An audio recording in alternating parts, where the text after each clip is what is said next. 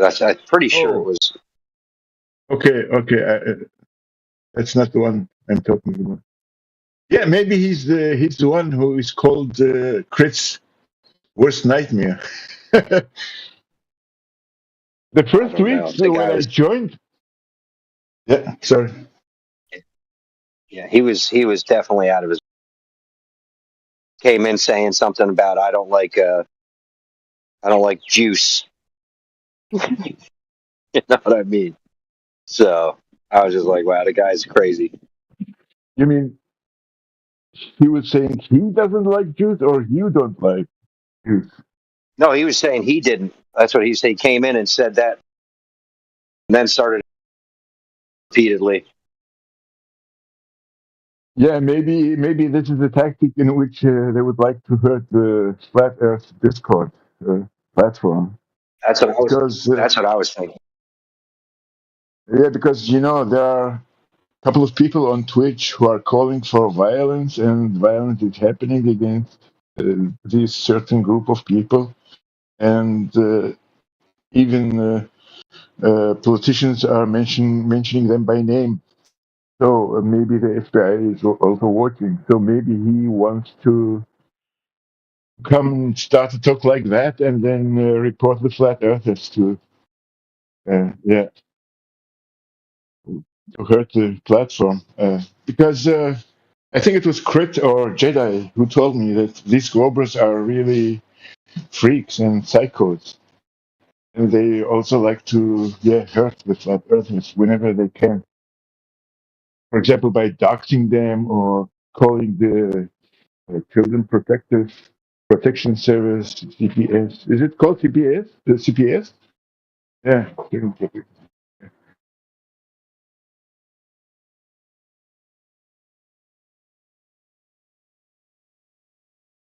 I think it was Crit or Jedi a couple of days ago. He said that's why we don't like anyone to show himself with a webcam, and when he does that unintentionally, he will come out so that he will not be doxed somehow by the Globers.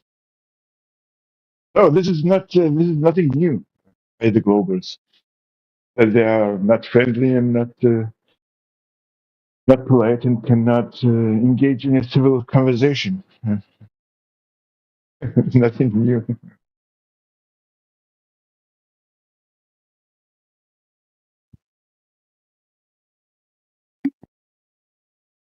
We had a few civil people in today. I think there was one youngster who was talking to it was T Dub and Heretic earlier. Um, that was yeah. I mean, their only globe was NASA on TV. So not much of a globe proof there. And then there was another guy who just kept just kind of rambling on with no evidence. And then he got muted, and then he was in the chat, spamming the chat, and everyone's trying to give him some decent data. Just kept just vomiting at the keyboard. So, well, yeah, not too many like unruly people today. Not as much rude behavior. And I think we got one guy. All flat earthers retarded. That was about it. Yeah, I don't mean that there is no friendly and civil and polite Globers, but I have never seen one since I have been in Discord. I mean, I have also praised a couple of them because they began very civil and open-minded, and yeah, showing the willingness that they are here not to mark or be unfriendly or just to laugh without providing any arguments. But it starts even with those who look like to be, willing to get answers. After half an hour or an hour, they get again, yeah, very aggressive, and they start to giggle and call us all kinds of stupid names. And Yeah, as you said, then they get muted and they end spamming the chat box. Unfortunately, this is the experience which I made. So till now, I cannot recall anyone from the Globers. For example, there was this guy who was called Eggshells, and then he was called only Egg. Yeah, he also came at the beginning. Yeah, yeah, he enjoyed listening to Flat Earthers on this platform, and he likes to talk to him, and he loves Flat Earthers. Uh, but we have low IQ in the United States. Excuse me. Uh, anyhow,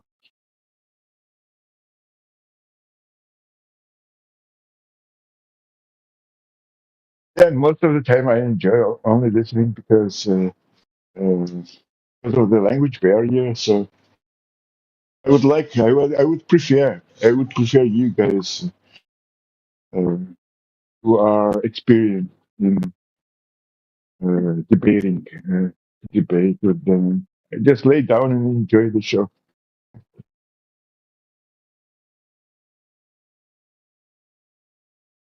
and laugh at the Globers, how they get dismantled.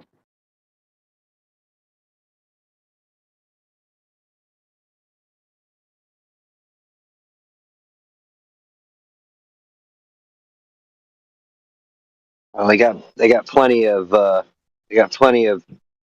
headline news to chat about these days. So, past couple days, I guess it's been kind of dead. Not a lot of people coming in. Yeah, uh, I'm sure this has to do with the fact that SpaceX and the space missions are in jeopardy uh, because of the feud between Musk and Trump. I'm sure the Globers are trembling.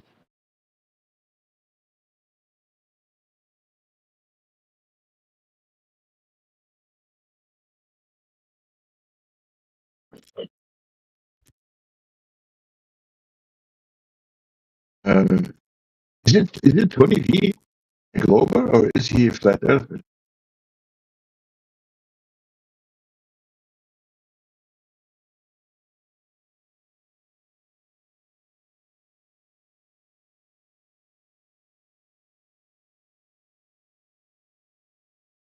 You said Tony V. Yeah, Tony, are you there? Uh, he hasn't spoken a word ever since started hanging around. I haven't Well, heard he him was like one coping. time. He was coping earlier. So he's a Said something Glober. like, nah, he was stamping his feet about how we're terrible at convincing people. Wah. That we are terrible people? No, we're terrible at convincing people. He thinks that we should be more salesman-like. Really? Show some salesmanship. And that's exactly Slick the your hair opposite. back and show up with a nice suit, nice car. I don't think you're That's ex- terrible people. I just think you might taste terrible. That's a good possibility.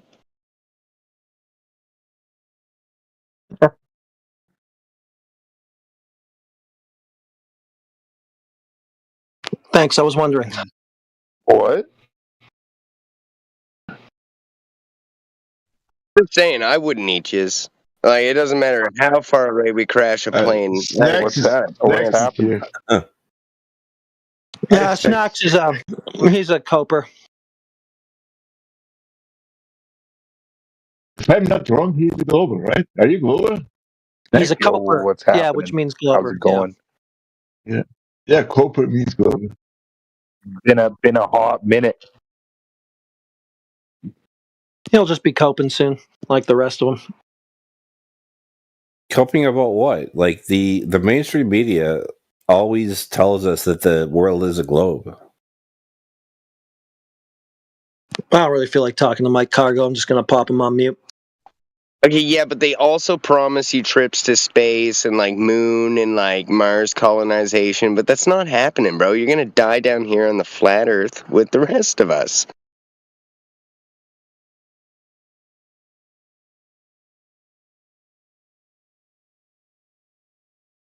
I mean, I'd rather have snacks on the mic than Mike Cargo. What does that say? Fix your shit, Mike Cargo. Yo, what's good? Sorry, Mike Cargo. Step aside, brother. It's just going to be banal irrelevancy if we let Mike Cargo go on. Yes. It's going to become so mind-numbing. Anyway, go on.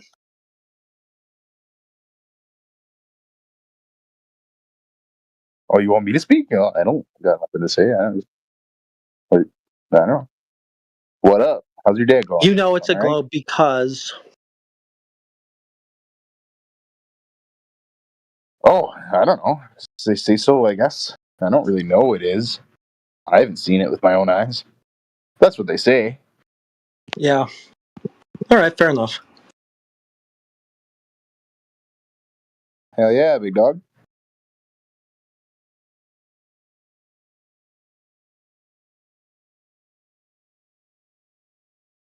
Hey, my boy, you got anything to add?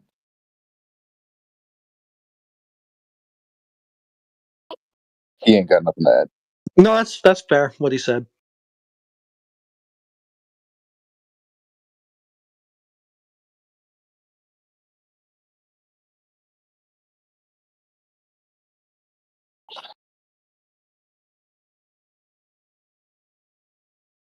Snacks. I'm not so good in debating like my fellows here, and not so eloquent also. So if I would be a normal guy, Hey, yo, is your mic all fucked up, or is that my end? is Does my Mike mic sound cutting? alright to everybody else, or is it all fucked up? I don't know. It kind of Sometimes my sounds like it. I mic. don't know if it's just me or if it's fucking. Okay, I will log out with the mic and log in again. Sometimes my mic fucked up Yeah. because it's a Bluetooth. It's a Bluetooth headset. Oh yeah. I was about to say it sounds like you're half plugged in or something, but you're like Yeah, I fucking will. real I choppy. will. Okay, I You sound like will you're fucking. You're a pilot turn talking to off. his fucking. I will turn off the Bluetooth and turn it on again. Let's see if it's better. Hey, stop sucking on your All hand. right, cool. Yeah. Sorry. So snacks, you said you don't know for a fact that the Earth is either flat or a sphere, right? Because you've never seen it with your own Oh eyes. yeah, I got it. Exactly. Yes. Could be goddamn rectangular for all I know. Okay, so you're open to the possibility that they might be full of it. Yeah, maybe. Could be. Stranger things have happened. Okay, so what do you think is the best evidence that the Earth is curved, is Oh. spherical? Um. As evidence. It's a good question, man. I don't know. I don't really know a whole hell of a lot of fucking evidence. It's all just like whatever. I don't fucking know. I don't fucking know. Good position. It's a fair position. Hell yeah, brother.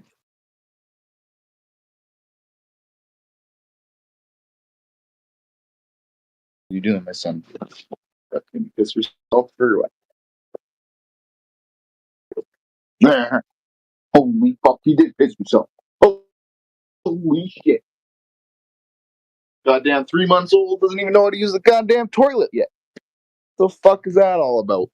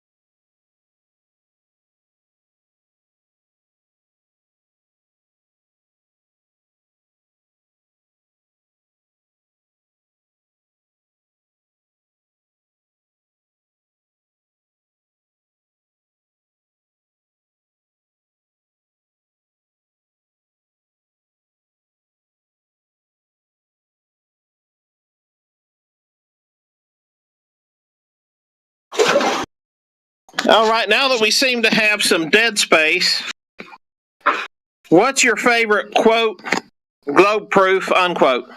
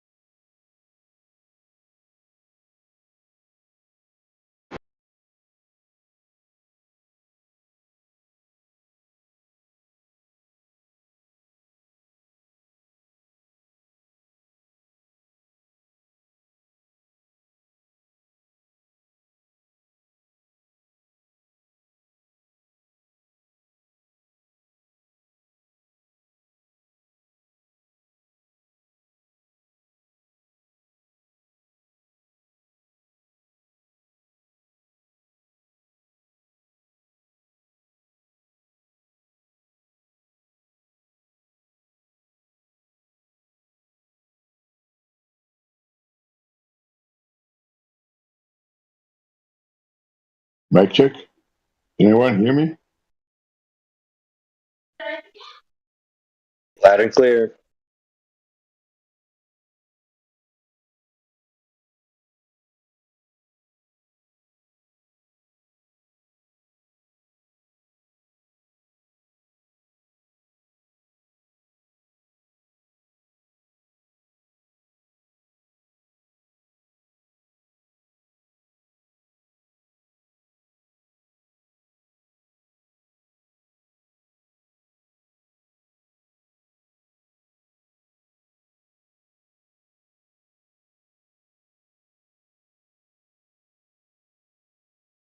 Okay. I guess I have to play with the settings. You guys, you guys only hear me then when I push on the mic button on my smartphone. I saw a couple of minutes ago somewhere in the settings, push to talk or voice activity. I forgot what it is. Can someone help me?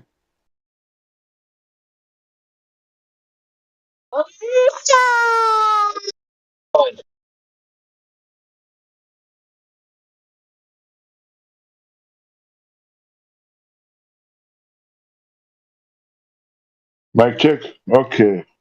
Ah, finally found it in the voice setting.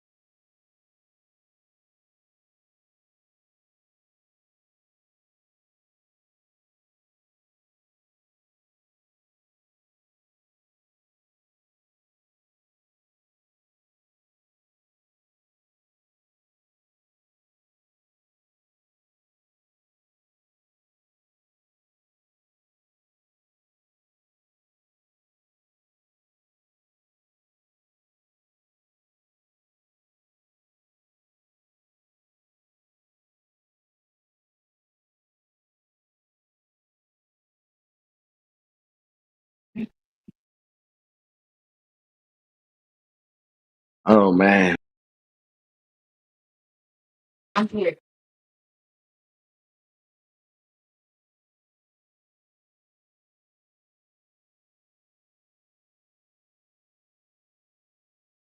Have to run from Geo's server.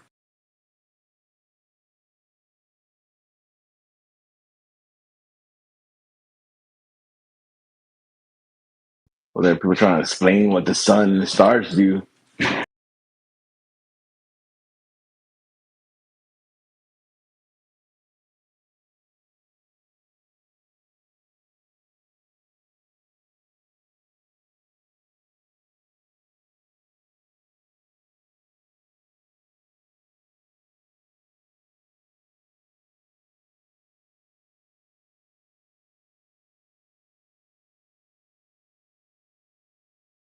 You know Soku?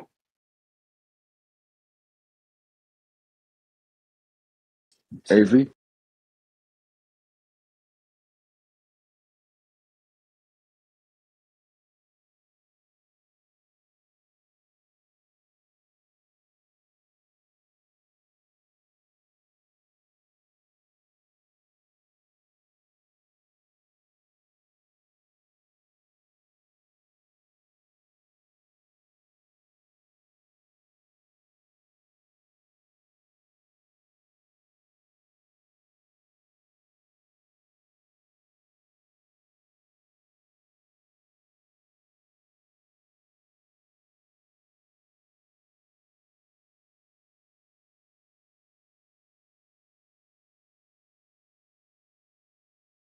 What were you saying, Elbow? That you were at Geo's server and they were trying to explain this. Man, the suns and the stars, man. Yeah, you know Soku? OSOKU, I think. He was a flat earther, but then the sun made him 24-hour sun. Antarctica made him go back to the globe because it feels that's the easiest way to explain it. Like that.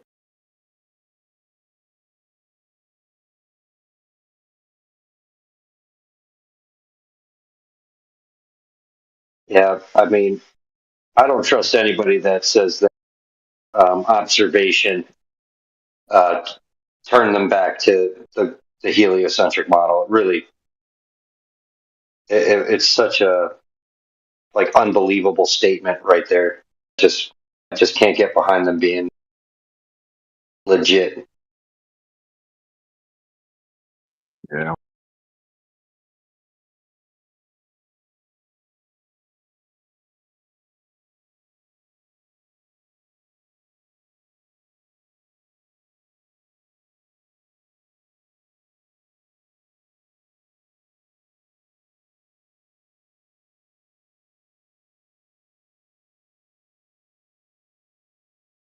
I mean, with the observations that we have so far, it's the size of the sphere at this point, like 400,000. It's like 400,000 miles circumference at this point.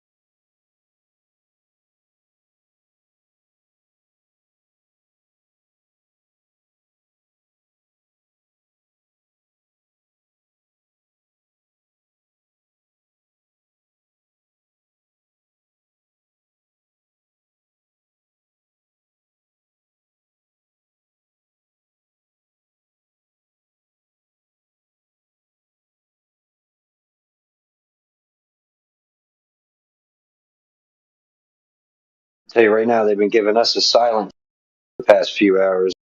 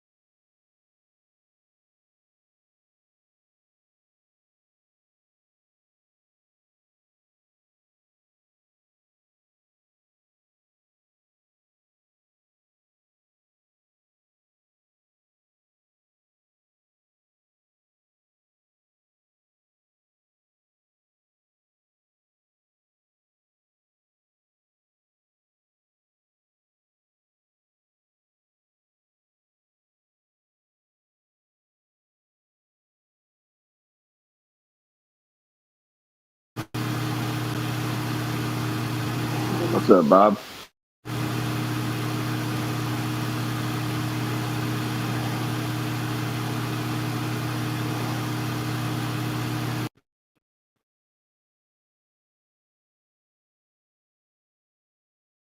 Howdy, Bob.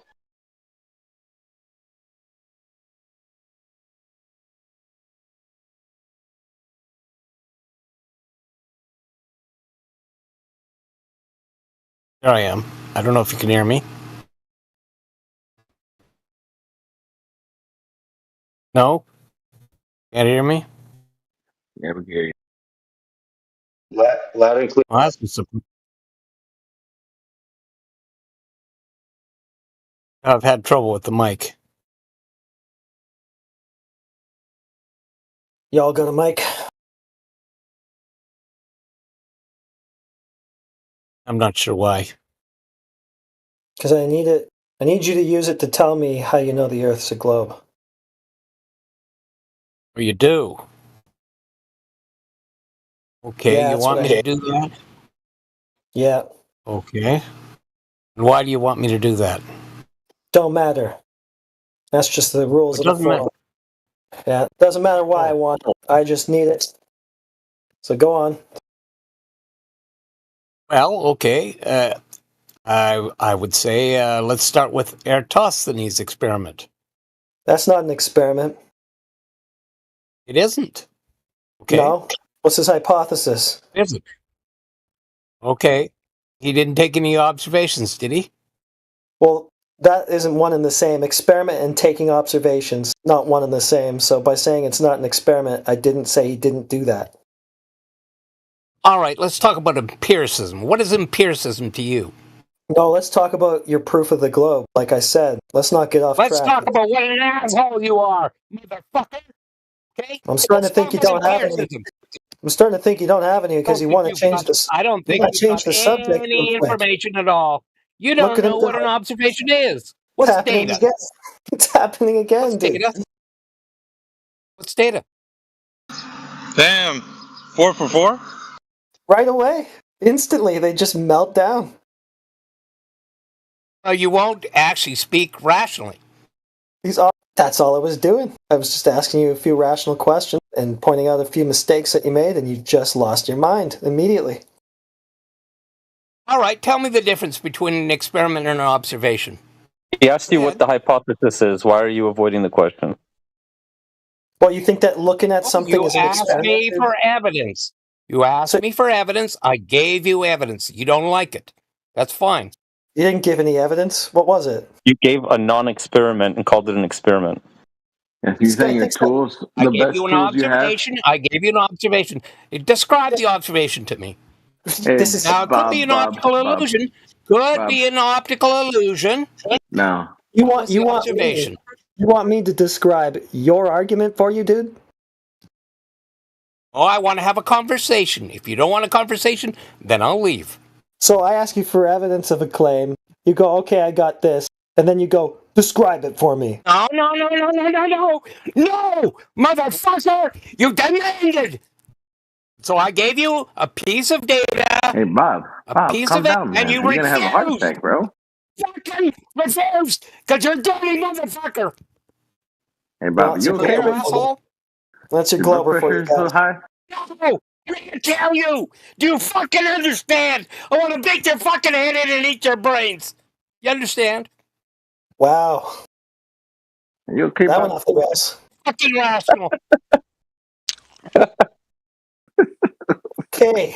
God damn. That's what they got for It could be Glober. okay, Bob. Do you guys like put butter on your biscuit? USA.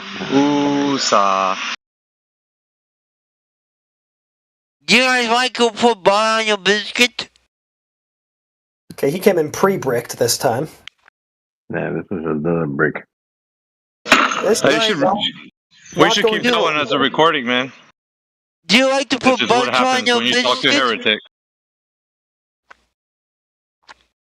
Man, they're just losing their minds every time I talk to them. I tell you because I do it like I like to put butter on your biscuit. That's exactly what people sound like when they're trying to explain what the globe is. Yeah, thank you. Why not answer me? The guy at the Papataya biscuit. Yeah, best globe evidence, dude. I'm telling you. You're actually ranking higher than the last guy. Yeah, the other guy almost had a heart attack.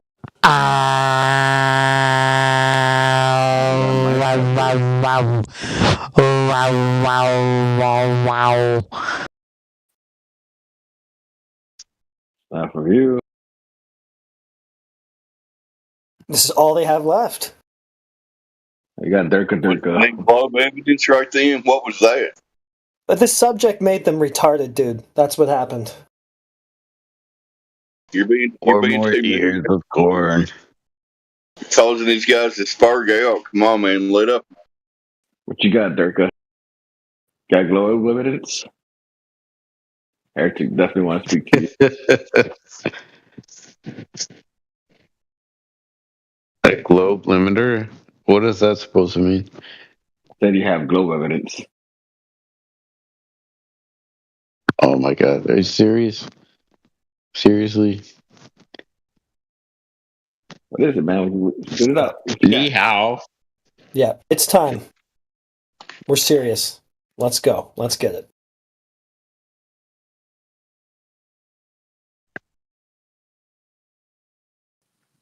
I don't know what your youth pastor told you, but All right. Well, this is another guy who there's doesn't no get it. justification for Chinese people blowing our people up. All right. So this is basically just another guy who has no clue why he believes what he does. Every clue how globes work. Okay, then you know that the Earth isn't one, since it don't work like that. Yeah, if I don't know how globes work, I'm gonna go on the flat Earth channel and then talk No, you know about how nothing. you know how a globe works. You just said so. Being that that's the case, you'll know that the Earth isn't one, since it doesn't work like a globe, due to it not being one. It works like a globe How so? because you have to calculate how a spaceship can actually float around it Oh, okay. or a So, satellite. like, would you say a basketball is a globe? And you know that the basketball is a globe Basketball is a because you sphere. can calculate how spaceships fly around the ball. And that's how you know. That's the test of whether it's a globe or not. Spaceships are going to be flying around it. That's the test of the geometry. It has to intermittently That's really intelligent. fire booster rocket. No, the booster rockets already get up there. Then it has to intermittently fire in order to keep in orbit. Dang, satellites got boosters. And they Well, first of all, you've never seen an intermittently orbit. fire. Well, first of all, How you've never about seen that? an orbit. I've seen them. I just didn't want to see them half explode. I've also seen what they look like in the inside for the pilot. Yeah, but I wasn't pretty asking you messed about up, the dude. inside of a rocket, dude. Focus. I'm asking you about a shape. The Earth has been claimed to be a particular shape. You'd be able to demonstrate that one way or the other through measurement, not flying rockets around and shit, dude. Get with it.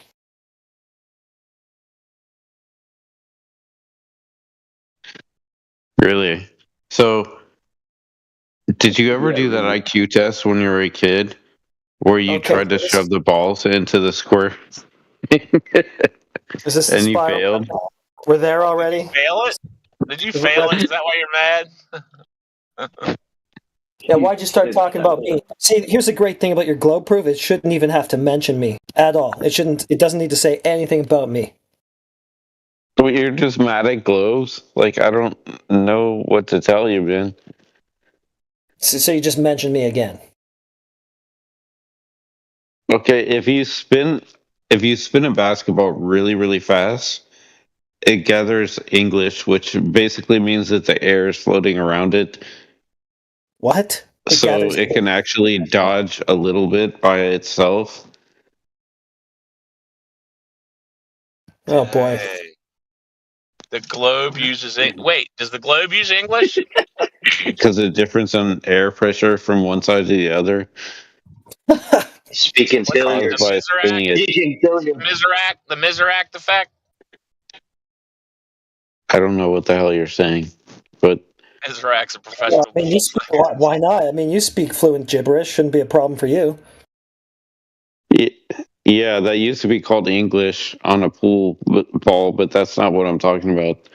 Because a pool ball is too heavy and too small in order for that to work. In terms Yeah. of air pressure differences around the It'll ball. cause you to lose your mind completely. Dude, I see. like, what are you talking about? So you're saying the Atmo, the air gets pulled with the Earth because it's so big, kind of pulls No, along. I'm saying if there's a difference in the particles on one side of the ball and the other caused by it moving too quickly, then Okay. So you're saying that the an air ball will pressure, be pushed. you're saying an air pressure differential equals globe. He's saying it'll be No, pushed a that's little bit. not So what I wait, well, go out said. of its orbit then? Are you telling us? You're the one that brought up being angry at basketballs or whatever. Yeah. That's what I said. Okay. This guy's on PCP. I can't talk to him. Never mind. I can't. Oh my god, that's funny. Well, I don't know, dude. It's kind of easy to figure out, why the globe can't work. That water doesn't stick to things. Well, I mean, dude, first of all, he would have to stop sniffing glue if he were to get there. I don't think that's going to happen anytime soon, by the way things are going, so don't I'm not expect sniffing any glue. trivial to comprehend stuff right now. It's not going to happen for him. That's good. There's no like Tollyween anywhere near you, and no cleaning supplies. Yeah, dude, I don't know. If you really look into it, you're gonna realize that the heliocentric model is nonsense. He's high on glue right now. Are you seriously trying to get through to this guy? I didn't say Helios. What the hell is that? Oh no! You don't know what the Is that when? heliocentric model Okay, is? so that's when that's when lighter gases. That's not even what I was talking about, but okay. I was talking about normal oxygen around where we live. Okay, how does that stay here? Oxygen, nitrogen. How does it stay on Earth when you got like a vacuum next to it? Like you guys Because believe it's there's like attracted to the space center out of the Earth, the gravity, dude. and the rockets just pop up through that into the vacuum, no problem. Okay, so basically, gravity works by the amount of attraction based on your weight. So that if the air particles are close enough to a giant sphere made of metal and So, it's burning can you inside demonstrate that practically, or is this just stuff that takes place in your imagination? an ocean. Yeah, he's going to skip Huh? that question, isn't he? Yeah, Do you want me to demonstrate what we now? know the story. We know the story, but like you've never seen that in real life. That's just a story they told you in school. Sure, I have. I think you're adding a little bit to the story too, but Yeah, so yeah, like I asked him, can he I've seen demonstrate? the ocean. I've seen every part of the ocean. I don't understand. Like what well, I'm saying you can see much about as further. much as I needed to see. Well, I mean, we could talk about how far you can see and how that doesn't match. And gas doesn't fall down. Globe. How does it not You've match? been to the beach. Well, if you go to the beach and you're about 5 to 6 feet tall, you should see a big old hump, a hump of water at 3 miles. And It's not a hump, it's a boats should go drum. over it. Depends if it's the bay or the ocean, but yeah. Yeah. Well, whenever I go to the ocean, I've always seen like really far. Unless it's like super rainy or something. You can always see much farther than 3 miles, even when I'm near like the Chesapeake Bay. Like, So I guess you've Yeah, got. so if you pull out a pair of binoculars, this how guy's far are you going to see? about the Then claims why of- can a ship suddenly be there and you can't see it anymore? those binoculars, it's going to come back. I hate to say it, it's not going over any hump. Sometimes they just go out of your view because it's just too far. But You ought to take a pair of binoculars down to the ocean one And day. you still don't get that that means the ocean is made of. Okay. It's a Saying it's sphere, dude. It's a That's sphere, all dude. right, Okay, man. so You'll yeah, learn. so his You'll argument learn But is how old? sooner or later. Okay, so then how old is the okay, ship yeah, okay. disappearing that far So away? what we get out of him for an argument is it's a sphere, dude. Anything else, or are you done? No. Okay, then I'm what do you being have? honest. Like, What do you have? it's. All right, what do you have for some sort of logical proof? See here, not just it's a sphere, dude. I really don't get your question. Like, You don't get honestly, if I go outside and then swim to the edge of the sphere, I'm gonna drown because I'm not an idiot. I know not to do that. You won't be So swimming to really, why are you asking me that? Yeah, you Wait. can't swim to If the edge you of the sphere. swim, why would you Wait. drown? Why are you even picking up on Swim, why that? would you drown? Just because it's flat. All right, Bear, that's it. I'm done. All right, what do you have for proof here, Mr. Durka? About what? It's a sphere, dude. I'm not swimming in the middle of the ocean for no reason in the middle of the night. Okay, and what would doing so tell us about the geometry of what you live on? So nobody asked. Anyway, That I could prove my point and then drown. Because just to see the edge of the ocean. I was like, I'm gonna keep swimming. Then all of a sudden, like all the sea animals would come attack me and shit. Even if I. So it's a sphere, dude, because the sea animals will come and attack you and you'll drown if you're swimming at night. Is that what you're going with?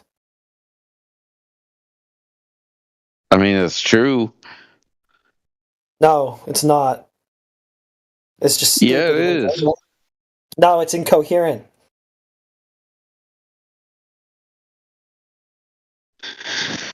I wouldn't expect you to get it. I mean, that's the shit. Is there that came something wrong with my microphone, or what the hell is going on here, dude? What's wrong with your brain, dude? Really? So if I swim out in the middle of the ocean for no apparent reason, not even on a ship, then I'm not going to drown? Someone has to pick this up for me. I got to do something at work. Jesus Christ, dude. You know they hire you because you're stupid, right? This coming from a guy who sounds like he's just sniffed a whole bunch of glue. Yeah, that's rich. No, I just changed some diapers and then got yelled at by people that want to riot for You no sound apparent like a reason. freaking moron, dude. You're not even making any sense whatsoever, not even logically. Yeah, go on, try and make it sense. Try and make sense of that. So you swim to the middle of the Okay, ocean. what exactly is your question again about how spheres work? Provide evidence that the Earth is a globe. That's what the question on the table. Can you do that? Hey, AV, in this guy's defense, he's probably not slept in a few days. Man, we don't give a fuck, dude. They know what to, like, when they come in here, they know what's going on. They know what time it is. We're not gonna, dude, that's just a fucking cop-out. It's not a cop out. I'm not trying to If he's use the that bad of debate shape, fallacy. listen, if he's that bad of a shape, Seriously, I've been. then take your ass to bed I've and been in like, the let's ocean speak to somebody else. before. Yeah, do not repeat your incoherent argument again. It has already been addressed. I've also Try to been find a in a new lake. one that I mean, actually makes sense. Lakes are not oceans. See, he just keeps doing it. Fuck's sake, dude. No, I'm serious. Guys, don't be apologizing for these guys or whatever. Just fucking. Nobody is apologizing for me. I'm just trying to explain to you how shit works.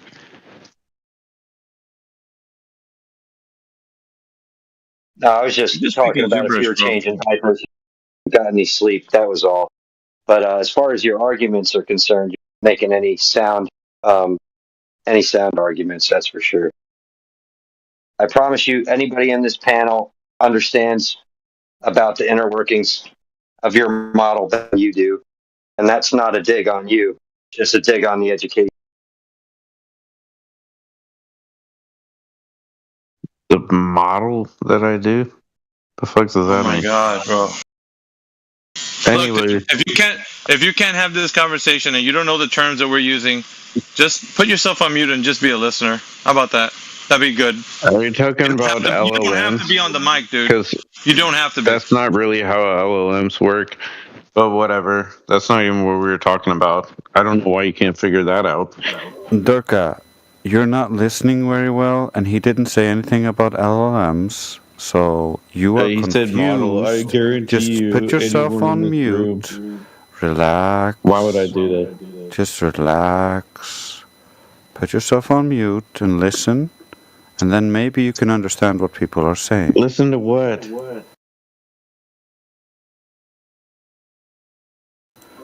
People talking. We can talk about whatever you want. You can ask us a question, and we can maybe go over that. I'll just check the room, see if there's anybody else. Anybody else that that advocates for Globe can chime in.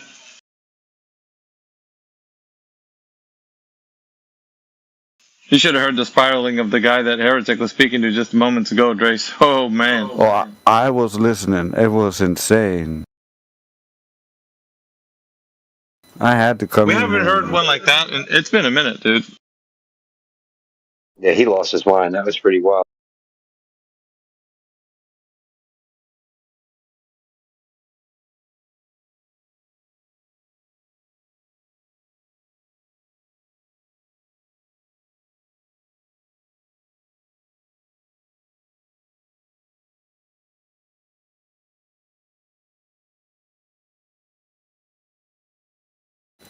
Well, if there's no one to talk to, then I can serenade him with music.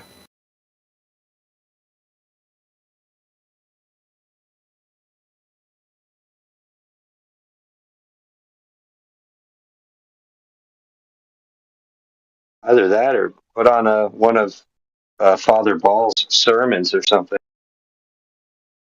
Yeah, I made 4 new songs. One of them I really like, and I want you guys to hear.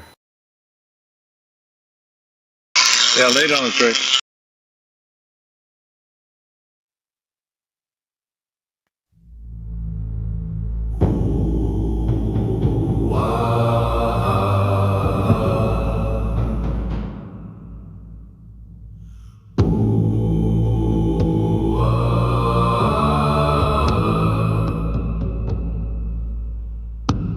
Spartans gather, brothers in arms, Globers panic, lights on alarms.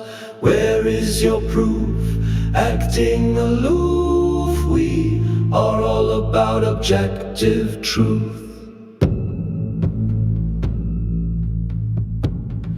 Always go around in circles, never stop yourself to think. Gonna drive yourself to the brink. Further in the fallacy you sink. You just perpetuate the pain as if there's something to gain. But feeling lost with sunken cost, trusting in authority figures, it figures. Ooh,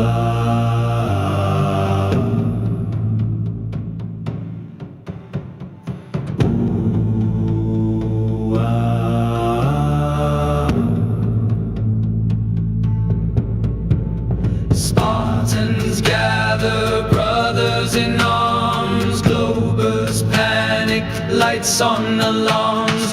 Where is your proof? Acting aloof, we are all about objective truth. You might not want to linger when truth has a stinger, but here is the zinger when told by a light bringer. You don't need to trigger.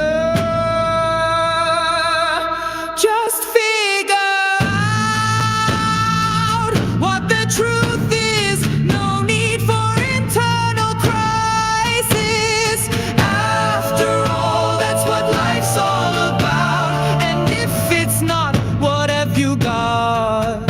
just lies in disguise, pretending to be wise, chasing an impossible prize. Not rats, mice, just lies in disguise, pretending to be wise. Not once, not twice, fool a lifetime, not nine.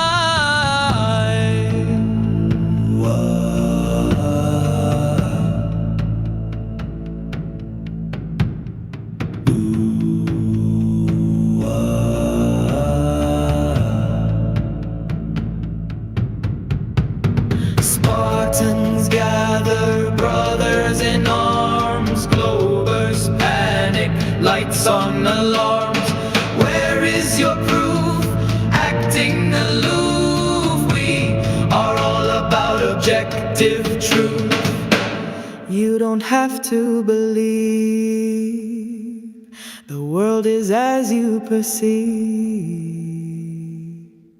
Truth brings relief, shatters belief. Don't believe me, test it yourself.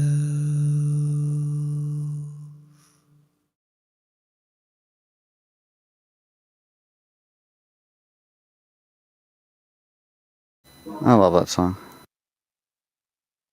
That came out really good. The lyrics were on point, but the whole thing was great.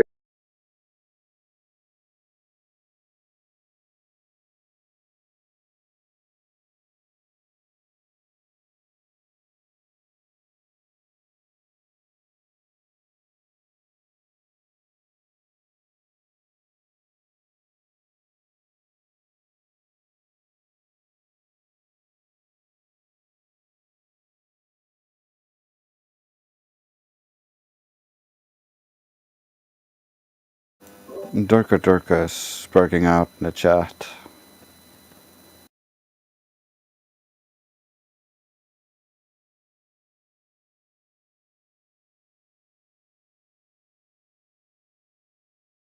He definitely gives stoners a bad name.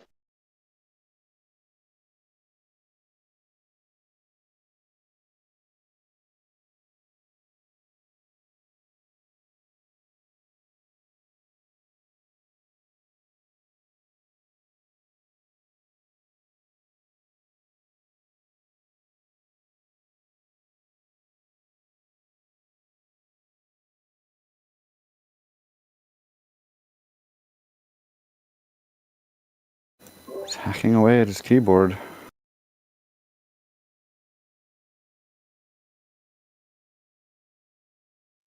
Called me out? I don't think he's confused.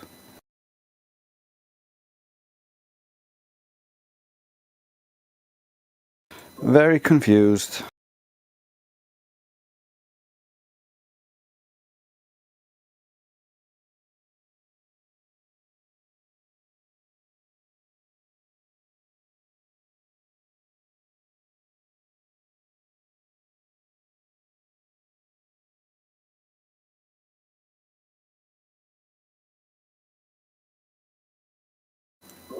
Seems like he wants to hear another song.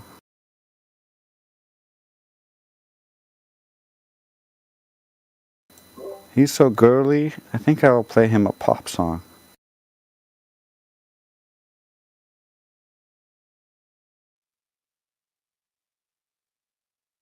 Refraction, a fatal attraction.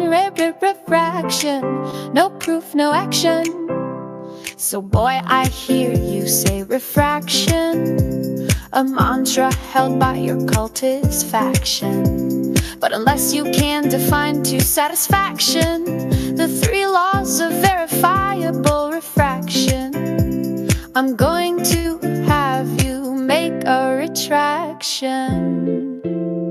So let me teach you something.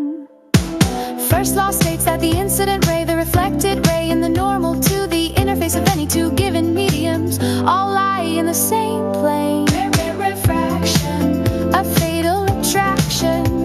Refraction, no proof, no action. Second law, the ratio of sine of angles angles of incidence to the sine of angle of fraction is constant for a given pair of media. Refraction, a fatal attraction. Refraction, no proof, no action. The third, an incident ray passing through the normal always goes straight.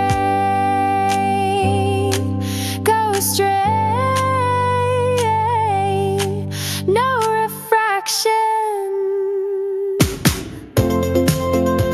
Refraction, a fatal attraction. Refraction. This means that when you look at a fish in the water at an angle, the fish appears displaced from its actual position. But when you look at it from directly above, it is not displaced. Not displaced. Ooh, not displaced. Refraction, a fatal attraction. Refraction, no proof, no action. This means for refraction to occur, it requires an angle to the surface that is not normal to the surface and not acute enough to be reflected, such as in the case with total internal reflection. Ooh, total internal reflection. Refraction, a fatal attraction. Refraction, no proof, no action. This means the light is not all bending down in the air that lacks such distinct vertical boundaries, safer at the boundaries of weather systems as hot and cold meet, where such concentrations meet. They diffuse into each other, creating a temporary boundary. This just is not enough to constantly bend all light, as is proven to be false through multi-wavelength long-range tests. Ooh, multi-wavelength long-range tests. Refraction, a fatal attraction. Refraction, no proof, no action. There is no great change in optical density of air with slight temperature changes, not at the pressure and temperatures we live under. So simply put, the conditions required to constantly bend light down does not exist in real life. It's all about refraction, but you don't know refraction, so I use it.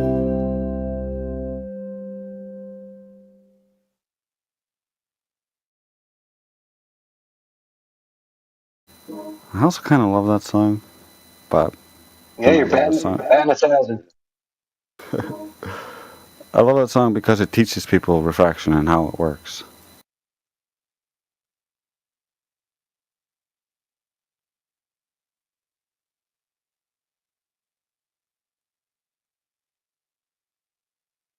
But he gave up. Is that being sung by AI? Yes, sir.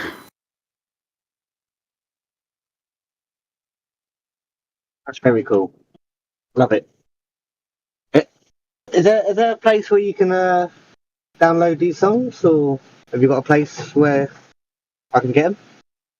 Yeah, what I'm doing right now is I'm making the songs, and then I'm gonna be uploading them all as an album in one go to Spotify and all these other mediums, so you can just listen to it there.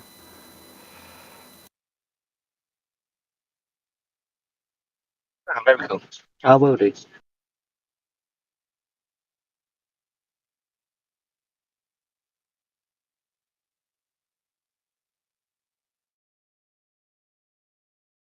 You gonna play another? Sure. I got two more songs that are new and nobody's heard before, and they're both about logical fallacies.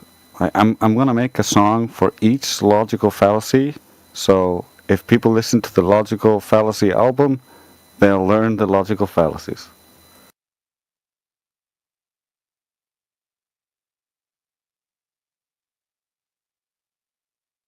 And this is the song about an argument from incredulity.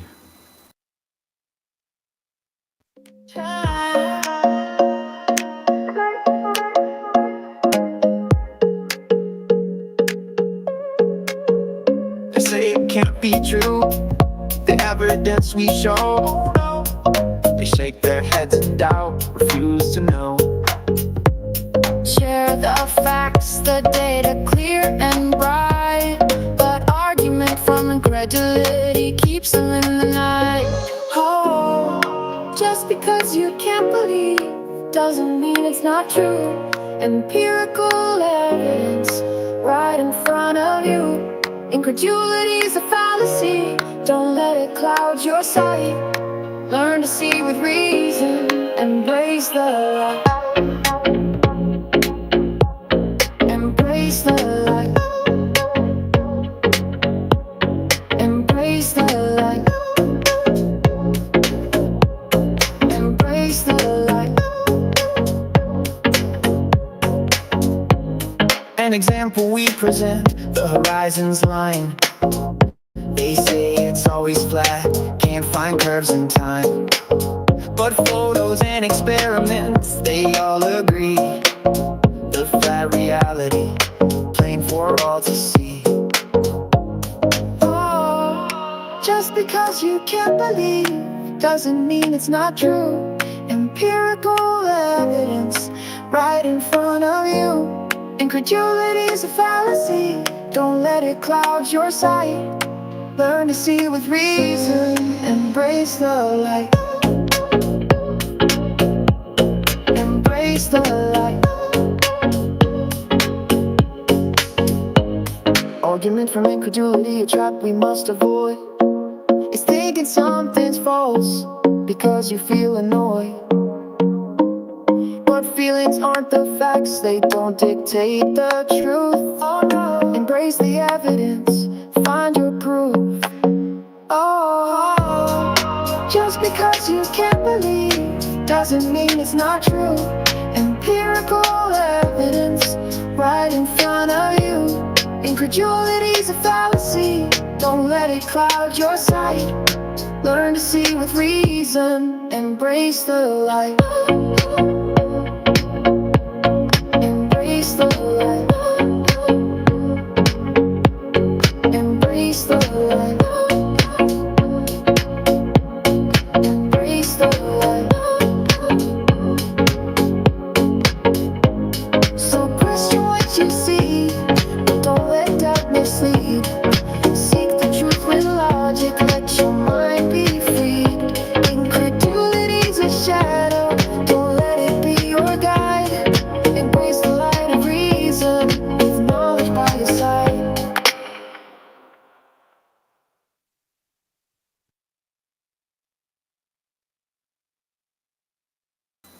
That's the best one of those I got so far. I make like hundreds for each song.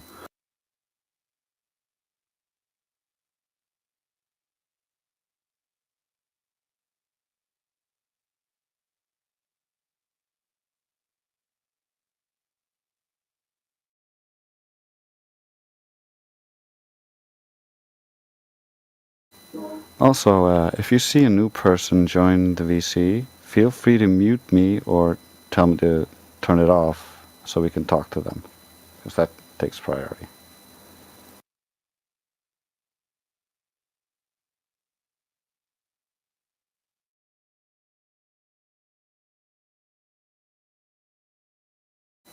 This next one is called the genetic fallacy, and it's also a fallacy we encounter a lot.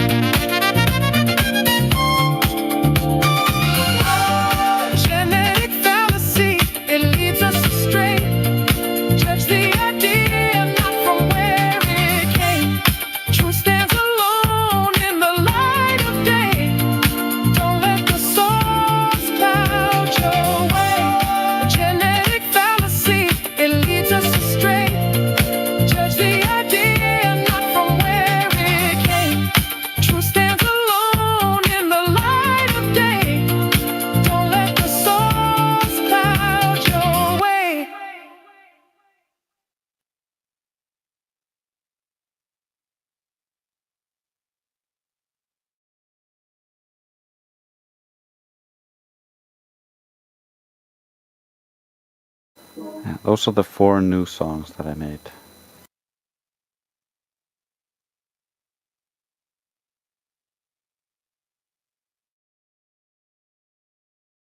Of course, I can continue Trace's radio hour while there's no one in here, but That was dope, man. Came out great. The trial and error paid off.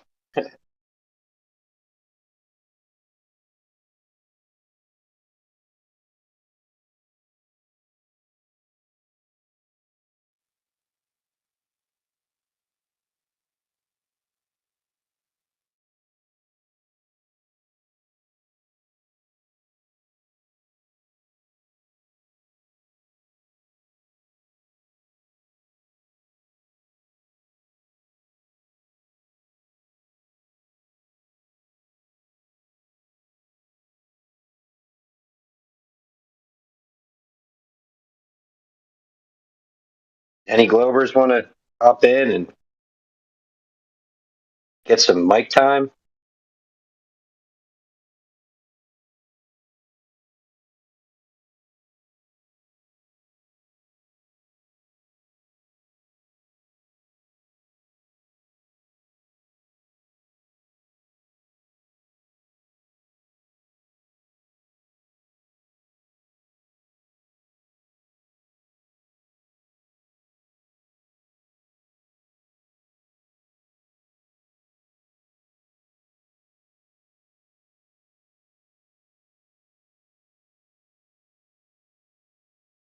Yeah, Trace, man, keep them coming, man.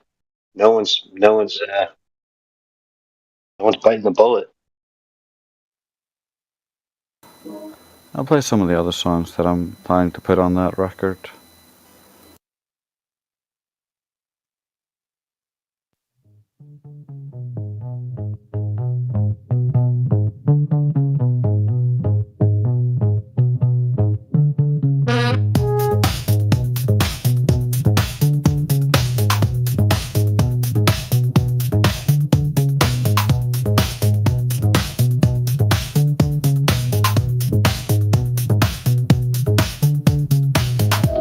They said the map was settled, the models all agreed, but I've got questions burning like a fire in me.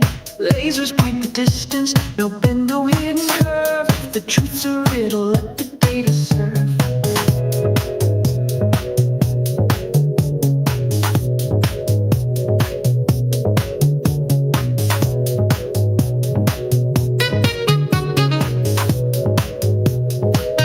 All the stars might whisper secrets, but graphs don't lie. Your gyroscope stands steady as the satellites fly high. I'll stack my beams of light where the doubters laugh. Show me what you're hiding with your cosmic epitaph. Measure the mystery, numbers don't deceive. Every test a heartbeat, every doubt a seed. Who drew the constellations, who framed the sky's design? I'll chase the truth with lasers in the dark tonight. Oh, oh, oh, let the science speak. Oh, oh, oh, question every peak. To every peak. They talk of waves and vacuum, of shadows bending time, but my rig stays stubborn like a relentless line. Sagnac spins a story, but the drift won't align. If we're racing through the cosmos, why's the signal still online? Call me a dreamer, but I'll rewrite the script. Turn the simulations into a crypt. No faith in equations, no trust in the crowd. Just the hum of the machine and the truth spelled out loud. Measure the mystery, numbers don't deceive. Every test a heartbeat, every doubt a seed. Who drew the constellations, who framed the sky's design? I'll chase the truth with lasers in the dark tonight. Oh, oh, oh, let the science speak. Oh, oh, oh, question every peak.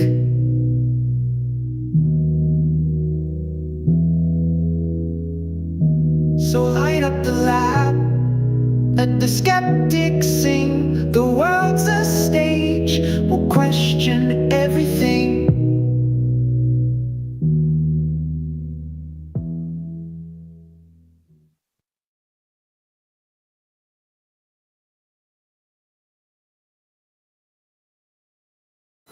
I might eventually remake that one, but for now, this is a placeholder.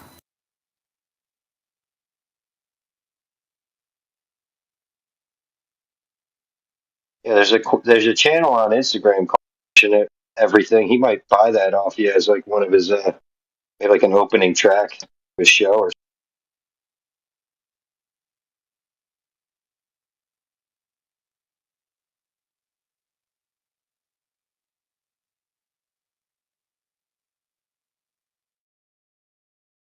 Well, shrug.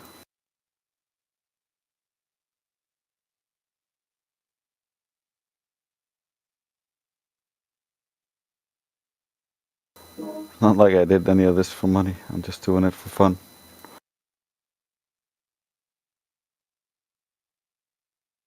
No, it's coming out great. Stuff's coming out awesome.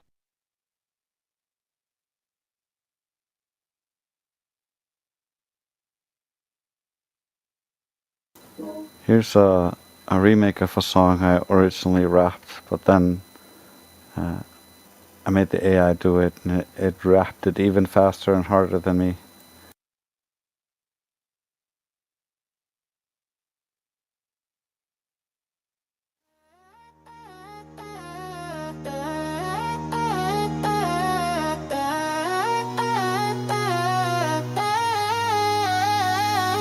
Judgments have a way of festering until you become what you hate. So don't hate and don't judge, understand and transmute hate into love. Rising above the cycle, don't be the cycle, break the cycle and be free. As you were meant to be, operating empirically, embracing your destiny. Living in reality, globe is a no-show, the entire tell a no-go. The sea floor a plateau, you don't know what you don't know. The story is just so title knows, uh-oh, status quo, no photo. The curve is a GoPro, fight the flow, the fallacious combo. The mental judo, be a flat earth commando. With knowledge as ammo, a 3-point KO. Lost your wig, bro, it's a belief, yo.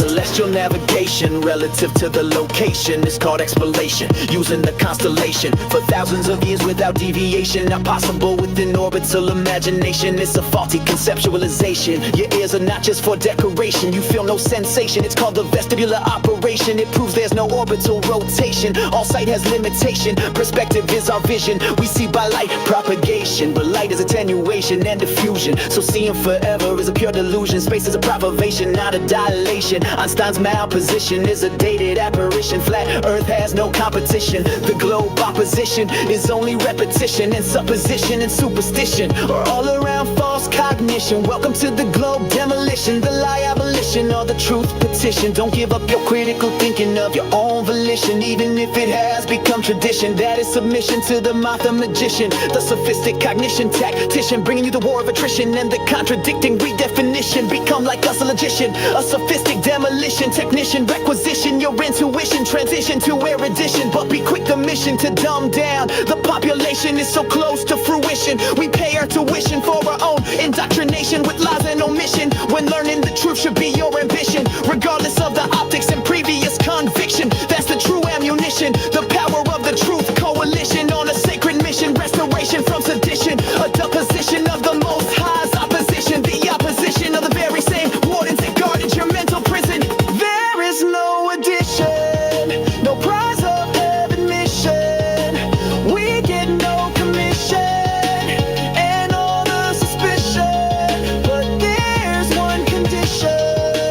Be honest. This is not a competition. It's a collaborative exhibition. A recognition of rhetoric superstition with 24/7 repetition. A non-stop global demolition. I have become a globe funeral mortician.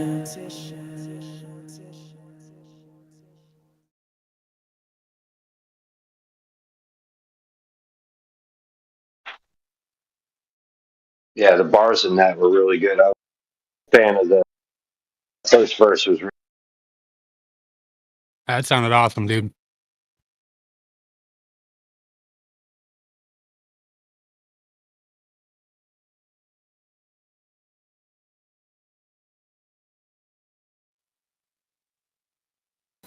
I got some more logic ones, which are kind of groovy.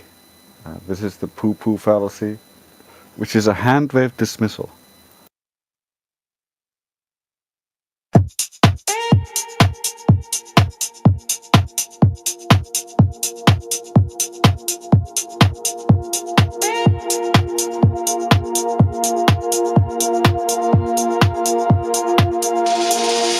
They call it the poo-poo, dismiss with the wave. Globe believers hand wave, ignore what we gave. Empirical evidence laid out plain. They scoff and they mock without a brain. Oh, poo-poo fallacy, a dismissive glance. Ignoring the facts without a second chance. Question what they say, don't let it slide. In the search for truth, let logic be your guide.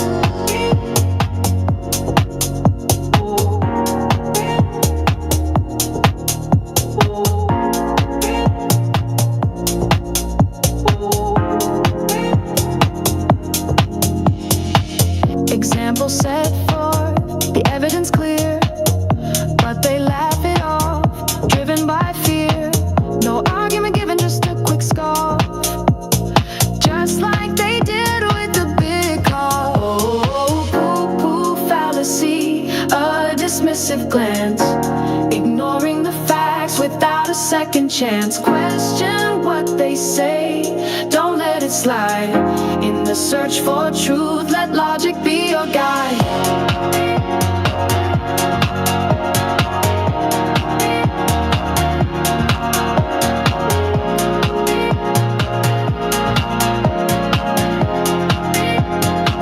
The fallacies defined, it's simple to see. Dismissing the argument without scrutiny. No counter evidence, no thoughtful debate. Just a hand wave, a scoff, and avoidance of fate. Oh, poo-poo fallacy, a dismissive glance. Ignoring the facts without a second chance. Question what they say, don't let it slide. In the search for truth, let logic be your guide.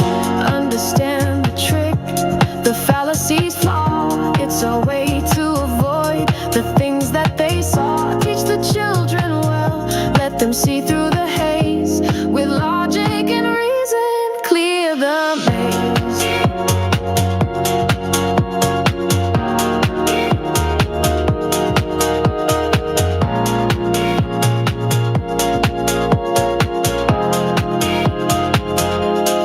Oh, poo-poo fallacy, a dismissive glance, ignoring the facts. How far away is the sun? Chance. Question what they say, don't let it slide.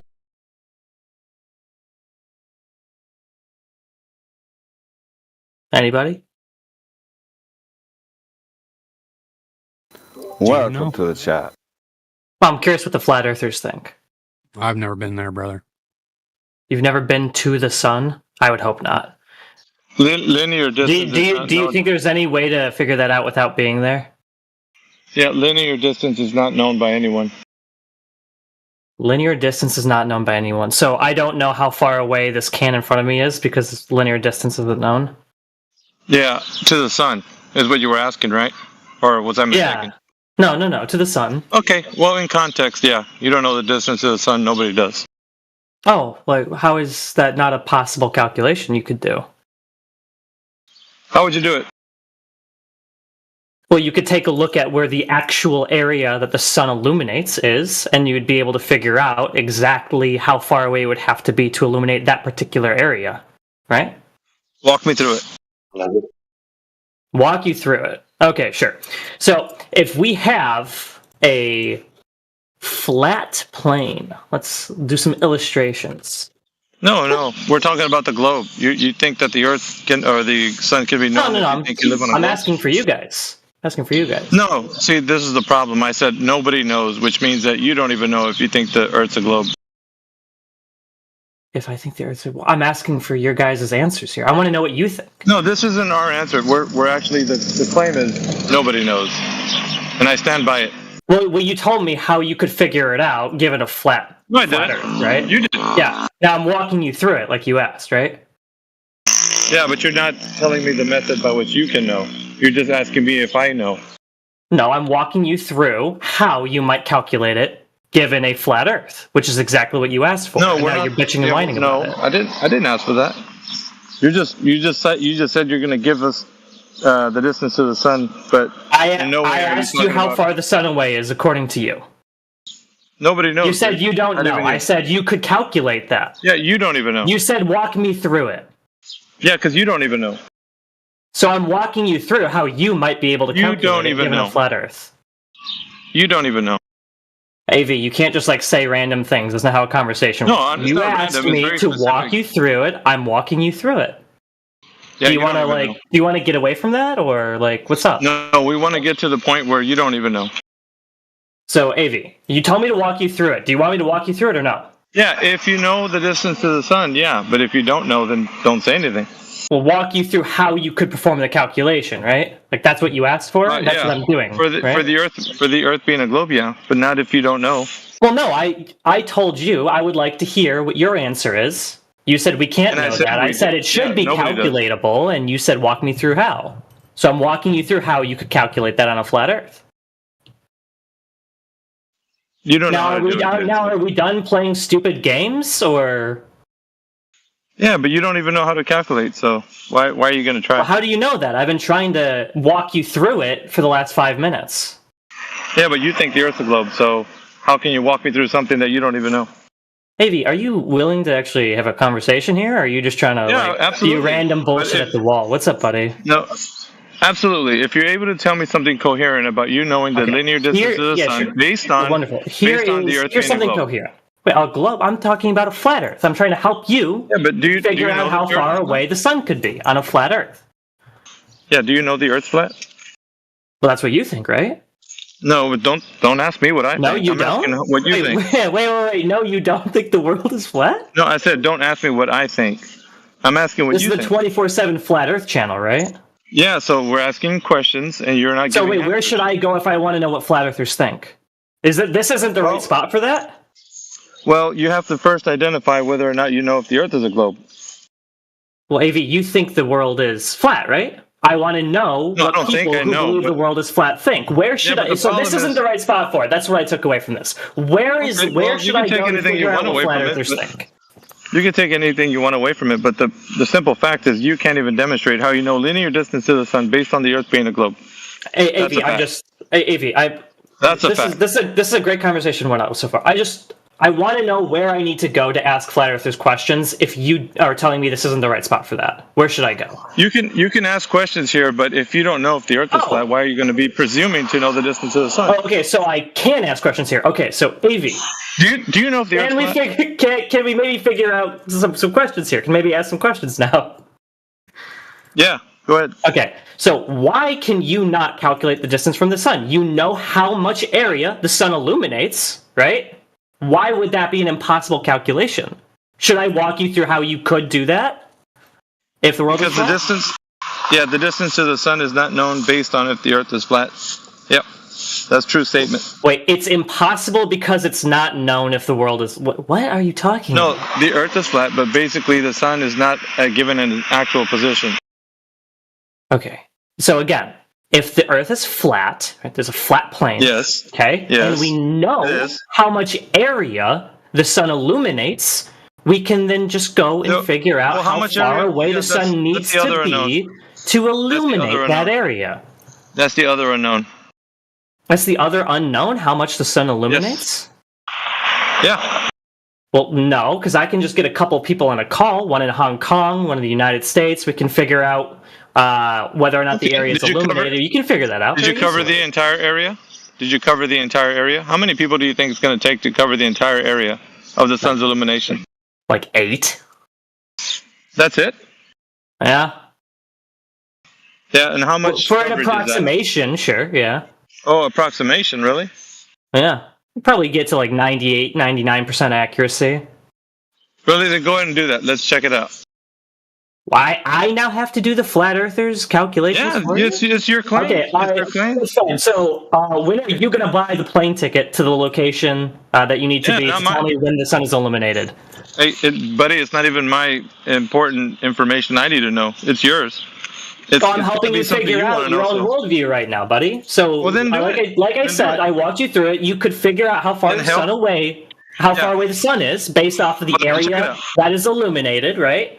Well, I mean, I don't know why you're saying we don't know. We do know how much I'm just saying, area if the you sun think illuminates, you but can figure it out, if you need to if you go think- and put people on the ground to figure it out, that's fine. I will tell you guys where to go. I'll tell you when to be there. Go buy your plane ticket and do your own little experiment. yeah, we don't care. If you care that much, then you do it. Wait, wait, you don't care? Wait, Nope. wouldn't this be really good to know? Don't you deny other claims about how far away the sun is? Wouldn't it be nice Nope. to know the real answer? Nope, we don't care. No. Oh, you don't care. No. Oh, okay. No, we don't. If it's that much of a bother to you, then you go figure it out, and then come back and report to us. Gotcha. Okay, so Yeah. you could figure it out, but you choose not to. Who cares? Yeah, who cares? You care, so then go do it. Okay, gotcha. Yep. Interesting. Any more? Well, no. I mean, if your answer is just going to be "we don't care," I don't have the Yeah, answer, we don't. and we don't care. Then I don't think there's much more to talk about. Why do time zones exist? Well, that they were invented for trade and commerce, obviously. People want to Well, do why- business with people. People in America want to do business with people in China, so they have to know if the time that they're going to be awake is when the sun's up. So, time zones were invented. For trade and commerce, right? But generally speaking, 3 p.m. is daytime, right? Nope. Just depends where you are. It depends where you are. It depends where you are Okay. geographically. All right. That dictates where you are, where the sun's going to be up.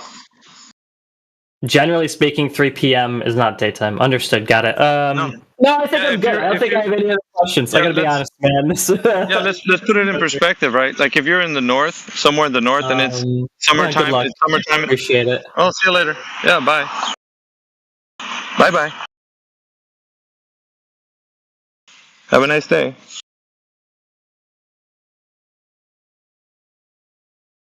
Yeah, he failed to forget that if you're in the north and someone's in the south and it's summertime in the south and it's winter in the north, then obviously 3 p.m. might be in darkness. Oopsie. Yeah, and I don't see why he's trying to calculate an apparent position of the sun. Yeah, that's just what they like to do, thinking that the sun, placing the sun specifically somewhere in the sky would mean some importance, but it's not important.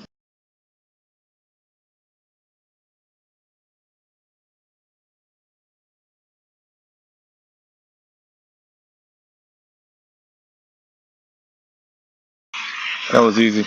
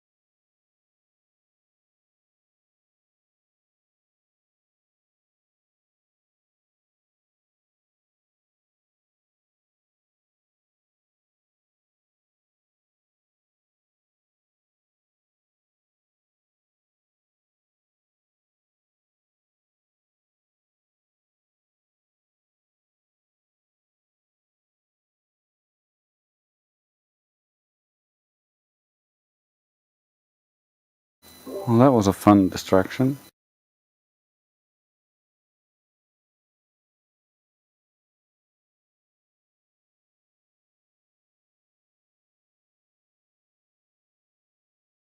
He committed a poo-poo fallacy. He just lacks all spatial awareness. Like, if you even if you're on a ball, if you're rotated away from the sun, so the sun appears to be setting in his mind, then you are being rotated away from the sun. But they just believe that that distance is so small compared to their imagined distance to the sun that it's inconsequential. But he just doesn't have the spatial awareness to understand that it's the same either way. The sun is further away from you.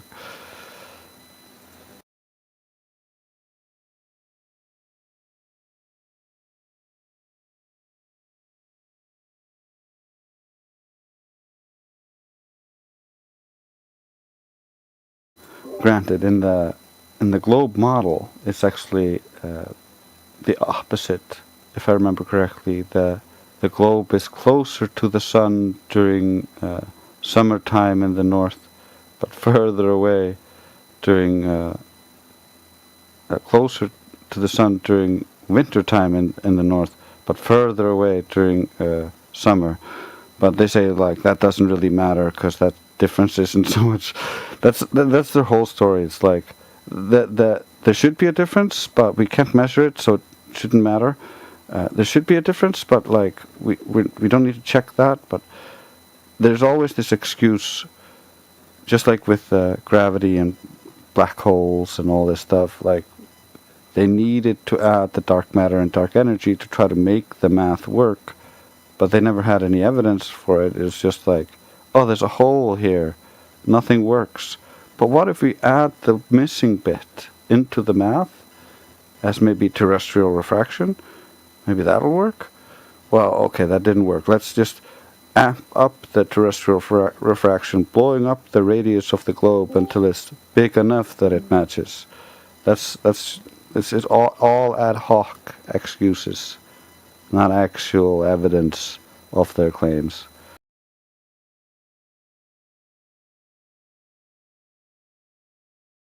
Yeah, that's right. In the winter, I think the story's meant to be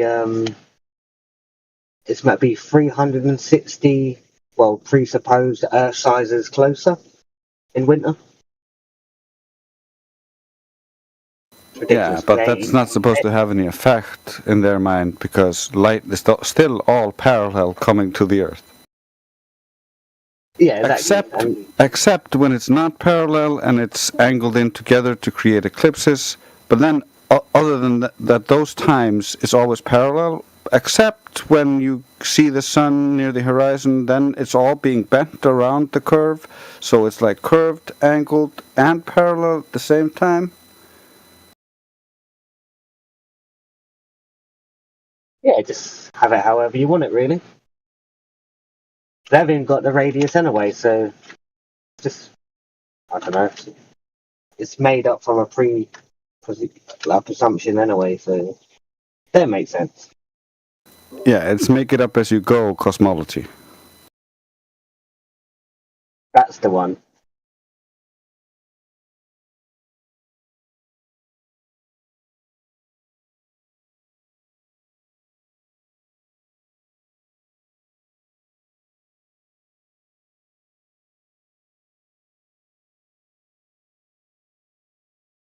That's why whenever they find something that falsifies their idea, they're just like, oh, let's patch it up. Like, we're never actually wrong.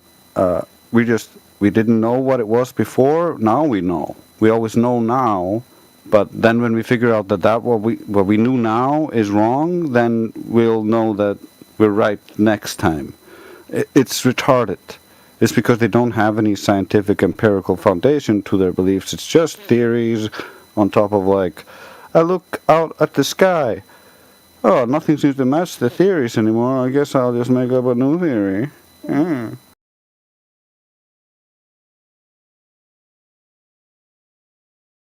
Yeah, sprinkle a bit of dark matter onto it, and happy days.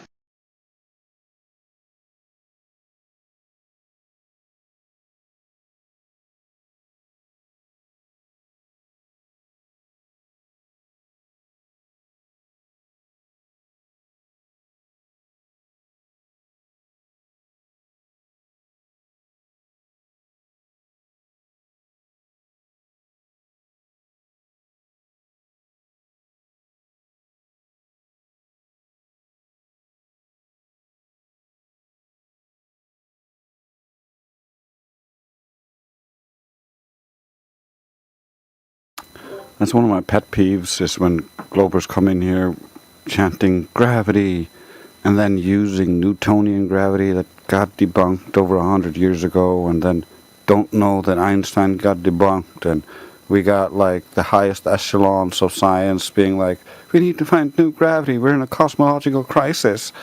And Eric Weinstein is like, well, geometric unity, everything is like happening because of geometry and like open free space, and then that creates everything from nothing, and he's retarded. They have 1,000 different competing ideas right now because they don't know. So when the average idiot comes in here chanting the stuff he learned in school, not knowing that the highest echelons of the things he believes in have already disqualified the junk he believes in. It's annoying to have to always teach them the belief system that they are supposed to have, but that's just something we have to deal with.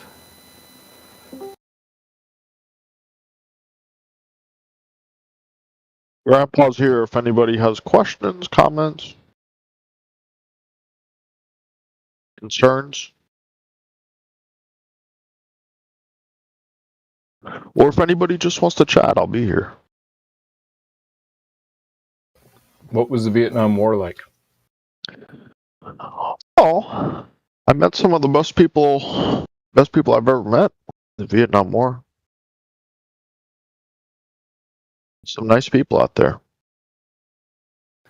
In the U.S., it was quite controversial, and there's all this civil unrest. Do you think it's worse now than it was then, or was it worse then with like the current unrest?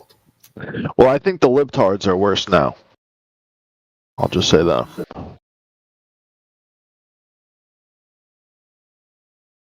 What do you think, Matthew? Yeah, What wasn't around in the guys, World War? guys, you should get a room and do this. Well, we're just chatting. Just chatting. No, that's yeah, all. yeah. Like I said, I'll allow it, Jace. I I'll allow will. it. No, Matthew, what do you think, no. man? Don't talk over me. You guys should get a room. If you guys want to talk about something else, if you want to present evidence for the globe, you're welcome to do so.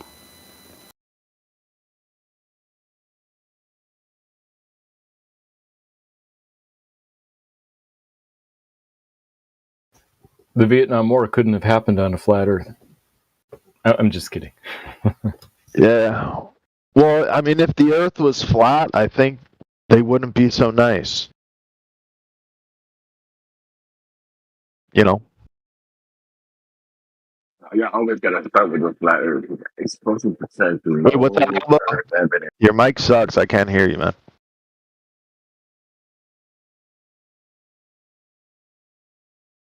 Yeah, I'm hearing a lot of yapping, not a lot of evidence. Well, I didn't hear that guy. I didn't hear what he said. He's speaking through like a PS5 controller or something. I don't care. Well, I'm not saying you have to care. I'm just asking him to repeat what he said. I didn't hear him. I basically heard it. He was reiterating what I was telling you. Oh.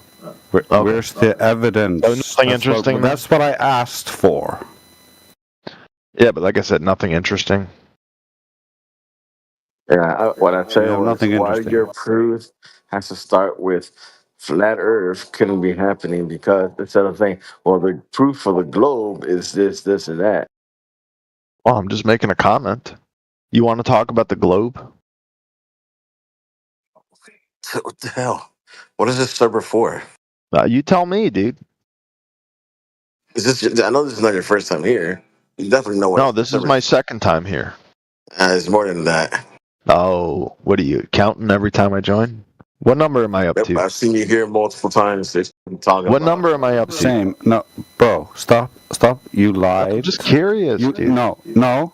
You don't have the right to ask us questions when you were a verified liar. Well, unlike you, I have freedom. I'm an American. Where are you? Well, I just took your freedom away, bitch. America.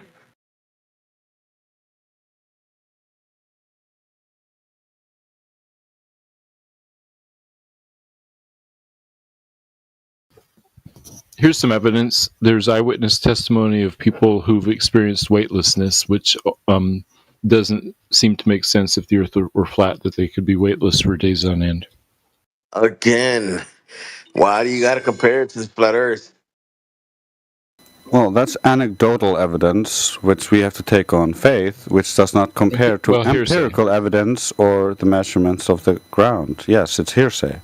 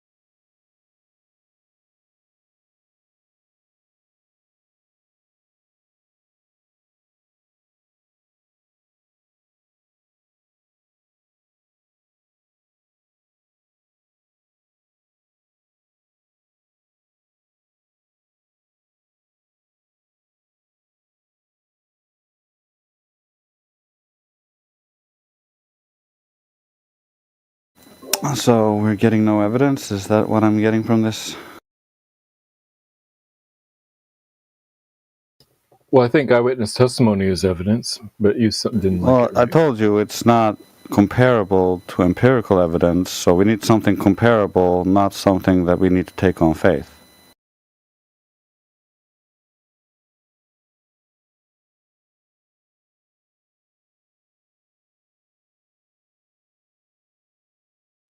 So nothing?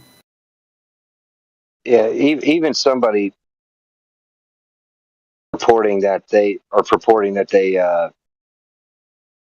experience weightlessness wouldn't deal with shape. It wouldn't deal with the surface. That's the issue here. You're right about that. It just matches the globe story, but I haven't heard a good story from the flat Earth side about how somebody could experience weightlessness for days on end. But you're right; it's not direct evidence. We've also seen countless videos of them hanging from wires, pulling on those wires, dropping things in supposed zero gravity. So it doesn't really look like they're actually in zero gravity for long extended durations. It seems like they're using Hollywood techniques to achieve that.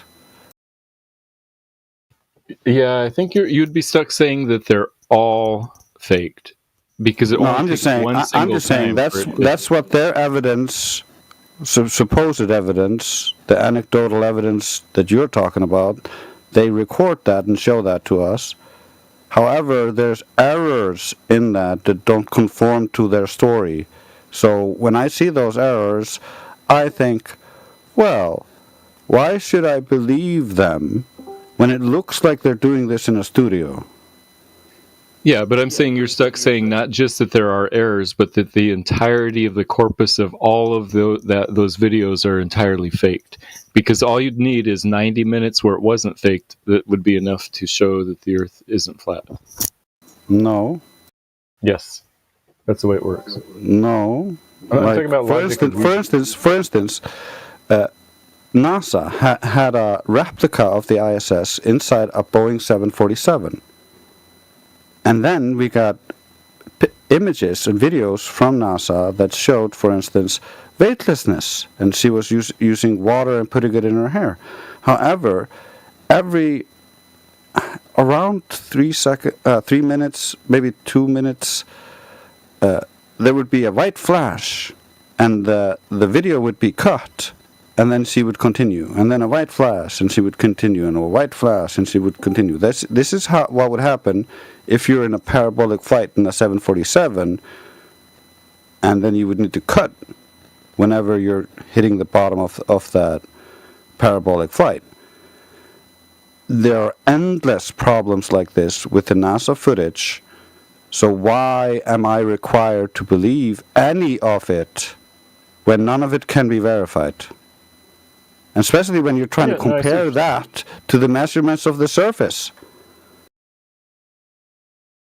Yeah, I see what you're saying. My point is, if there's 1,000 hours of evidence, and even if 999 hours were faked, but one of them was real, 1 hour is real, that's enough to show that the Earth isn't flat. If a single hour of the weightless footage Well, is real. no, you don't know if there's other ways to achieve that we don't know about. So, like, you're assuming that that's the only way, and that therefore it proves the Earth being a globe. That's retarded. Okay. Well, you have We another don't way? know. You can't assume that the unknown here in this case, because you can't verify any of this. It's just a belief. So I meant to say that, they must have some other unknown way of faking it, and then that's enough proof to say that they faked it? That there's some unknown way of faking it? If we can prove that 99% of the things they do is fake, and then 1% we don't have an explanation for, doesn't prove that they didn't fake anything and the Earth is a globe. That's retarded. Do you understand that? Of course, yeah. I'm just saying if there's 1 hour that's not fake, that's all I'm saying. Yeah, you don't know how they achieved that. Well, maybe it was real. That's what I'm saying. If it was real, that was enough. What was real about it? They were in a studio, that's for sure real. So, what do you mean? I'm saying if there is 1 hour of footage of real weightlessness, then that is hard to explain on a flat Earth. That's all I'm saying. Hard to explain, maybe, but we're not trying to explain everything. We have evidence that they're lying, so 99%, like you said, is lying, so why the fuck would I trust them? Yeah, if 99% of the time they're lying, you shouldn't trust them. Exactly.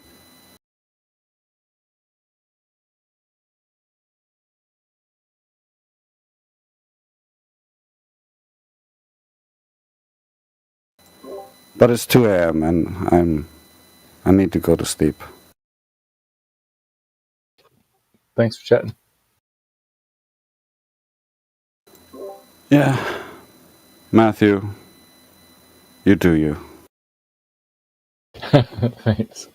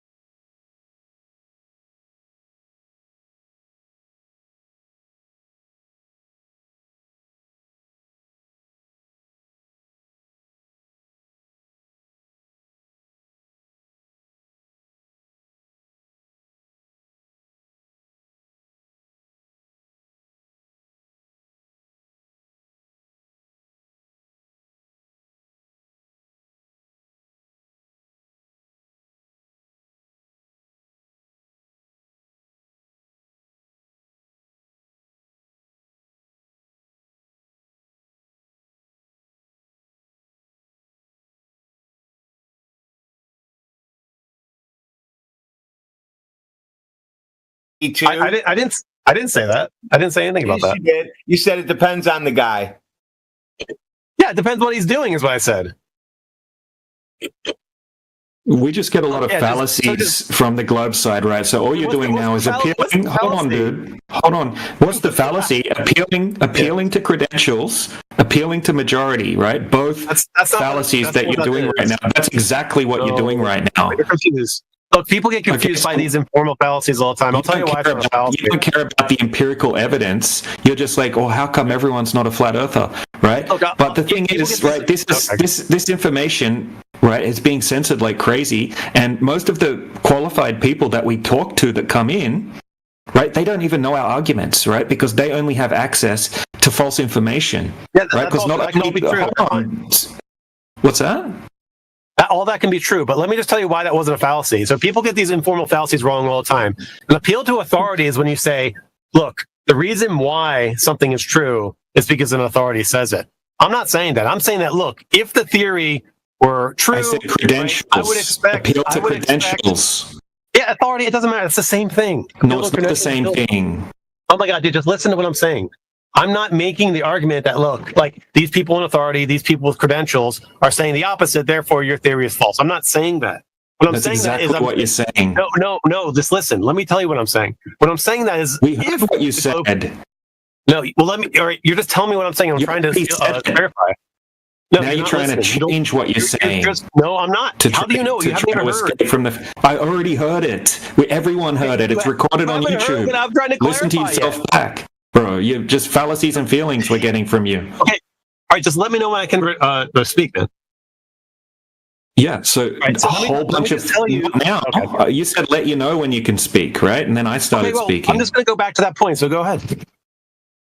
Okay, so all you're doing is appealing to credentials right now, okay? And you're not realizing that most of the people that with credentials don't even know our arguments because of the censorship.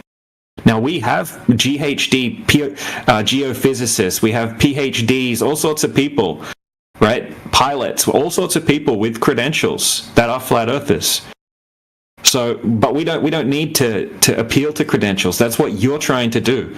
So we could post these videos for you and, you know, bow down to your appeal to credentials fallacious logic, right? But we don't need to do that. We have empirical evidence that anyone can go and test for curvature. Right? Anyone can go and do that. You don't need to have these credentials. Well, you're the one wasting time. No, you're wasting time, bro, with your fallacious logic. Can I speak now? Yeah, what do you want to say? Yeah, look, all you did was just repeat yourself. Now, let me try to explain to you why what I said wasn't fallacious. Maybe you thought it was, but let me explain why it wasn't fallacious. It would be fallacious if I said, globe is true because authorities say it. That's the fallacy, because globe being true and what the authority says is precisely what's in dispute. What I am saying is that if globe were false, I would expect authorities to say X, Y, Z, or would have some kind of, there would be some kind of controversy, right? I'm just saying that that's something I expect to be true if your theory is true. And I don't see it. That's evidence.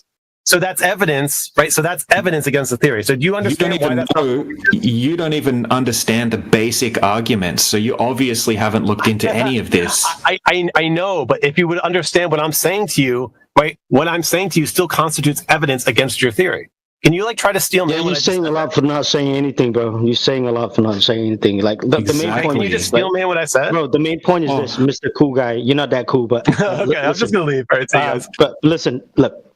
No, I'm just going to leave. You guys can't even understand what's being said to you because you're like so hopped up on flat Earth. Yeah, you're saying what this whole time. Like, look, I'll give you one last chance. You can steel man me and try to understand what I'm saying, or I'll just leave. Yeah, I can steel man you. Okay, thanks.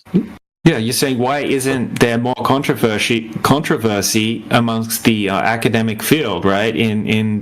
Right, so people with you understand that's not fallacious. Yes, it is. Right? So it's the people with authority and credentials, why aren't more of them flat earthers or looking into flat Earth? How do you know they're not? You haven't done any research on that. What? Because you haven't seen it. How's that for? It's you're basically appealing to why aren't more people with authority and credentials looking into flat Earth? Appeal to credentials. It's appeal to credentials. Again, all right, let's go over this one more time. appeal to credentials. Yep. Yeah, Three appeal to fallacies. credentials, appeal to majority. No. Appeal to credentials and majority and Yeah, we know authority or what they whatever. are. We deal with it. We deal with you guys all the time, bro. We know about these fallacies. Cool guy. You're just repeating yourself now, bro. Dude. Cool Okay, guy. I'm I dumb it down sorry for very talking easy this. to you. Cool guy. I dumb it down very easy, and I still menu in with the same sentence that will just show you the reason why fallacy it's not a that you made. fallacy again So just listen. is Just because listen. the fallacy Try to listen. is when you say cool guy. theory X is true, right? Shut the fuck up, dude. Authorities All right. is true. Cool guy. So you are the what one. you're saying, Now listen to I'm Necros. I'm still manning you Yeah, he's and, gonna- always, he's and also waiting. showing He's you the gone, bro. fallacy. Oh my god. So Yeah. he's basically saying our idea is better than yours because we have more credentials and we have more people supporting our idea, while your idea is not evolving as with the good rate against that opposed idea. So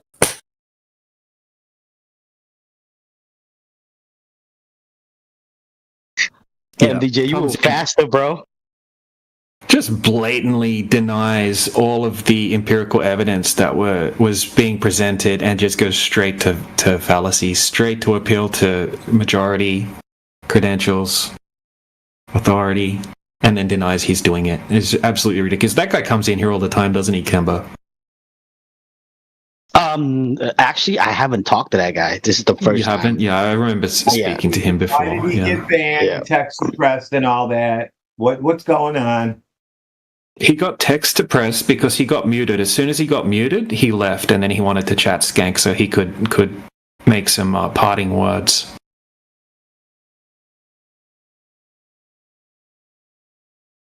So that's what they do, right? They keep over talking us, right? Throwing out a bunch of fallacies, over talking us. As soon as they get muted, right, they run away, and then they want to throw a few more jabs in the text chat before they leave. Yeah, but see, with me, I have more patience than saying, "Oh, he's back. I have to suppress his text." So he's back. I like to. I know. I'm just talking. You think you don't come across as the most patient person, to be honest, dude. Yeah, I definitely like to keep Globers on the hook and keep them spiraling, because if you have YouTube bots in here, that's the content. He left because he got muted because he kept just over talking Necros. It was just absolute chaos. Do you disagree that he should have got muted when he should have just kept over talking people? He's just spiraling. Okay, Necros. I mean, okay, Radwin. Let's just unmute him and he's all yours. So I'm going to speak now, and I'm Necros. Yeah, you just over- hold on, Necros. Radwin's. He thinks he's the one. Yeah, so we're gonna talk about why it's not a fallacy. We're gonna get through that. Mute up, then Necros. this one. Yeah, so look, the reason, just look up what an appeal to authority is. An appeal to authority is when you say, look, it's wrong. Your view is wrong because the authority says X, Y, Z. Right? It's basically like a dodge to deflect from giving an argument, because presumably the person who's arguing against you disagrees with the authorities. That's not what I'm saying. I'm saying, look, on the hypothesis that flat Earth is true, what I would expect to find, right, is some controversy, and I don't see it. Right, so that's going to be at least some evidence against the theory. Now, that's clearly not a fallacy. So I repeat the same thing that you just said in different sentence. It means the same thing, and I will show you the fallacy. So your idea is wrong because you can't have more people with credential than us. You are not showing that you are because you are not showing that you are getting more people with credential compared to us. So it's an appeal to credentials, not authority. It's appeal to credentials. You're missing the point. Look, and also it's an appeal to majority because we have more people with credentials, and you are not having that action. You are not getting those people with credentials from us. So your idea is baseless. Okay. So did you hear what I said about what the fallacies in one? You can just look up what these fallacies are. People make these mistakes all the time. I think about this a lot. Okay. The fallacy would be if you say, look, your theory is false, like done. because the authorities say something. Okay. Obviously, what authorities That's an say. appeal to authority. Oh my gosh, dude. We are not talking about the appeal to authority. Dude, you're just very like you're not tracking. Look, I'm not calling you on the appeal of authority. Obviously, what authorities are doing, right, can be evidence for or against the theory. What makes it fallacious is if you just like close the case when an authority agrees with you. That's what makes it fallacious. Obviously, it's going to be at least some evidence that authority agrees with you, right? But that's not what I'm saying. What I'm saying is that it's evidence that there isn't a controversy. So like, let's just run a reductio when you're saying, you're going to say like, it's fallacious, right? If you go to see an orthopedist and they're like, look, your knee, you have a puncture wound, you need to get it washed out. Nothing medical. Nothing medical. All medical decisions are done between you and your doctor. No one here is going to provide any medical advice. What do you think? I'm giving a hypothetical. Like, what are you talking about? Yeah, you can give hypotheticals that are not involving anything medical related. Okay. Look, like the point is that you're going to have some kind of external. Dude, you just interrupted. You interrupted to say not that hypothetical. I'm going to give a different one. You're obviously going to have like some form of justification. Right, when a person with credentials tells you something. I'm just correcting you. No one is calling you on doing an appeal to authority. Do you hear me? So just I'm gonna go swim. No one is saying that you are making an appeal to authority fallacy. You're just wrong. Oh my God. So he wants to correct us that it's not an appeal to authority. Okay, we understand that. No one told you that it's an appeal to authority. What you are doing is not an appeal to authority. It is appeal to majority and credentials. So you don't have more people with credentials than us. I don't see more controversy. So, meaning I don't see that you are getting more people with credentials compared to us. It's definitely not an appeal to authority. It's not that fallacy. It's an appeal to majority plus credentials.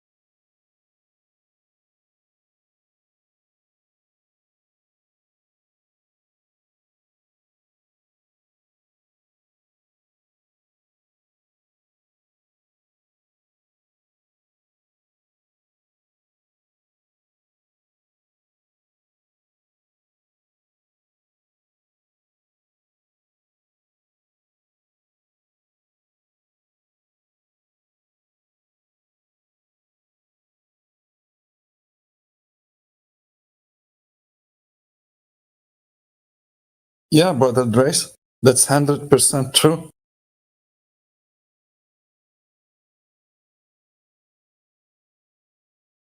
That's 100% true.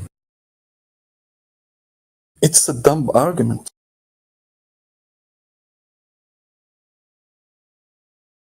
because it is considered a logical fallacy. So the point is, you don't have to use it. It's not you don't have. You have to not use it in a debate. You have to not use those fallacies in a debate. It's something that is like forbidden in debate. So you must avoid it at all costs. But the guy is trying to make it legitimate. What I'm saying, he's trying to simplify it and dumb it down for us. Oh, it's not an appeal to authority. We know. It's not an appeal to authority, but it's another fallacy. Appeal to majority and credentials. The guy was full of shit. As simple as that. Yeah. Wasn't interested in looking at the empirical evidence, didn't want to present any evidence, couldn't understand basics like the horizon should be 3 miles away from a 6-foot observer, didn't care about any of that, and then straight away said, why don't more people with credentials believe in the flat earth? And then we're like, well, that's a credentials. He's like, no, it's not. Like, just fuck off. Simple as that. He wasn't here to have a good faith discussion with anyone. Once again, fallacies and feelings. That's what we get from some of these people. Not globe evidence. Fallacies and feelings. Yeah. Some people cry, FTFE, for example. Some people turn red like a tomato. Looney Tune. The Looney Tune guy, McLooney Tune.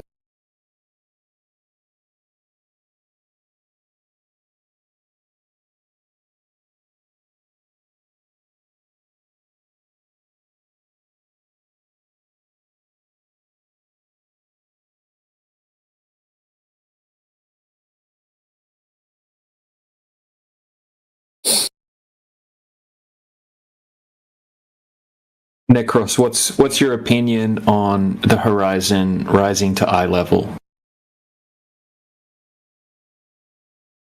Are you asking me that question to say if it is, I believe that the horizon would do so? Yeah, I believe that the horizon would do so, but not every time. Not always it will be at eye level because of the weather conditions. So sometimes that horizon will appear to be low because of the thickness of the atmosphere. So it will be like fog above, so you will see the horizon below that line a little bit, not too much, not I agree. exaggerate. Yeah, I was watching some amazing footage a while ago on Phuket Word's YouTube channel, and he got a drone, and he was, I don't know if it was his footage, but anyway, the drone was going up and down, right? And they drew like a line across the center of the frame, and as he went up and down in altitude, the horizon just perfectly stayed at that center frame. But like you said, in certain conditions, when you go up even higher in altitude, or if you have fog, you can definitely have the horizon can be hidden, and it can make it appear that the horizon is actually lower, where that's not really the horizon, I guess. But yeah, absolutely, yeah, and definitely types of mirages as well. Mirroring and things like that can completely hide where the horizon is and show a completely false horizon. And then globe earthers will cherry pick certain images, right? Usually at altitude, like you said, when it's obstructed by the atmospheric density, the thickness of the atmosphere.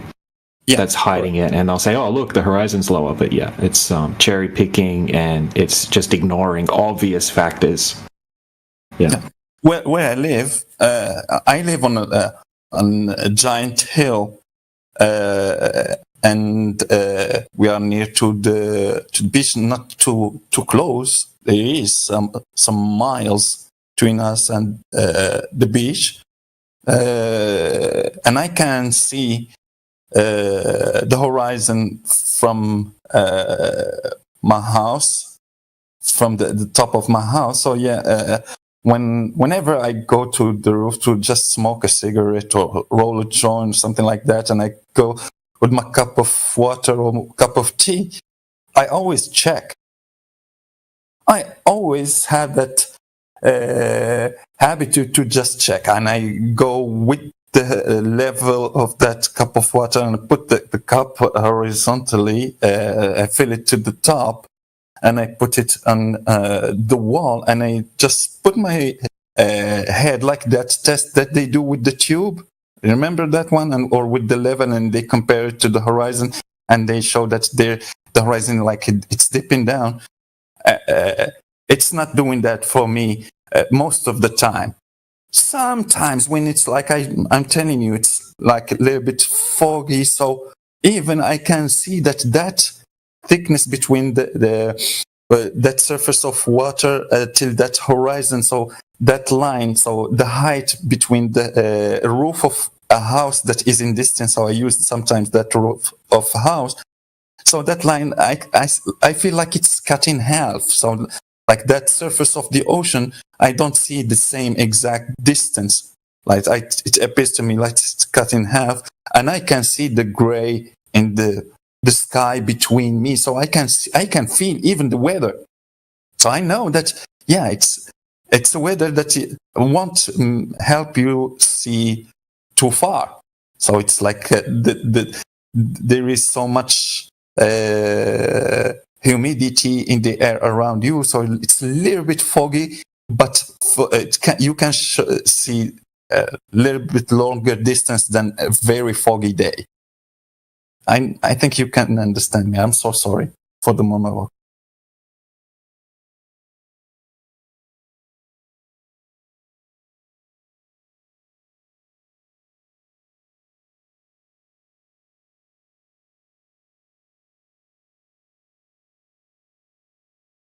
Oh my God, I did monologue. Oh, no, I was just talking, but I was on mute. But yeah, I was just saying, yeah, no, well explained. I get exactly, and I agree.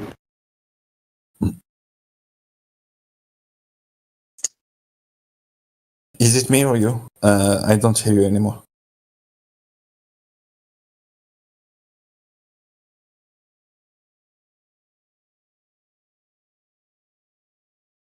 Can you hear me? Now I can hear you. Yeah. Oh, yeah. I was on mute by accident. But yeah, no, I was just agreeing with you. Yeah, and you explained that fine.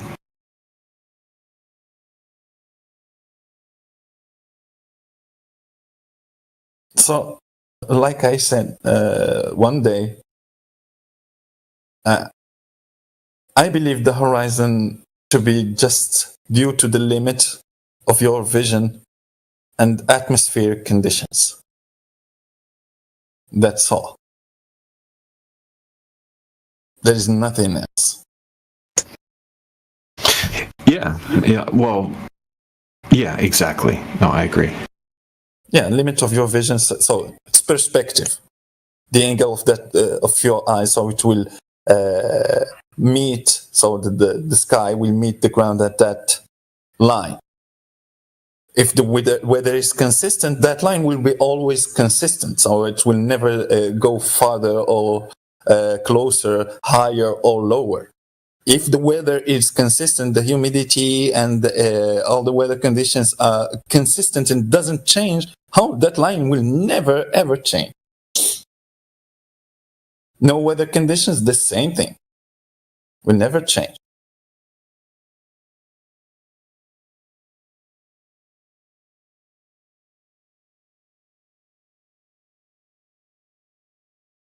And because of that perspective, that's why it is rising with you. It's because of perspective.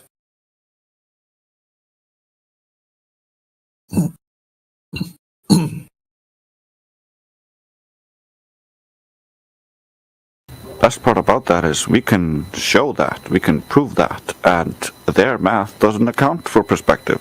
So their math literally divorces reality outright. Yeah, correct.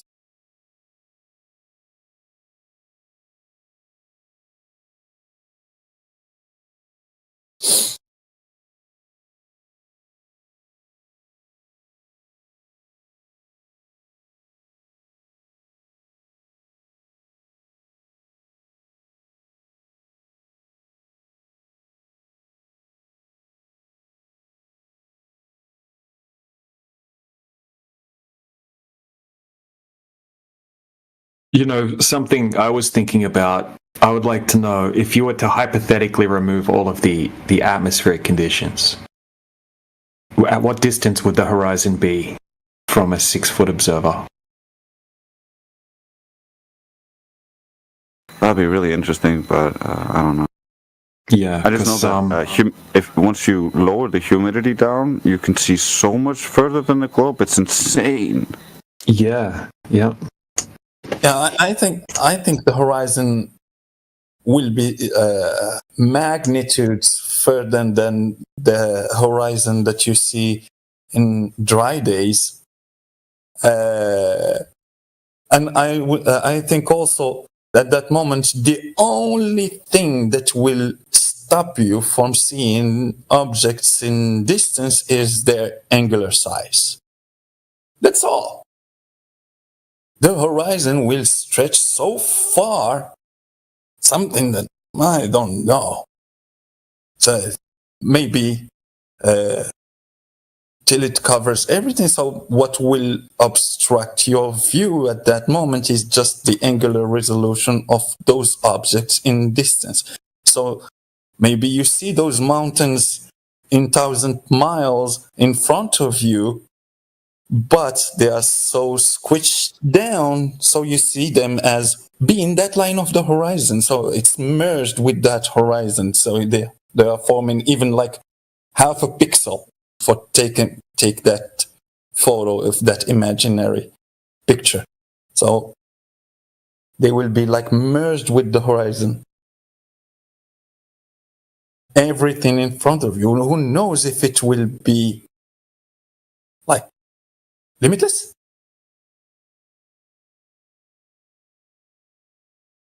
Dependent just to the law of inverse square law of light.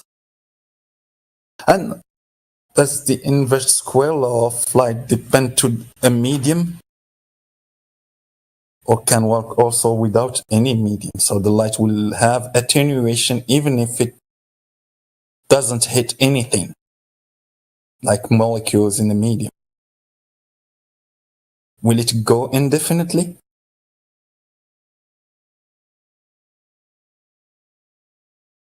We need sporadic for this one. Yeah, I was thinking the same thing. Yeah, I wonder if there is some formula that tells you how far the horizon should be from a 6-foot observer height, if there's no atmosphere at all. Yeah, and the light. I guess it's nothing we can ever test, but I guess you could probably calculate it somehow, I'm sure. Yeah, and I want to know if the light attenuation will occur. If there is nothing that will stop the light. I don't think that if you remove the air in the globe model, essentially just that's what the globers always claim. They're like, you gotta remove the air to be able to see the geometric horizon, because they're always thinking like it must be bending down at all times, even though like it is well known that light can't go up or down based on the conditions. Yep. Yeah, that's interesting, actually. Yeah, that's what they claim. I actually use that quite often when I'm explaining the black swan. I say, so if we hypothetically remove the atmosphere, then the horizon must be at 1.22 miles, and they have to agree with that. But yeah, it seems like... I like to go like, okay, so let's talk about refraction. Can light refract upwards? And if they say no, then you just show them evidence of light refracting upwards and citations for that, because there's a ton of those out there, because that's what they say happens. That's one of the ways they explain mirages. And so and then you go, okay, and you're saying all the light bends down, but we have evidence that it goes up. So what happens when it's not going down or not going up? Do we see the geometric horizon then? Yeah, it's... They have serious problems. Like, we would be able to detect the geometric horizon when the light would be normal or not going up or not going down. but we don't see the geometric horizon. And then when we use infrared, which is supposed to make the refraction less, so the horizon should always move closer if it's always refracting down. But that's not what happens. We see even further. So it's the opposite of what would happen if the Earth was a globe and the light was bending around it. Yeah, exactly. Because they'll quite often agree, right? If before you ask them the question about removing the atmosphere, would you see the horizon where it should be? They'll say, if before you ask them that, you ask them, can you see further on clearer days? They'll always say yes. Yeah, I think it's good to kind of almost like trap them into those things in the beginning and then go into it, because that way it's harder to just like turn around and just imagine nothing happened, because you kind of already admitted it. Yep. When they admit it, when they admit that refraction, more refraction make you see longer distance, but less refraction you will see shorter distance to the horizon. I just use at those moments the videos and the observations with the infrared by minimizing the refraction effect on those infrared and that infrared spectrum.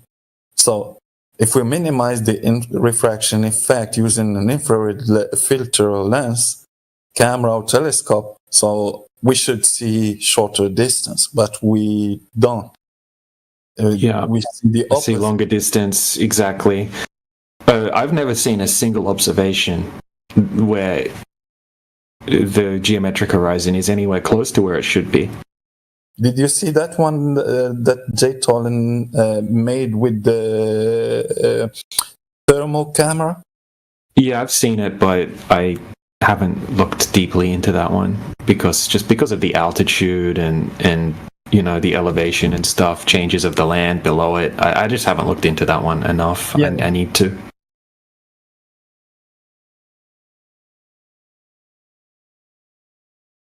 I don't understand enough about infrared to say it cuts out refraction.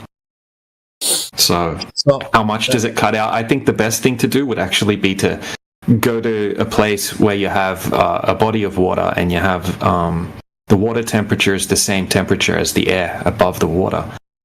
Because atmospheric refraction, they say it's the change in the refractive index, which is caused by having a warmer or cooler layer of air closer to the surface and then gradually warming or cooling as you go up in altitude. And that's what causes the different types of miraging effects. So if you don't have the difference in the water temperature creating that different temperature just above the surface, then you shouldn't technically have that atmospheric refractive index change. So you should see close to what it should be.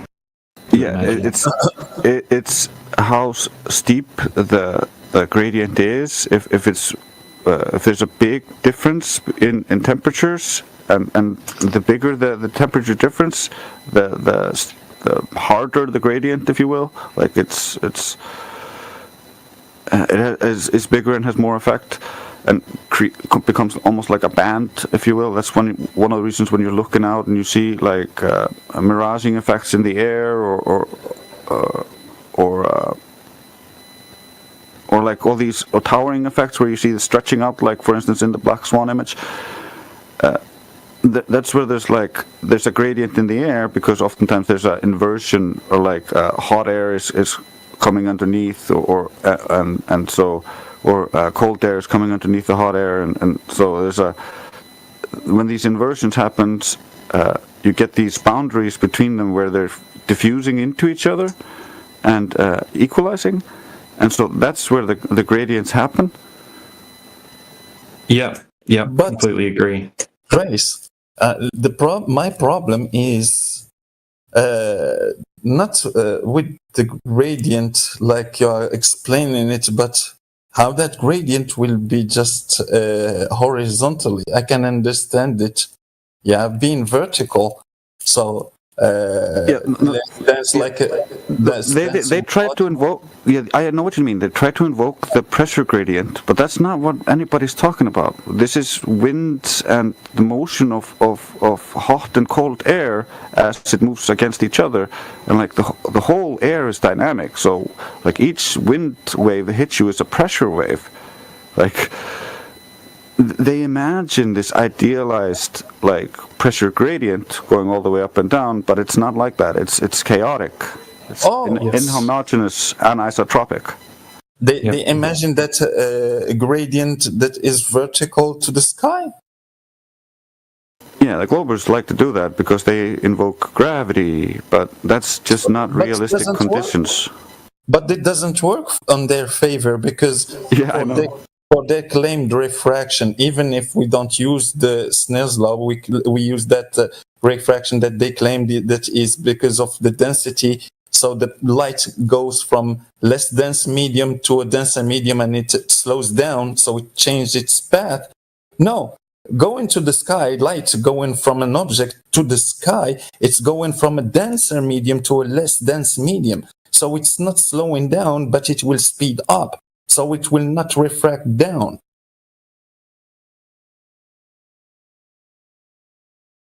Yeah, it starts getting very complicated when you're trying to work out exactly what's going on with the densities, because you have the optical densities, the main thing that they say is the cause of the atmospheric refraction effects.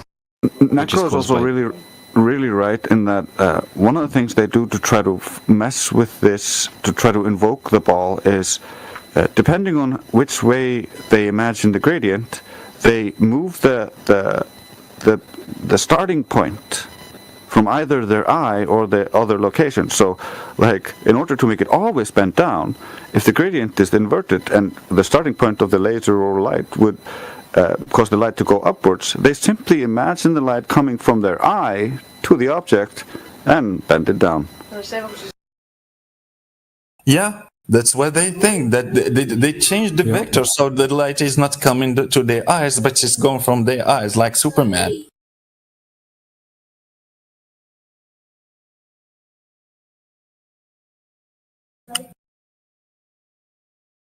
I heard Drace was back on the circuit. Good to hear from you, brother Drace. Hey.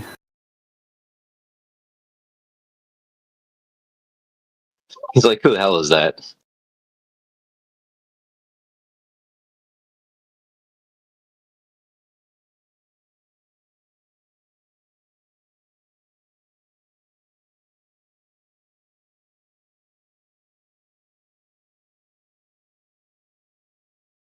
But that's like a lot of their math kind of works like that. It's backwards engineered. Like, you should see X. You saw a boat disappear bottom up at some point. So you're like, how do I explain that with my current belief or globe? And I make it disappear like this. So that would mean the Earth has to be this big. Okay, And then based on those assumptions, they then keep on building the house of cards. Yep.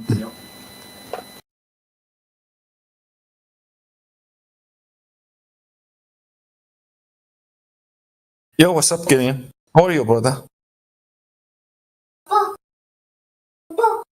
Chilling, brother. Good to hear from you. Yes. Drace, have you seen this observation that I've got? It's a very good example of syncing.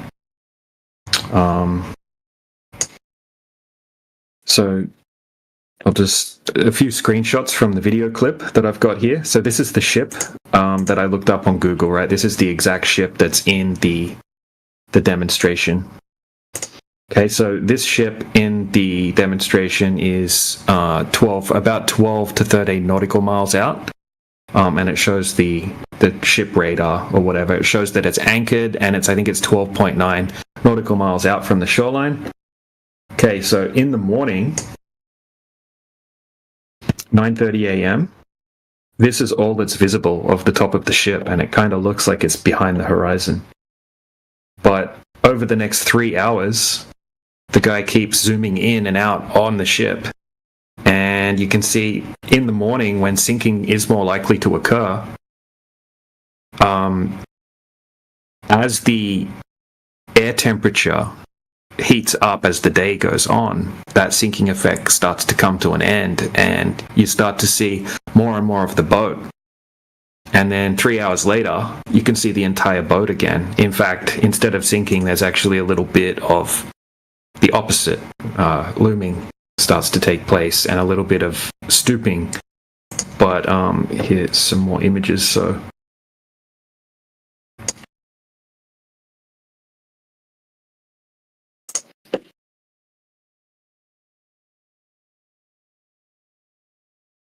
that second one's just zoomed out a bit further. And then, yeah, this is 3 hours later. Like 3 hours later, that's the same ship in the exact same location.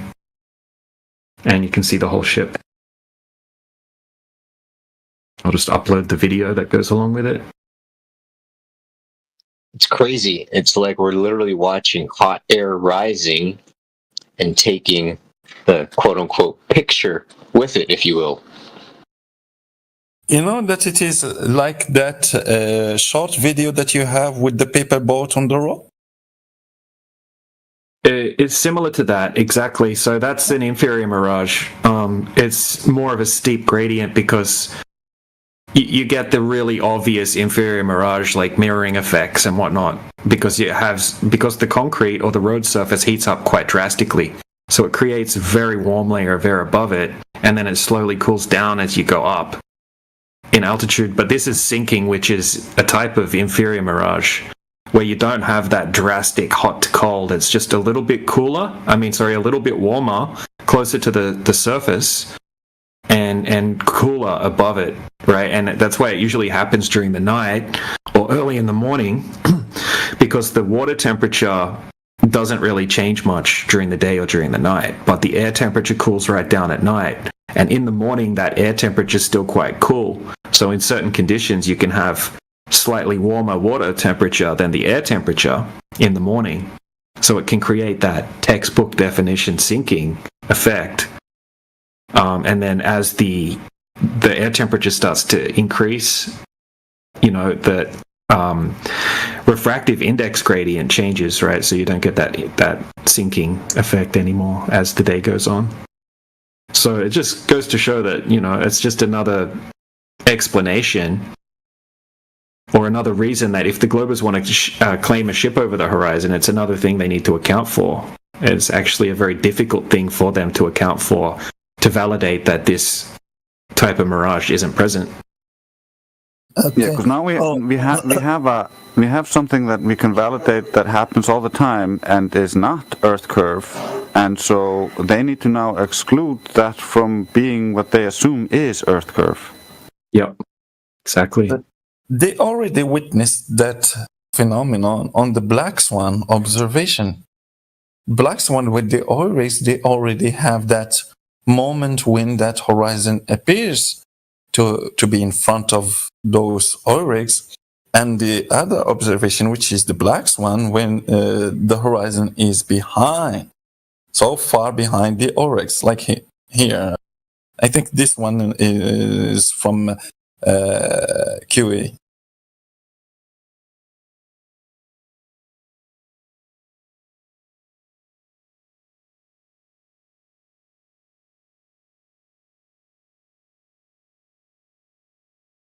There's also the other thing, like, if you think the general trend of light is to refract down, and they haven't quantified it, if the Earth is flat and you have bottom-up disappearances, what happens when the light coming towards your eye starts going a little bit more down, a little bit more down? Don't you lose the bottom of that image because that part of the light hit the ground? Yeah, good point.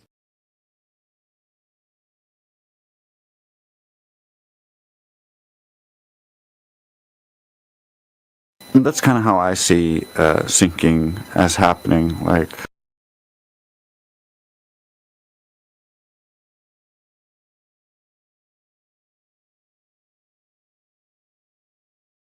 it kind of squishes it down into the horizon, and then with towering, it's like kind of like the opposite, and you can see it in the Black Swan where it's like where it's the band of towering starts, it stretches the image upwards, and you get that like even higher oil rig.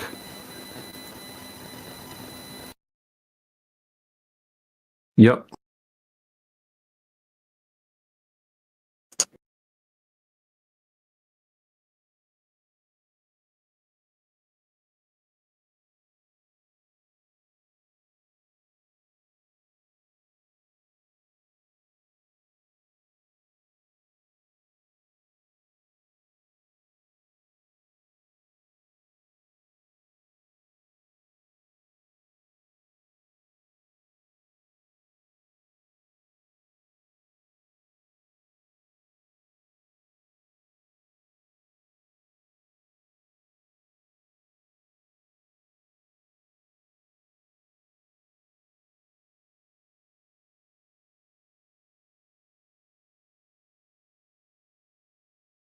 That's basically how I see some mirage effects that's happening, where you have these double mirages. One, like it looks like you see one and then another one that's upside down. I think it's because there's total internal reflection happening when, like, just like you see with the picture earlier where I had that road, and when you go closer to the ground, all of a sudden the road appears to disappear and it reflects the sky. Exactly. And yeah, so you can get total internal reflection in inferior mirages, superior, but that's the most common one, like the one you posted, the inferior mirage. It can happen as well in the superior mirages and the Fata Morgana, but it's kind of weird when it happens in those. It kind of happens up in the sky, and you get all sorts of weird stuff happening. But when you just have sinking or looming, that's basically just like a less extreme version of inferior and superior mirages, and you don't get the total internal reflection in most cases when you just have that very, very gradual change in the refractive index. That's according to the research that I did anyway. I'm not saying it's correct, but that's seems to be the case. But you can see that one. It's like it's double mirrored. Oh yeah.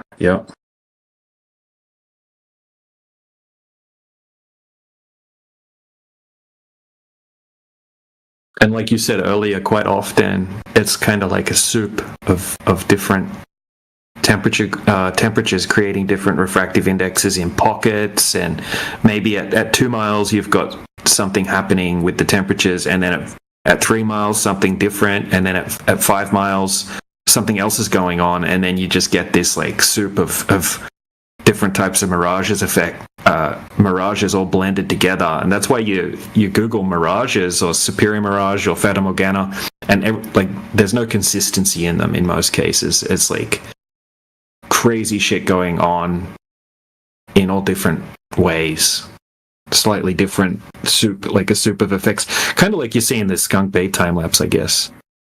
Yeah, and then they give us these kind of diagrams. It just doesn't make any sense. Why would the light go down into this warmer like air, which is like less dense than the cold air, and then decide to just turn around and go back up out of it?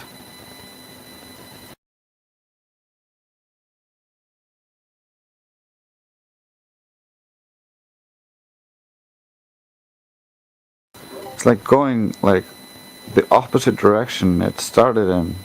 Like, it doesn't make any sense without some sort of reflection. Yeah, that doesn't make sense.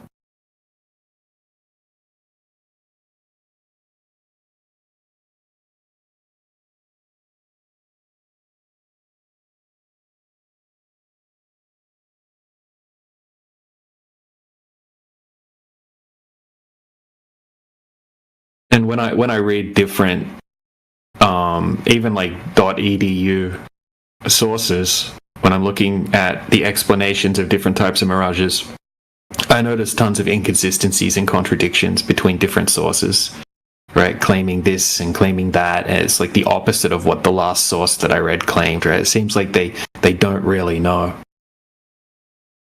Yeah, they have a that's general common problem idea. I found as well. Yeah. Especially with these diagrams, like the diagrams are all over the place. If you look at different diagrams of how different mirages are taking place, and a lot of the sources I read, like they just skip out a whole bunch of different types of mirages, and they say mirages can only, cause this and that to happen. And yeah, it's all over the place. But yeah, it is very interesting with that mirroring effect. Some sources say it's total internal reflection. Others say it's not total internal reflection. It's confusing.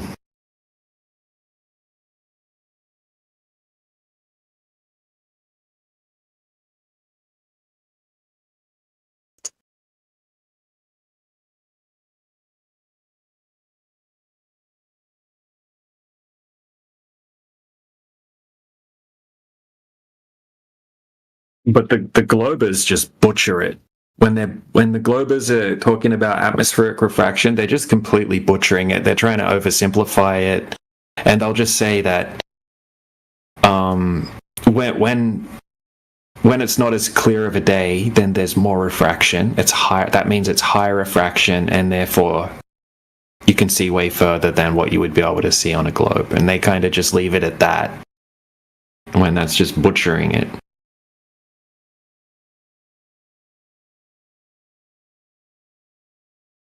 And going completely against what actually happens, where you can see further when it's clearer. And here's a good example of that here, right? So a globo we should be able to see really, really far in this image that I just posted, because it's like extreme refraction. Like, look how bendy the cranes are. Look how distorted it is. But yeah, once again, we don't really see any further than we see in the white swan image.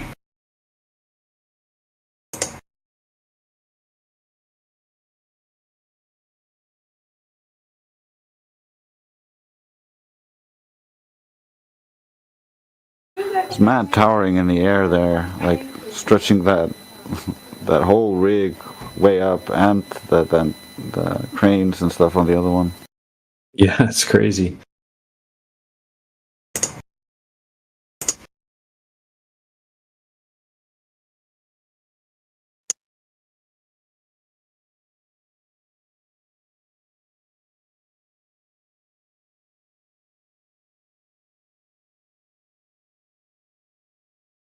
And in this next one, Drace, you'll see like that total internal reflection taking place in the air rather than between the horizon and the air. Yeah, when there's like a hot air in a layer or cold air in a layer above, that can happen. Yeah. It's just like with Snell's law, like it's the boundaries between the mediums, and when you have a density or temperature difference, it's kind of like two different mediums, just like how the oceans where they meet, because they have different densities and slightly different compositions, they just don't mix very well. And so it takes longer for them to diffuse into each other, and they create this temporary pseudo-boundary. Great. Yep, that's a great way to explain it. Actually, I'll use that. Yep, that's a good analogy, actually, with what happens with water in the oceans. Yep. Even like when it looks like there's like an underwater river. Have you seen that? It looks like there's like underneath the ocean, it looks like there's actually like a stream of like water underneath the ocean. I'll find a picture of it. Yeah, I know what you're talking about. It's like super saline solution that basically it's so dense and salty that when they try to move the submarine into it, we'll try to see what's underneath this lake underneath the ocean, the submarine just bounced out of it. The submarine was less dense than the liquid. Yeah.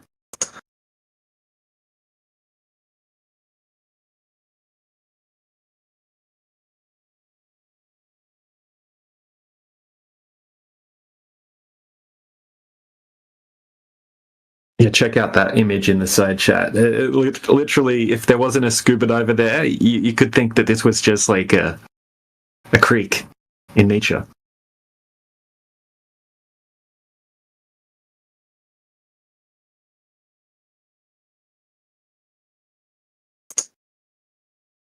Yeah, but one of my big problems with the Globers and the lack of understanding of refraction is that if you shoot a laser through a bunch of panels that are of increasing density, but you make sure the laser is completely normal to the surface, or there's zero angle of incidence, well, you don't got refraction then. So even if they did have like insane optical gradients between us and the target that would always make the light bend down, if it didn't hit at an angle to those surfaces, well, we wouldn't see refraction. Yep, that makes sense.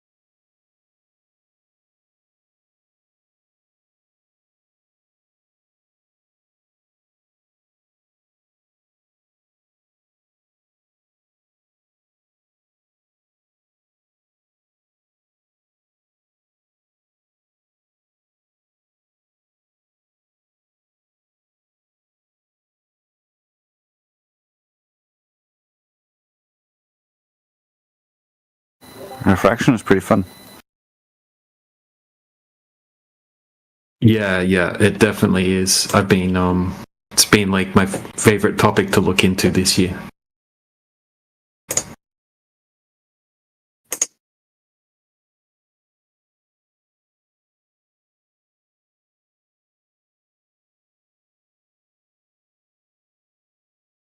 It's actually the globe side's worst nightmare, and it completely negates a lot of their long distance observations because they're making such specific claims when they're presenting these observations with theodolites or the ships over the horizon, right? They're making very specific claims that what you're seeing in the image matches perfectly with the curvature of the Earth, but they haven't taken what could possibly be there in relation to the optical, density layers and things like that can cause mirages and all sorts of different things to happen. Right? They haven't taken that into account, and they'll just butcher refraction by saying, oh, we accounted for standard refraction. We're not like flat earthers, we account for refraction, but they didn't account for anything that they have validated that's present in any of those observations. Yeah, the best part is that they accounted for standard refraction, which assumes that all the light is bending down, so that they just increase the radius of the globe to make it match observation. That's not refraction of light, that's just the expansion of their globe idea.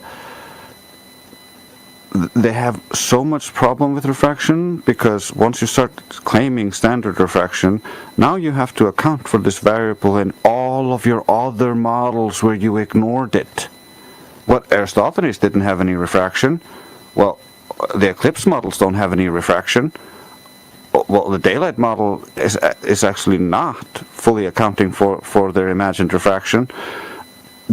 They're in so much trouble once you start to apply their ad hoc excuses across the board. It just becomes one contradictory mess. Exactly.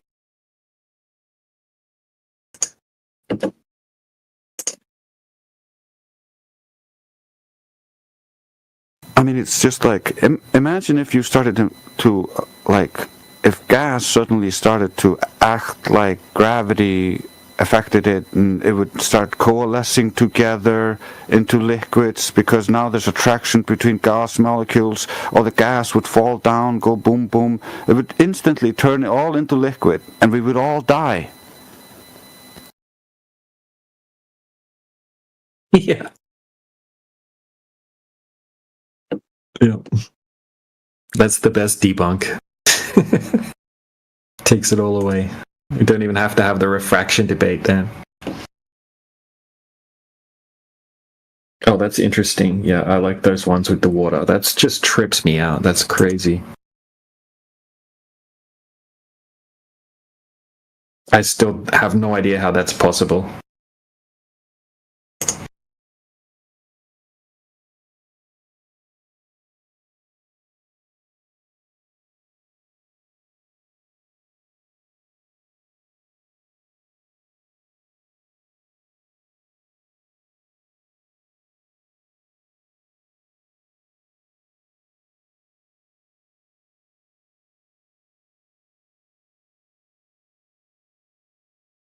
Have a look at this one I just posted in the side chat. It's mind-bending.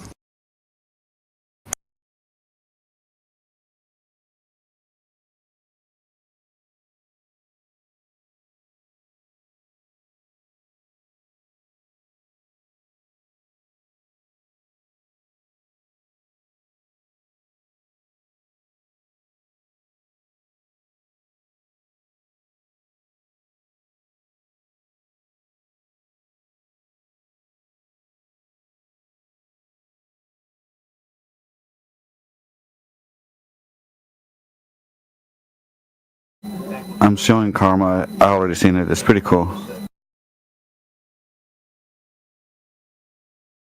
Yeah, it's pretty amazing.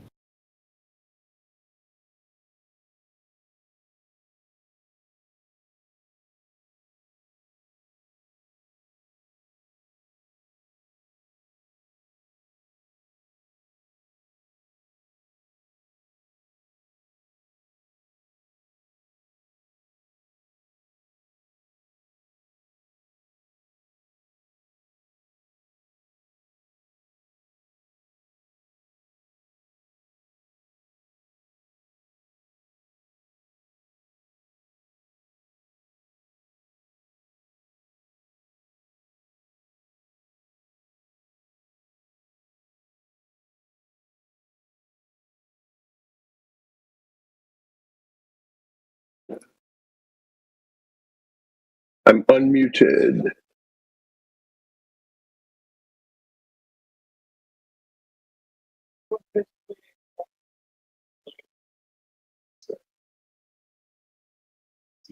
Wow, those are pretty cool. Those arrows with the water.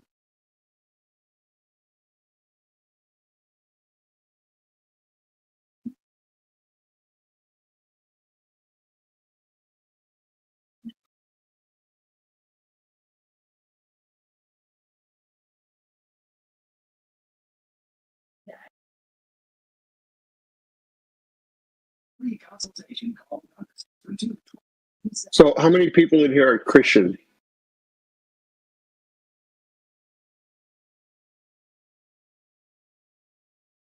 Any atheists? No, you're not getting any takers? No, I don't think so.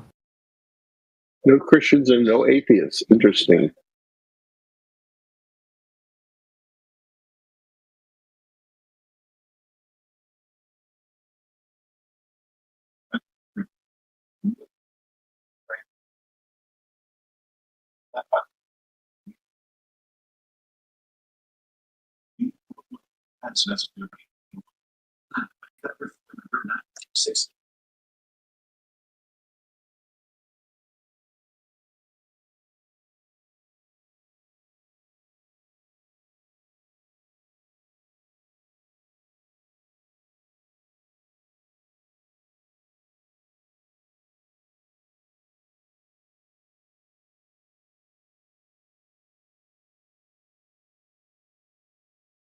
Yeah, it's still flat, Bix. And flat's not a shape.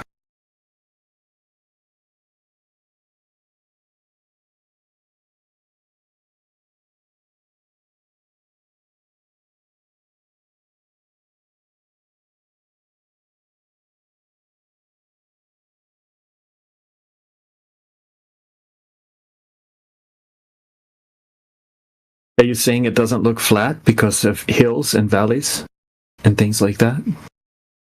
And waves?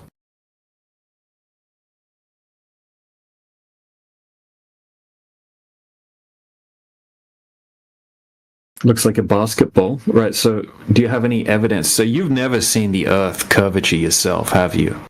Right, you've never experienced that. So when you say it looks like this,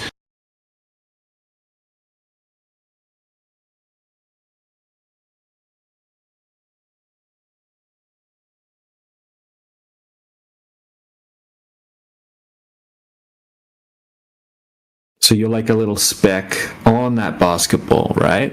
That's what you think. That just sees a flat surface everywhere. Is that correct?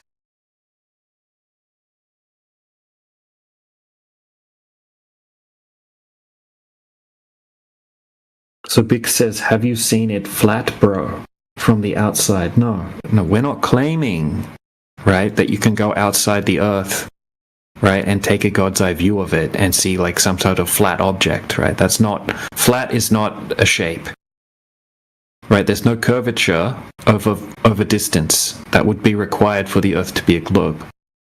So it cannot possibly be a globe.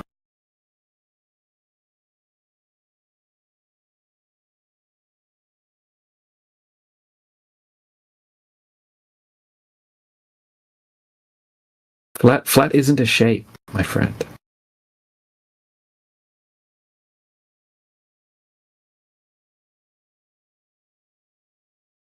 I could have 5 tables, right? And they're all different shapes, and they're all flat on the surface. It's the description of a surface.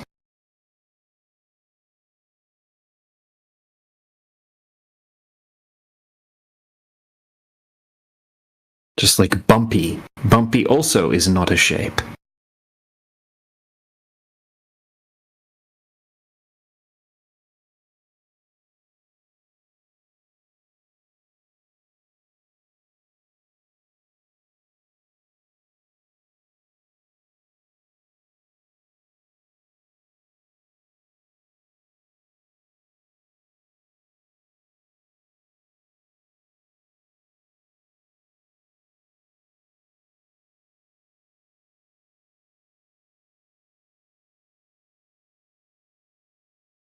Yeah, a plane also isn't a shape.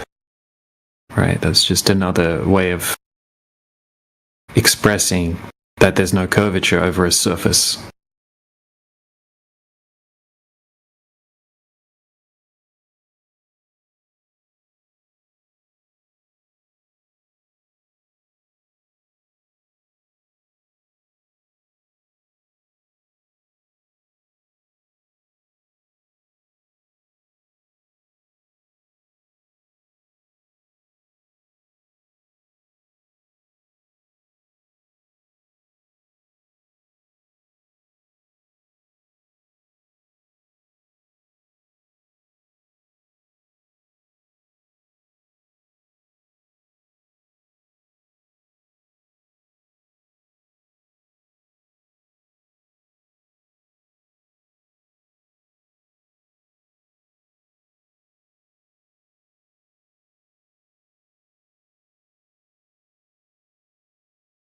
We're not claiming to know the shape of the Earth.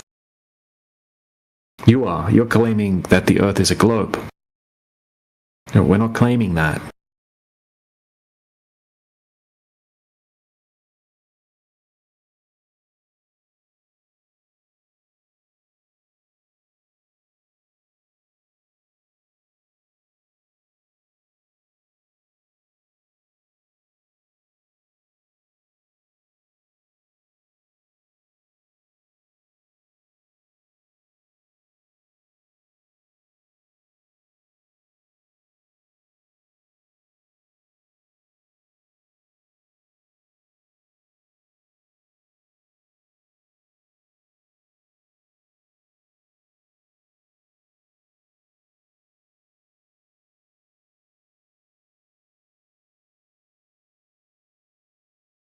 You are making claims about form because you say flat Earth. No. That's not a shape claim.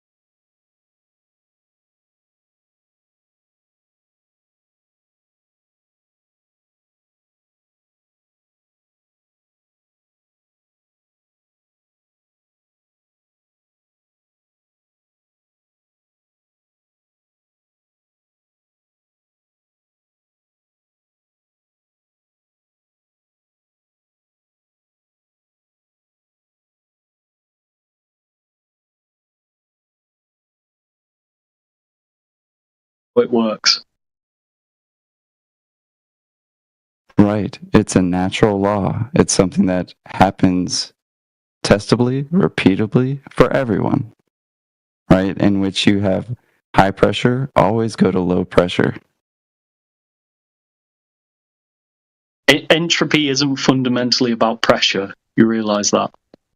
No, I know, but I'm stating it for the fact that we have right here, right, in the globe claim. Right? Because the globe claims that you have a pressurized system next to nearly no pressure. And you think that you're taking a picture from a place that breaks natural law, Cosmos. Can you explain how it breaks natural law? Sure, right. Are you breathing right now? Yes. Right. So in order to have gas pressure, 14.7 psi roughly, in this dynamic, wonderful system, gas law states that you must have containment, right? V, volume, right? So I ask you, in this globe paradigm that you believe in, and I once believed in too, how do you have gas pressure next to nearly no gas pressure with no container? By having a force, as you can look up, and any source will provide you to say you need a force exerted. That's what a container does. It exerts a force. So all we need is a force. Do we have a force? Well, I'll throw this vape up in the air. Oh, look. Force. Landed back on the floor. Must be a force. There we go. That's it. Oh no. That's as far What as happens we when you drop a helium balloon? Or you're saying that gas is containing gas, Cosmos? What? So when we talk about a helium balloon, what is a helium balloon doing? Gas, and it's going up, not going down. You just said you threw up air and it went down. Yeah. Why is it going up? You tell me. You said gravity holds it down. Yeah, it does hold it down. Yeah, but it just went up. Yeah, gravity's still having an influence. But you just said it went up. Now you're claiming it down. Which one is it? Is it going down or up? Yeah, it's going up, but gravity's having an influence. So what about all the other gas? Yeah, they're being influenced by gravity. So are they going all directions or just down? Or what, as in, are they being pulled towards the Earth? Yes. So what about clouds? What about evaporation? Yeah, clouds. Do those go down or are they going up? Do they look like they're going down to you? Right. That's why I'm pretty confused. You keep saying gas is going down, but all this gas is going omnidirectionally. Sometimes up, sometimes down. Yeah, that's the flow of gas. That's convection for you. But you just said that we have gas pressure because of this gas going down, but you're in a contradiction because the gas is now going up, Cosmos. No, I'm not, because it's always being pulled towards the Earth. That's what centripetal force is. Now that's just begging the question. Centripetal force? You think that the spinning ball is causing the gas to go in? Is that what you just... that's how it? Yeah, that's how it works. Really? Yeah, that's how it works. Yeah, please prove that. Go ahead. What prove the Earth is spinning? Well, that too. I mean, that would be great. No, proof gravity is holding gas pressure, please. Yeah, I mean, we're still there, right? I mean, it's the logical antecedent. What do you mean? No, prove it? It's an experiment. Show it. It's like proving if I piss that. You're piss not is talking about entering the toilet bowl. pseudoscience. If you cannot prove it, gravity is holding gas pressure, you are a moron. Okay. I think the room is well aware, Cosmos, that you don't have any proof for your claim, right? You're trying to claim that this globe I showed you proof has before. a gas pressurized system, and you're like, it just holds it there. Yeah, Even though we have demonstration that shows that against a vacuum, that gravity doesn't hold gas against a vacuum. I mean, what are you going to do against that demonstration? Miguel just posted it, Cosmos. I literally showed you. How would you explain that? There's literally a vacuum right above, you're just talking and the to gas yourself. goes right up. Yeah, you're just talking to yourself, Lloyd. Well, you don't want to address the question, so I mean, I just have to really kind of force myself in there. Okay, so just talk to yourself then. Well, you don't want to answer the question, right? Because you know I'm right and you're wrong. If you were right, you could actually demonstrate it, and you can't. You can't demonstrate it. Miguel just posted it. Posted what? A demonstration. Yeah, you have a gas and a vacuum in the other side. What happens when you open the valve? Oh, they mix together. Yeah, your ball earth with some gas pressure around it doesn't work next to a vacuum. So we did show to you. You didn't show the experiment of that gravity holding gas pressure. You know what is gas pressure? Cosmos, go ahead and show a demonstration of gas pressure without a container. Please, go ahead. So your demonstration to show gravity on Earth is 2 glass tubes with a valve between them. No. You are a moron. We are talking about gas pressure, okay? You are talking about gravity. You are a moron, okay? You cannot prove it. That's how that works. Listen, Bill. You cannot show to us that gravity holding gas pressure. It's simple, okay? You don't even know what is gas pressure. It's the most logical antecedent. No, what is? Shut the fuck up with bullshit. What is gas pressure? Yeah, that you need containment. Yeah, by gravity. No, I can post a citation from NASA.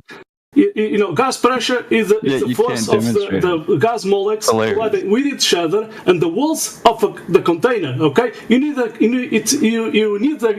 container. It's simple. That's gas pressure. No, you need a container. Go check what is gas pressure. You are just ignorant. Okay, you are ignorant. He says the flat earther. No, it says in the definition what is gas pressure, you moron. You know, we used to You are just ignorant. And you live on the same Earth. You're actually a flat earther. You're just delusional and you think you're on a globe. By the way, guys, how do planes fly? Don't run away. You know, we did ask to you to don't run away. How do planes fly? No, you have to prove it. Show that your gravity holding gas pressure. You have it. Show the experiment. Show it. You are making bullshit talk. Yeah. How do planes Don't run away. Mountain level they fly. Airport to airport, Cosmos. Right. Oh, but you see how you keep having to avoid your globe proof, and you keep going. But what about the flat? How do barbecues work on a flat Earth? How do anthills work on a flat Earth? And what about the bumblebee? You're really dumb, Cosmos. And you think we're dumb. I just did post it from NASA. What is gas pressure? You ignorant. Okay? You ignorant. Don't jump around. Can you calm your friend down? Well, you just called flat earthers dumb. So, I mean, I think you kind of Yeah. deserve it, man. Yeah.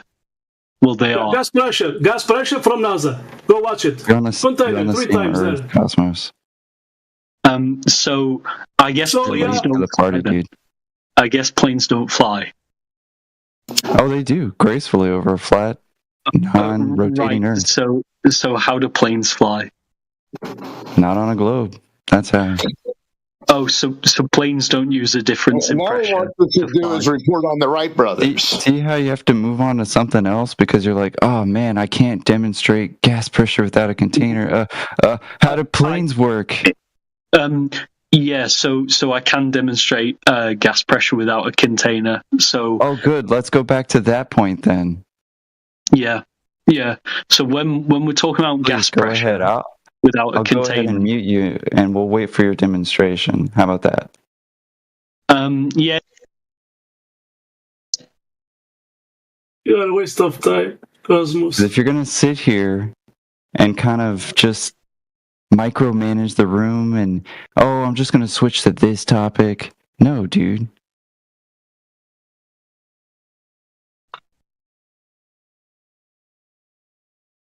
Especially for a guy who's been here a couple times, dude. Like, I understand, like, completely delusional ones like Luke that are just hilarious, but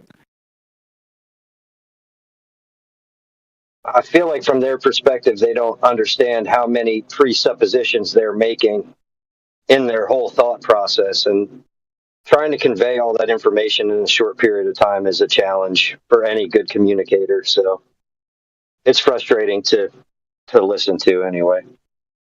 So what do you guys think like the lunar eclipses? oh, like the Selenilian eclipse. I don't know. You know, the Selenilian eclipse, also known as the impossible eclipse, in which you can see the sun and the moon above the horizon. Now, I ask you, if it's supposedly supposed to be in this perfect alignment of 180 degree synergy. Yeah, I don't know what you mean. I just asked you a question, man. You're kind of like dodging. Like, what do you guys think the eclipses are? I don't know. You don't know. Cool guy Jeff, come on, dude. You're Right, being why do you think that like we can addressed. predict? You're Why do being you think, like, we can directly predict- addressed, cool guy. Oh, he said I don't know. Hold on, I can answer him. Yeah, well, why do I need to know something that's happening in the sky to know what the Well, that's ground fine. I is doing? accept that you said you don't know. What do you think? Like, how do you think? Like, we Dude, can you predict, like, asked Kelly's about phenomenon? listen. You asked about lunar eclipses. A lunar eclipse was brought up to Okay. you, and you said you don't know. Well, cool No, I'm guy. asking you- I don't know why, but do you? Do you know No, why I the don't know much impossible about clip happens? Wait, what do you mean impossible stuff? Why would that be impossible? Well, because as I was explaining, right, that the alignment according to the globe paradigm is that you have the sun, the earth, and the moon, right, all in this perfect alignment. However, during a Selenilian eclipse, you can see the sun and the moon above the horizon, showing that it's not in a perfect alignment, right? In order to quote unquote cast a shadow. I don't think the either view object. includes. I don't think the view includes that you can't see that. And actually, I got them confused. I meant a solar eclipse, right? Which happened, I think, probably more often. I don't know. Like, how do you guys explain solar eclipse? Why do I need to? I didn't make any claims about the solar eclipse. Well, I'll tell you why. Look, like, so when you do a theory comparison, which is like flat Cool versus guy globe. Jeff. Cool guy Jeff. Your explanation of a solar eclipse doesn't really present itself in reality. It doesn't even work on a globe. So the solar eclipse is just when. Calm down, dude. So the solar eclipse is just when the moon. That's your story, dude. This is an explanation. This is a story. Can you calm down? Yeah, that's what theories are. They're stories of the world. Yeah, I'm calm. I'm calm. In reality, there is no presence of the moon anywhere. Okay. Yeah, something eclipses the sun. There is no silhouette of a moon. Oh, what are you talking about? Look, all I'm talking about is the thing that happens right in the middle. Have you ever seen a solar eclipse? Yeah. Did you see the moon at any point in time? did I see the moon? Sure, it's the thing that eclipses the sun. Oh, bro. Are you saying it's something else? Well, why doesn't it create an eclipse as it approaches the sun? Why doesn't it create a silhouette? A silhouette? I think it does. I think it partially blocks out the sun. No, it doesn't. You think wrong. There is no silhouette as it approaches or leaves the sun. I think it The does. sun I've is seen it. eclipsed. The sun is 2018. eclipsed. That's all you get. Okay, all right. So, and then you get to tell me, "Oh, I think it must be the moon. What else could it be?" Well, if it was a moon ball, listen. If it was a rock ball known as the moon, there would be a silhouette as it approached and left. I mean, I think I've observed that real time. I mean what? Okay, Well, can you calm down? Dude, you're the one talking over me. No, I keep trying to You're speak, and then you talking over see, me. look at you I'm going again. You just spoke over me addressing again. what you're I'm gonna say a sentence now, okay? Okay, so what did I tell you? What did I just tell you? I muted you for a couple seconds. What did I just tell you, cool guy?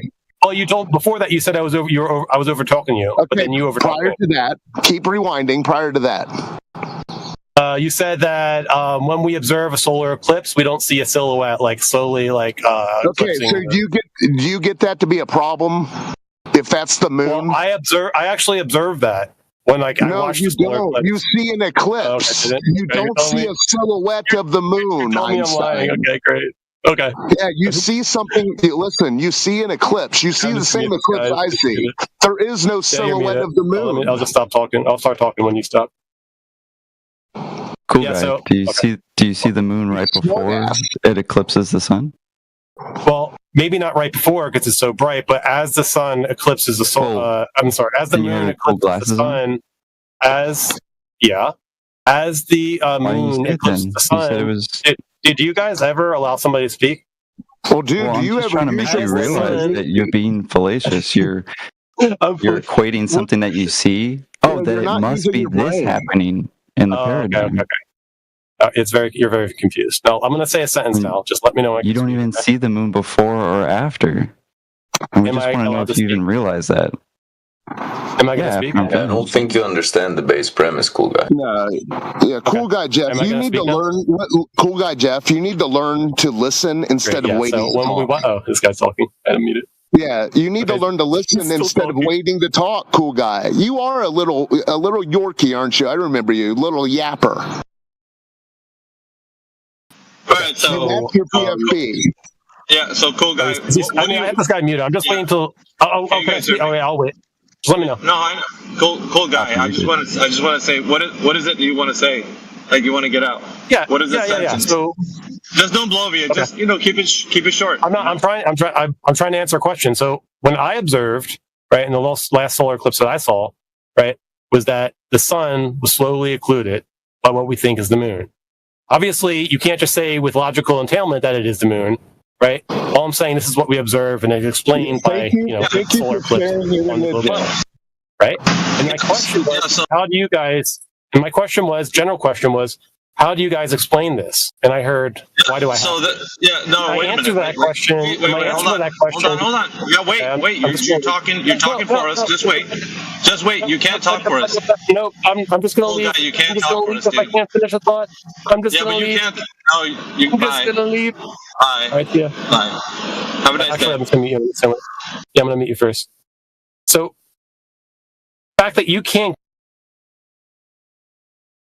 Yeah, we don't need somebody to be obtuse. We do want to listen to you, but if you're going to be obtuse, you're just going to go on mute. Yeah, the thing about it is with these guys that come in here and talk about this, like, I just want to hear you explain. All we can tell is what we can see, and we see the effect of a natural phenomena. That's it.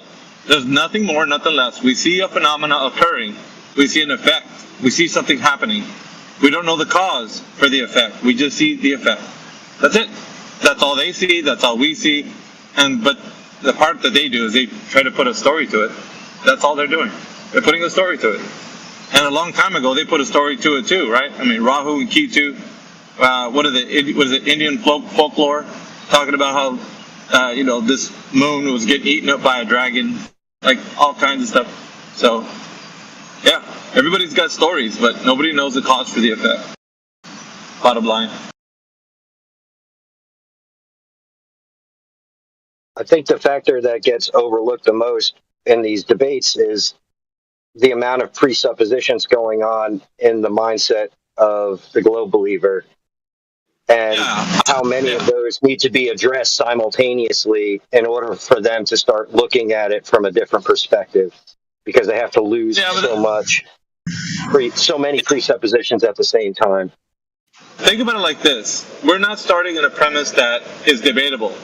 We're all observing the same thing. We're all in the same boat. We're all having the same experience. So there's not a debate. It's really just shared experience. We're talking about what we see, and the other person sees the same thing. Now, the other part is there's a logical leap. Well, I think it's the moon eclipsing the sun or whatever. It doesn't matter. Whatever it is. But they're making an explanation to the thing, the cause for the effect. Now, no one here is making trying to put a cause to the effect, and they're asking us, what do we think the cause is? Well, we don't have to give an explanation to the effect. We just see it. That's all.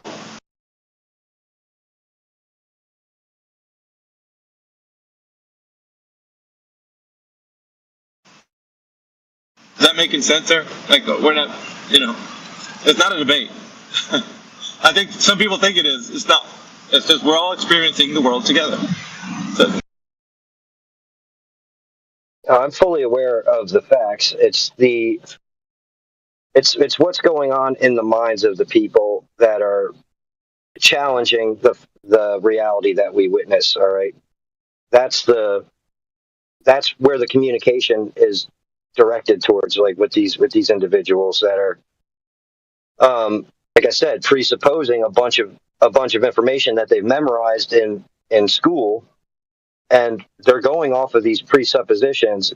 That's all I'm saying, is that the amount of presuppositions that they have is really impeding them from looking at this unbiasedly, is what I'm getting at. 100%. They have all these presuppositions stitched together, and that's their raft. And they won't abandon it. They can't swim for themselves. The sunken cost fallacy, they're too proud. Cool guy Jeff doesn't even listen to his own words, so they're screwed till they pull their head out of their ass. I like how you put that together, old Haas. That analogy. Yep.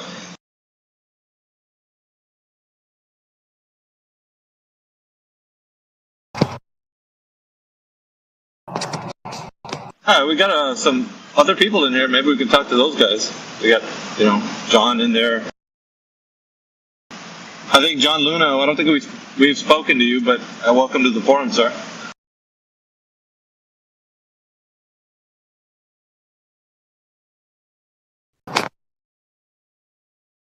Well, John's the one pointing out that all the callers this morning is just a house of cards, and I don't know. Kingsley's here too. Yeah, John. What forums did you come from? I appreciate the welcome. I'm on a few of them. I mean, I found this channel, the original Discord that I joined after listening to Flat Lloyd do his podcast with Eric Dubay, I believe. Right.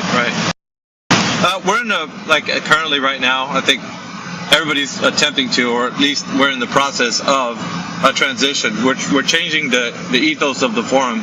We're trying to get a little bit more palpable for the listening audience. So it's a bit of a rough transition because everybody has to dial it back with the rough attitudes, like even myself, so myself included. But it's difficult because we're trying for it not to be so confrontational. And a lot of these guys that we've been dealing with in the past have always been making it very difficult for us not to be.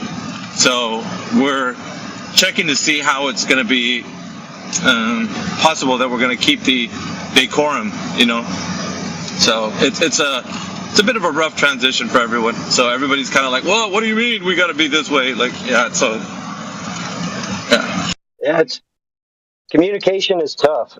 That was basically the crux of what I was getting at. Is there's so much you know, if you think about it, someone's got this foundation of what they know to be reality, and if a lot of that is based off of presuppositions, then trying to get through to that person, you need to really hit them with a matrix of information. You know, that's just not possible. We have to convey our thoughts in sentences that take a long period of time to really grasp, and you have to be pretty eloquent in order to hit people in a way that they're going to really truly comprehend what it is you're trying to convey to them. So that's the true challenge. I like how you put that. I like where you're going with that. We were having a discussion with a gentleman earlier, and I feel like he was really confrontational. His name was Luke, I think his name was. Very confrontational fellow. But it seemed like he had some sort of idea of what academia has to propose as far as like what it's saying about the Earth being a globe. In that, he didn't even want to describe in any way how he knows that the Earth is a globe. So he was very confrontational about that point. So I don't know, did anybody catch that earlier? And he didn't want to tell us how he knows the Earth's a globe because he thinks it's a foregone conclusion. Precisely, yes. I listened to everything he had to say, and you know, the anger was very, like, the frustration is there because he has so many presuppositions, and he's like, "Oh, you guys don't have these same presuppositions as me. Like, how can I get this? How can I get through to you guys? You guys need to have the same presuppositions as me to come to these same conclusions that I have come to." So that's the hardest. Like I said, it's the hardest part. You have to tackle so many different ideas in people's minds that they accepted already as fact, that they have no basis for believing in it in a factual, in a factual manner. So, just for the listening audience, do you think if I switch to my phone instead of my Bluetooth that I'm using right now, it'd probably be better? Or can you guys hear me clearly? That way I can switch or not. We can hear you clearly. Right. Thanks for that. But yeah, we're having a conversation with these, long time, I don't know what you want to call them, anti-flat earthers, and we're just trying to clean house right now. We're trying to see who's actually able to have a conversation, or they just want to flame the forum. And yeah, it's a bit difficult. We're looking through who's here. You know what I mean? And if somebody's able to give good exposition, we want those people to go to the forefront, whoever it is in our team that can actually do that. But if you feel like it's too difficult for you to do that without becoming a flame yourself, then I think it's maybe kind of a heads up to kind of take a step back and let somebody else kind of take control.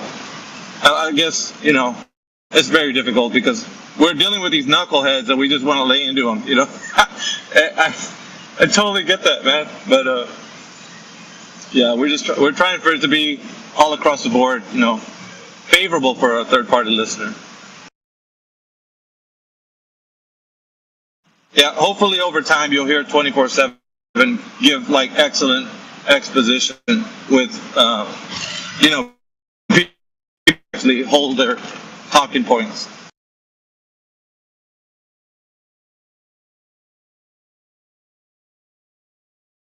Times are changing, my friends. The winds have changed.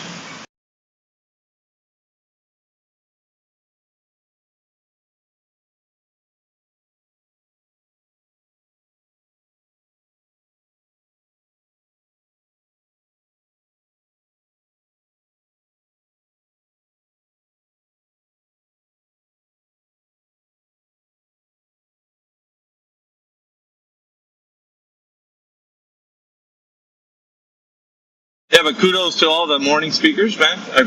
All you guys have been doing a great job. Excellent.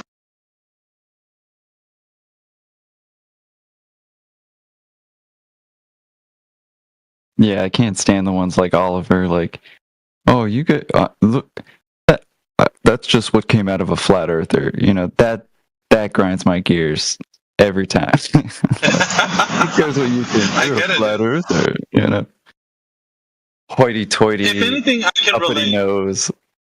Ugh. Oh yeah.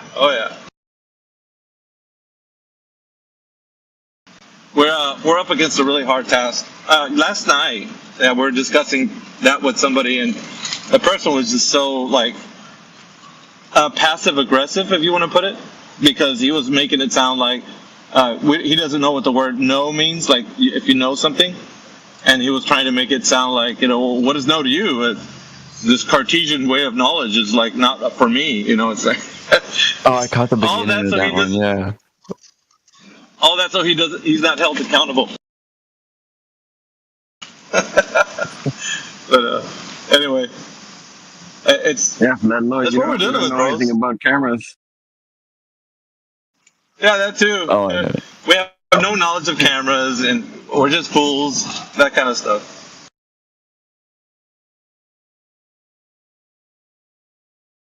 And what was great with Oliver is I was like, okay, we know nothing about cameras. Now what? Well, you know nothing about cameras. It's like, okay, well, how's that make it a globe? Well, you know nothing about cameras. Like it's toddler mentality. I got a toddler myself. Got a 10-year-old. I'm like, put your plate in the sink, and she's like, it's a bowl. Like, oh my gosh. Same logic.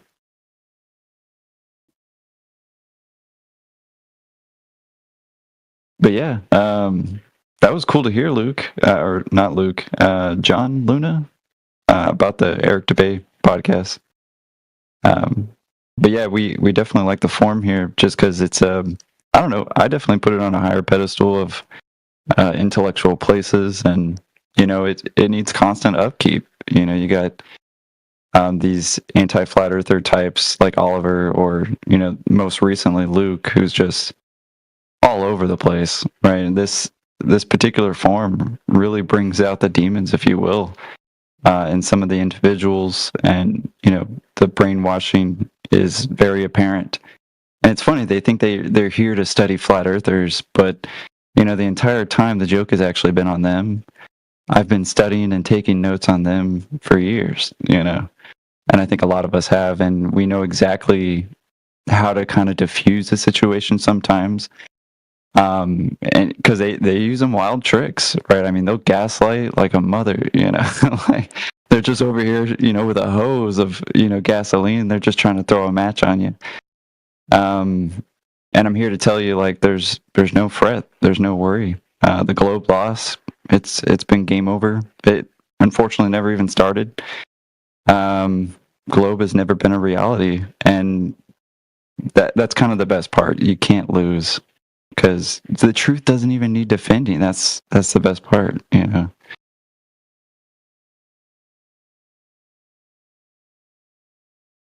Well, if you think about the amount of misdirection prior to even people believe in the globular heliocentric model, it all really does point back to like before, like government agencies controlling curriculums before any of us were born, while our grandparents were children. Some of our great great grandparents were children, and it's like if the globular heliocentric model was true, it wouldn't require all of this like pre-programming before you can think logically. It wouldn't require the government being in control of all of the experimentation and all of it being out of the reach of the public to be able to do these types of experiments and be involved in the data and all of that. So, yeah, all that media reinforcement. You wouldn't need all this bloviation. You would just prove the ball. We wouldn't even be here. We'd probably be the first ones to be like, look, you idiots, it is a ball. We measured it. We verified it. But unfortunately, a lot of us, that's what we tried to do, right? I mean, I don't think anybody just heard somebody on a YouTube video was like, oh, I think the earth is flat. No. And we don't expect people when they first come here to do that either. They're always like, here, convince me. And it's like, dude, nobody's here to convince you. Like, calm down, dude. Put your pants back on, I like we're just here to shed some information. Sorry, Opo, go ahead. Yeah, no, I like how they tried to make us the ones that prove the globe. Like when what's his name? Bob Nodell. Oh, right. Yeah, he proved the globe. Jaren proved the globe.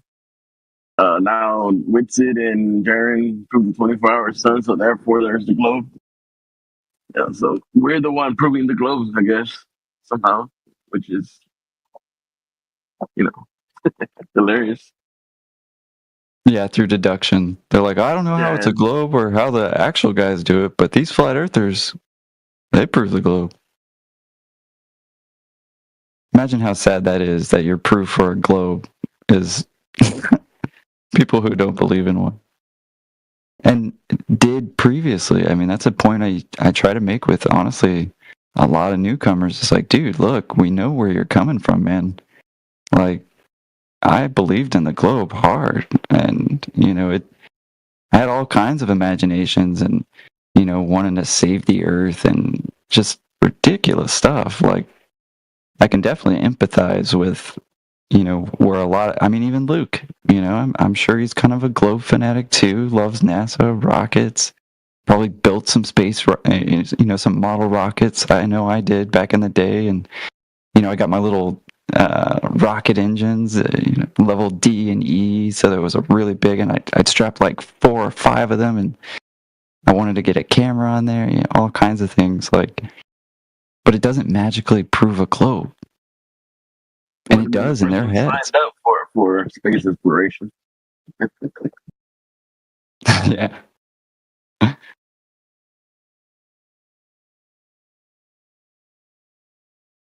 Yeah, it's hilarious, man. They don't see that.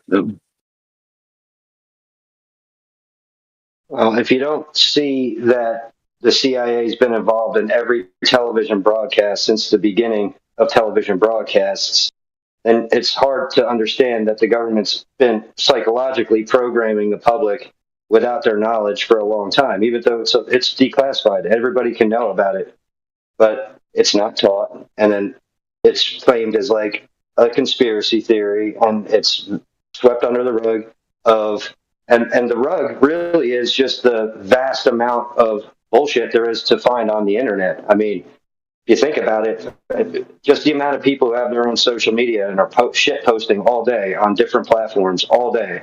I mean, the odds of somebody even finding new information now are becoming slimmer and slimmer and slimmer, especially AI generating content for people. It's just getting to be just way too much data to sift through to be able to find anything worthwhile if you don't know where to look.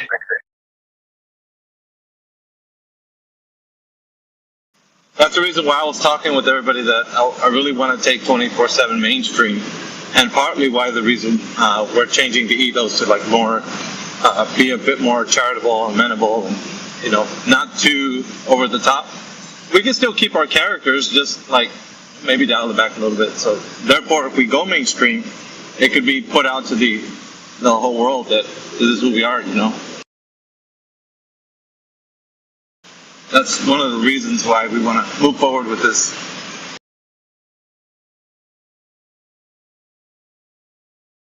Yeah, it's high time, man. It's been 10 years, so I think we're ready for it.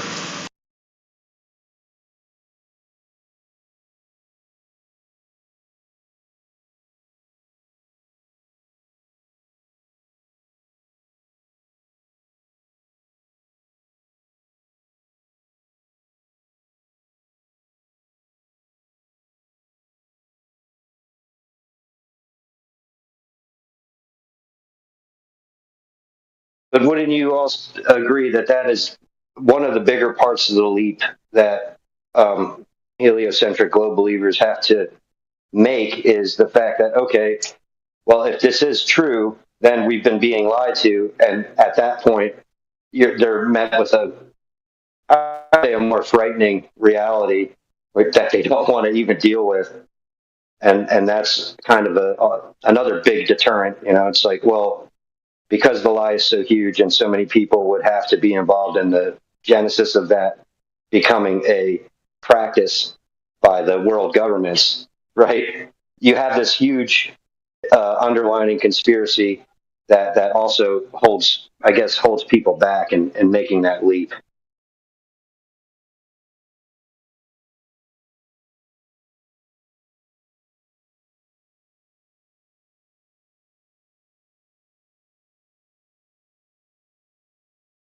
Yeah, but I think that's why the Creator made us as a group for times such as these, so that we can have great exposition for the truth.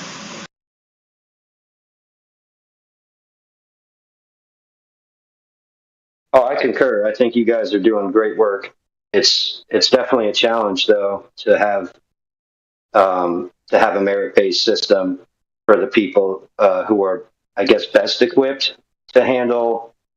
And like I said, I understand it's not a debate, but you're appealing to people's personal their own version that put all of their eggs in that basket. Put it that way. So I do agree that handling the situation gently is warranted at times when you're dealing with people who genuinely want to know.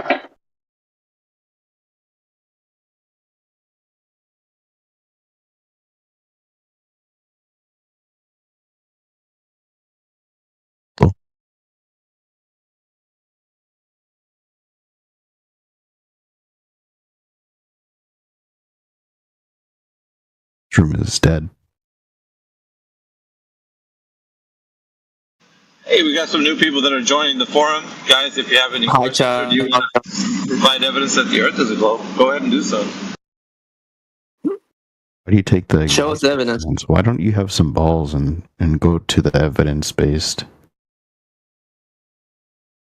You're not an agnostic on whether or not the Earth is flat, right? I'm gonna be perfectly honest with you guys. I'm just addicted to munching. No one asked. I'm on the move right now, so if anybody wants to talk to these gentlemen. Dylan, all I heard was what you sounded like. Is that how I sounded like? Yeah, that's. That sounds like clowns. So you don't like to munch on the pom pom? He's in here to troll. We could put him on mute for now. I'm not here to troll. I'm very serious. Sorry, but this forum is a serious forum, so if you're not in here for that, you also, sir, if you don't have a question or something, I mean, that's fine. But we don't need to hear people chiming in with, like, just inane garbage. We want to keep this forum, like, for intellectual discussion. Thank you.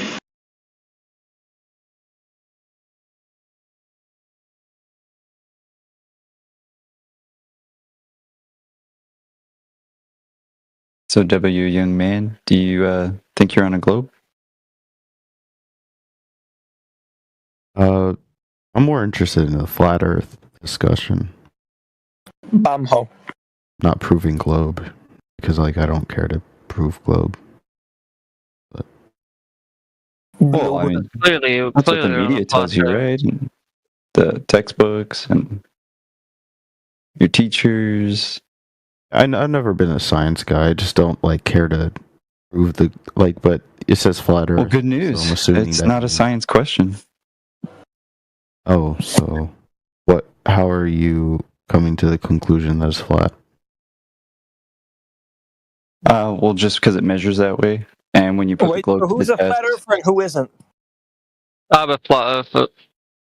Yeah, gentlemen, we're having somebody go in a back and forth. We don't need extra people jumping in. If you do jump in again, you'll be swiftly muted. Thank you. So shut the fuck up, honestly. We don't need that either, sir. We don't need that get right either. back to you, Thank man. you.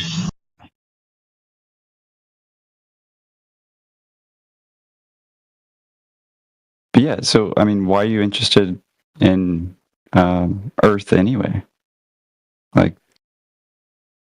I'm not. I just the title interests me. Flat Earth. I don't get to have a lot of discussions, especially with rooms full of people who, presumably would agree with this. So, I mean, I'm interested more so in the discussion or the. I don't know if you have some evidence to provide, a new perspective. Yeah, I mean, honestly, the world doesn't change, right? And nobody here just woke up and was like, "Oh man, I think I'm going to go against everything I've been taught and think that it's flat." I don't think anybody just wakes up like that, right? I know I didn't. And the case for flat Earth, it is kind of a buzzword, right? I mean, it's a little triggering to some, even, just because they've been taught a globe their entire life. I don't know about you, but essentially every movie I've ever seen definitely shows some sort of globe or zooming into a globe. First iPhone, globe, it just all over the place, right? Constantly reinforced, right? Whether it be some sort of solar system, for babies, they put it over a cradle, forget what that's called, a mobile, right? Little Saturns and all these kinds of things. So, I mean, if it's not important, why even go through all that reinforcement, right? All the education, all the media, right? I mean, that seems a bit kind of strange. In my case, for the evidence is, well, it presents itself the way it is. Flat Earth is not a shape claim. Globe Earth is, because, well, the sphere is a shape. Flat, however, is a property of a shape, right? So even myself as a flat earther doesn't mean I suddenly know what everything in the earth is. That's not the case. What it means is that the place they've been telling you, reinforcing you, and all of your friends and family is definitely not the case. That when you actually put this globe geometry to the test, you realize that the surface property in reality is that it's flat. Zero. I mean, don't get me wrong, we got waves over water, right? And we have topography where nobody's saying that it's 2D even. Don't get me wrong, there's a lot of straw mans. Let's face it, if you type in flat earth in Google right now, you're not necessarily going to get even this place, right? You're going to get a lot of crappy arguments. Type it in YouTube. You're going to get Mark Sargent and people just laughing at flat earth. So why would you even look into it, right?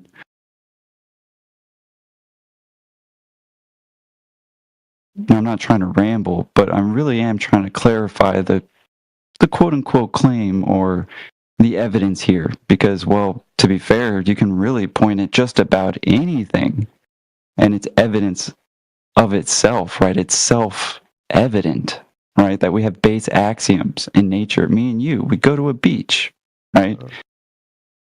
You been to a beach before, young man? Okay, I didn't really understand. Sorry, I didn't really understand the question at first, but now I think I get it. As that you're asking me, like, why I would even care to be here, ask you this question about the flat Earth. Yeah, why even join a flat Earth forum on Discord? I mean, because, well, the default position is kind of based off of consensus, not necessarily like. I mean, I wouldn't. I was taught that the globe too, right? Yeah, but I was taught this, and I kind of conceptualized this before I looked at the world and said, "Oh, I think the world is flat." So, I mean, in terms of like ideas of what the world is, I never really looked at the world and assumed that the entire thing was flat. Yeah, me neither. I mean, especially when I believed it was a globe. And but is what I guess what you're saying is that we can look at it now and say that that's all that we see? Correct. That is flat, okay. Reality presents itself and is measured and practically used as a flat, stationary Earth. So, do you... And it's really not that wild. What makes it so wild is, well, you've been taught that it's something else your entire life. You believe in, like, physics?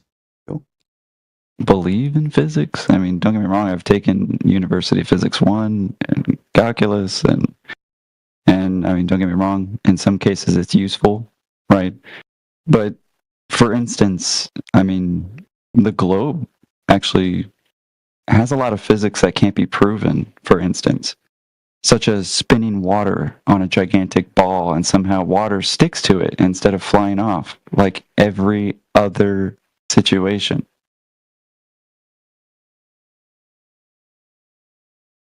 See how the globe already defies physics? Or how about the second law of thermodynamics, where you and me, we're breathing gas pressure right now, yet the globe claims it's magically held by gravity, right? Even though we see no demonstration or instance of this gravity holding gas in reality, right? Such as clouds. I see evaporation. I drop helium balloons and they go up, for God's sakes. So we don't always even see gases go up or down. In many cases, gases actually go omnidirectionally. They go in all directions. Right? Yeah. I mean, can you imagine if somebody belched and you saw it like go down? You'd be like, whoa. But you do believe in No, it goes everywhere. Like gravity, basically. Like, you believe in like gravity, right? Believe in gravity? Now, we can call it whatever you want, right? We drop stuff, it goes down, but you have to understand that is, like, if you look around right now, is anything falling? I don't, what's your point, man? Well, I mean, most people think that gravity is just this constant thing that's just pulling people down because they were taught this Newtonian physics paradigm, right, where mass is attracting mass, even though they don't experience that in reality. But they taught it to you when you were 4 years old, so it's become a part of your identity, your way of life. Maybe even think about it subconsciously. I mean, it explains a lot. Gravity, yeah, like the whole mass attracting mass. Does it though? Because we just explained that. Well, if gravity's so good at explaining, how come the clouds are floating? Are they anti-gravity devices? Oh. No, it's because they're lighter, or it's like smaller. It's because you've been taught a paradigm, and they never even proved that to you. They never proved it to me either, by the way. They just said, hey, gravity equals 9.8 meters per second squared. That's just it. They didn't say how they got it. They didn't say what it is, how it works. But they definitely claimed everything that it does, right? Especially when it comes to this heliocentric paradigm. Like yourself, you think it just magically holds oceans to the Earth, but somehow the clouds, oh, well, they're just light. Even though they're not. Actually, they're tons and tons of water when you completely densify them. And when they do get dense, they come down as rain, right? Because it's more dense. In fact, this quote-unquote things falling down or even going up can be generally explained by, the relative density of objects, of material, right? For instance, the evaporation occurs because, well, the gas gets heated up, right? It becomes lighter than the gas that surrounds it, and it's going up, right? It accumulates and then turns into a cumulative cloud, right, where it gets its name. And then as it's traveling in this dynamic system, it becomes dense and falls back down as rain, right? You got the water cycle. Now, did you notice I didn't have to use the word gravity?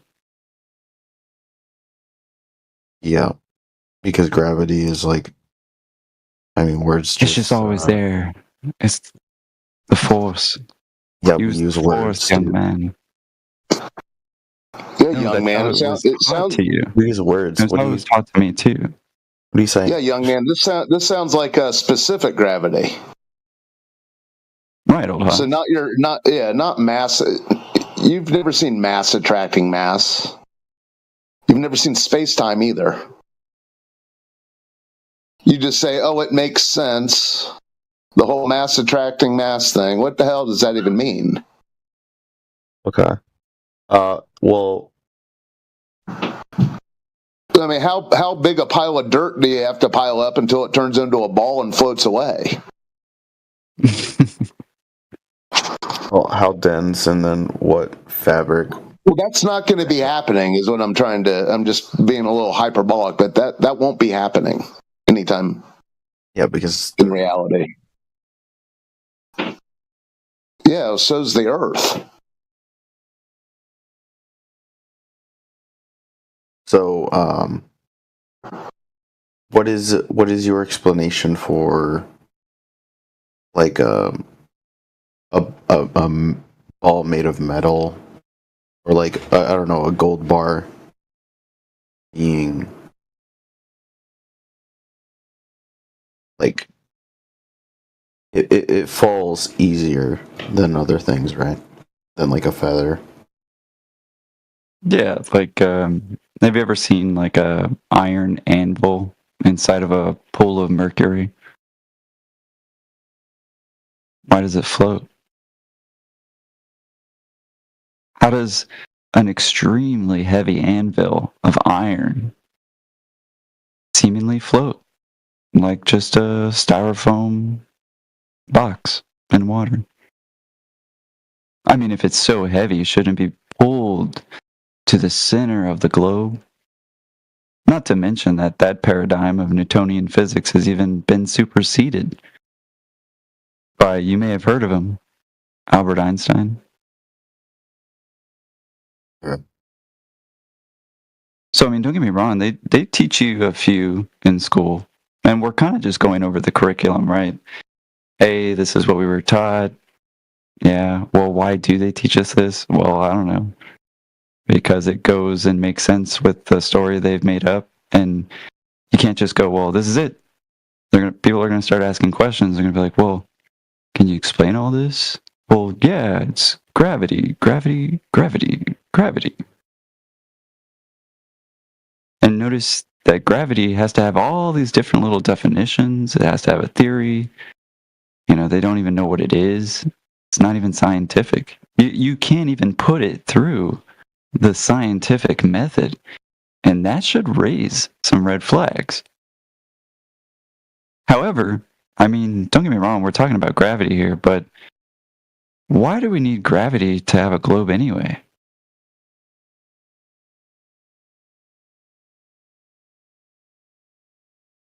Why do we need gravity? Well, because the gravity and the globe kind of like the explanation for the two, the mathematical part. Those things come together, right? Right, so you needed one to actually explain the story.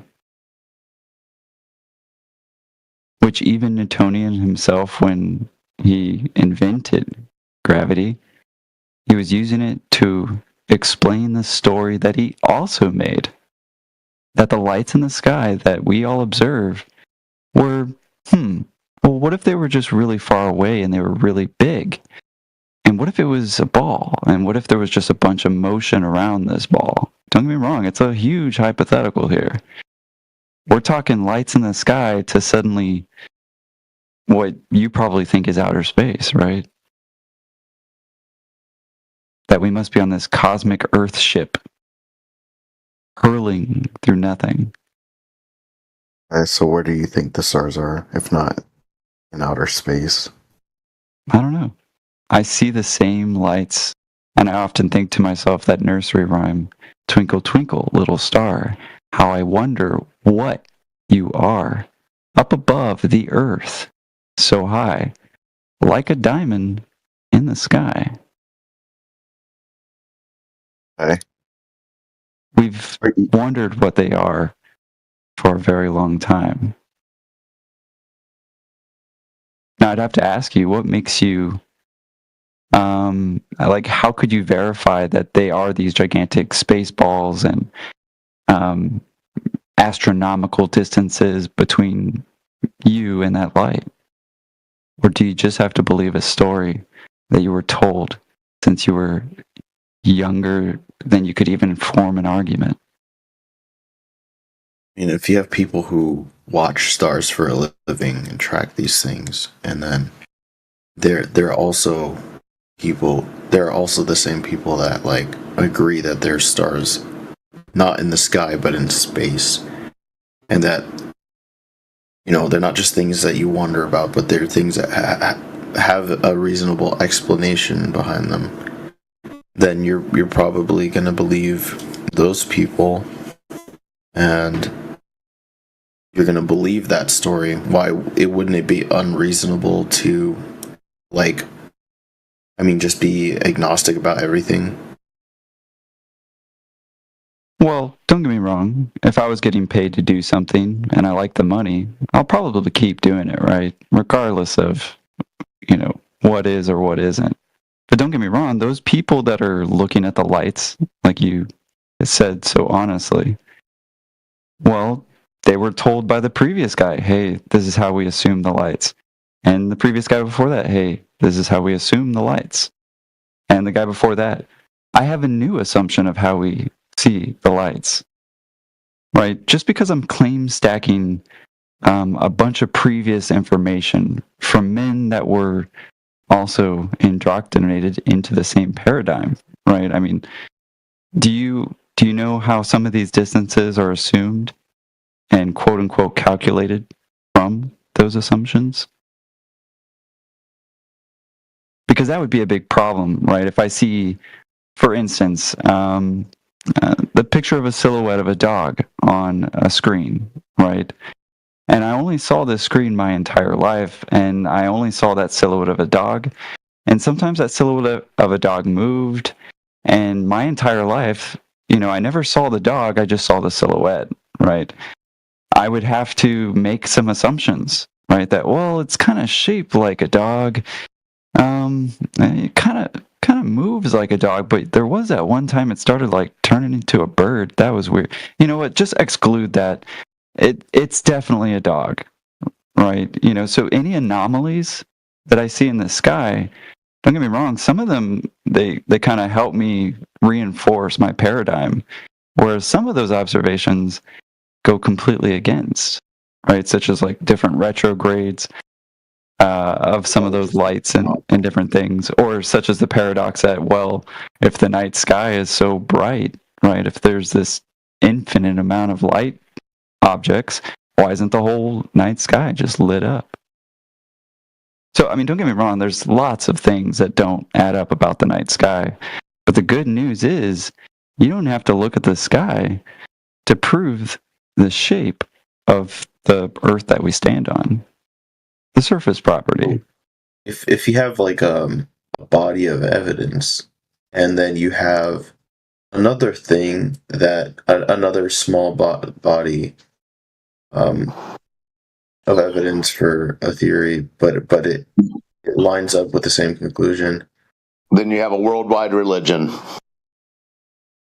You have a belief system that can't be verified because you can't go to those places that they generated in the story. Yeah, you do have a belief. Back to the example of the dog, right? What if I never verified it was a dog and it was actually just some robotic thing?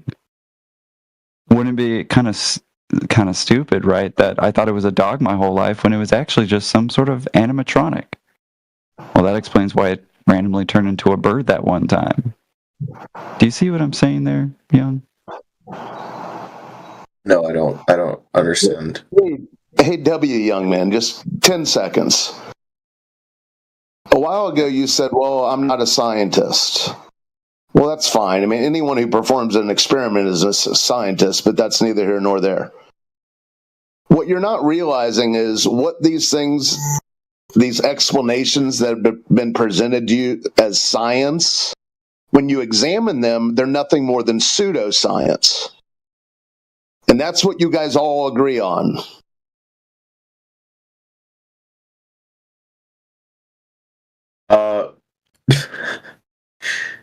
What are you saying?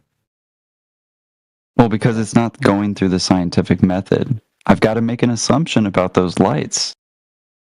And then there's no way that I can verify them for myself. Go there, measure it. Hey, turns out it really is 30,000 light years away. How about that? We can't do that. Why? No one can. But let me tell you, they can definitely make a story based off another story, based off another story, based off another story. Why does that matter? Like, what does that have to do with like? Well, let's what take is the initial valid story. then? If You you know, have if you have more evidence for one theory, then you're gonna buy into the one with more evidence. Well, evidence would be like proof. If I have more stories about the globe, does that make it more true? Yeah, do you have evidence of Earth's surface curvature? And cut to the chase. Because that would be all you need, is what we're trying to say. It's not just stories, though. It really is, though. I know you don't see it that way. You think that it's evidence and that the assumptions prove something. But just as I elucidated about the shadow of the silhouette of the dog on a screen, it wouldn't prove that it was a silhouette on the dog. It wouldn't prove that this space paradigm exists because you can't verify these stories. For instance, you know, the ones about the lights in the sky.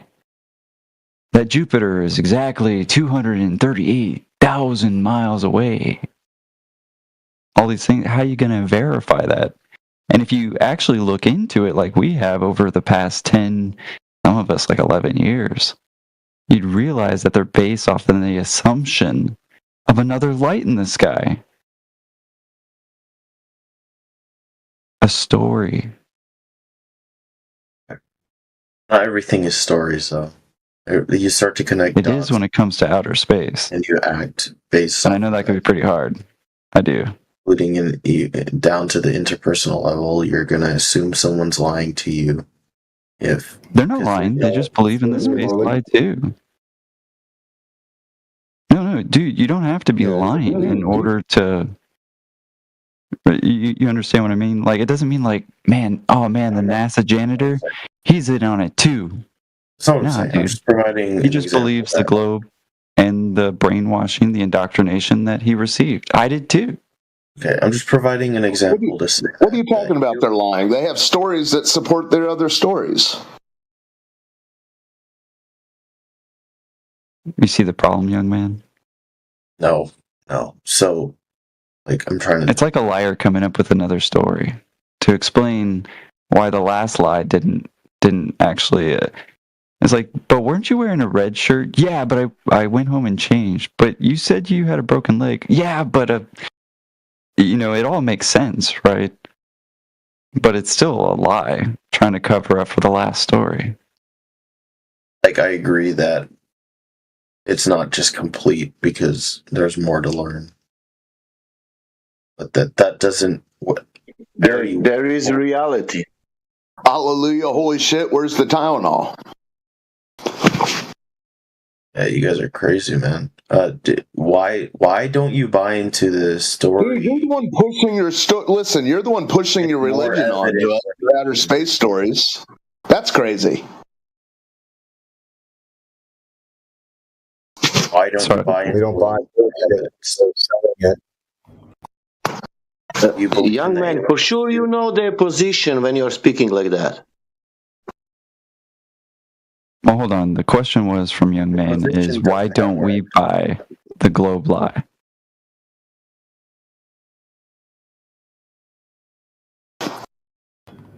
Yeah, I chewed it up and spit it out. It was fed to me too. We all bought it at 1.2. Spit it out, and then you chewed up what did you do to replace that? What body of evidence do you have? We didn't replace it with anything. Yeah, I'm not pretending to be omniscient. I'm accepting that mysteries abound. This ball that they showed us on TV doesn't present itself in reality. Okay, life goes on. I'll accept that too. But which one do you think is a more viable theory? Like, how do you understand? Well, if the Earth's surface isn't curving to form a ball, it's not viable at all. I mean, don't get me wrong, Young. You're going to hear a lot of, like, quote-unquote theories out there. Like, I mean, just type in Flat Earth on TikTok, and it's going to be a whirlwind of a shit show of people trying to get clicks and say whatever to get those clicks and popularity, because sometimes people are insecure, and sometimes social media, well, it just really inflames it, right? And unfortunately, a topic like this, and as you can see, can get you quite popular just because of the triggering topic itself. Well, they make up a lot of stuff. They make a lot of claims that they can't back up, right? Like ice walls and, that there's lands outside the ice walls. And I mean, models, pictures of all these different little circles.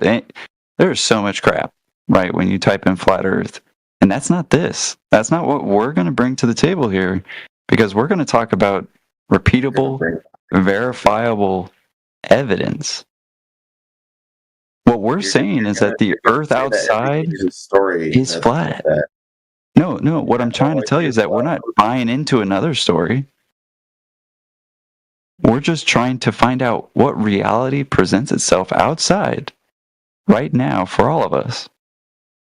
No need for a story. Don't get me wrong, just because I measure the Earth flat doesn't suddenly tell me the extents of the Earth. It doesn't tell me the shape, right? It could be the shape of a lake. Well, what shape is a lake? I don't know, lake-shaped. You see what I'm saying? But what it does tells us is that it's not a globe. If I like showed you a movie and it were about a scientist who went through his personal process of like actually observing everything that you know that goes beyond what you see when you just look outside. And then he came to the conclusion that the Earth was How's that? How do you go beyond what you see, Young?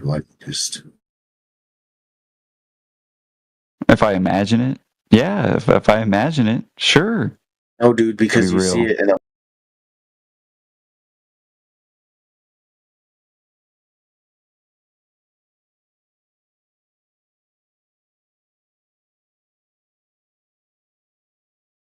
microscope too. You see, I can make a story about those that I see too. That's Couldn't how you I? build things. I'm just saying I can make a story about the things I see in the microscope too. I can make a story about the things I see in the telescope. All of these conclusions, they come from personal experience. If you actually read them, Young, you'll know that they even call out their own assumptions. They even say, if this, then this, right? I'm talking about the evidence. I know. You think that it is evidence. I thought so too. But the trouble is you don't even have the evidence, right? I mean, like the curve of the Earth. Do you know how big the globe is supposed to be? Remember, it's a geometry question. You can go ahead and type it up right now. What's the claimed radius of our globe? I don't know. What does it matter to you? You can't see it. Well, we're going to need it to prove our globe. I mean, you'd have to ask yourself, how did they get that in the first place? Yeah, you're the one that's pretending like this is viable, as you. Well, you guys are too. Are you just going to assume it's true? You don't even know what it is you think is quote unquote viable. Sorry, what was that, Young? You're using your hypocrites. You're using that. No, we're not hypocrites. You're using the explanation. You're using hypotheticals to explain it to me.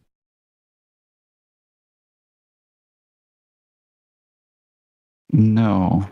You're not using. I mean, I'm trying to elucidate it simpler, to give different, metaphors or even just comparisons, right, to make it a little easier to digest. Don't get me wrong, I'm not trying to convince you the Earth is flat, and I don't want you to go away today and be like, oh man, I think the Earth is flat. I just want you to look into the material, right? Because for me, honestly, this path of truth and just being honest with myself and realizing it wasn't a globe and that I've been lied to, kind of helps me out a lot. But it's not really about me. It's what truth can do for you. Like I said, the Earth doesn't change. You do. You start to look at information for what it is. You start to be a critical thinker, and you stop you start to stop being fooled so easily. Not that you're fooled easily. All right. Like, I'm just saying, those are some benefits that a young man like yourself could probably use in this reality. You're a young man too. Yeah, that's what they keep telling me, but I feel old. You're cooked. That's what that's. Right, so why that? You're the only one here that thinks you live on something you can't prove. Hey, dude, you're a hippie. Oh no! So why? I heard that one. You fucking. That's his only comeback. It's a terrible insult. So why the 24,901 mile number is so important is because that's the positive claim being made, and that requires a constant exponential drop rate in order for that oblate spheroid to exist.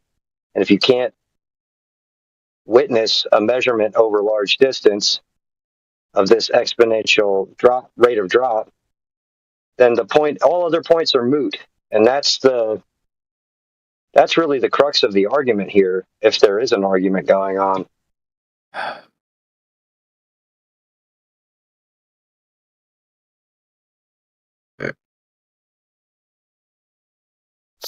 He told you information. Now it's about you. Do you want to deny the reality what is outside, or you want to, accept it? And the reality, if you accept the reality, you will find out that reality is not that what is presented on television. You're not going to prove to me that the Earth is flat. You're going to tell me to walk outside. I for sure will not. Do you know? I will tell you who will do that for you. Me, never. But the reality itself, for sure. If you look into that, if you hear me again, I will repeat. I will never prove to you that Earth is flat. But reality itself, it will. If you go and look into that, do you understand? That will be that you will be that who will, change idea. Not because somebody else, only because you will understand. Do you understand? Yeah, no. Whoever wants to tell you're you not anything, taking away my choice. I get it. I know. I know. Choice is this. You can always be, on the side. People has a choice. You can. I told you. You can deny the reality. Everything. You can deny the reality. Everything is okay, and nobody can convince you about that. Why are you telling me this as if I don't fucking know I'm a individual? I'm telling you only that he gave you the information, and information is about the reality. Like, what do you? I'm telling you there is information about the reality, about the heliocentric model, that something should occur, like a sphere. That's not what is happening in reality. If you don't want to see that, if your choice is, I don't care, that's your choice. Nobody can convince you even. Do you understand?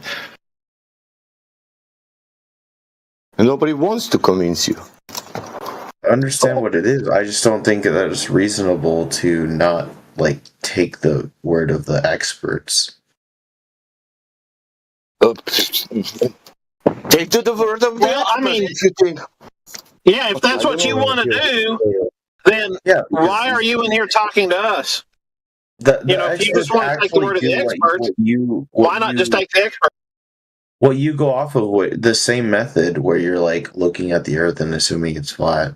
They do the same thing, but in a grueling process, and they have an entire career dedicated. Stop the cap. Yeah, and I took that word from the experts, and experts saying that with 1 foot observer height, the geometrical horizon is on 1.22 miles. That's experts saying, not me. Experts wrote books about that. All heliocentric experts wrote books about radius, how big it is there. Do you understand? Not us.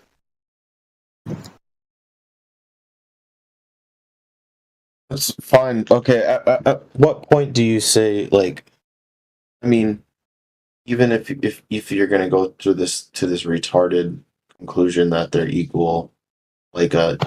Dude, you're coping hard.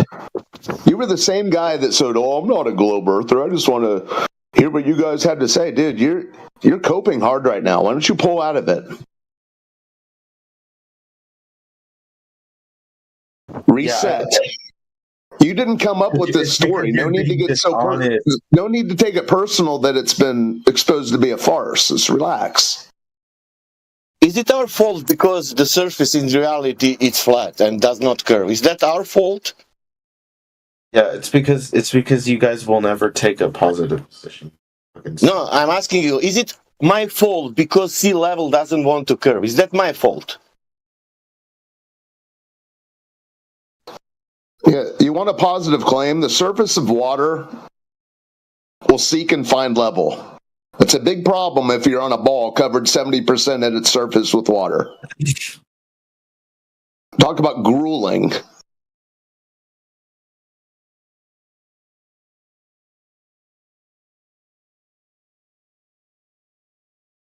So when have you seen the curve, young man? When was the first time you saw the curve of the Earth? I haven't seen confirmation of the thing that, like, that's the whole point of their argument. That's the whole thing. That I can't observe it directly.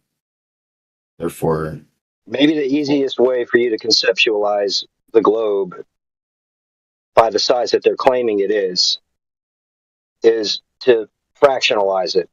You know, if you got a 24,000, you could just say it's roughly 25,000 to make the math simple. And just divide it by 8. And think about how many of those sections you would need, right? You need 8 sections to make this, if you're looking at it from the side, right? That's how much curvature needs to be there. You understand? Like there's a huge problem when you're looking at this, even in concept. So you're not going to have completely flat areas on a ball. It's just never going to happen. It's like you can't have completely flat areas and say, oh, all right, well, this is just one section of the ball, and we can move to this other completely flat, and that's just another section of the ball. Just you need to have an exponential drop, and it needs to be measurable in order for you to have that positive claim backed up in reality. Like that's the whole issue. That's the thing that we take issue with. and you can agree at the same time that you're in the minority, and that you don't have the more evidence-based position. You have the like minimalist fucking. Majority doesn't make you right. At one point, majority of people were racist and had slaves. And you're starting to attack person, you know, he told you something about the argument. The thing is, I'm still right. Thing is, try to attack the argument. More scientists come to this conclusion than the ones that don't. And a lot of them. Can you name it one? Can I name all of this? No, only one. Can you name one? I could have swore he said one. Bill Nye. He's an actor. He's not a scientist. He's not a real scientist. That's the worst one you could have chose. Oh, man. He's not a real scientist. Wow, Is it? oh my god, yeah, that caught me dead. And can you tell me what is the Bill Nye publication? On which what was his studies and which experiments he did, and what is his? Is it his in archaeology, chemistry, physics? Where he is? Which kind of science?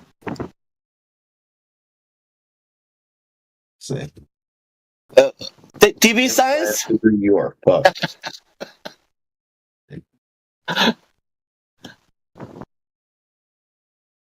he's a mechanical engineer. I'm sure that you don't know even what science is. Is that correct?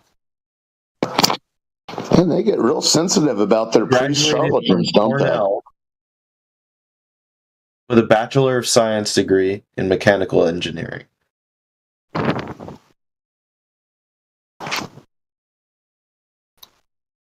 This is Bill Nye.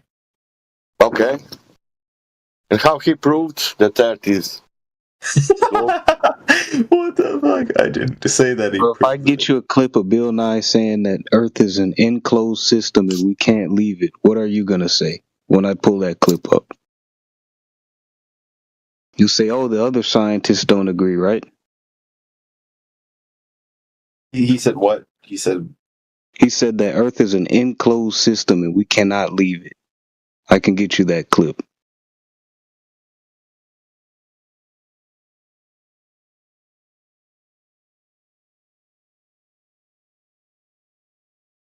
Bill Nye. Yeah. Yes. How many times do I need to repeat it? It's because I just don't believe you. I don't even believe you because you guys. All right. Clip coming. It doesn't even matter if he sees the clip. He believes that we can't exit the Earth. He said that in some context. No, he said that verbatim. He said that verbatim. Here we go. That's gonna be complete bullshit. Bill Nye is like, he's a great example of just like your average scientist consensus.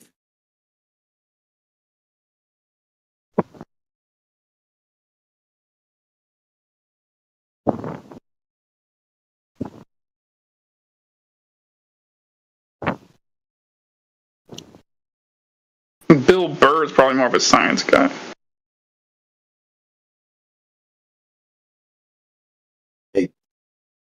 But Bill Nye, not Nikola Tesla or Maria Curie, not them, but Bill Nye, not Nikola Tesla.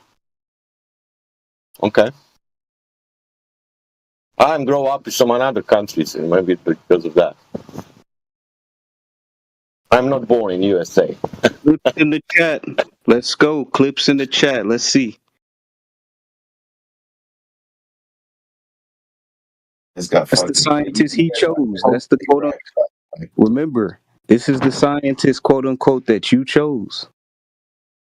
Bill Nye, which was and now you're calling him a scientist. He's an actor. He's not I said, quote unquote, that you chose. He's a scientist. He is a scientist. I read out his credentials. Mm-hmm. Can you watch the video and not try to deflect? You guys asked if I could name a single scientist. You won't even. You guys see how he's trying to deflect from the video, right? Yeah, deny reality. Don't watch things what are, some things. Don't watch things what can prove some other things. Don't watch that things. Only take the belief, and nobody will convert you in anything. You will stay whatever you are now, and that's good.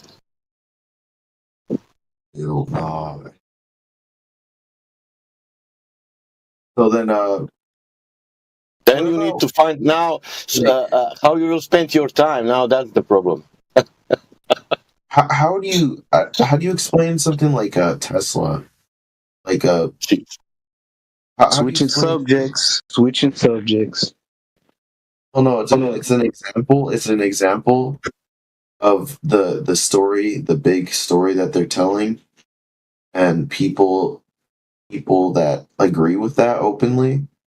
So, like Elon Musk thinks we live on a round Earth, obviously, and then how do you explain the electric cars that he's making? Yeah, remember when he said? It's real because it looks so fake. I don't know why you're expecting us to explain this entire fabric of globe presentation that's given to you. Go ask them.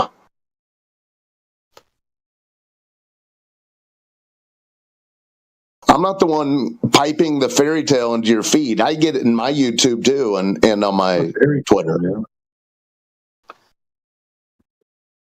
Why do they have a bunch of ladies in blue jumpsuits ringing bells and kissing the dirt?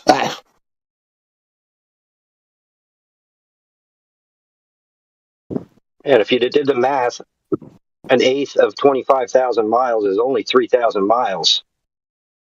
You're you're missing the point. There should be a ton of curvature that's measurable, easily easily visible, and it's just not there. That's the whole issue. They don't agree with you because you can't see it. And I'm sorry, has he watched the Bill Nye clip yet?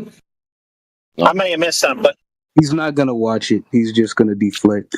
yeah, of course. I mean, I don't even know why he's here, frankly. I mean, first off, he said that he always trusts the experts. So if he trusts the experts, why would he come to talk to us who he doesn't think are experts? I mean, he's got his answer he's looking for. So what brings him here, guys? No, I'm explaining to you, like, why if I were to buy into one, that I would buy rather buy into the round Earth one than the flat Earth one. Yeah, so he's just gonna keep. All right, well, go enjoy it. I mean, I don't know how else to help you. You've only told us that a half dozen times. Right. He's like, and who you trying to convince? Bill Nye, nuh-uh. You guys asked that, and that was a legit answer. You guys are just mad that I could answer it.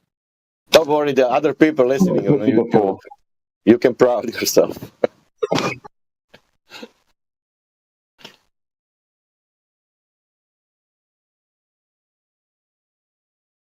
And he has legitimate credentials. Like, you can't just take that away from him just because he's famous for being. So does Dolph Lundgren.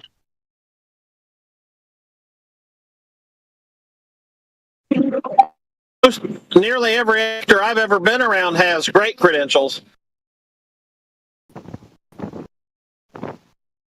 He said the Earth is a closed system and you can't just send junk outside of it. There's nowhere else to go. You're not leaving. It's a closed system, meaning matter can't leave, can't enter. And that's the scientist, quote unquote, that he brought up. Hey man, we're just listening to him, man. We're just listening to him. That's all. Are we wrong for listening to him? The one that you brought up? Yeah, that's what he said. He says that in one clip, and then he says that we went to the moon in another clip. What do you think what are you going to come to the conclusion? So find me the clip where he says we went to the moon. Then that's your job. Because I found you the clip where he says we can't leave the Earth. So you find me the clip that you made up just now where he says we went to the moon. Bill Nye is low-key a moon landing denier. Maybe, unless he thinks the moon is inside the closed system of the Earth he's talking about. Who knows? Never heard him say anything about it one way or the other. Okay. I'm waiting for the link. I want to hear him. I want to hear this out of context shit. No, I already sent it, and you know I sent it. You can switch the topic. Where? And he's assuming it's out of context. Like 20 minutes ago. He's assuming it's out of context, Heretic. Yes. Yeah, he's never seen the clip, but somehow it's out of context. That's what they run to. How do you say something is out of context and you've never seen it before? Yeah, good point. Never seen the whole thing. What are you talking? Even if I did see it, how do you like? You guys are just liars. Like, you're trained to just lie and just be delusional about everything. It's amazing. Yep. So what brings you here? You don't want to see the evidence. You trust the experts. So what is it that brings you here today? What's your motivation? What do you hope to get out of a conversation with us? Well, I thought you guys might provide like something new, but you literally just said that it's because you walk outside and that's what you stick to. You like you see. No, that's you heard that things. You didn't listen to anything then. That's what you said.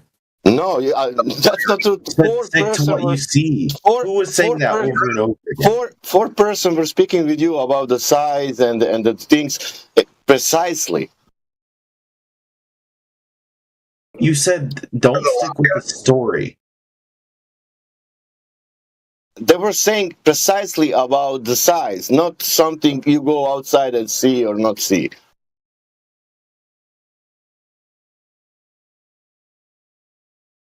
Even me. How would I? How? Let me watch this video.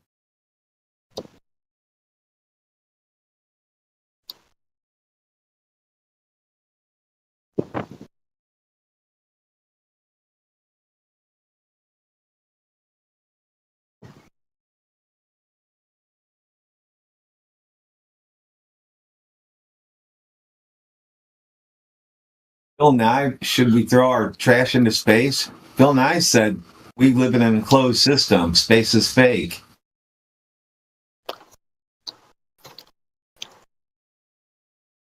And that's who you brought up. Remember that. We didn't bring up Bill Nye. You brought up Bill Nye. So I got to cook you, bro. That was the worst choice.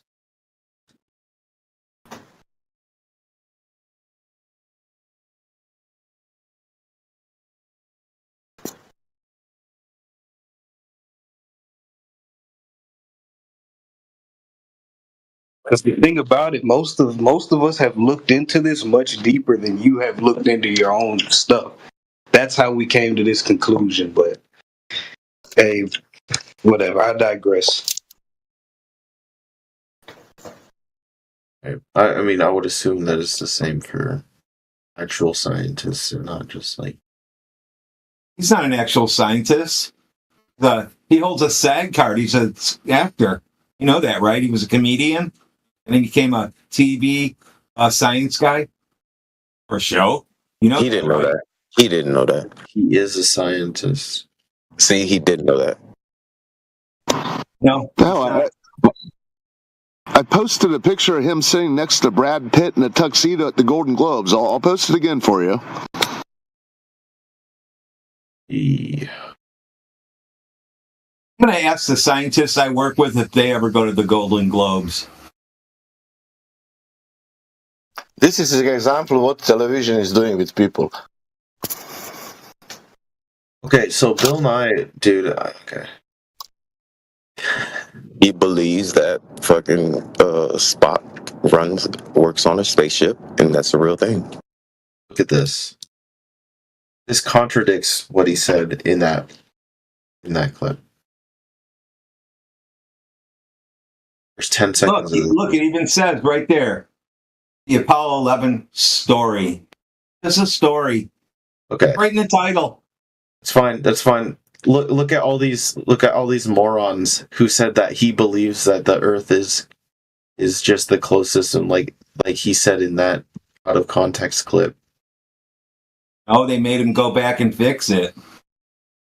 Yeah, they made him. Just like Joe Rogan when he came out saying the moon landing was fake, and all of a sudden it was real now. Yeah, and just like you guys all looked into. You want your money, Joe Rogan. You're going to say that it's real. If you keep saying it's fake, you're too big to be saying it's fake. So if you want to lose all your money, you're going to say it's real. Yes, sir. I'll see you in my next meeting at the next meeting of the Masons that we're all part of. Okay. Wild. That's crazy. You guys said that. You said that he believed, so that you tried to use him against me. You tried to do that. No, we try to use the surface of the Earth to show you that there is no curvature in reality. You tried to use his belief against me. That's what you tried to do. No, we're just showing you there's a lot of. We're just showing you there's a lot of corruption in actors. That's yeah. You know what I mean? I'm not saying Joe Rogan is a fucking scientist like you said Bill Nye is a scientist. Yeah, I get that. And Flat Lloyd is still fucking cooked, by the way. Absolutely cooked. In the brain. It's not about being cooked, bro. It's about reality. I guess slow. Cope harder, dude. Sounds like you cooked somebody, Flat Lloyd. In that Lloyd, what are you talking? Living rent free, man. Right now, I heard you were cooked. What are you doing, Flat Lloyd? You shouldn't be talking now. You got cooked by Glober. He had mushrooms for breakfast without the eggs. Okay. Oh.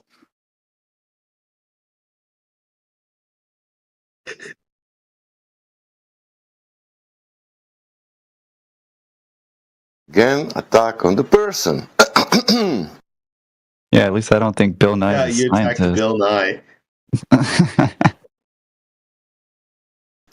Bill Nye is a literal scientist. What are you talking about? Let's not. Saying Let's. Do you know what is? Do you know what is You fallacy? think Professor Dave's a professor too? Tell me the experiments Bill Nye does. What he does for a living. Making study how to the other guy. If there is a leak, you know. What's the other guy? He's supposed to know. He said he's a scientist. Want to know what experiments he does, where he works.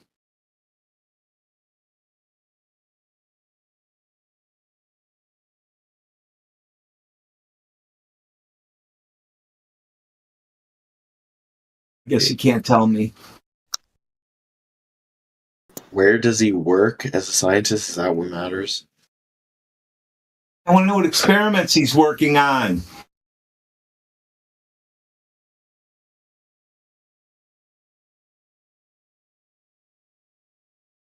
Are you a science denier? You sound like one.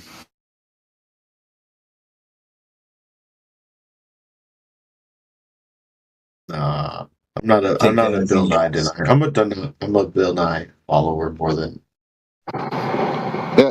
W, young man, I tried to explain to you, don't you remember, that what you think is all these scientists are just pseudoscience storytellers? Remember that part? You tried to say that? Not only did I try, I think I did. Why? You're still no. I'm just waiting because I was going to ask you a long time ago when you brought up Bill Nye. What is your favorite Bill Nye experiment? I mean, one who does experiments is a scientist, correct? Not a paid actor. Fuck you. Okay, what's your favorite experiment? See, I think you think these pseudoscience charlatan chants. What? That one where he grows the moss on the car. What's the experiment? The one where he doesn't wash his car. Okay. He grows moss on a car. He said. What's the experiment? He made the prediction though. What? Okay. What prediction? That's not science. Oh my god. If I leave stuff behind my shed in the shade, moss will grow on it? Yeah, I can go take a picture of it right now. That's some fucking experiment, I'll tell you. This is so easy. It's so easy because these people who do these experiments, like, they come to greater conclusions. What and then was you're the like, experiment? No. Yeah, I know all kinds of people that don't wash their cars. They end up rusted out. Here's another one. Here's another one where he's walking on fucking dried up bolt. Like, so this is after a volcano eruption. That's an experiment. Walking on rocks now an experiment. Everybody in here. No, but he's seeing it with his eyes, which is just as important, essentially. Okay, now, if you guys walk, and if you can see, you are now a scientist. Everybody, give yourself a round of applause. Well, that's what you do as a scientist. Yeah, that's what religious zealots do. They walk on coals and handle snakes. No, you're wrong, brother. But yeah, what is the experiment, though? I mean, guy visits volcano. That's an experiment now. Oh, as a scientist, you want to determine what is the cause of the effect that you can observe in nature. So you want to determine that cause following scientific method. So that's what scientists do. That's what science is. Yeah.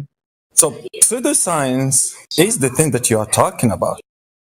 Doing something, believing some other thing, and claiming it to be factual and scientific, but it doesn't follow the scientific method. Science. No science. I'm not saying science is like proof for everything. Science isn't end all be all. Who said that? No one said that. I just explained to you that no, science is to determine the cause of the effect. Yeah. Yeah. And you determine the cause of the effect by following the scientific method. If you don't do that, it's not science. The causal are you determining by walking on rocks? Oh, that's what you're asking. No, like I'm saying that he. Yeah, he's not doing science. He's doing pseudoscience, and you claiming it to be science. So it's pseudoscience. It's something that is not related to science, but you are claiming it to be science, and it's not following the scientific method. I said he was a scientist. Yeah, dude. Hold on. W. Young Man, what's happened is this guy, this character who has unlocked the secrets of the universe and presented them to you in your youth and to this day, you're showing us what a great mind he is by telling us he walked on rocks. You're the one saying, well, these people who have done these experiments when you say that, you're implying experiments about your universe and ball, not a guy walking on hot lava or dried up lava, wherever he's walking. Yeah. Are you not, dude? Now you're just protecting. We were talking about the credibility. That's where it came down to. Like, is the credibility of the science? Well, yeah, for a child and a naive person, yes. Bill, the credibility is there for Bill Nye. His bow tie does it. The people who still, that when you jingle keys in front of someone's face and they just light up. That crowd it works on.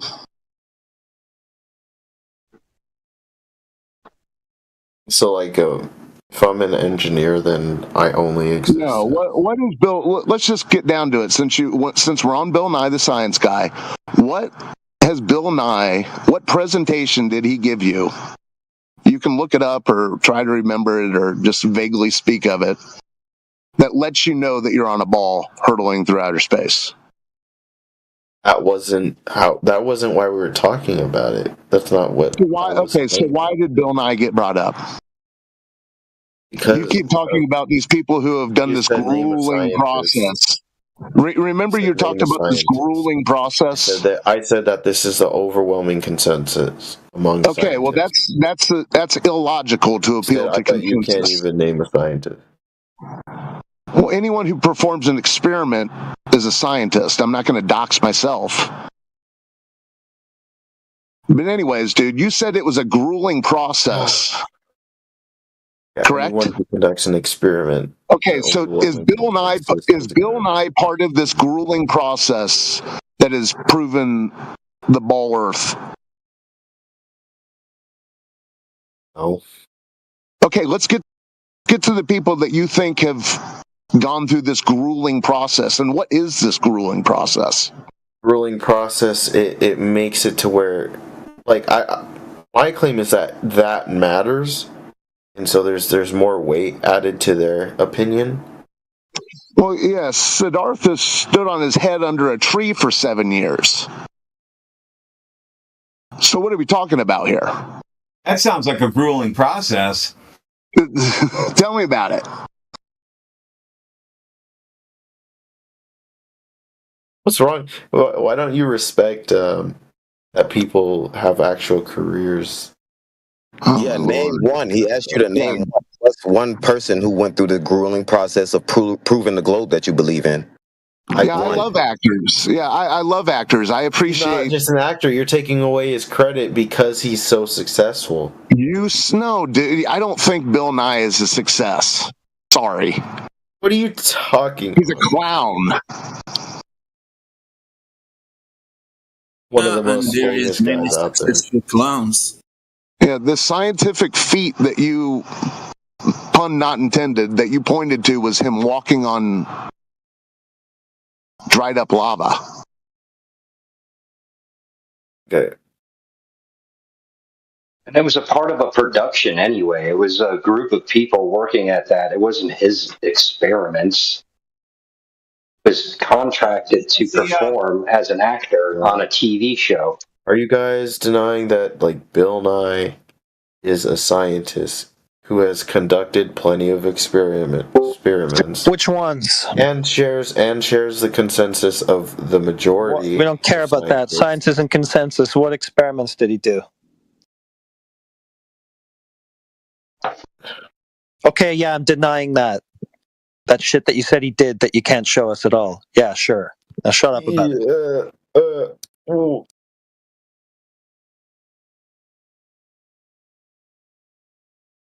I told you that I watched this shit as a kid. I watched him conduct experiments. So what? You watched it and found no experiments, so why are you calling him a scientist? What are you talking about? I can go back and like find.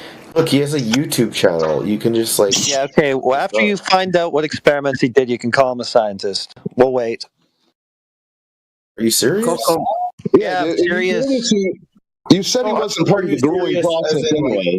If I send you the videos, then you're gonna. Videos of what? What did he do? Experiments? Put an egg in salt water and now you're calling him a scientist? What experiments did he do? What? Do any experiments matter to you? Yes. Yes. Do the experiments matter to you? Why are you asking me that, dude? Just find out what he did that makes him a scientist. Because. What? Are you retarded? You didn't even understand what you said, Eric. Yes, he's R word. But what? Join. I just joined. He keeps saying the experiments. Could you just? Yeah, there aren't any. He's fucking delusional. He's saying this other guy's an acid head, and look at him. He's tripping his fucking face off, hallucinating experiments everywhere. Can't show you one of them. Yeah, well, I don't even know who he's talking about. But if there's an experiment, you could just put it in the chat, dude. Like, what's all that? Bill Nye's experiments. Can you go get us the list for us? Because this guy won't. All Bill Nye's experiments. Oh, wait a minute. You're talking about Bill Nye, the science guy? What the fuck? Yeah, the TV science persona that thinks is a real life scientist. It's not Bill Nye the scientist. It's Bill Nye the science guy. He likes to talk about people in science. I have a feeling that this guy has no clue what science is or what an experiment is. He has no clue about either of those, and he has no clue about what Bill Nye has done that may or may not be scientific. He's just got no You clue. guys are saying. You guys. No. I actually do. Yeah. No, you don't. Saying that you do after you've demonstrated otherwise doesn't do anything to help you. Yeah, honestly, from what I'm hearing, otherwise. You definitely haven't, because I just got here and you're not showing any experiments. Just put something in the chat. We can take a look. Why are you holding up? What's like the hesitation? Well, I'm trying to find. He's trying to find it, dude. Here's some pro tip for you. Usually, hey, CD. Do you think that would normally cyborg in that I just pull it out of my ass? No, but it's just normal human life to know things before you say things. But what you guys always do, I do know things, and so that the videos that I'm talking about, I've seen before, idiot. By the way, but what you guys always do is you say shit, you yap, and then you go and trying to find out. I do talk about the past, and I just don't have it tattooed to my fucking arm. You also talk in the middle of other people's sentences, but what you guys always do is you yap and then try to find out. The fucking Drake voice. Yo, dude, give a shit about your opinion. Dude, just relax for a second. All right. This is just I'm trying to help you out here, dude. You're getting yourself into trouble when you yap first and try to Google later. What you should do is Google first, then speak on it. Just a little pro tip for you. What do you mean, motherfucker? You don't have to be a cyborg to know things before you speak on it. I posted Bill Nye's bio. Yeah, not a scientist. So, can I say something very fast? So, what he thinks science is, and being a scientist, is when you put fire underneath water and watch water boil, or you pour liquid nitrogen and cool something, or put a balloon inside a vacuum chamber. So those are those little shows that he's doing on TV. So what he sees in TV, he considers to be science. So those you guys asked me the question, what experiments did he do? And that was the point that you guys were trying to prove, is that he's not an actual scientist because he doesn't conduct experiments. I.e., he doesn't use the scientific method. So why would he be a scientist? What do you mean he doesn't use a scientific method? What experiment. I don't believe that Bill Nye did not conduct formal scientific experiments. So where is he a scientist? You don't think Bill Nye the Science Guy has ever conducted No, because he can't show us any. What don't you get about this? Because he can't show us? Show us which color makeup to wear. That's about all he experimented with. Bro, he's an actor on T. Like, he was an actor for this. Like, wait. So if I send you a video, if I send you a video of him doing a thing, you're not gonna believe me. So what does that change? I'm just doing a thing. We need. You're not gonna believe that I don't have any video of him doing a thing. That's why you haven't sent anything. You're just talking out your ass. That's all you've done. That's all you can do. Also, you're genuinely waiting for me to You send it. still Googling, bro? Like, this is. No, I've been here because I haven't been, because I thought you would agree. I just going the curvature calculator. Yeah, it's confirmed, Chad. This guy has no clue what science is or what an experiment is. Yes, he does. Well, CB, and in his behalf, earlier, he said that the reason he thinks that the Earth is a ball tard is because the experts have said so. He said that several different ways. So ultimately, I'm not even sure why we're still wasting our effort on him. Who else you got lined up? Maybe he will understand what is science at the end. Who knows? He's just struggling now. I understand. No 5-minute dialogues. Plus, I'm not struggling. I'm actually pre-watching the video just so I know that there's like. You took my advice, Chad. You're not gonna say some bullshit. Brother. I actually have to pre-watch the video. My advice, guys. If science is the thing that you are watching, those little things, those little plays for things that that guy is doing on TV. So like putting a magnet next to a magnet, watch those two magnets attracting each other, or burning paper, or doing something like that in front of the camera. That shit, we all did that in school. Are we all scientists without any exception? And that shit, all women are doing it in the kitchen. Are all women scientists? Okay, all right. Anyway, yeah, there's a picture of Bill Nye set a globe on fire. What experiment is that?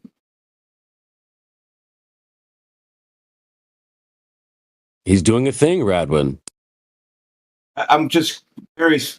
That must be the final result. Or that's the beginning of it. He's going to see globes melt, or does fire stick to globes? What is the experiment in that one?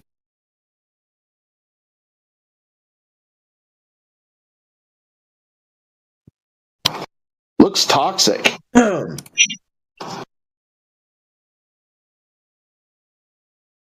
Maybe that's how he proved the sun exists. It's a fire wrapped around a ball.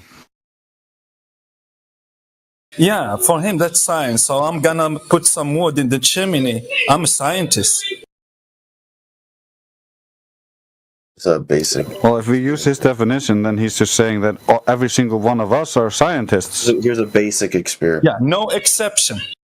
The guy who is igniting his cigarette is a scientist, so he's doing a science experiment, putting fire in the tobacco. So you play one chord on a piano and you're a musician? I just put water in my cup. Guess I'm a scientist. Yeah, brother. Everyone is a scientist. All right, so he put a video in the chat. Should we walk through the scientific method with this one? Do it. All right. What's the first step? First step is he's asking a question about something that he observed. we're gonna do this. We're gonna read out the fucking. What? Okay, well, what's the naturally occurring phenomenon? That's what we would need as the first step. Naturally occurring phenomenon. Well, it's based off of his initial observation, right? Yeah, this has also been like At the massive there's blocks plenty area. of there's plenty of evidence you can look online. This isn't he was wrong when he said this. You're an The idiot, massive blocks dude. air. That's the initial observation.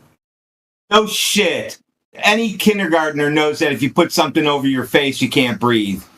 Okay, we're doing It this. doesn't fully kindergarten block shit air. because of It you. doesn't fully block air. That's not true. Otherwise, he wouldn't be able to breathe at all. It just limits it, and so there would still be particulates that escape. So it's Yeah, so in movies, that director, in the movies, that director is the scientist. When they make that scene where you put that bag around the head of the guy and you suffocate him.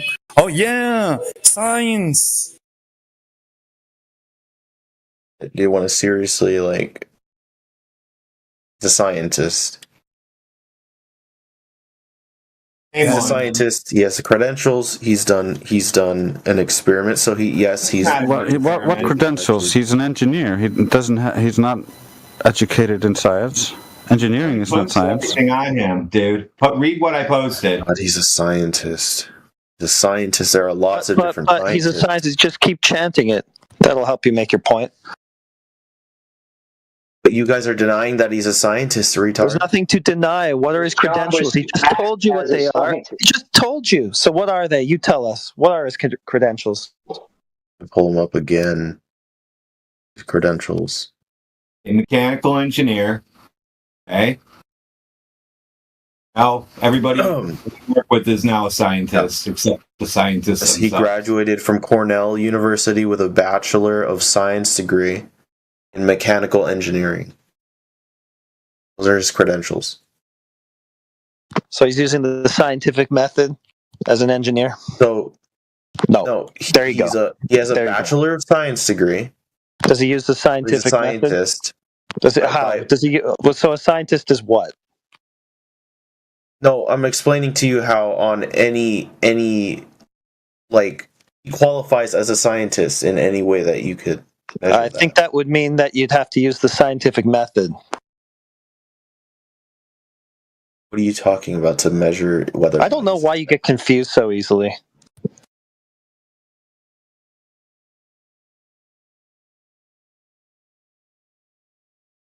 What are you asking? He's a scientist. Would you disagree with the fact that he's a playing a scientist? character on a show.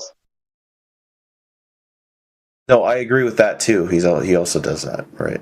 Do you know what it's called when you call something science, but you don't follow the scientific method? Pseudoscience. Correct. Yeah. So scientists are people who are contributing in the finding the cause and the effect in the nature, following the scientific method. Reading about that shit and repeating that shit doesn't make you a scientist. If you are not contributing on determining the cause and effect in the natural realm. So if you are just like Bill, that guy, Bill Neal, the science guy, repeating those things that people already found.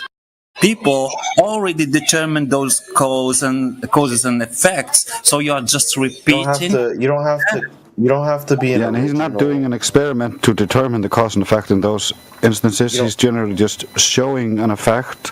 Because he's not. You don't have to be like discovering it. Formulating a hypothesis and doing an experiment. He's just showing the effect for. I'm not saying people he's or some kids. revolutionary like scientist. Yeah, exactly. And it wasn't even about revolutionary science. It was just about scientific consensus. Dude, you 100% don't know what science is. So you just have to agree with a so-called consensus, and then you just have to agree with a so-called consensus, go around talking about it, then you're a scientist? No, but he is a scientist. Okay, well, there goes your own test for being a scientist. No, I don't need a test to say that he's a scientist. I'm not a scientist.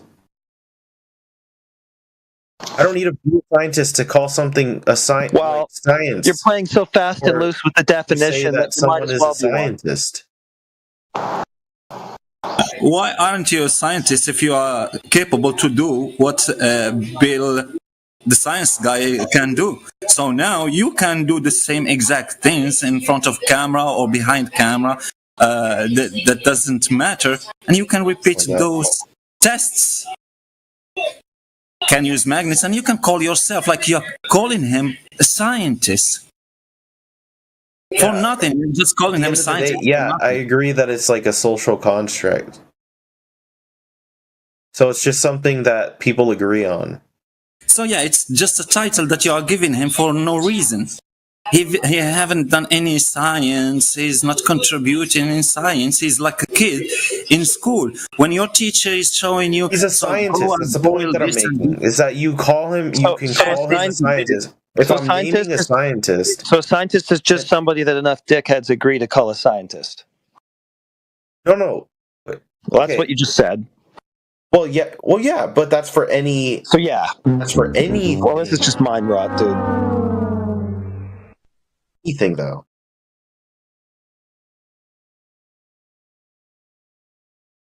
We got a buzzword earther chat. So let me get this right. If like enough people believe that I'm a world star soccer player, then I become a world star soccer player even though I've never played the soccer?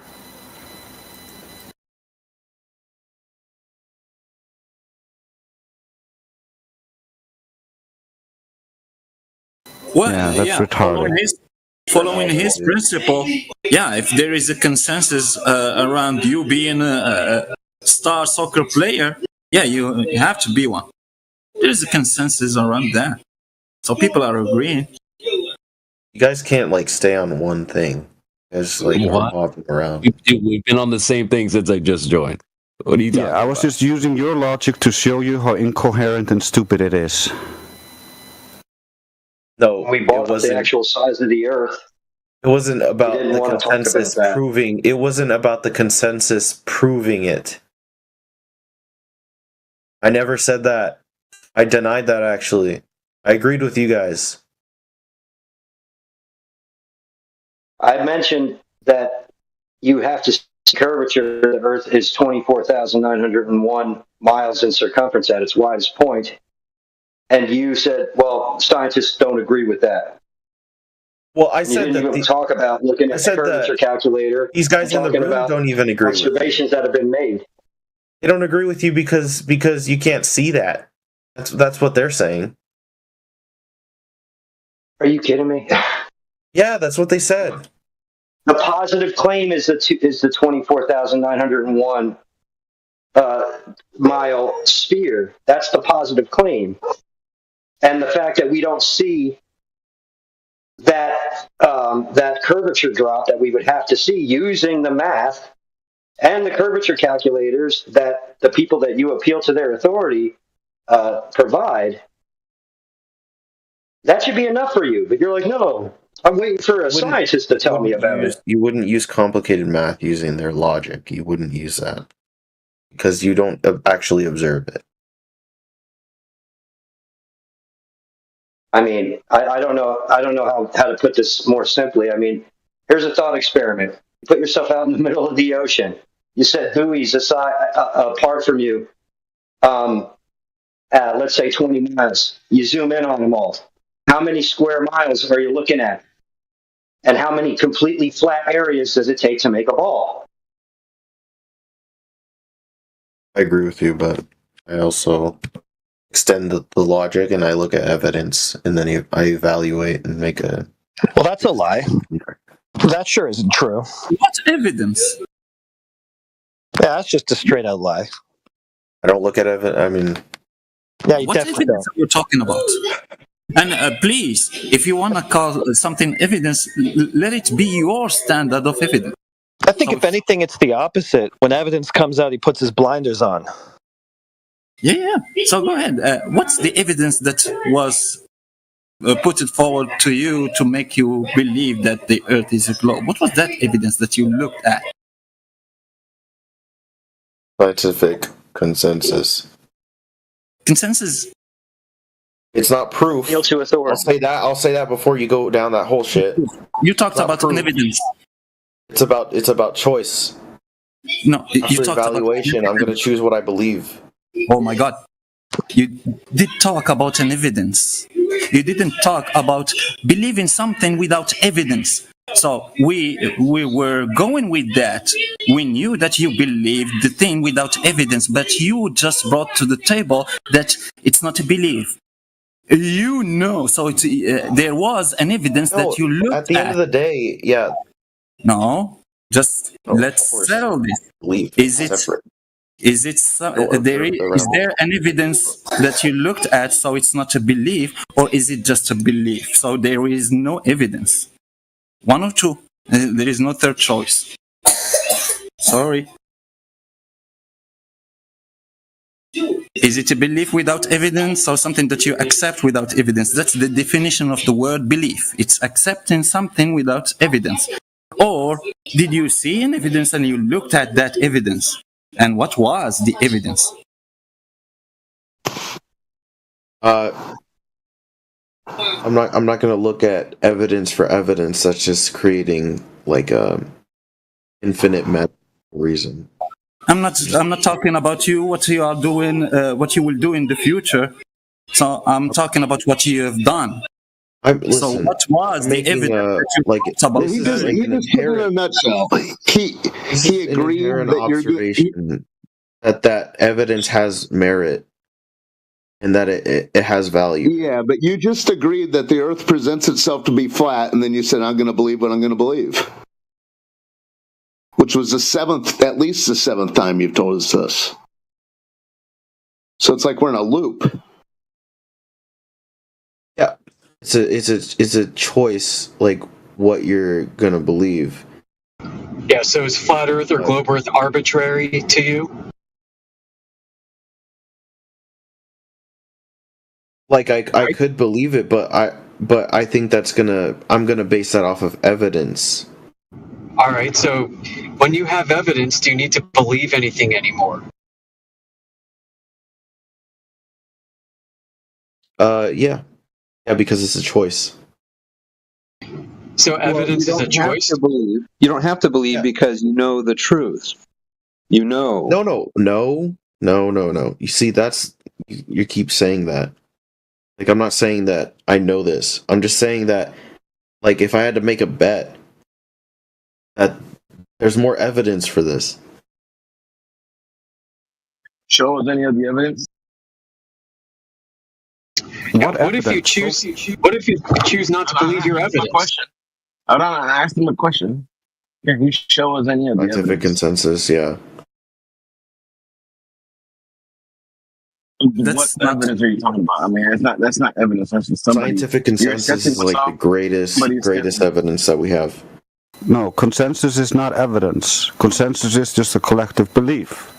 Like, and you have a belief in a collective belief that some people hold. That's not evidence. That's only evidence that some people hold that belief. Don't you understand that? Based off of what? Well, put it like this. For instance, doctors used to tell you. Hold on, Grace.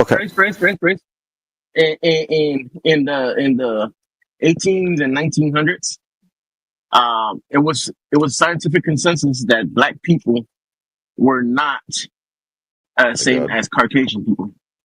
Yeah, that's why I'm asking the question. Is it true or not true? Well, yeah, exactly. So scientific. That's why I'm not saying it's proven. Consensus. Okay, so scientific consensus is not the evidence. Isn't evidence at all. Then, if it's already known to be wrong. No, you don't assume it's wrong. You can assume that it's more likely to be the case, in that you think that one is more like So viable. you're saying that black people are? So you're saying black people weren't the same as Caucasian people? I'm saying that if I lived back then and I were being rational, I'd probably come to that same conclusion. Boy, this sure took a turn for the worse. To conclusion? Wait, why do you disagree with that? Why do you disagree with that? You will go with the Then you majority. still Like, believe it. Then you still believe that. Then if you think that's okay. No, I don't. No, I don't. Truth is a popularity I don't, contest. because I didn't think that it meant absolute proof or like absolute that's the reality. Well, when you so what scientific evidence is actually absolute. Is facts. Is our tested hypothesis. It's not an opinion. It's empirical. It is, but it's Is not it worth empirical testing evidence of like a giant conclusion. Why would you bother testing evidence if it's just a choice and it's all arbitrary? Because I believe that it's valuable and that it points to a greater reality. That's where that's just your opinion, man. Yeah, that's your belief. Hold on. That you accept without Could you any believe? Could you believe in something that could be wrong? Absolutely. But yeah, if I believe something without testing the evidence, but I test the evidence in order to come to an absolute truth about something. You can have a reason. You could have perfectly good reason to believe in something that still could be wrong. Like the globe. That's the problem. Yeah, Believing is acceptance. Yeah. Yes. That's the problem. That is the problem. If they have scientific evidence, then it's a known fact. It's not a belief. So when we test the evidence for the globe and find it to be contradictory and false in all instances, why should we accept it? The evidence to be false? What do you mean? Yeah, when we test what the globe claims to be and find it does not hold any truth whatsoever in any instance, why should we choose to believe it? Well, if that were actually true, then you shouldn't. But that's like bullshit. Just like the Bill Nye thing, it's actually try true, to though. lie. No, this is tested, bro. So you want to pursue absolute truth, don't you? Not a choice. Yeah. It doesn't mean that I can be wrong, so I'm not going to come to this I'm not going to be arrogant. Well, yeah, you can avoid being wrong by testing evidence.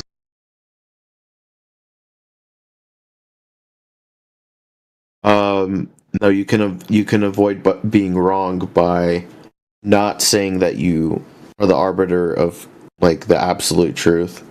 I'm not saying I am. The evidence speaks for itself. If it does not withstand scrutiny, No. then it's not me making that determination. Conclusion.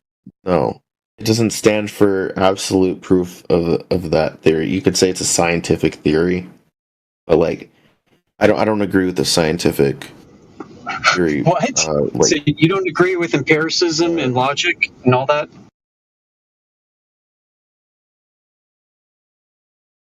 No. I'm saying I don't agree. I'm not a scientist in that so an actual scientist would point to scientific theories and then say that, oh, this is the most likely thing, that this is objectively as we see it, this is the best explanation, and therefore is a scientific truth. But I wouldn't hold to that I would never say that science means truth. Is reality itself objective to you or subjective? Objective. Okay. Are true things always true, always and forever? Or can they sometimes be not true? They can sometimes be not true. I mean, when put into words, I guess. But physically, I mean, physical truths are... True things may not be true, so is there any objective truth to anything? Yeah. Okay, that's good. So it's worth trying to find out what is objectively true.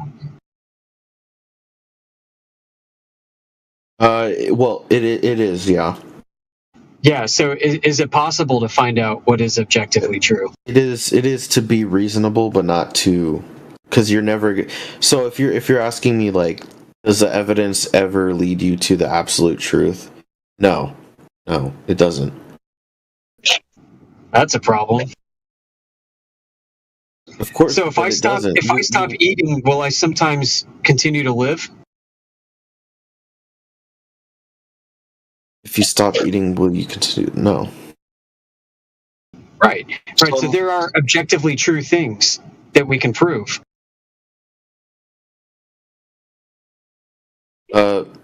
Logically yeah, there's like that, but that's the scientific theory bullshit, where you take that as bullshit. Truth. You're taking that as truth. Yeah, it's true that there are objective things. It may be more viable. Yeah, but that's not absolute. That's not absolute, like, objective truth that you hold. Are there objective facts? Are there objective facts? Objective truth, like, you don't hold objective truth. Are there objective truths? Yep. Yeah. Okay. Go ahead. Yeah. Name one. Name what's objectively true. One thing. I think that there is objective truth. It doesn't mean that I have to know what that is. Well, it's important, because if you're going to say that there is, the panel would like to know what you claim is an objective truth.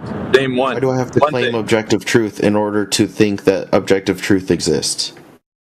So you don't have an example of what objective truth is. You think that it exists, but there's no way you can describe what it is.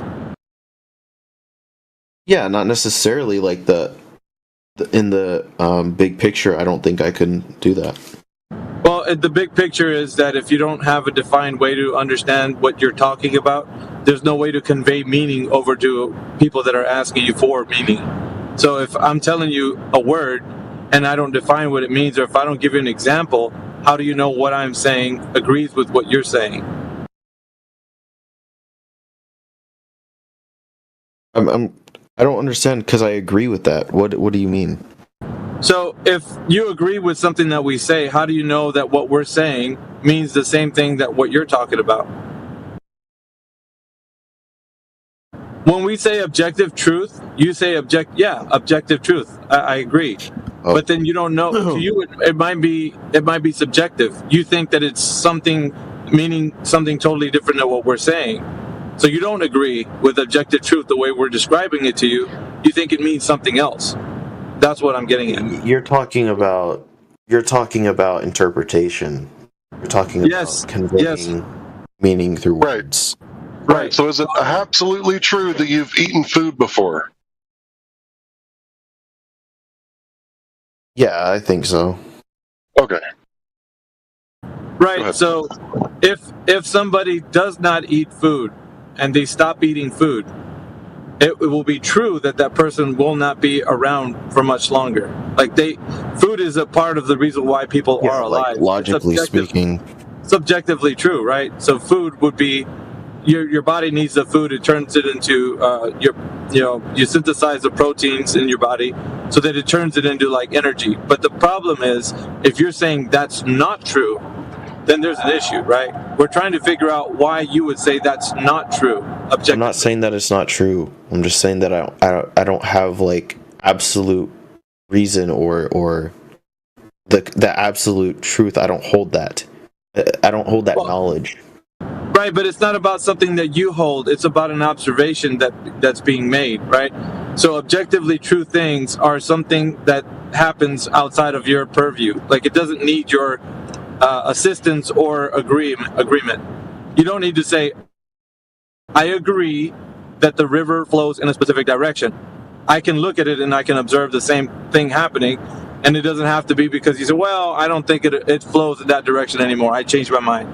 It doesn't matter. It's objectively true that the river flows in a specific direction. Just the same as the objective truth is, if you don't eat food, you probably won't be around. So it's the same thing, right? Things are objectively true. And you can know things like that. So you can't just say, well, I don't know an example, because there's plenty, right? But you just have to understand that our observations of the natural world are in such that we're going to say that things are objectively true. That's just the way it is, man. Like, we all observe the same thing. So Wait, that's presuppositional. That's like you're just telling me that I have to agree with reality. Nature, yeah. No, it's not. Well, it's not agree with. That's the thing. You're not saying, well, I agree that the river's flowing in a specific direction. It's what we observe. It's outside of you agreeing. You don't agree and disagree. It's a wrong genre. When you make observations in nature, you just write down what you see. You say, okay, I see this happening. That's all you're doing. Agreeing and disagreeing are a different category. You don't do that with what you see. You just document what you see. That's all you're doing. Okay, but how do you document what you see? Well, by observing things in nature and saying, okay, I see this happening. And so in order to do that, you need to define ways to do that, like terms, words that you can describe nature itself. So that's what we're doing. We're using words, and with these words, they mean things. The words mean things. And so it breaks down to when I say that, the river flows in a specific direction, everything I just said right there in that sentence would mean that all that means something. Now, if none of those words mean anything to you, then you're going to try to figure out, like, well, what do you mean by flow? What do you mean by it has to be this way? Like, you're starting to get into the minutia of why the etymology of words are what they are. So we're not doing that, right? We want to keep it on the level where we're speaking plainly to each other and not have to divulge into why words are what they were, go back to the Greek and the Hebrew. We don't need to do all that, dude. Like, so just speaking plainly to you, right? We want to keep it on the level with everybody, just making sure that everybody's talking plainly. We're seeing things in nature and we're saying this is what's happening. Outside of your agree or disagreement, it's what's occurring. So we can all agree that's objectively true. That's all. Okay, and I'm not necessarily sure that you would try to prove the meaning of a word by studying words. I think it's like more experience. Yeah, but you see what's happening though. What's happening is it seems to be like a breakdown in communication for the simple fact of not being held accountable to words that we're talking about. So it looks like you're looking for a way out of being held accountable for things that you say. And that's not what we do here. We want to all be held accountable for the things that we say. So that you can say, hey, why did you say that one thing? Yeah, that's true. No, the thing is, I'm not scared of being held accountable. I could play the game all day, but the thing is, it is because and that's the thing is that I think it's bullshit. I don't take it as a game either. I want to play a game. And so I'm not good. I'm not. Do you know what the Socratic method is? Have you ever heard of that? Socratic method, no. I think. Well, I've heard of it. I need to be. Yeah, so we're just getting back to the basics, right? First principles. We want to know what people make observations of, and just document those and see if we have shared experiences. That's all we're doing right now. We're examining how people have these shared experiences, and then we're going to describe to each other, okay, this is what I see, it's what you see. Can we at least come to terms with making our observations the same? Or is your observation different than what we're saying? That would mean something, right? If you say, I don't observe the sun, when we say, hey, the sun's out, you're like, I don't observe the sun out. It is not out. That would be a contradiction of an observation. That's something that you would go against being objectively true. So, in that way, do you disagree with any objective truth that has been spoken of in this call while you've been here?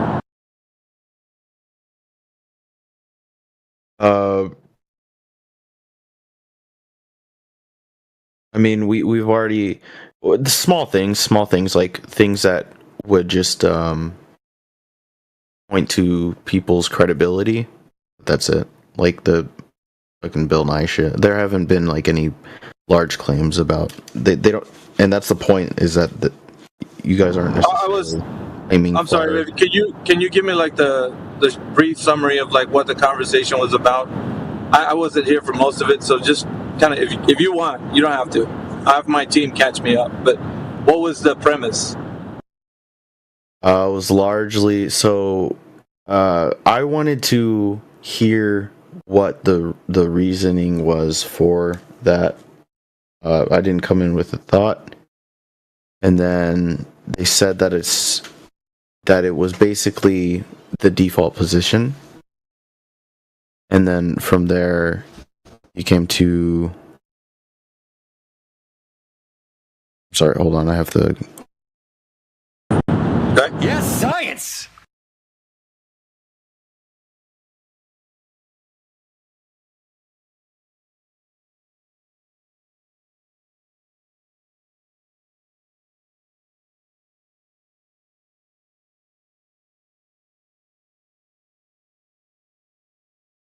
You know, the problem is that we even have to have this conversation like, is the sky blue sometimes? Because some people will say with a straight face that there are no objective truths or something like that, right? And then you say, is that objectively true?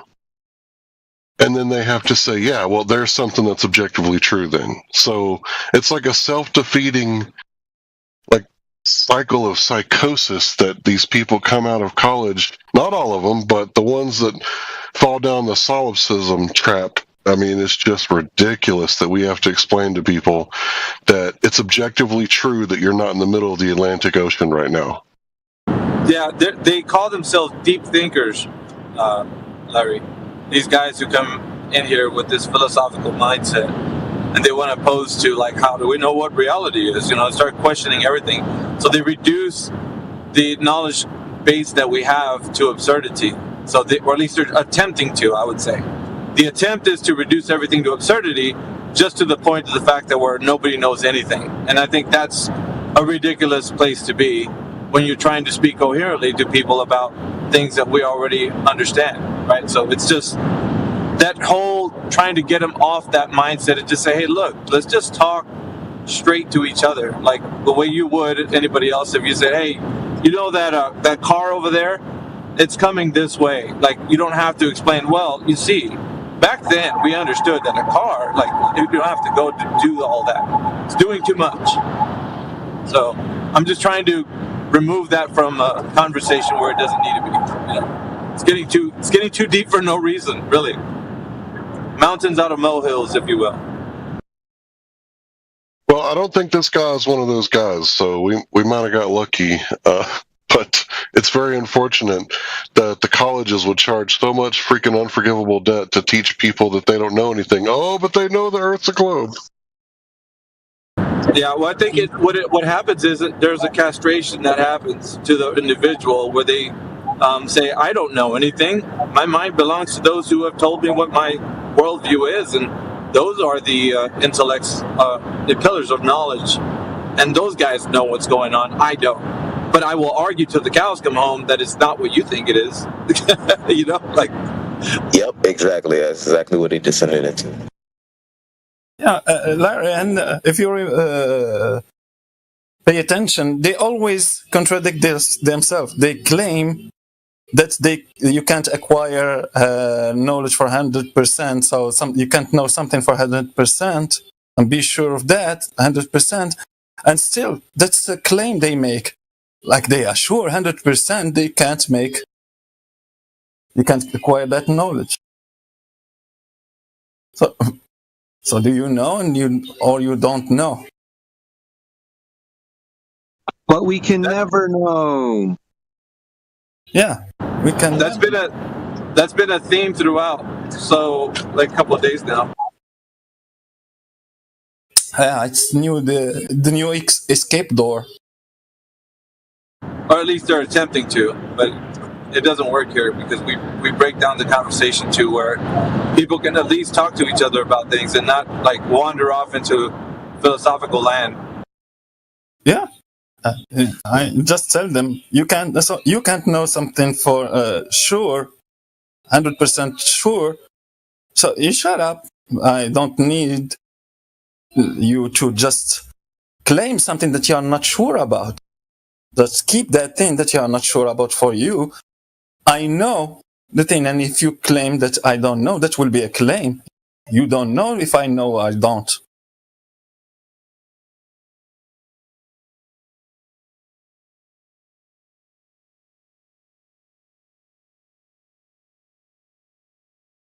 My question is, how do people fall for it? I mean, pride. Yeah. Well, you're right, because the teachers have pride, and their teachers had pride, and their teachers had pride, and people just accept the world that they're given. But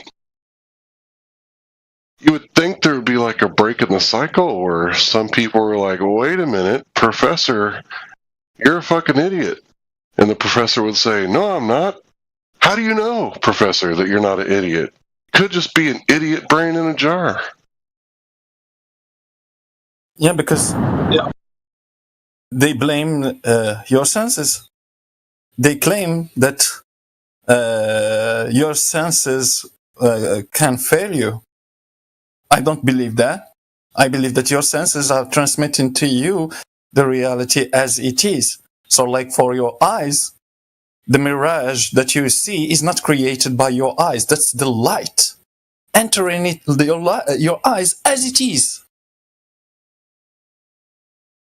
Yeah, we do have to parse out like why they would even say that. So it does have some sort of conversation about like why they would claim that. There's a bit of, I don't want to say nuance, but your senses can be dulled, right?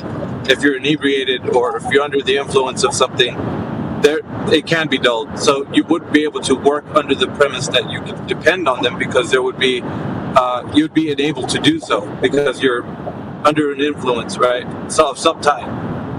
So we have to look at that. We have to look at that as a way to at least describe that the discussion for your senses would have to be a sober-minded person. Like you'd have to describe it a bit more specific, right? So if you're saying you can trust your senses, you'd have to caveat at least to say a sober-minded person within their, critical thinking process. At least you'd be able to have a discernment, right? And I think where that breaks down is where people they don't have the ability to do such. Like you take, for example, in certain parts of the world, there have lower functioning individuals, right? So those people are not functioning on the same wavelength as somebody that's cognitive. You guys know what I'm saying? So there's a bit of nuance to like this conversation too. Yeah, I understand, but I wouldn't blame my senses for that. I would blame my brain because my brain is not sober, so it doesn't function correctly. It doesn't analyze the information that my senses are bringing to it correctly. Sometimes it's added, so hallucinations, those things. So it can add something to the reality I'm observing. So that's not my senses being in me, but so you always have to put forward a standard, right? The standard has to be the thing about your senses, that when you talk about your senses, you have to put forward a standard.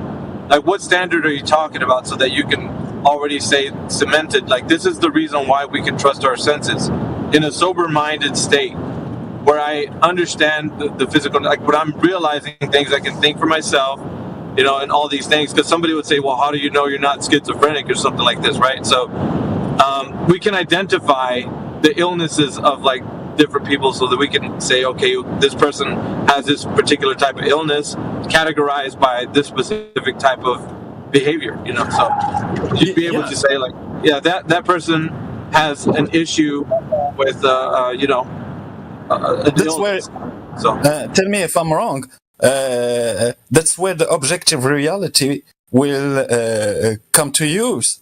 So if that person have a personal issue, yeah, he can see something that I don't see, you don't see, the camera don't see. So it will be his subjective interpretation of that issue that he have. So, in the interpretation of the image that he see, but with the objective reality, knowing that our senses doesn't fail us in reality, only if we have a personal mental issue or something doesn't work inside us. So yeah, at that moment you can identify that person. Here it is.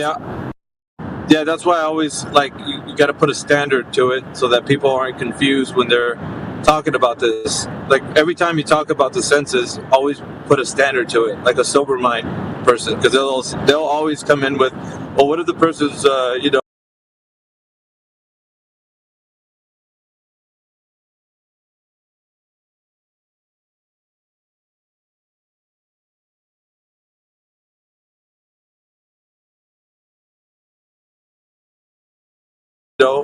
under some type of influence, what if they're drunk or taking pills or whatever it is, and they're not thinking straight. You know what I mean? So you always have to talk about a different state of mind when it comes to these senses. So that's why it's important it's important.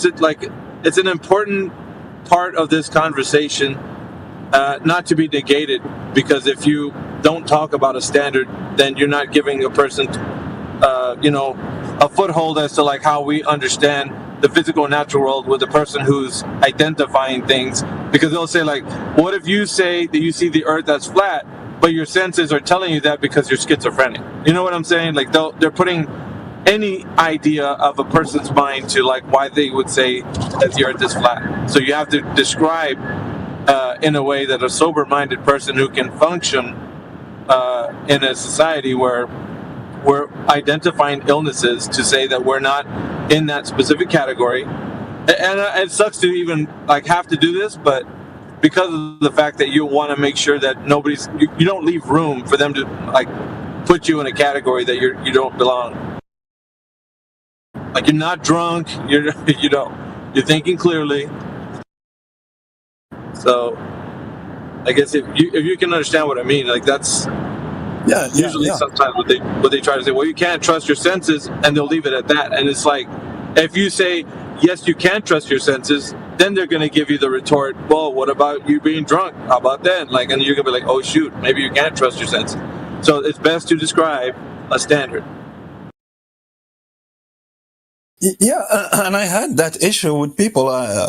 People just said, what if you're in a dream? What if you are hallucinating? And that moment, you can, like I told you, that objective reality will show that it's not your senses that are failing you, but the image is not, what you see is not brought up to you by the light entering your eyes and giving you some new light that is not existing like that. Person or entity that you are hallucinating. So it's not something in reality. There is no light reflected from that object and enters your eyes, and your brain will process it. No, the camera in that room, so we'll see that you see something different. The person, if there is a witness that is sober in the room, yeah, he will, like the camera, and other people witness the same thing, like I said earlier. So yeah, you're correct. You have to distinguish between using your senses when you're sober and your senses are operational, so you're not a guy. Yeah. That's important, because this conversation usually likes to go one way or the other between those guys saying, aha, I'm going to get you now because you didn't mention that a person was taking pills. How do you know that that person is not like looking at a flat earth? Like, you know what I mean? So you have to categorize the specific person who's identifying the earth as what it is, making the clear distinction of an observation being such that a sober-minded person would be doing.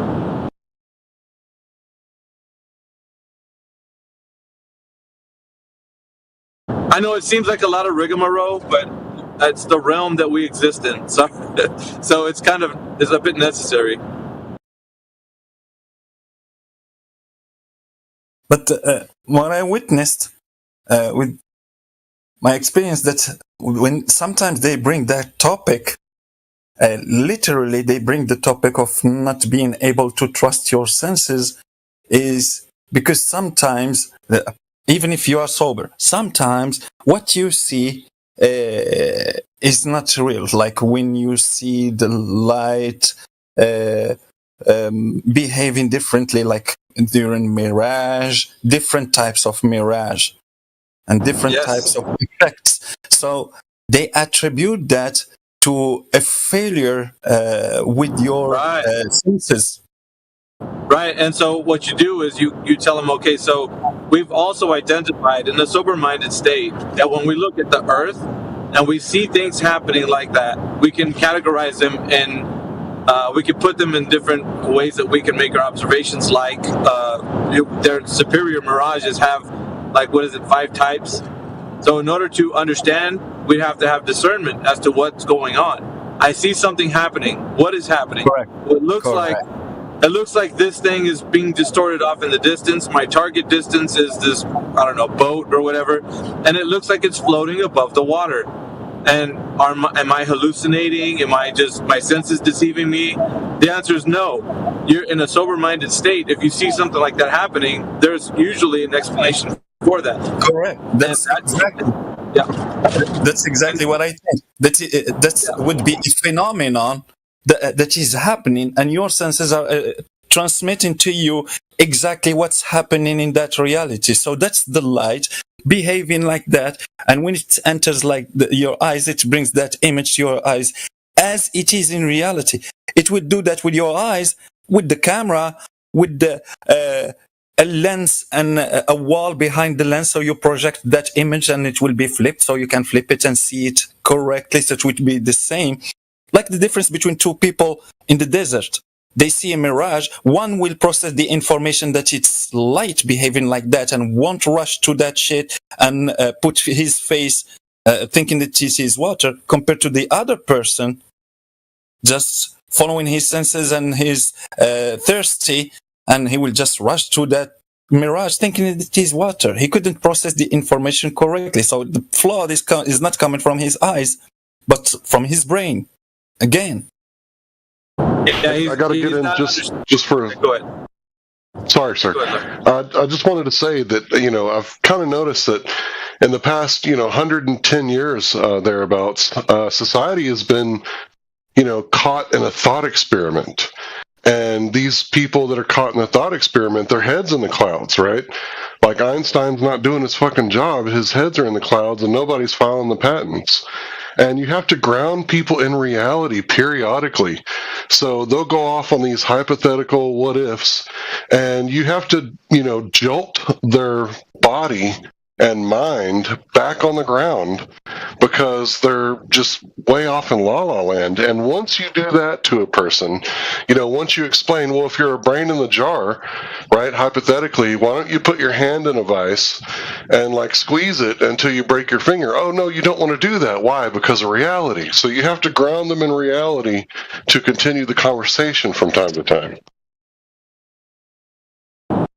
Yeah, it's usually the case that when you put an example of real world experiences, as they do when they go about their daily life, they'll notice that their senses are given to them to, keep them away from harm's way. They're just they'll move out of a wave of cars coming, or they'll hear somebody screaming, they know they need help. So there's always, your senses are something that you can use to navigate this earth. So it'd be kind of pointless to say that we can't trust our senses. That statement there doesn't follow, because we use our senses every day. Correct me if I'm wrong. It is the only tool, your collective senses are the only tool that you can use to acquire knowledge. To connect to reality. Yeah. Yeah, so that's why it's self-defeating. The thing that they're saying you can't trust is a thing that they have to use in order to acquire knowledge. Isn't that weird how that works? So another one that I like to use hypothetically, if someone was shooting at you, would you be like, well, hypothetically, those bullets are coming at me, but do I really know that I'm being shot at? And I'm not inciting violence. I'm doing thought experiments like they're doing just to ground them back to reality. because they've been, velcroed to the clouds. It seems like. And I would just point out, my God, have you guys been velcroed? I mean, what even is it? I mean, it seems like you guys have like fucking fully lost the plot at this point. I'm just being honest. Like, more specific. You didn't say anything. You've lost the plot. You've lost the plot. Be specific. What are you talking about? Okay. Not being specific. I mean, okay. I'll make my point. My point is that had no meaning. The when it comes to this whole spiel you're going on about. I mean, Yeah, what do you mean? You kind of sound retarded. That's just. Dante, do me a favor, man. Let's just reset. Start from the beginning, and because it's like you jumped in the middle of a conversation with you being in the middle of your conversation. We don't know where you're coming from or where you're going. Can you tell us what you mean? What's your premise, sir? Start there. Give us a foundation. Okay, well, the premise is flat Earth is. You're cutting off. Does anybody else hear? Flat Earth. That flat Earth is stupid. That's my premise. Right. Okay. So what is your critique for flat Earth being stupid? Go ahead. Okay. Do you guys know that you guys are using mobile phones, and do you know how we are able to transmit our signals to each other? What? It's called satellites. They bounce it off the globe. Is that what it has to be Glober, right? Glober phones. Let's use the old. Okay. Hold on. Can I respond? Can I respond? Yeah, but I'm just gonna give you something to respond to, right? So if you're saying that this is pointing towards globe, please give us an instance how that's true. Show us how what you just said points to the Earth being a globe. Go ahead, sir. Us using transmitted signals to be able to talk to each other on the phone. There's a thing called satellite. Yeah, whatever it is. Show us how it points to the Earth being a globe. You want me to show you what a satellite looks like? No. How does what you say equal that we live on a ball? Well, the way it equals we live on a ball is that you can only really have satellites transmitting off one another if you have a globe, because they're bouncing off each other, right? If you have flat, you can just have a straight line. Okay, so it has to be a ball. Is that what you're saying, or you're going to show us how it is a ball? No, it has to be a ball. Oh, it has to be a ball. So what if we reject that it has to be a ball? Because you didn't show us how it is a ball. You just said it has to be one. What if we reject that it has to be one and we just say the Earth is flat? Well, I'm sorry, you've lost the plot. No, I didn't lose the plot, dude. We didn't lose the plot. Like, here's the thing that's happening. You didn't make the connection, let's say, to how what you're saying describes the Earth being a globe. You just said it has to be. Well, I reject the fact that it has to be. So demonstrate to me how it is. Demonstrate to you how the Earth is a globe? Yes, via the method. By satellites? I guess. How? Is that what you said? Is that what you said? You have these things called satellites, and they sit in space, and they bounce off each other to transmit signals, right? Sounds like GPS. Like a GPS will give you so you put your thing to a GPS, it will go up. It's the same thing with planes. Literally, planes, right, will transmit between satellites and the satellites on the ground too, right? That's how you can keep up to date. That's how you can keep up to date accurate information of flight paths. Let me see if I understand your argument, right? You're saying that because we have cell phones, satellites, and planes, and these all work, the Earth has to be a globe, right? Is that your argument? Yes, because hold on, please let me finish. Let me just ask you in a practical sense. Okay, let's just be practical, because we can do all these hypotheticals we want. Let's just be practical. Would it be practical for scuba divers to go underwater, dig massive lines in the deepest part of the oceans, or would it be more practical to just do it in space? Just curious. What would be more practical? Well, 99% of all communication is done through those sea cables, so yeah, it'd be practical to do it that way. Obviously, because that's what we've done. Yeah, 99% of Earth's communication is through the underwater cables, fiber optic cables. So I'm just going to lay out your argument, right? So it's like this, right? Larry is full on Monday because he ate a whole pizza. Again, Larry's full on Tuesday. He must have eaten a whole pizza. He has to have eaten a whole pizza. No, Larry could have went to the buffet, right? Where there's no pizza. So it's a formological affirming the consequent fallacy, right? You're saying we have cell phones, therefore the Earth has to be a globe. So would you like to reformulate your argument and use, like, logically consistent arguments? Well, let's be logically consistent, right? The logical consistency with that, when it comes to the Earth being a globe, we all know that there's curvature, right? Yeah, there's a thing called a horizon. You can clearly see it. No. Yeah, but Dante, that's what's in contention right now. That's what's in contention. You think it's a ball because it has to be. We're asking, demonstrate how it is. I think all of us want to know how you know that it's a globe. Not that it has to be, but show us how it is a globe. Go ahead. Okay, I'll do something very, very, very, very, very simple. Very simple.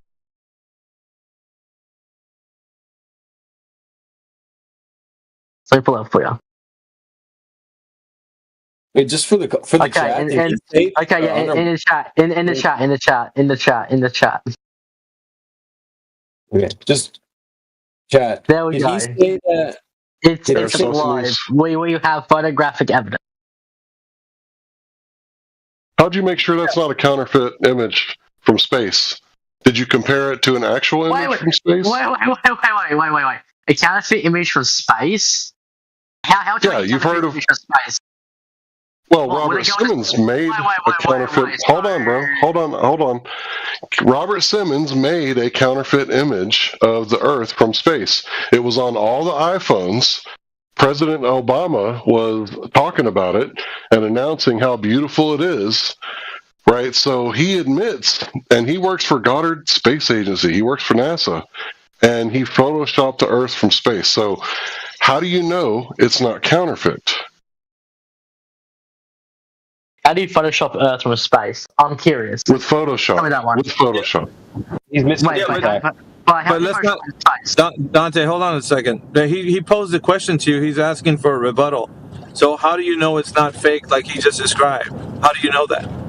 Because the photo was taken from space. Yeah, it sounds like it's circular. You're just using the claim to verify the claim. So how, like, what point? Read. Yeah, go ahead. If he just posts him, somebody posts him the link to the NASA page that says how he does it, then he can read how it was photoshopped. That's what he asked for. How could it be photoshopped? Well, guess you can read for yourself. Okay, so you're taking one guy that says it's photoshopped versus all the other people that say it isn't photoshopped. I mean, the guy who made it said he photoshopped it to make it. Use Photoshop. Yeah. He is the NASA artist. Did Robert Sims make the photo? Is that the one who actually created the photo in the Photoshop? Yeah, he is the one who made the blue marble. Yeah, the blue marble. Ball. He layered some clouds into it, made a blue ball, mushed those together, and then made a glowy ball to make like air, and made all the balls and put that all together. Yeah, and what about all the other 20 people that said they haven't photo of space? So, what about them? Name one. Name one. Name one that's got it. Okay. What about what's it called? It's like it's the space. It's like yeah, but Dante, you're still skirting the fact that you haven't given us a way that you know it's not been photoshopped, dude. Like, I don't know how you verified that. Nobody here does. That's the question at hand. And right now we're questioning the authenticity of this thing that you're putting in the chat. So at least to that effect, at least to Dante, at least to that effect, you can at least say, well, this is how I know this image is true. But you haven't given us that yet. Okay. How do we know Robert Sims isn't lying? How about that? No, but you didn't respond. Yeah, but you didn't respond to what I said, and I think that's important. Why did you do that? Why did I do that? No, because I'm just gonna use flat Earth arguments. So Robert Sims, he could be found. So you're gonna avoid conspiracy. You're gonna avoid what I said. Conspiracy. They're trying to lie to us, right? But you're avoiding what I said, though, aren't you? No, avoid what you said. I'm just trying to use your argument. No, don't use my argument. Use your Then how can you verify then that Robert Sims isn't a liar? How can you verify that? What? How can you verify Robert Sims isn't a liar? That's not our job. You got to verify he's not a liar because he works for NASA, which we wholly reject, but we're using him as a hostile witness. For example, whenever a witness takes a stand, both attorneys, the defense and the state, get to examine that witness. So that's what we're doing right now. Now, can you please get back to the fact that you know that these images are not counterfeit? They are not. These images are counterfeit. The one I sent you.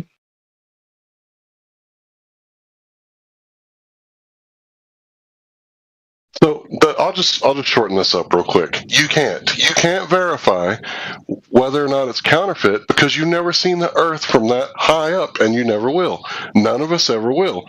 Only the government has went halfway to the moon, turned around, and looked at the Earth from space.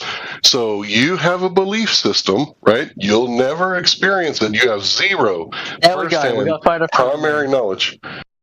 Okay, so you believe that. I get that, right? You can believe the high priest. They went higher than before, Gilbert. Whatever you want to believe, but you can't verify it. You're in a religion, bro. And how's flat Earth in our religion? I was curious.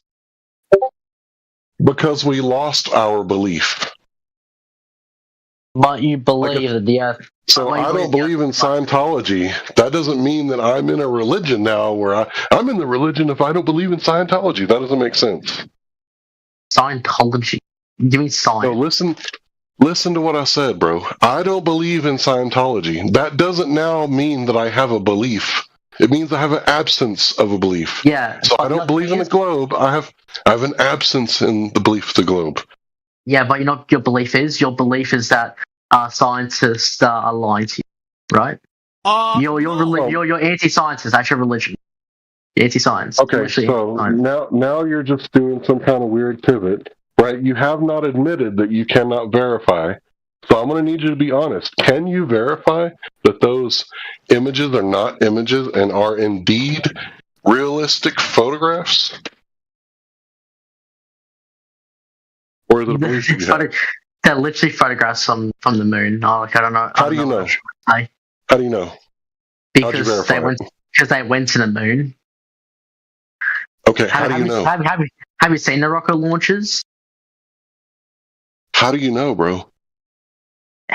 Because I went to fucking Fort Lauderdale and saw a rocket launch. Okay, how do you know it landed on the moon?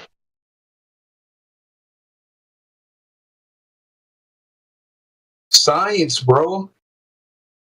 You claim that we're denying science, but we're asking questions like science is supposed to do, right? Science is actually about being skeptical. What is it about the heliocentric model that you're skeptical about?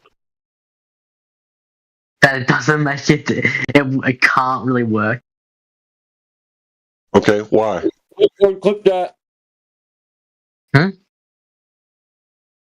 Clipboard. Why can't it really work? I mean, okay, how's the sun work in the heliocentric? No, not my claim. What is it that you're skeptical about the heliocentric model? It's very clear the ball. It's a ball. It's very clear. Okay, we're skeptical about the Earth being a ball too. Welcome to Flat Earth. Wait, it's very clear it's a ball. It's a ball. Where? Very clear it's a ball. Where? Because if you're going to go off the pictures, you basically have the standards of a Bigfoot believer. Someone who believes in Bigfoot would say, look, here's a picture, here's a video.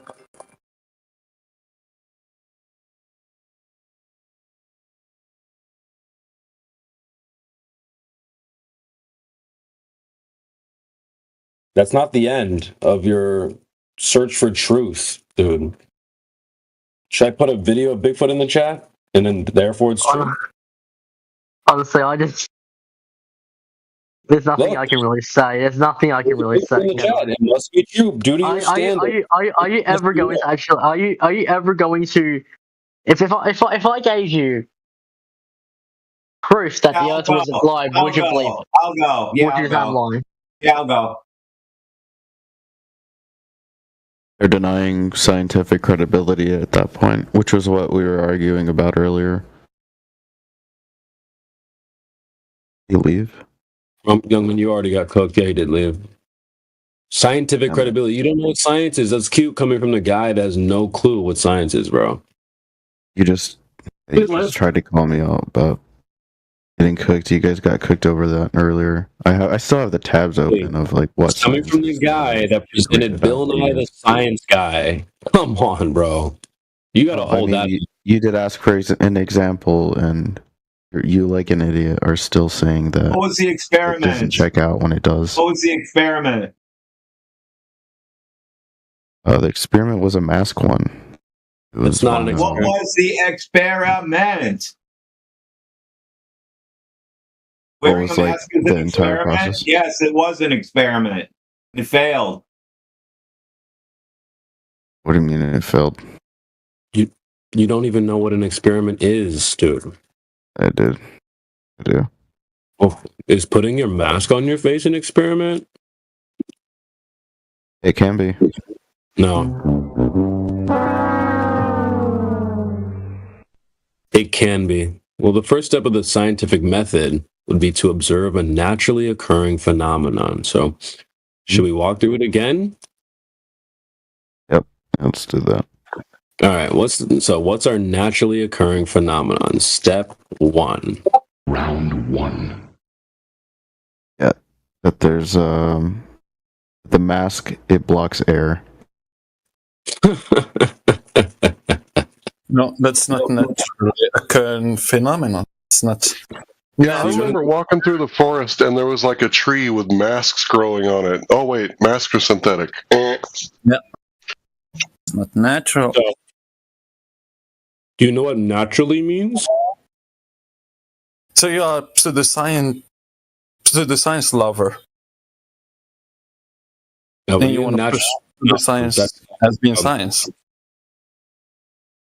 Natural is just like a deterministic explanation. No! Remember, we're trying to not be science deniers over here. We've got a naturally occurring phenomenon. For an example, maybe you find a geyser, some sort of boiling water in nature, a hot spring. There would be a naturally occurring phenomenon that you could maybe go and test the cause for. Right? You have your effect, and then you determine a cause. That's what science is for, determining cause and effect relationships. Taking them, you don't go find masks occurring in nature, and you need to determine the cause for a mask. An experiment needs to be earthly nature. Natural science deals with the observation, experimentation natural science of the natural world. Well, if you're not talking about natural science, then it would be pseudoscience.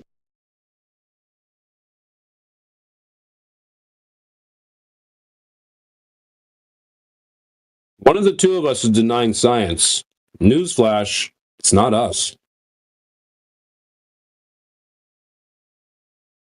Social sciences focus on human society behavior. Okay, so yeah, post whatever you just read. Post it in the chat. I'm looking at the difference because I remember there being the two main branches.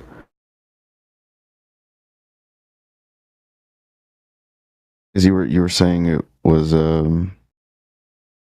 you were saying it was natural science as if that's what that actually means.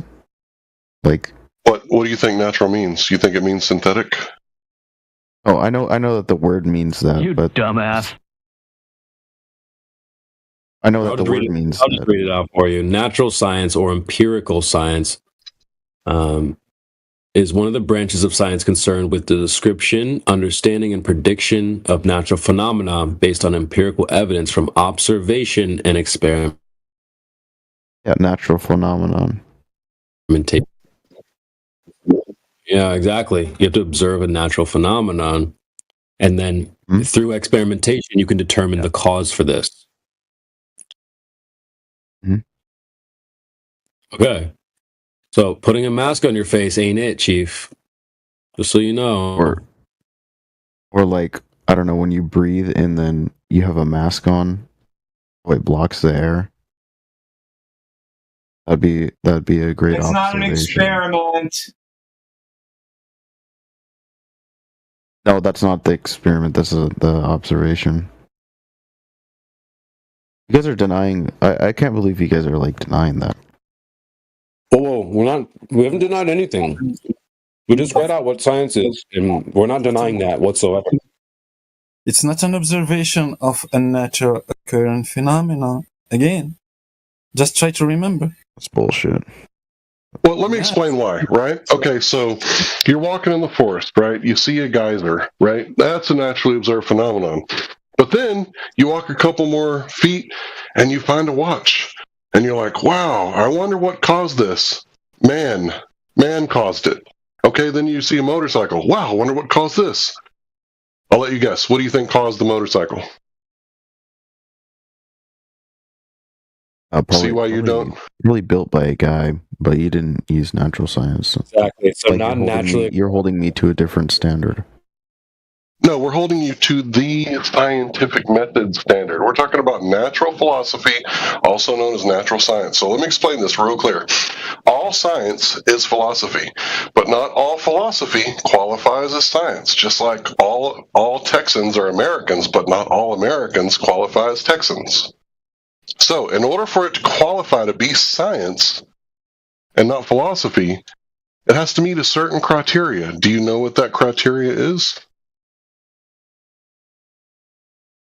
It's okay if you don't. No.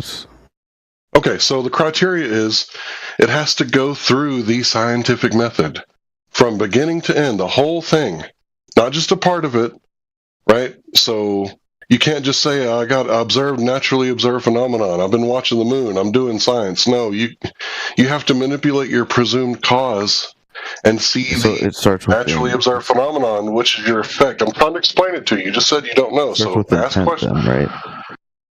Bro, witchcraft starts with intent. I don't know what you're talking about. Listen to me. No, how do you divide like the observation and then the scientific process just from like nature itself? Like, why wouldn't don't you fall into like a box?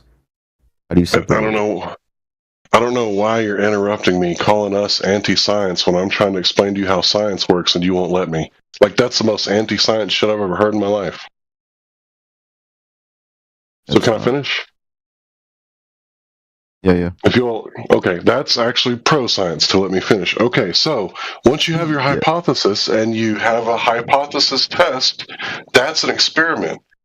And what happens at the end is now the experiment's over, so the scientist is going to take off his scientist hat and he's going to put on his philosopher hat and he's going to talk about what are the implications of the result, blah, blah, blah. That's how it actually works in real life. Yeah. Do you like think that those standards weren't met in order for Bill Nye to do the experiment that he did? Oh my god. I think. What the hell? Well, if I can. Just go ahead. Just go ahead. Try to break down that what you consider to be science done by Bill Nye.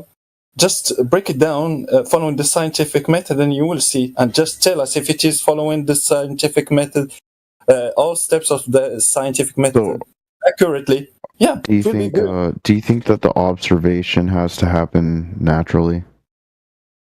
That's what science is. It's observing a natural phenomenon. You see what happens, and the question you ask is, what caused that thing to happen? And then what you do is you form a hypothesis by identifying the cause and the effect. Science is always spontaneous. Hold on. And then you do an experiment by varying and manipulating the cause to see if it causes the effect. That's why it's empirical, because you always prove something, whether something caused something to happen or whether something didn't cause something to happen. That's why science is empirical. Does that make sense? That probably went over his head entirely. Hank laid it out for you very clearly, right? The geyser, then the motorcycle. Right? What's the cause of the motorcycle? Well, someone created it. Right? What's the cause for the geyser? Well, we'd have to go through an experiment on a hypothesis test to determine the cause. It's that simple, really. Why isn't it the same thing for the motorcycle? Oh my God. Okay, what's the cause of the motorcycle?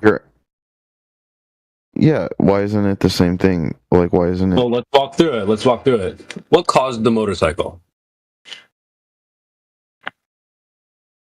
I don't know. Mr. Harley and Mr. Davidson caused it. Yeah. There's no science to do here. Honda It's not created science. Oh, Honda no, caused the motorcycle. you're right. bro. I would agree with you in terms of like, but what I believe. Right. It's Where not does about that belief. come from? Yeah, it is about belief. You know that it came from man? Yeah, nature doesn't make motorbikes. Bullshit. You didn't You're see really it gonna made. say You didn't nature see it made made a motorcycle? What the fuck are you talking about, dude? a motorcycle made by a guy, so how do you know that it came from a guy? I'll show you how. Irreducible complexity, right? So if you take one thing away, it doesn't work, right? So you wouldn't walk down the beach and find a Swiss timepiece and go, my God, how long did it take for the wind and the waves and the millions of years to make this watch? Sounds Be like, oh, somebody. philosophical at that point. Right. You would automatically go, oh, somebody lost their watch, right? And you would automatically know that someone created that timepiece. Oh, you wouldn't. Yes, would have you that would. belief. You would have that instinctual belief based off of past You talking to Brenda's experiences. shoe? Is this Brenda's you'd ha- shoe? You're denying science at this point, dude. No, I'm not. Okay, the watch was man-made. Period. There's no way around that. It was not created by nature. How do you know that? Because nature doesn't make watches. Ta-da! GB, are you sure? Are you really sure about that? Nor does it make Actually motorcycles. argue that it either. does make watches. I think you're wrong on that. Okay, go ahead and show us a watch tree, or where did the watch come from? Who said that? From us. Yeah. Because we're an You're failing- extension of you're failing nature. to Nature differentiate. Oh, nature my produced God. us and we made the watch.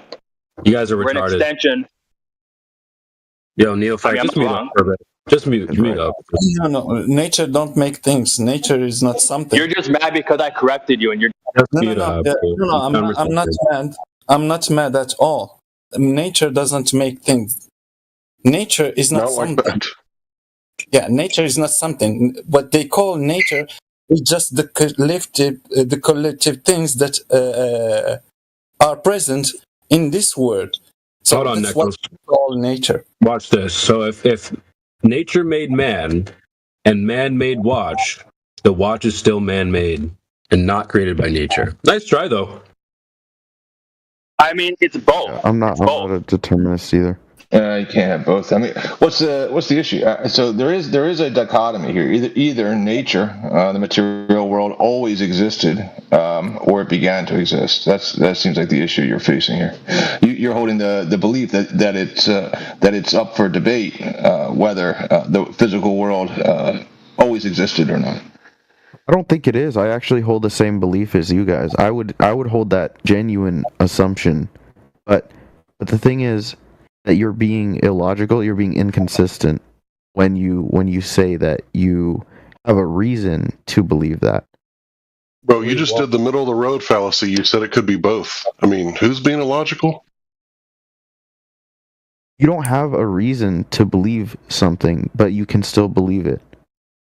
Gotta be unreasoned and Science doesn't deal with that. That's not what science is about. Like what you choose to believe. You can determine the cause for an effect, and that's what it is. Period. Mm-hmm.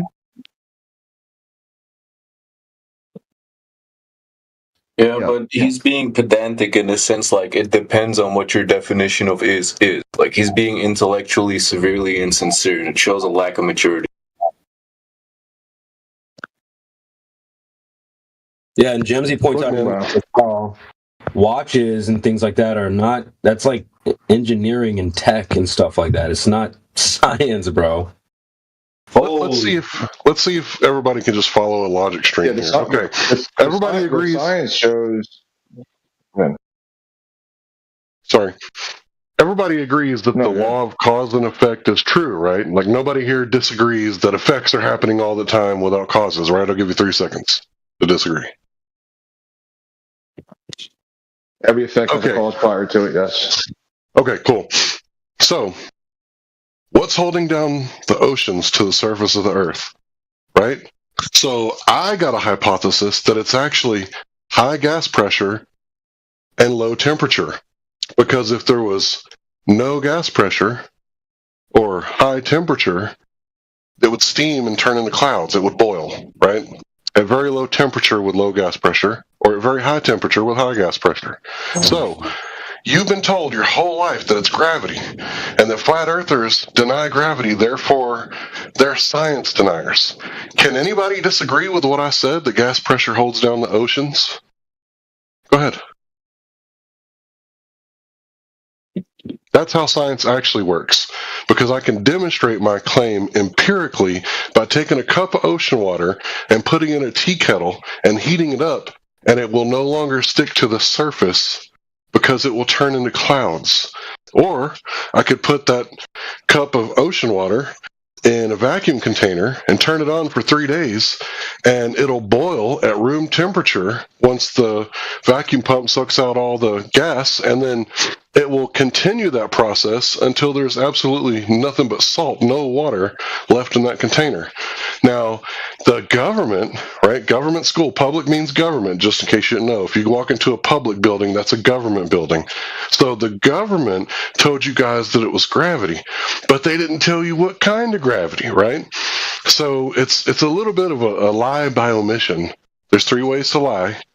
Tell the truth, the whole truth, and nothing but the truth. Well, that's how you lie 3 ways, right? One of those is lie by omission.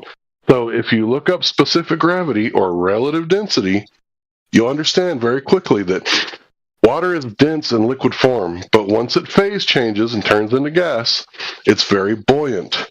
So the buoyant gaseous water will go up. So the gas pressure is literally holding down the oceans.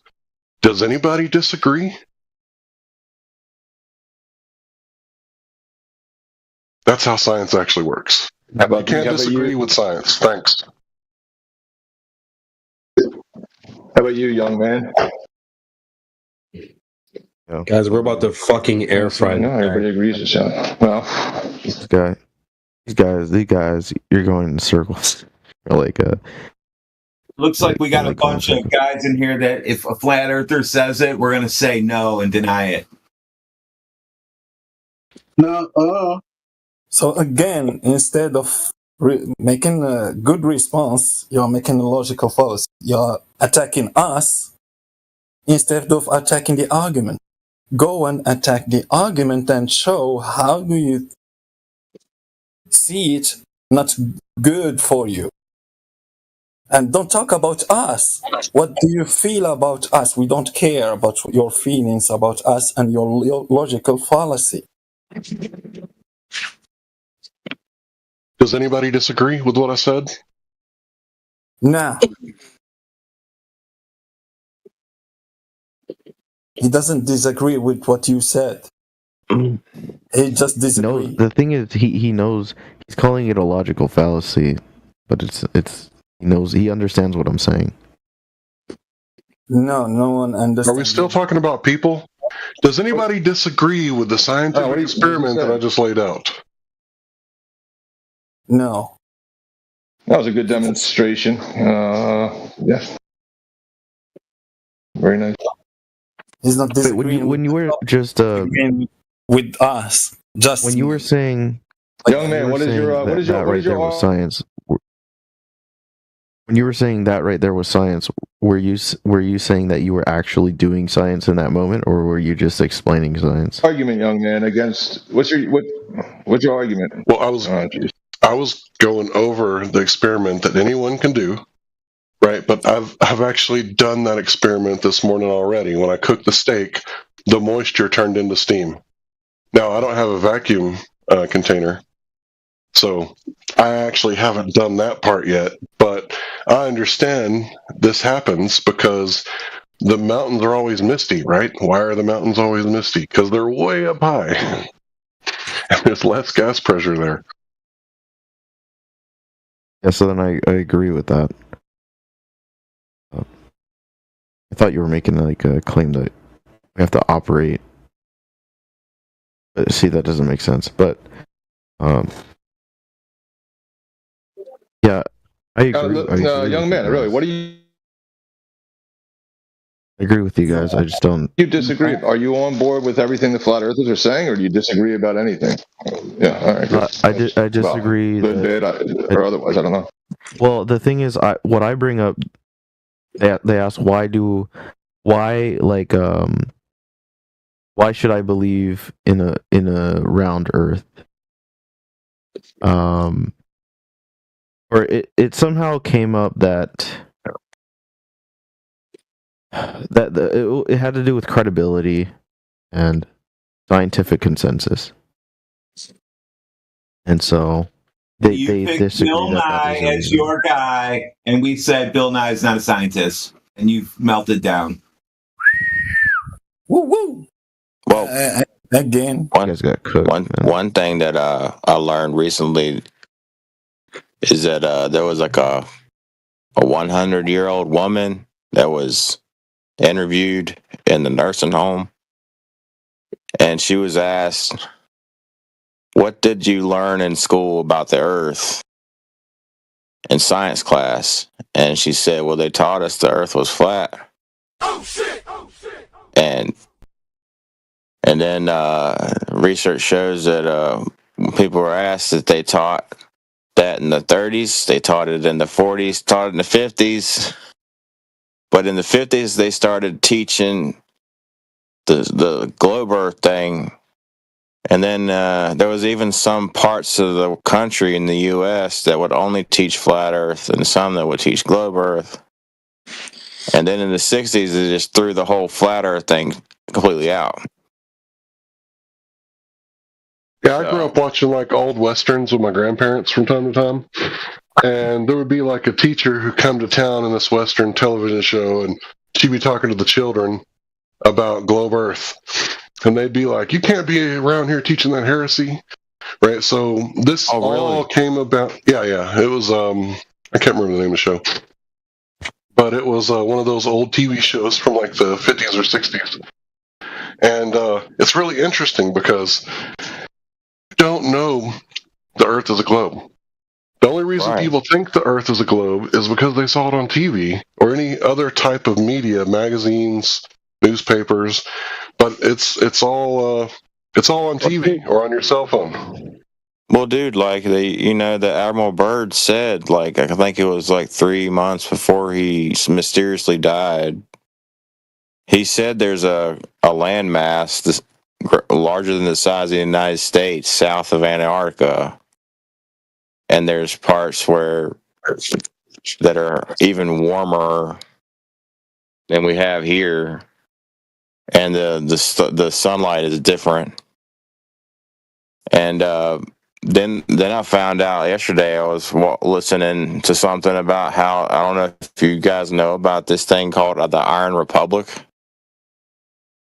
Yeah, have you ever heard of that? I read the book. No lie. Yeah. Yeah, it's insane, man. It's crazy. Yeah. But at the same time, I used to be open to because they're saying basically in that book that, or they're implying that, there's openings at the ice wall that you can kind of go through, and then you get far enough and the compass starts squiggling all over the place. I mean, some people believe that. I kind of shy away from it now, though, I don't know. Dude, I'm going to let you guys know. I read that book in like a day. It was really a small book. It's just communist propaganda. That book. It's the nothing Iron real. Republic. The Iron Republic. Yes. Oh, okay. Well, it's literally It kind of seems like it's not even about flat Earth. Yeah, you know how like science is pointing us away from us, they're pointing us to space. It kind of seems like a way to get flat earthers not focused on us and focused on like, you know, other possibilities, but it may not be true. yeah, but I mean, Yeah, it was. I'm just letting you know. Maybe he was onto something. But the book is like describing a situation where, these guys, they go there. There's no They have no religion. They have computers doing the work for them, et cetera. They have disposable utensils. It's this whole like. Oh, okay. So I guess if you read the book in its entirety, yeah, you're gonna see a whole lot more. Whereas those videos I was watching on Rumble, they didn't really go into the specifics like that. But they said something about how the people were very nice and they had technology, and they were perplexed how people from the U.S. can arrive there to their country. Yeah, I guess what it's like some people will draw from it. The point they'll draw from it is that in that time that people were imagining, they weren't, they were imagining maybe there's a world further than this world that we're here. They weren't under the impression that the Earth was a globe even during that writing. But that they were. But the point of the book wasn't about flat Earth, in my opinion. Okay, it was more of like, I mean, when those people did write a lot of science fiction back in those days. For sure, yeah. I mean, especially in the 30s and 40s and the 50s, they wrote a lot of like science fiction, and like they made a bunch of like radio, because they didn't have TV, so they had radio stories and stuff. They had no proof of the globe. They had none. The only proof, right, that came about, you would say, if you want to call it that, was these guys went to the moon, and everybody's like, oh, okay. And that changed the whole shift of people's thinking. If you went to the moon, then we must live on the globe.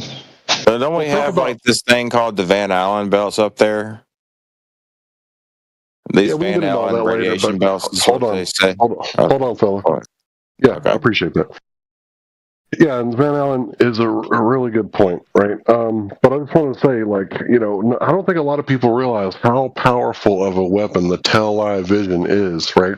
Imagine if I could go back in time like 600 years, and I go to the Native Americans, and I have the power to like computer generate like all kinds of imagery, right? Well, they're not going to be, I hate to use this word, evolved enough to distinguish between reality and the visions that I'm producing, because it's not only audio, it's audio and visual. So I could have people in the Native America believe all kinds of things that isn't really true. Now, do you think people have evolved enough in, the past 100 years to distinguish reality from TV 100% all the time? They're gullible. Right. And that's not the thing that I'm glad you bring that up, because what in the world does NASA have green screens for? It makes no daggone sense that they would have green screens. Well, I think they were technically chroma key, so they were like a blue screen with grids, which is like the modern one. But yeah, when George Bush went to NASA, there was, what's the name, Tim, whatever, back there on the green screen, quote unquote. It's actually a blue screen, but it doesn't matter. I get what you're talking about. But yeah. For the people that don't know, they absolutely use movie magic. And in fact, if doing science, Larry. Oh yeah, you're a science nerd. Have you guys seen that show or the video of that man who shot off a rocket and it got stuck in the? It immediately stopped once it reached a very high point. Like it got stuck in something. The television programming started off by showing us, us sending a rocket to the moon. That was the first movie. That's how deep this goes. Wait a minute. Hold on. The first motion picture was the rocket getting stabbed in the face. The moon getting stabbed in the face by a rocket. Whoa. What? Hey, wasn't that a French movie? I don't know. That's weird, man. Yeah. Yeah, it is interesting how Polaris. So, no matter what time of year, is Polaris always in the same spot? Yep, that's right. Doesn't matter what time of day, week, year, month. Oh man. Polaris is like a slightly offline hubcap. Like not quite perfectly centered. So the constellations, the way we view them changes because they're moving, but Polaris is just stuck up there in the same spot. Mm-hmm. But if we were on a globe, though, then Polaris would move around. Well, they say that I think it's Draconius or one of the stars used to be the pole star, right? But they claim this. How do we verify that? Like, can we go back in time or go to the future when Polaris is not the center? So this is very interesting. The Georgia Guidestones that were recently destroyed, there was a hole drilled in the stone directly pointing to Polaris. Well, if the precession of the equinox is caused by the tilt of the Earth, and the Earth is wobbling like a top, then Polaris would not be the pole star forever. Well, how long does it take for Polaris not to be the pole star? Well, that's the question, right? If it was wobbling, you wouldn't even be able to see it through the damn Georgia Guidestones. You wouldn't be able to look through a damn stone if we were wobbling. It's nonsense. Well, the precession of the equinox takes thousands of years. So it wouldn't stay like that for long. Like a generation or two. Well, 3-4 generations, maybe. But yeah, the oldest known star chart, 32,500 years old, BBC. If you search those exact terms, Orion carved on a mammoth tusk, I believe, or an elephant tusk, probably mammoth tusk. So I should BBC Mammoth Tusk. Okay. Oldest known star chart, 32,500 years. Mammoth tusk. It'll pull it up. And if that's true, then where's the parallax? If we're going around a galaxy and the stars that make up Orion, they're not all on the same distance.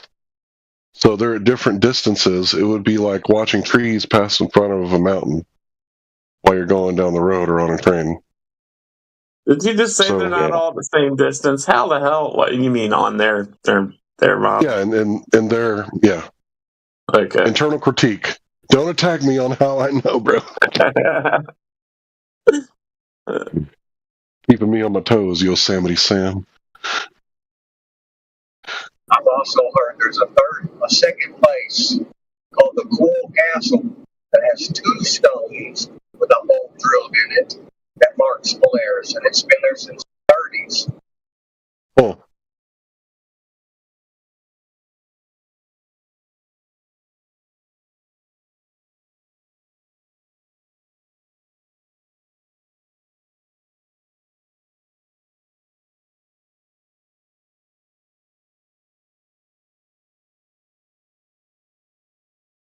My question is, how come we don't have airships anymore? I think we should bring those back. We should demand to bring those back. How many plane crashes? Oh, the humanity. Oh, the humanity. Yeah. Oh, it's a plane crash. Right? How many air? Yeah, isn't that weird, man? Like there were like hundreds of airships, weren't there?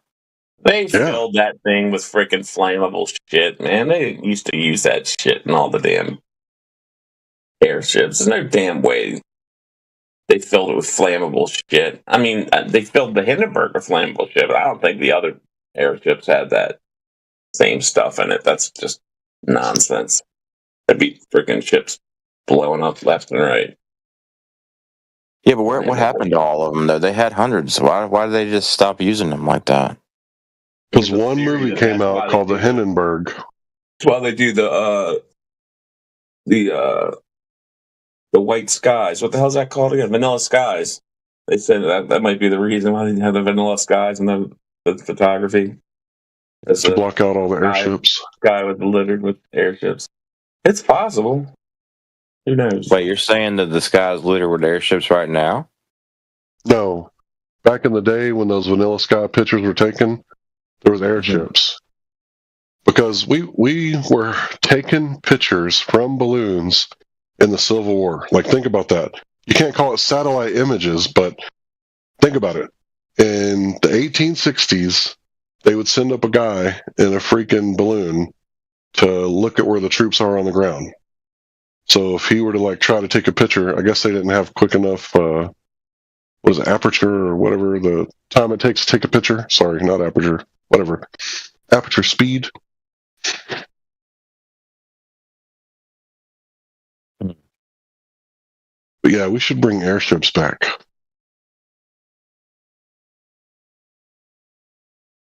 Well, couldn't the airships go over the Antarctic? Pretty cold over there. Yeah. That's just the hot air ones would work even better, right? Yeah, the one blowing the hot air. Yeah, you would stay warm with that.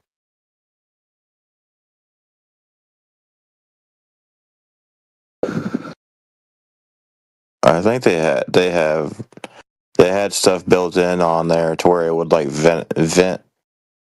Yeah, you could lower the balloon by letting it out, and then you would just burn more flame to increase the pressure inside the balloon. Are there any more new Globers? Is there any new people in the room? Sorry for interrupting you, bro. No, I mean, we kind of. So I kind of. This was back when I started watching these odd TV videos and stuff, and I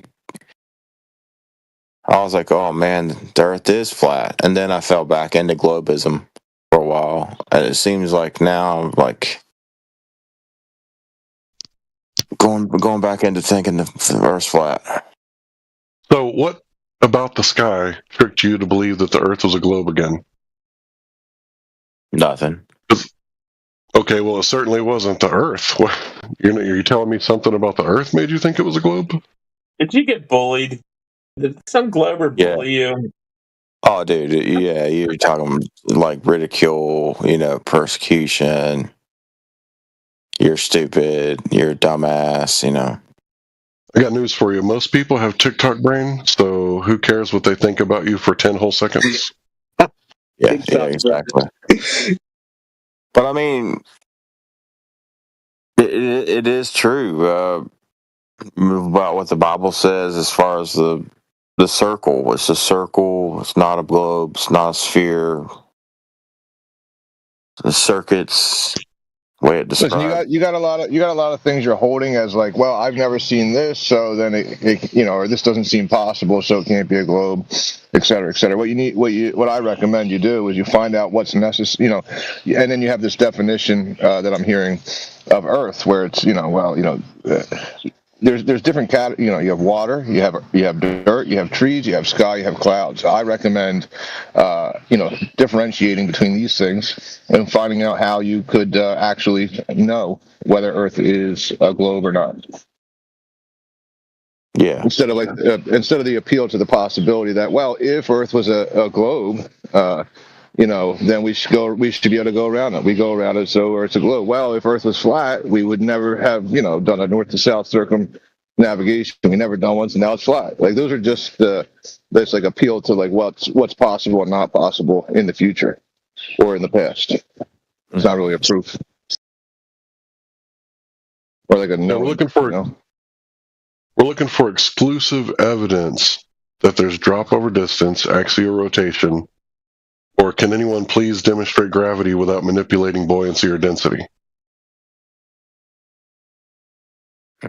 Well, that's what I'm looking for. I don't know about you guys. Yeah. Well, I mean, what's also bizarre is like everybody who does go to space, they always stay. Like, especially, it's even more evident. Like these Bezos and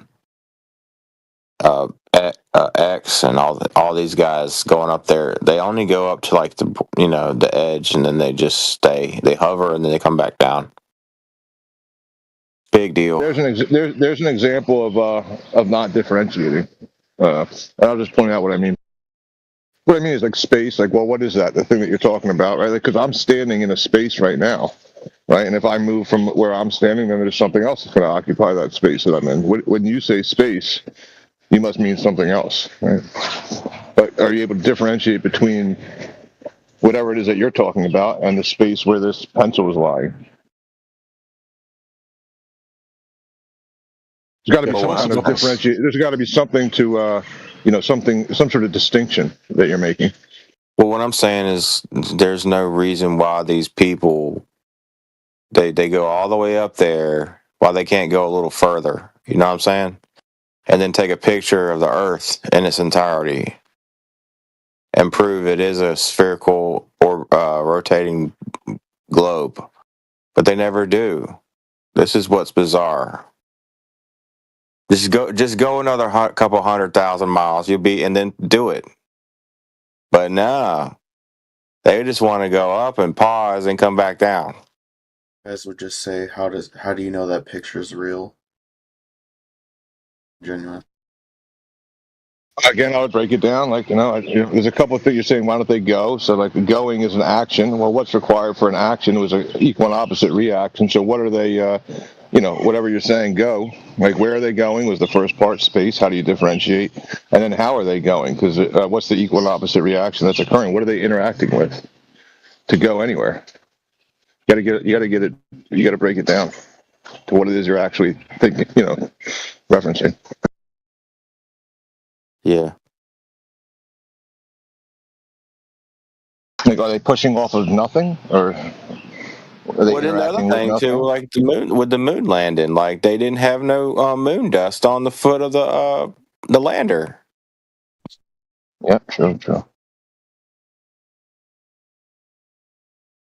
Yeah, it's just. Yeah, Steve. I'm just pointing out to you. I mean, it sounds like you got some good questions. Like that you should maybe think about.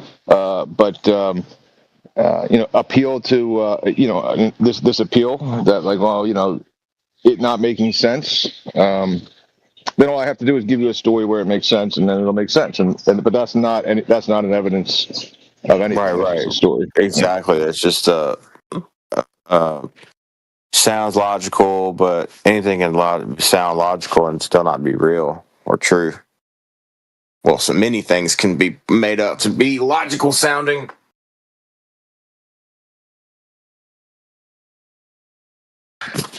Yeah,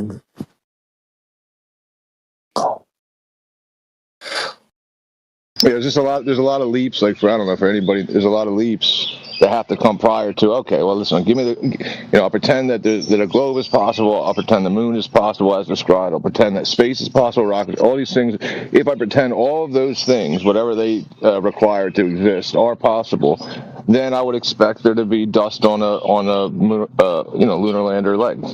I don't see dust on a lunar lander leg. But now, if I just sprinkle some dust on it, now it's all possible again. I mean, it's what I mean. That's not going to cut it. I will say one thing that kind of blew my mind, because I did. Have you guys ever heard of the silicon trees? The giant silicon tree. Yeah, I watched like a 3-hour documentary on it, and it's like it is compelling. And then it shows like the Grand Canyon, and it compares like excavator sites to these quote unquote natural occurring phenomenon on the Earth, quote unquote. And it's what's look like excavation sites. Well, yeah, I mean, it is interesting. Yeah, and I've seen them do the math for like, the cubic amount of feet that would, the cubic whatever that would be required to make this quarry, matches up and aligns up with this, that, and the third. But in regards to flat Earth, like, what is your best proof that the Earth is flat? Do you have any like proofs? Oh, mine? But yeah, I mean, well, I guess it'd be for everybody. Well, the one thing I thought was compelling was the fact that you can see, like, what's the lake that's in Michigan? The Chicago, the Chicago, Lake Michigan. Yeah, you can see Chicago from across the lake, directly across from it, and it's like the distance. The distance required would require there to be a massive amount of curvature, where you wouldn't be able to see Chicago anymore. Okay, well, that's a how is that a proof of flat Earth? That's what I'm asking. I guess it could just be, the lake itself is like a flat portion of a globe Earth. I don't know, man. I'm just rambling. Yeah, I mean, I'm not saying it's not a good proof of flat Earth. I'm just saying, to understand like a falsification of one thing is in turn proving another thing. But the thing, it's something's going to come out true or false. So it's going to be true. So it's a proof of something. But the thing that's required.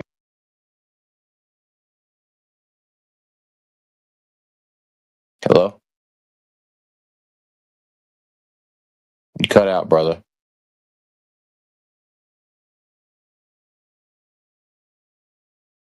I think he might have accidentally dropped the call.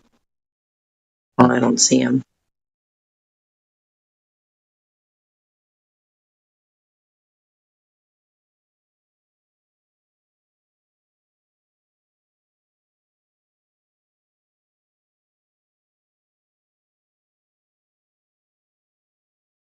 Yeah, then I think another compelling thing about the Earth being flat is literally the fact that the UN treaties, like, they forbid us from going down there,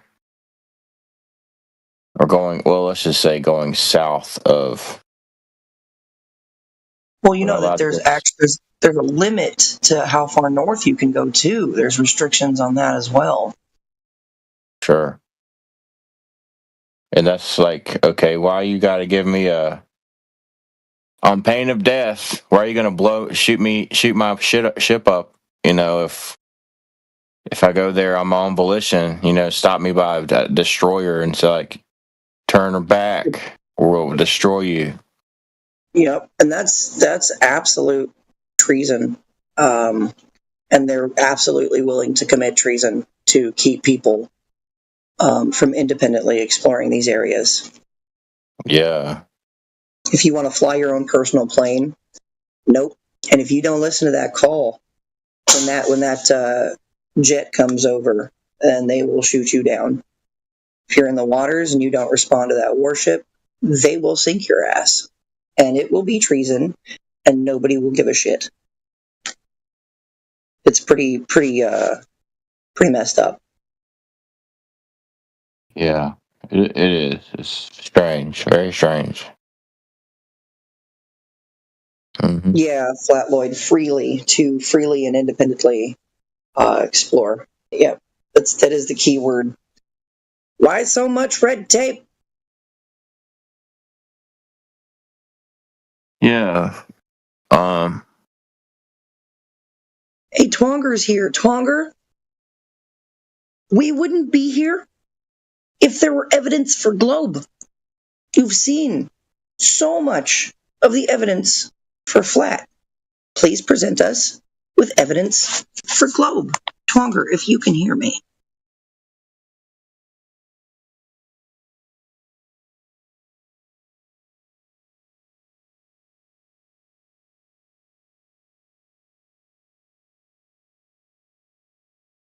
Come on, Twonger, don't be a chat skank. I see you. See you in the VC.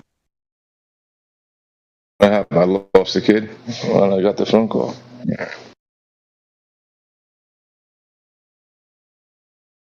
Where's the curvature? You got to nail him down, Larry. You got to get that was he was originally your task to get him out of all that. Oh, I'm sorry. I thought you started talking, bro. I was gonna let you drive for a while. I don't like to hog the mic. No, I'm just saying, you were doing the science thing, and it would have been good to get him to, get him straightened out. Okay, so what's his name? Where are we at? Oh, he left. It was a kid who was going over all the, this posterity. Yeah, there it is. Yeah, Isaac. Hey. So, Isaac, did I say anything that you believe to be untrue? Did you say anything that I believe to be untrue? Right. No. I don't think I was talking to, but yeah. Did you hear what I said about science and proving things with experiments, right? Yeah. And did you hear what I said about gas pressure and temperature holding down the water to the surface of the Earth? Did you hear that part? No, I did not hear that part. Oh, okay. So they taught you didn't Nikola Tesla, he believed in the ether, right? He didn't believe in yeah, but that's not really a conversation for this room. And I don't think ether is a substitute. Ether is a substitute for gravity. Yeah, no, he didn't believe. He said, I think he even said gravity's not real.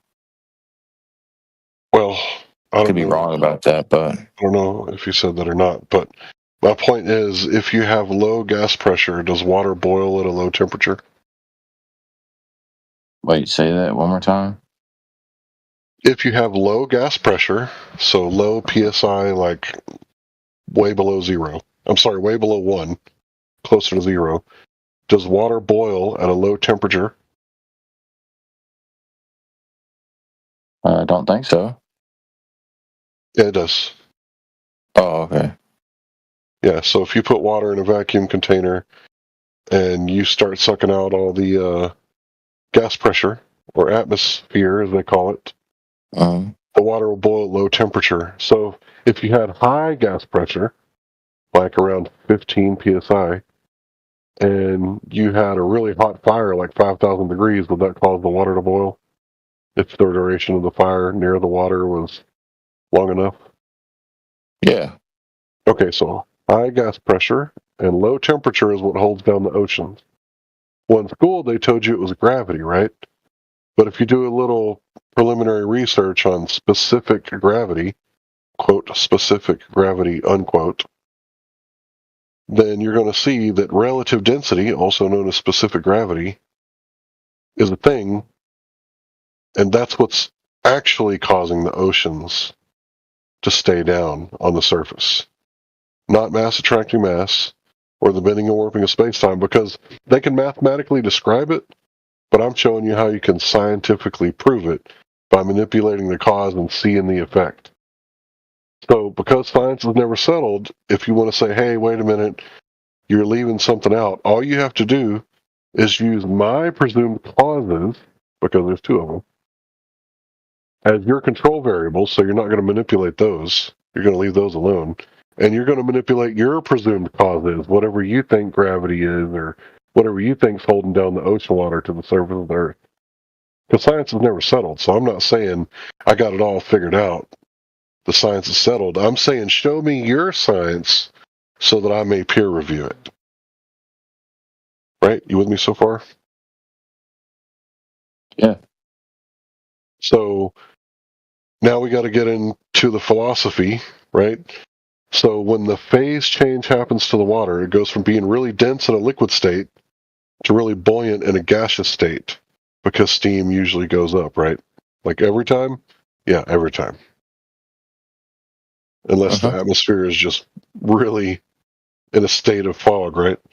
So all you have to do is understand that when things go up, it's because there's enough buoyant force to hold them up, like a hot air balloon. If things are going down, there's not enough buoyant force. So your cell phone drops because you are adding force to the bottom of the phone, holding it up. But when you let go, there's not enough buoyant force to hold up your phone. So it's going to move towards a state of rest, like the hot air balloon. Once it gets to a certain altitude, then it like stops going up until you add more fuel. It's at a state of rest, and it might stay there for a few seconds or a few minutes. Then it starts going down again, seeking a state of rest.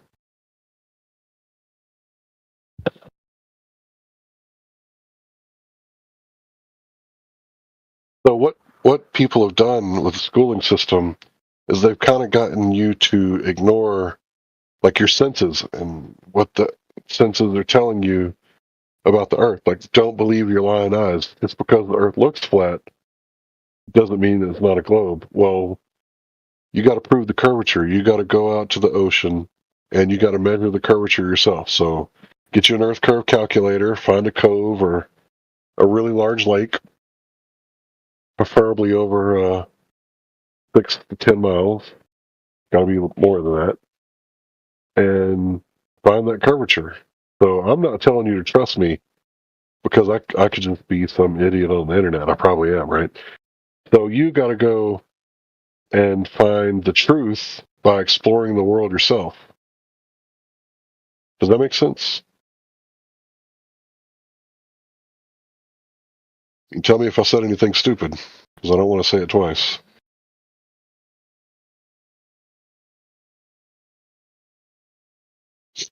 Well, back to Age of Empires.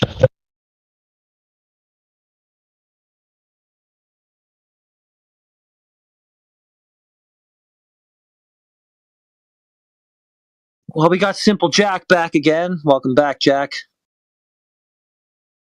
Hello. Did you develop any conviction in the globe faith? Conviction? Probably not. The past few times you didn't seem to be too bothered either way. Yeah. I mean, I guess that's pretty accurate. Yeah. Seemed like you couldn't be arsed, as the British say. Why, do you meet a lot of people that are very passionate about the globe? Of course. Almost everybody is.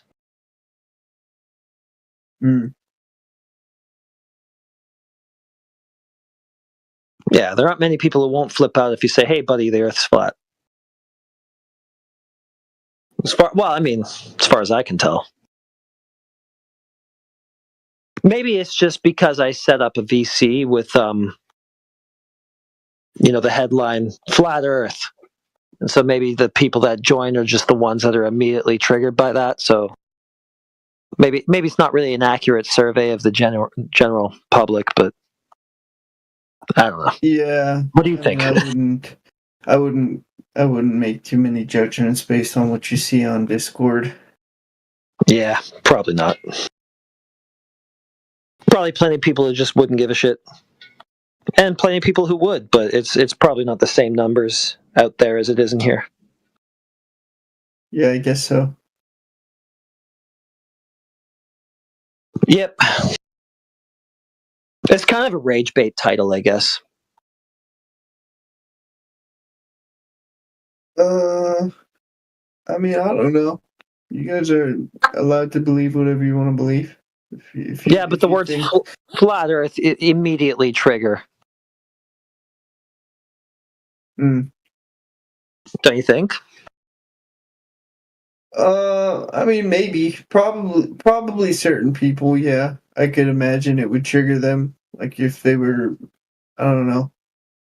Well, I mean, it's the most popular VC in the server, and I mean, if we had just set it up to say, let's say, 24/7 globe Earth, do you think anybody would care? No, of course not. No. No, wouldn't get anything. The controversy begins when you say flat, and then suddenly they go, "What? No, that's stupid. That can't be."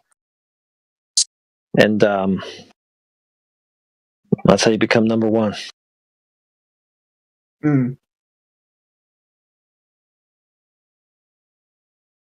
I'm gonna do a quick mic check real fast.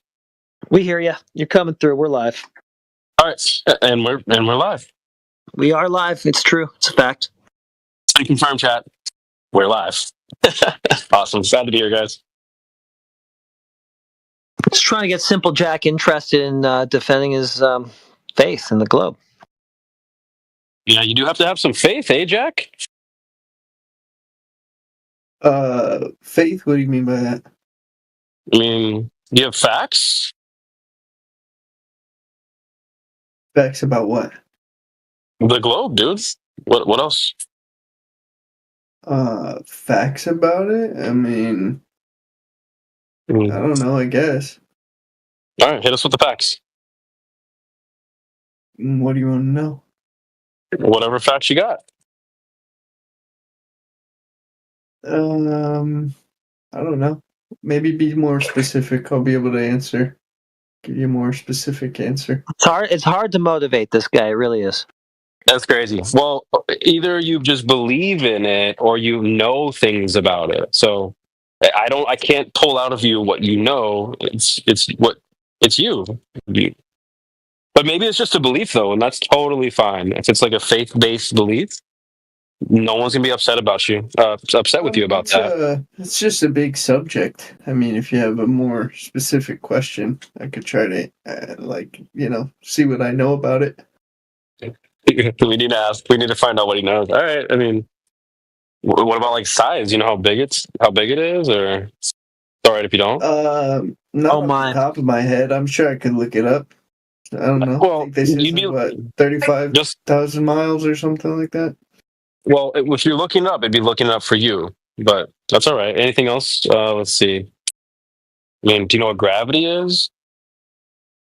Do I know what gravity is? Like, what do you mean? Like, do I know what do I mean? Phenomenon of gravity is? I mean, it's either you know what gravity is or you don't, man. I mean, I don't feel like we're speaking Chinese in here, unless you want me to. Well, I mean, I could fake it. You wouldn't tell the difference. I know. It just depends on. It depends. Because it just depends on what you're asking. That's why I'm just asking you to be more specific. What is gravity? It's like a phenomenon we observe in nature, I guess. Okay, what's the observable phenomenon? I mean, I guess it depends on what scale you're talking about. If we're talking about the most accepted concept right now would be like some kind of warping of space-time. Okay, where do you observe that? What do you mean observe? Where do I see it happening? Yeah, I mean, yeah. I mean, you don't see gravity; you see its effects. So, didn't you say observable phenomenon? No, the phenomenon that's observable is its effects. You can't see gravity. You can't there's no gravity to point out anywhere. Okay, what's the effect? It would be what we observe about things being pulled towards the center of the earth. All right, where do you see that? Everywhere on Earth. Really? Okay, well, I'm looking around right now. I mean, what do you see that's being pulled down to the center of Earth? I don't actually see anything doing that. Do you? What do you see? You don't see anything ever fall down? Well, I don't see things falling down right now. Do you? I mean, I see things staying down. So that would be the effect of gravity. Yeah, if I put something down on my desk, it stays there. What else would happen? Away. Well, okay. Let's think about that for a second. Why would that happen? Why would what happen? The thing you just said, which is It's not floating away. Why would that even happen in the first place? Why would we assume that, like, well, it's not floating, therefore something else is happening? Why would anything float like that in the first place? Why would you assume that? Why would I assume that things would float away? I wouldn't assume that things would float away. I'm sorry, one more time? I wouldn't assume that things would just float away. Why would I Okay, assume then that? well, I don't know why you would assume that, but you said, like, why don't it's not floating, therefore, well, why would Therefore, it? there's a reason that it's being pulled down to the ground. I don't think that connects. Okay, so I mean, if you hold something in your hand and you let go of it, what happens to it? But where was it before you picked it up? It was in your hand, but let's just say you're holding a No. pencil in your hand right now, and you let go of it. What happens to it? Well, it didn't spawn in your hand. So where was it before you picked it up? Well, are you going to answer my question? Like, Of course, I will. I will. Okay, yeah. So if you're holding a pencil in your hand and you let But we go can't. of it, like, what happens to it? I hear what you're asking, but I'm just saying we got to look at the full context, at the timeline. We can't have this hyper focused timeline where we only pay attention to the part where the pencil's in your hand and then the part where when you let go. It didn't spawn in your hand. You don't have pencils in your hand at birth. Pencils are usually at rest somewhere else. Then you remove it from rest, you pick it up, and then you dropped it. So it's funny to me when people are like, "But why did it fall?" It's like, well, you picked it up. Huh? What does it mean to be at rest? What does that mean? It's on the ground, or like on a it's on the ground. Okay, but why? Why is it on the ground? What else would happen? I'm trying to remove this idea that you think things shouldn't be on the ground or they should be floating away. That's kind of like a cartoonish idea I didn't to assume. say that things should be floating. You are saying that. I don't know if you realize it, but you are saying that. You are saying that. No, I'm saying that's what I observe. Like when I interact in the world and when I look around, that's like what I see happening. It's not something that I expect. It's something that I directly observe. If you directly observe something else, you think there's a different thing that happens when you hold something in your hand and let go of it. I'd love to hear what that is. But I mean, you keep trying to put me onto this belief that I've only, clarified over and over again with you that that's not what I believe or what I think. You just keep trying to say that. Like, I don't think things should just float in the air. I've never said that. I'm just saying, when I observe the natural world directly, if you hold something in your hand and you let go of it, it's going to fall. Going to fall down. Things seem to be getting pulled down to the ground, or being at least staying on the ground. There is something happening that causes things to stay on the ground. If you don't agree with that, then I'd love to hear what you think.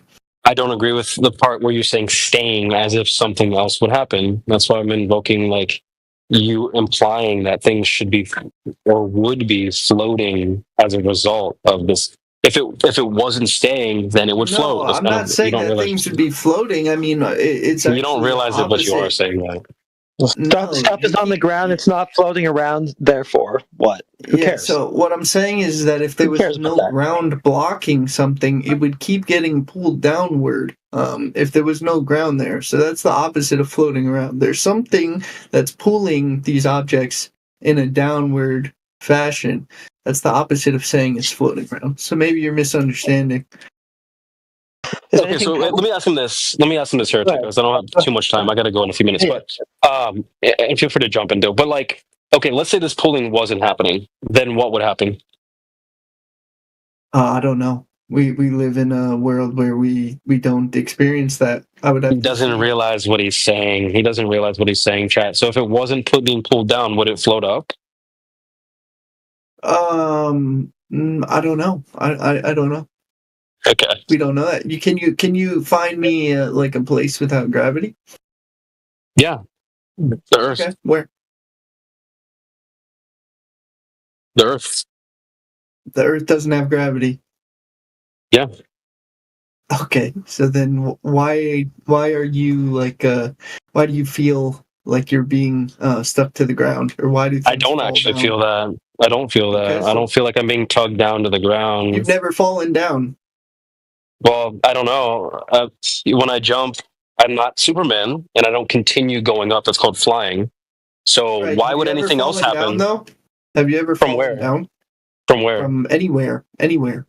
Like, did I trip and fall or something, or Have you like ever jump fallen fell down? down from Yes. like the roof? This is like a simple, direct question. I mean, I don't know why I get what you're you're saying, up but to. you don't spawn. I'm Have not you ever doing fallen down? Yes or no? Like it's a simple question. You don't have to avoid Yes. it. You can just say yes, or maybe you're like the most like graceful person on earth. You've never fallen, even as a baby. I am pretty graceful, to be honest. I am pretty graceful. But in terms of like, Okay. have I gone up to something and then jumped off of it? Yeah, of course. Okay, so you've And then I fallen returned. down. Okay.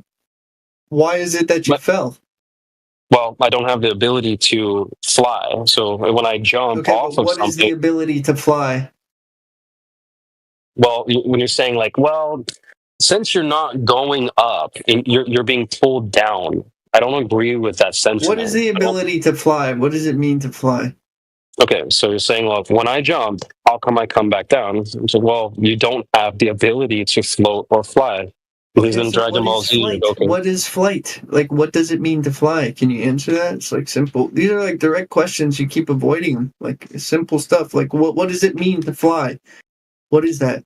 What Well, do if you were to mean when jump, you're flying? if you were to jump and then keep going up, that's called flying.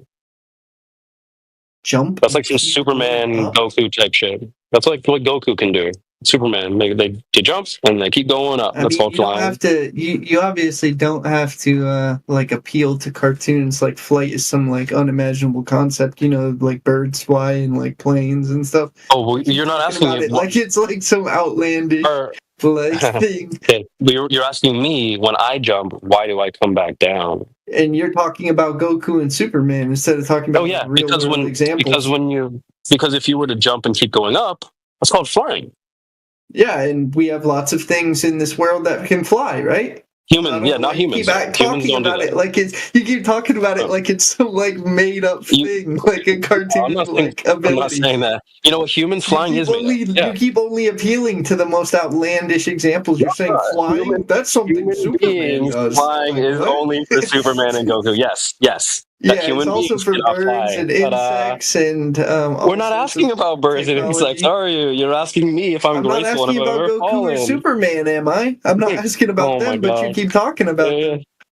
Yeah, I know, because human beings can't fly. You're not asking about birds and stuff. Of course, birds can fly. What? So why would you bring up cartoon characters if you Because only want us to talk about I human don't know if you beings? realize it. I don't know if you realize it, dude. You're asking. I know this is like your shtick to say like I don't know if you know what you're doing to people when you don't even know what you're talking about. But it's not like it's a pretty good look. Who are you like posturing for? Are you posturing for somebody? Because it sounds like you are. This is my Well, then you should just be able to engage in like a good faith conversation. Well, like, he actually was, and he was answering your question, dude, but you weren't listening, yeah, because you asked him if he had ever fallen down. And he said, well, yes, he has, because no, he doesn't didn't. have He the ability. floundered for like 10 minutes He trying said to that he avoid doesn't- answering. No, he actually did say it, and he said that he doesn't have the ability to after, fly like 10 like minutes of Superman. avoiding it. Well, it doesn't matter. He still answered the question, dude. And he's making It does a matter. statement It that, absolutely yes, does matter. And I don't know why you feel like you need to defend him. Are you like his keeper or something? Human beings are going to go down because they can't fly like Superman or Goku. This is so where what this is it? brought in. Now, So you what wanna is take- flight? So then now, how you does wanna flight take it to work? birds and now you want to take it to birds and planes and change the subject and try and make out that he's somehow speaking garbage here. Yeah, it was in regards to people falling down. Yes, they do. We don't fly. Okay, so why do people fall down? Reset. Just respawn. So yeah, I'm just waiting for like a direct answer. Oh, And you're why sure do you're talking fall about down? people, or are we talking about birds? Just to make sure we're It locked can be in. anything. Birds fall down too. They have to exert effort to be able to fly. Mm-hmm. Okay, so what about, are like, they acting you said- against when they're exerting that effort? Because you're saying that they're at rest when they're on the ground.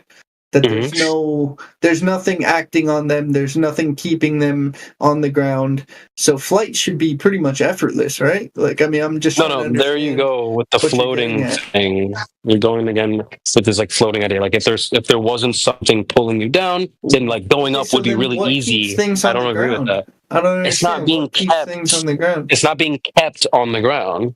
When you say that, but you don't realize.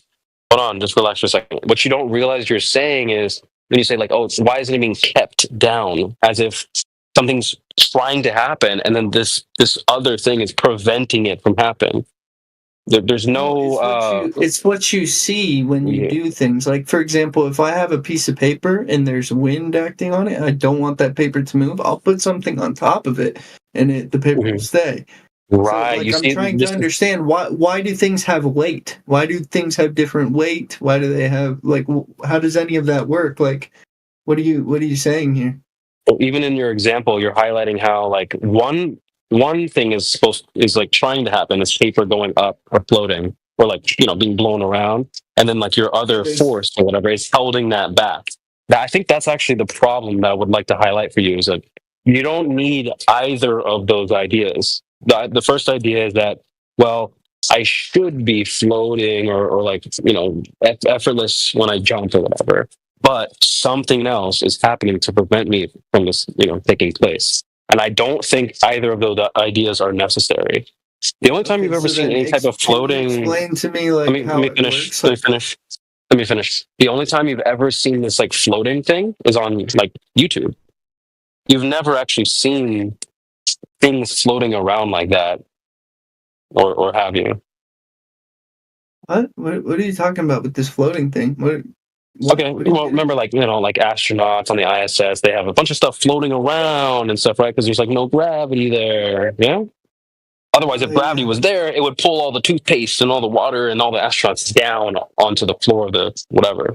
The astronaut, or you don't know what I'm talking about? Direction, yeah. I mean, depending on right. So what I'm saying is that's the idea you have in your head is that like, well, if the gravity wasn't there, then we would like float around and stuff. And I'm saying that there's no reason to think that you or anything in this reality would float around when you've only seen that on YouTube and like a screen somewhere.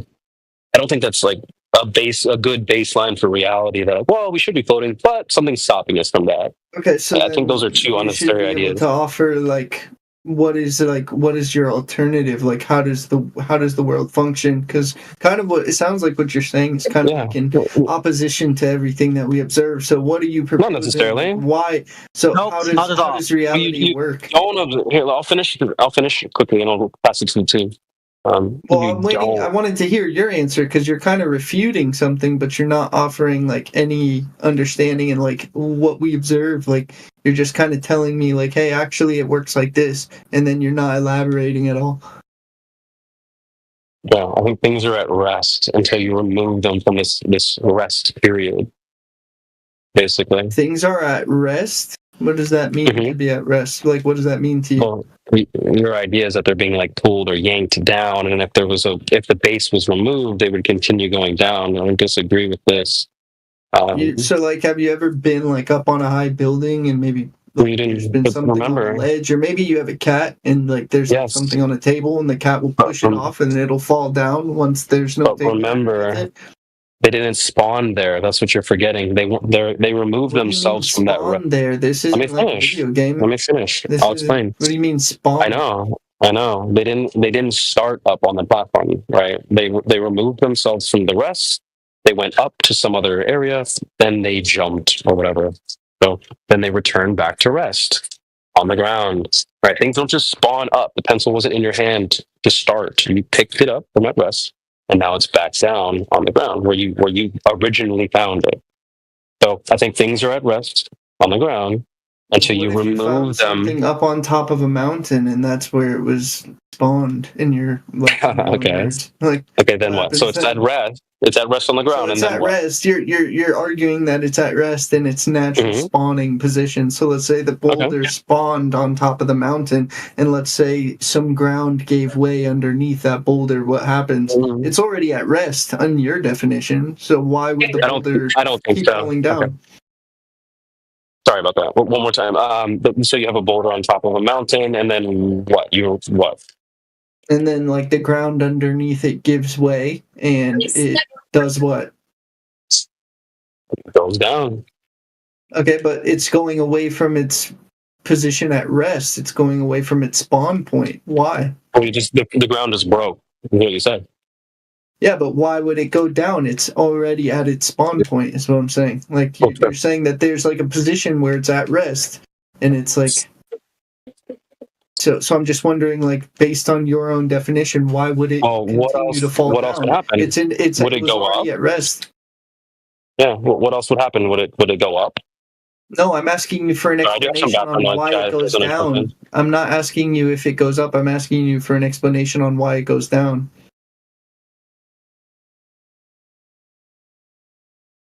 So what are the alternatives? You keep trying to like avoid like explaining how this works.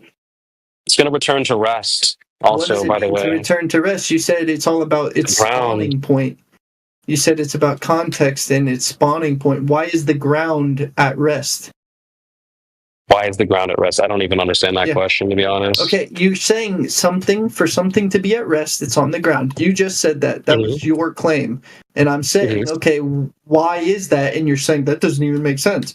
So you said, why is the ground at rest? Yeah, why is being on the ground considered at rest? Like, why? Well, floating is not like a natural spawn point. Stop talking about floating, bro. Nobody's talking about floating. Yes, you are. Why is being on the ground is at rest because the upward force from the ground equals the downward force of gravity, right? No. At rest just means that the forces equal each other out. No. So I'm waiting for you. It would be seeking equilibrium. Why is they don't realize it is at rest on the ground? Why? What else would be happening? That's what your friend who just chimed in. He's like, well, it would be floating. So something's canceling that out. To say what else would be happening is not an answer. Well, you do in your head. You have an alternative that something is canceling out this idea that it would be floating. Right? Your friend just said that. No, here. Like, well, there's a force that's been canceled out. Friend? What are you talking about? It's just me. Whoever just chimed in, did you not hear him? Stop trying to avoid this. Like, you literally brought up this conversation, and now you're trying to like run away from like these basic. Not running. Not running. It really seems like you are. You keep changing the subject to floating. You keep talking about other people. Oh, your friend said this. Like, what are you talking about, bro? I don't. Well, did you not hear what he just said? Did you not hear what he said? Not, because I'm talking to you. I'm not interested in what he has to say. I'm trying to get an answer from you. If you want to talk to him about something else, you can, but you just have to admit that like you kind of like talked yourself into a corner here.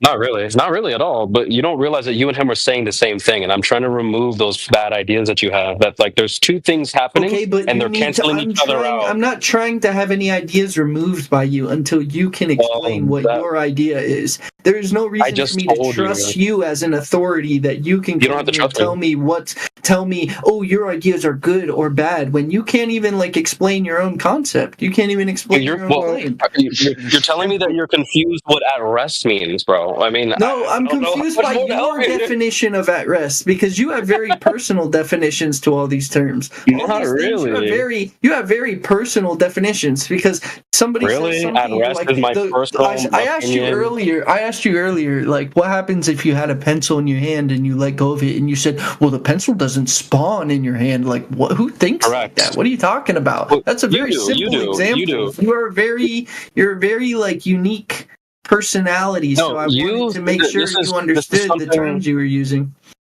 All right, I'll let you finish. But this is something that is not new, bro. We've had this conversation many times. I've even dubbed it a horse blinder earther. I've never even spoken to you, dude, so I don't know what you're talking about. Yeah, I've had this conversation with many people. I've never even spoken to you. We've never had these conversations before.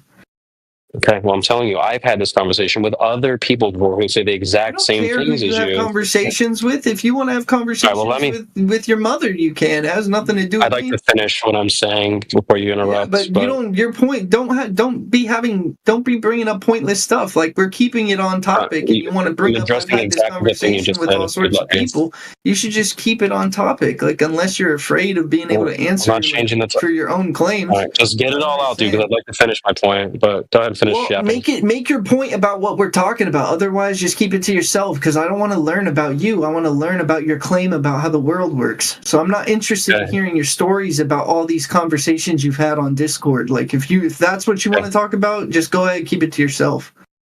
Yeah, you done? I really don't give a fuck. All right, well then shut the fuck up for a second and I'll finish. All right, go ahead. Let's see what you have to say about your claim, hopefully. All right, just mute up for a second, dude. Holy shit, dude. It's fucking yapping at this point. But chat, I'm going to talk to the chat at this point. This is a hyper-limited timeline earther, a force-blinder earther, where they only focus on... There you go. This is what happens when you get backed into a corner. You gotta talk to the Just mute him chat for to a feel second, Jack. better. He's literally yapping at this point, Jack. Gotta talk to the chat to feel better. I'm just going to mute him for a second, chat. I don't know where this is going.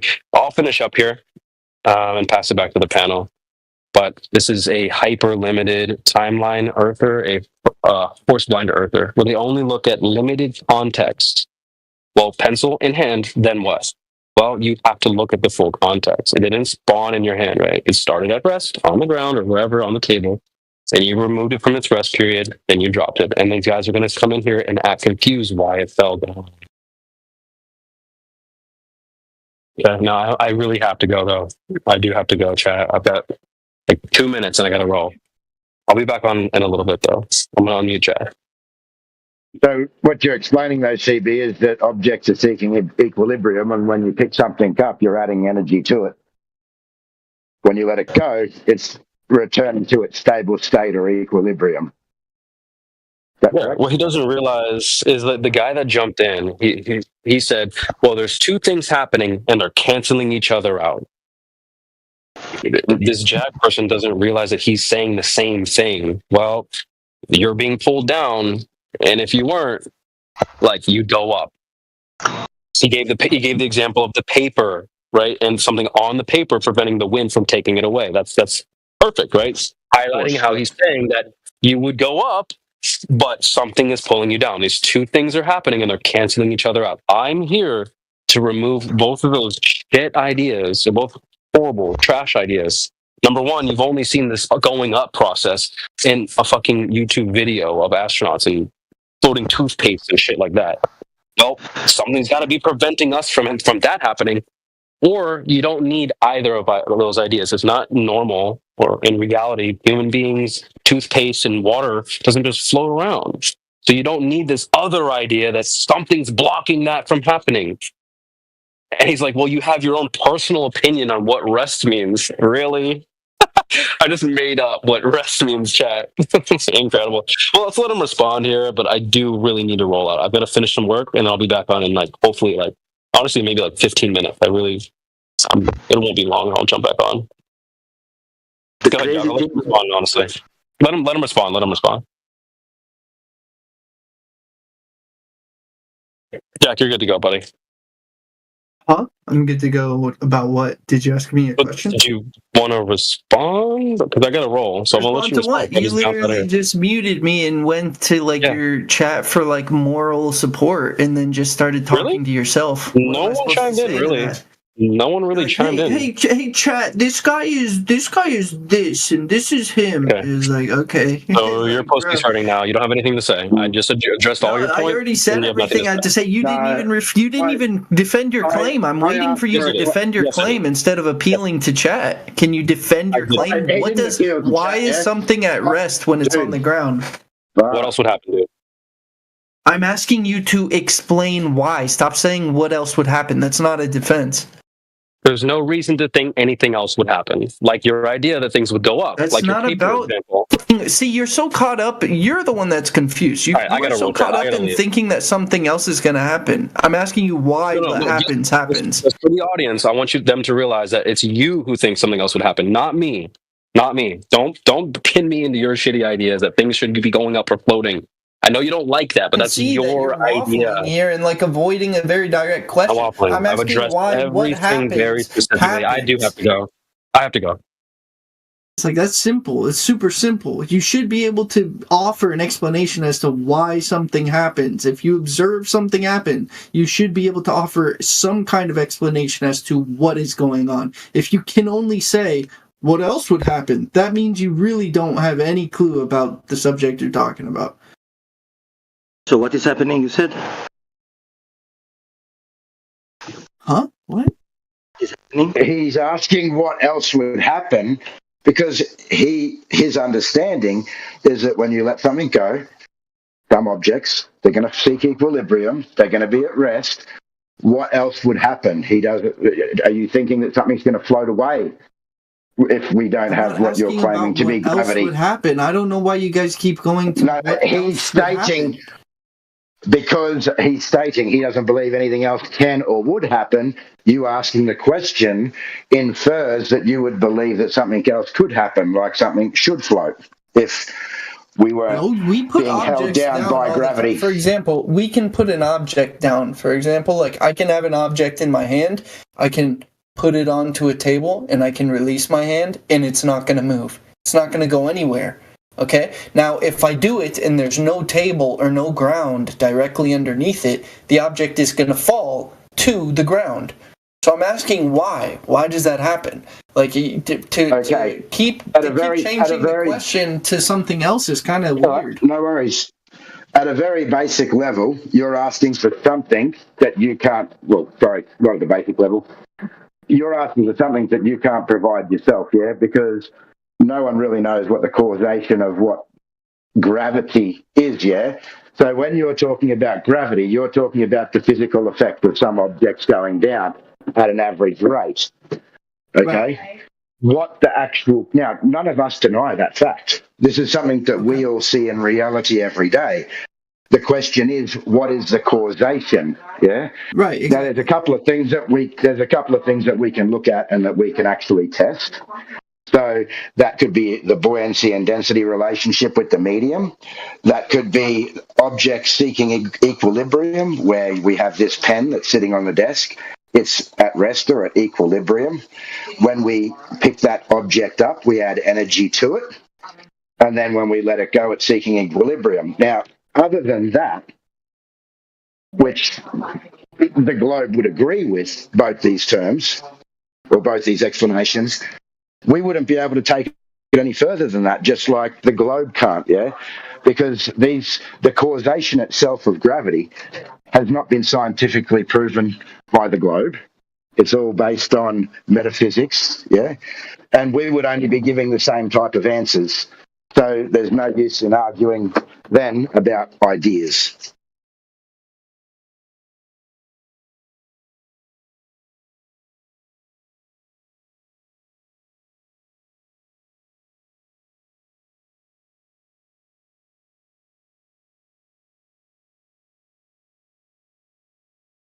So cooked, he's speechless.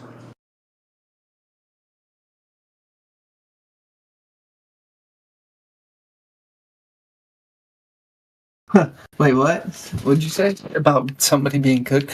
Nobody's cooked here. I mean, this guy at least had the balls to offer some alternative claims, some alternative answers. That's what all I was looking for from the other guy was okay, if you don't think it's gravity that's causing things to fall, what is your model of reality? And he just kept saying, what do you think is going to happen? At least this guy has the balls to be able to be I think density is a factor. I think there's this. Ultimately, we don't know what the source of gravity is, if gravity is a real thing. At least he engaged with the question. The other guy just kept Look, I wouldn't say being like a baby. I'm not I said that gravity is the effect that we're seeing, yeah, and everyone always explains it this way. We say, what is gravity? Oh, things go down. Okay, but what is it really? Well, things go down. This is the answer we get. Or it goes back to mass attracting mass, which hasn't been proven, it's been superseded. You usually get the mass attracting mass, or you get the warping of space-time.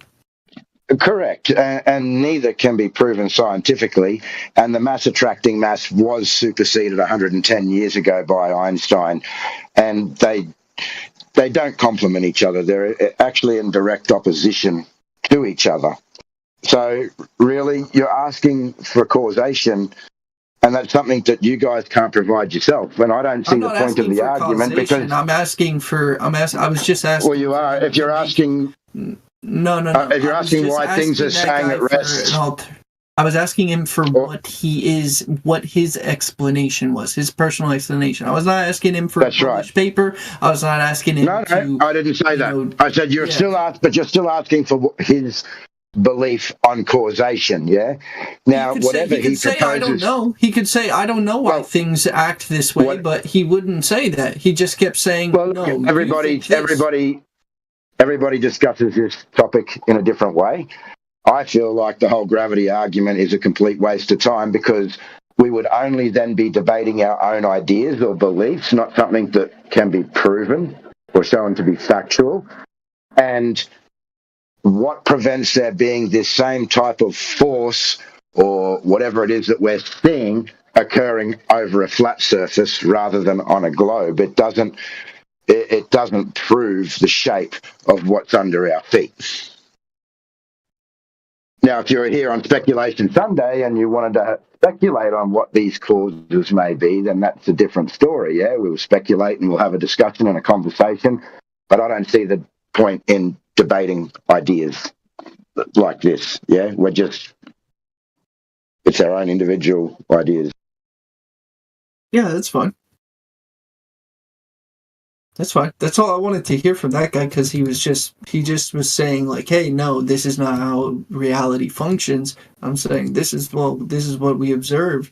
And he was basically trying to be like, hey, what you observe is incorrect. So yeah, no, I don't think he was trying to say that. I understood.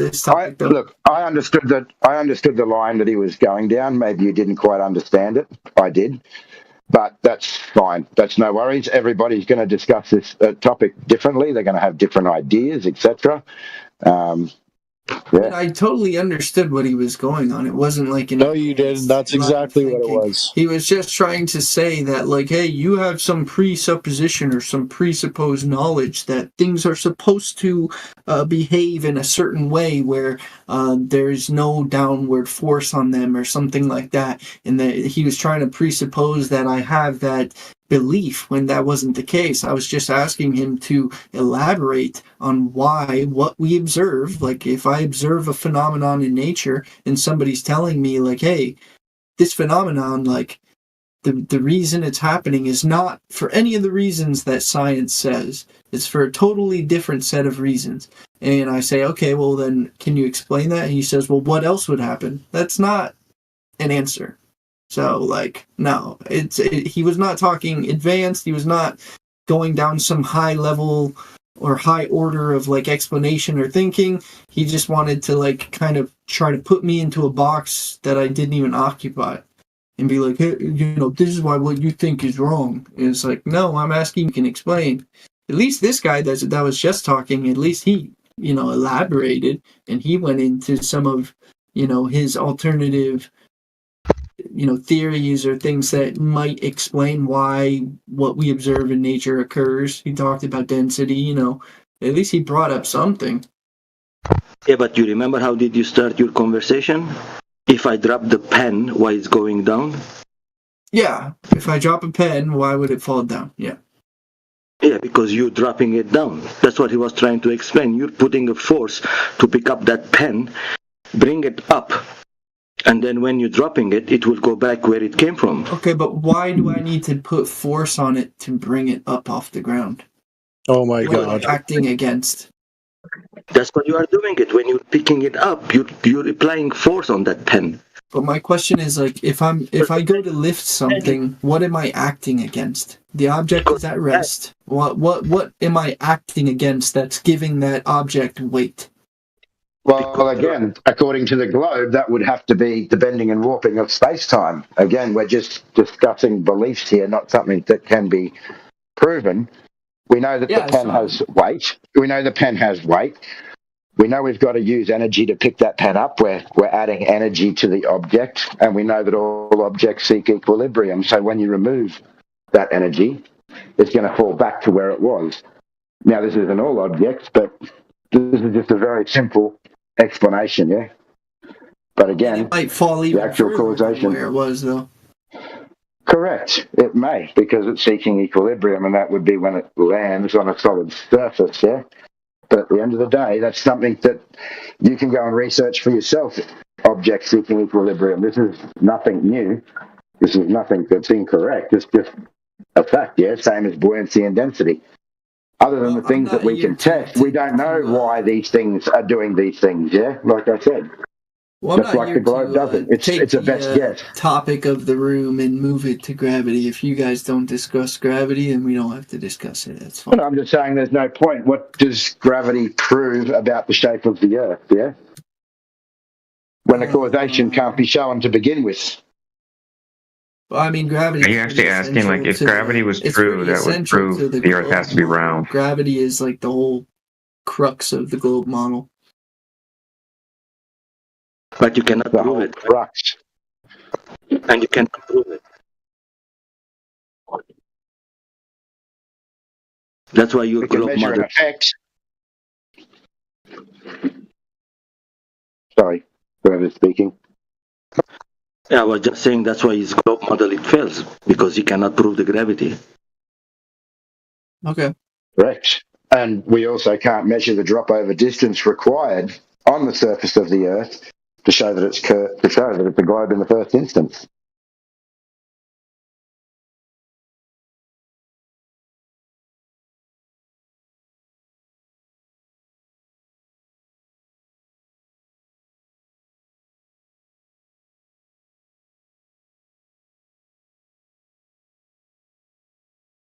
So you would obviously believe that we live on a globe from the conversation we've had. Who, me? Yeah. Yeah, I mean, I'd be inclined to believe it. Seems to make sense to me. So what makes you believe that? Is there any sort of empirical evidence that you have? Is there anything that you've tested? Is there anything that you see for yourself that would actually give you that idea? Or is it just that this is what we've been told and there's explanations that have been given to us in regards to how things work around us, and that's good enough for you as the explanations seem to work? Probably a mix of both. Okay, so what have you seen or done or yourself that would give you that idea in regards to living on a globe? I've seen a lot of, I've seen the moon, you know, I've seen the sun from different places on Earth. I've seen it behave differently. I've seen different constellations in different hemispheres. I've seen the moon go through phases, eclipses. I've seen rocket launches, and I'm inclined to, believe so, at least some of the things that I see regarding that stuff. Maybe not all of it, but some of it, I believe. So, all right. So, everything that you said you've sort of seen that confirms you're living on this ball are all in the sky. It's just compelling evidence. That's cool. Yeah. Okay. It's evidence. So that's what I'm saying. The evidence that you've seen for yourself is all in the sky. Yeah. You're saying that you've seen the way that the sun passes overhead, or the sun, whatever the sun does. You've seen the moon. You didn't give any specifics on the moon apart from that, you've seen it. You've seen eclipses, stars, yeah. Eclipses, these types of things. How do any of these things actually show the shape of the Earth? What do you mean? Like, which example? Well, I mean, I look at anyone that you like. I mean, I'm looking at the sun right now. Looking at the sun right now, or even any time during the day, doesn't give me, from my vantage point, any indication of what the ground may be doing. Same as the moon and the stars, yeah? I mean, again, we're told stories, or we're given models, supposed models, with an explanation on how these things would work on a globe. So, I mean, I understand that that's what you sort of go to. The sun's doing whatever it's doing. But in reality, I'm asking you, when you see these things, what do you see when you look at the sun, the moon, the stars, that would give you that evidence that the ground is curving under our feet? Because I don't see it.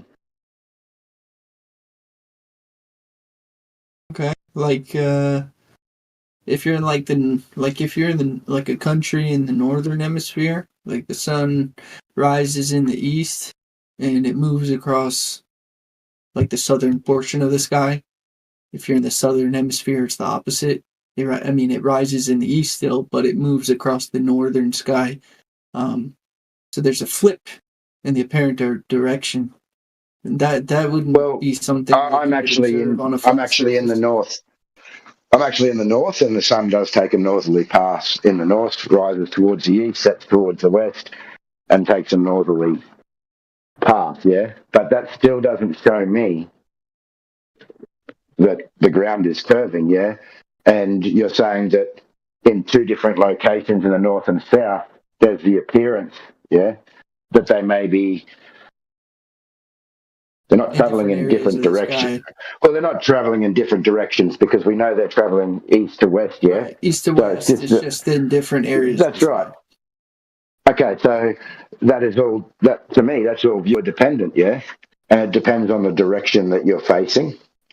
Now, and there's no reason why we also couldn't have 2 points of rotation over a flat surface. There's nothing that prevents that. So my point to all of this, yeah, for you, is that all these things in the sky we've been given explanations about, but these explanations are just explanations. They haven't been proven, yeah. What we need to see is actual curvature of the surface of the Earth. Now, we know that every day we view the Earth as flat and stationary. That's how we operate in daily life. We build upon it that way. We utilize it that way. We measure it that way. We navigate it that way. Yeah, so if the Earth was to be measured, which it is, as flat, how then does the sun, moon, or stars or anything that we're seeing in the sky with explanations negate direct measurements? Wouldn't that be the most important? Whether we could actually measure that? No, it doesn't negate. Wouldn't that be the most important, is to actually measure the curvature on the surface of the Earth that we're supposed to be living on, rather than looking into the sky and relying on explanations? I think they have measured the surface of the Earth. Yeah, and when it's measured, it's always measured as flat, yeah? They measure elevation angles to celestial bodies. So, for example, latitude is derived from elevation angles to Polaris. Right, now, for an elevation angle, we're using the surface of the Earth as the horizontal reference plane to obtain that angle. Now, this is the same in surveying. They use horizontal and linear angles when they survey the Earth. So, yes, we do directly measure the Earth as flat.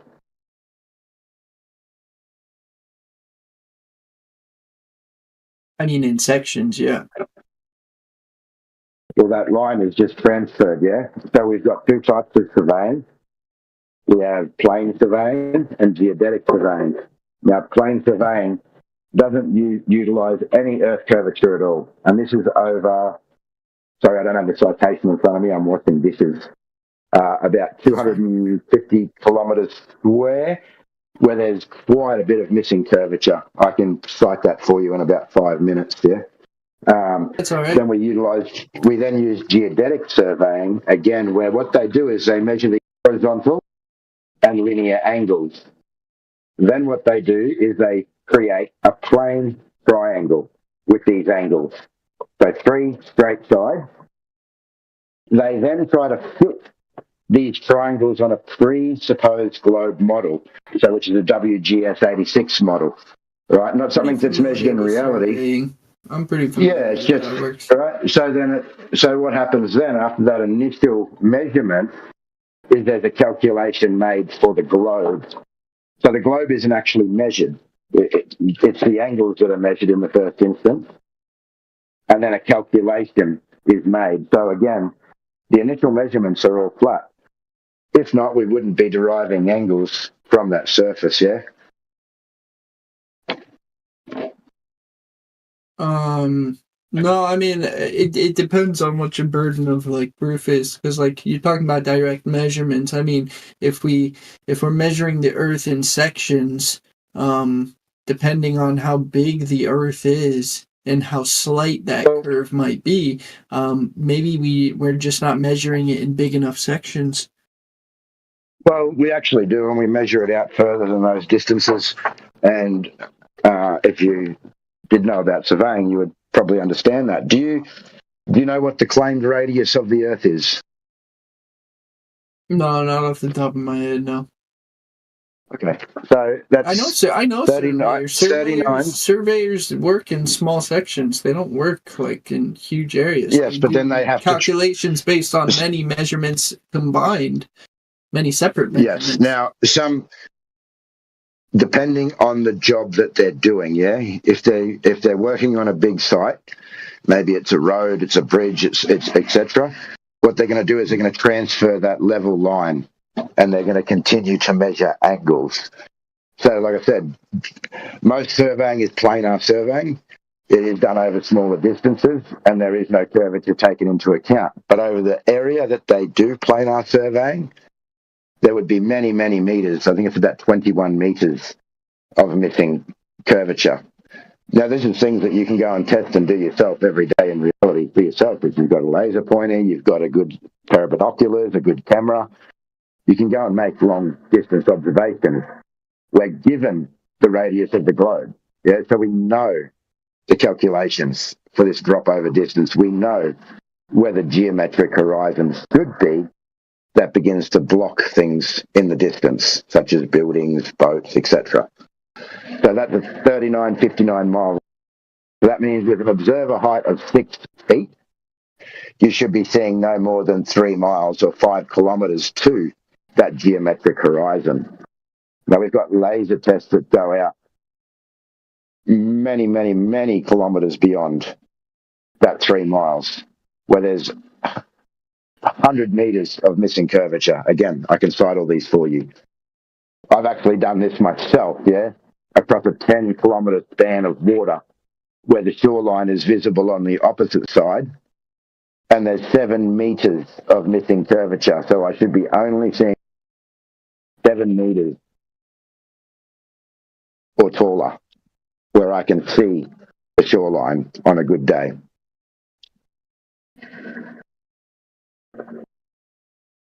Okay. So when you say it depends on the size of the Earth, how big it is, we know what they tell us it is. And everything that we do debunks that. But everything we do debunks what they claim it to be. Yeah. Okay, so maybe the Earth is way bigger. Well, if the Earth was way bigger, all of the things they claim to do would not work because everything is based off that radius value. So the rockets that you were talking about going into space no longer work. The satellites that you were talking about that are orbiting the Earth no longer orbit the Earth. Everything is based off that radius calculation. Okay, so then is the radius calculation accurate? Well, no, because in reality, we don't measure any curvature. Okay, so then the Earth could be much bigger. Well, no, because we're still not measuring any curvature. And I'm going to give you some laser tests. Way bigger, and the curvature is more slight than 8 inches per whatever you said. Maybe it's even less. Maybe it's even more negligible. Maybe the Earth is way bigger. Well, again, it's much slighter. Then that would debunk their claims anyway, because everything that they do is based off that radius value. So what we've done is debunk that radius value. False. You already said that that's false. That's right, because the Earth measures to be flat. So yes, it does falsify that radius. Well, it measures to be flat long distance observations over certain distances. If those distances become null and void because maybe the Earth is way larger than they say it is, and maybe the curvature is much slighter than they say it is. Maybe they just got those measurements wrong, or they're lying about them, or something. The Earth could still be curved. You would just not be able to tell. And you wouldn't have your rockets, your satellites, or anything else that they claim. Because everything that is done is based off the radius. No, I never made any claims to rockets or Well, I mean, you're to like satellites. alluding to the idea that all those things are like fraudulent or like lied about. No, I'm not alluding to the idea. What I'm saying is nobody again denies that we see lights and things float above us in the sky, yeah? There's no, this would just be denying reality. What I'm saying is that we are told that all of these things are based off that radius value, right? So okay, but none of these things, according to the globe, none of these things, according to the globe, would actually work, yeah? It's not that I don't trust it. It's the fact that it's been proven wrong. Okay, so you shouldn't trust something that's been proven wrong. So you don't trust it, hasn't been proven, it's been proven wrong. So, yeah, the Earth could just be way bigger. Nope, your latitudes are all toast if you do that. So is your cosmic distance ladder, the distance to everything in the cosmos, the whole heliocentric so-called model, all that shit just Well, collapses. maybe they lied about all that stuff. Maybe all that stuff. Okay, well that's really, really reaching. Well, maybe they just lied about the Earth being a ball at all. Maybe instead of you trying to cope with the idea that the Earth is somehow a bigger ball, maybe the Earth is, as it measures to be, a flat plane. It's basically like you're saying, okay, well, it could be that all the so-called evidence for a globe is totally null and void, but it still could be a globe. Yeah, pretty much. That is kind of what I'm saying. Okay, good enough concession for me. Thanks.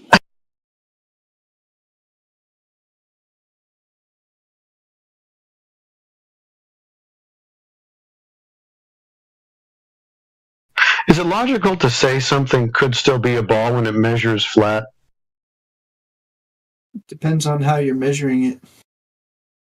No, not really. It's measured flat. No way could it be a ball. You got like a balloon and you only measured like, I don't know, the smallest possible portion of it. It could measure as flat for all intents and purposes.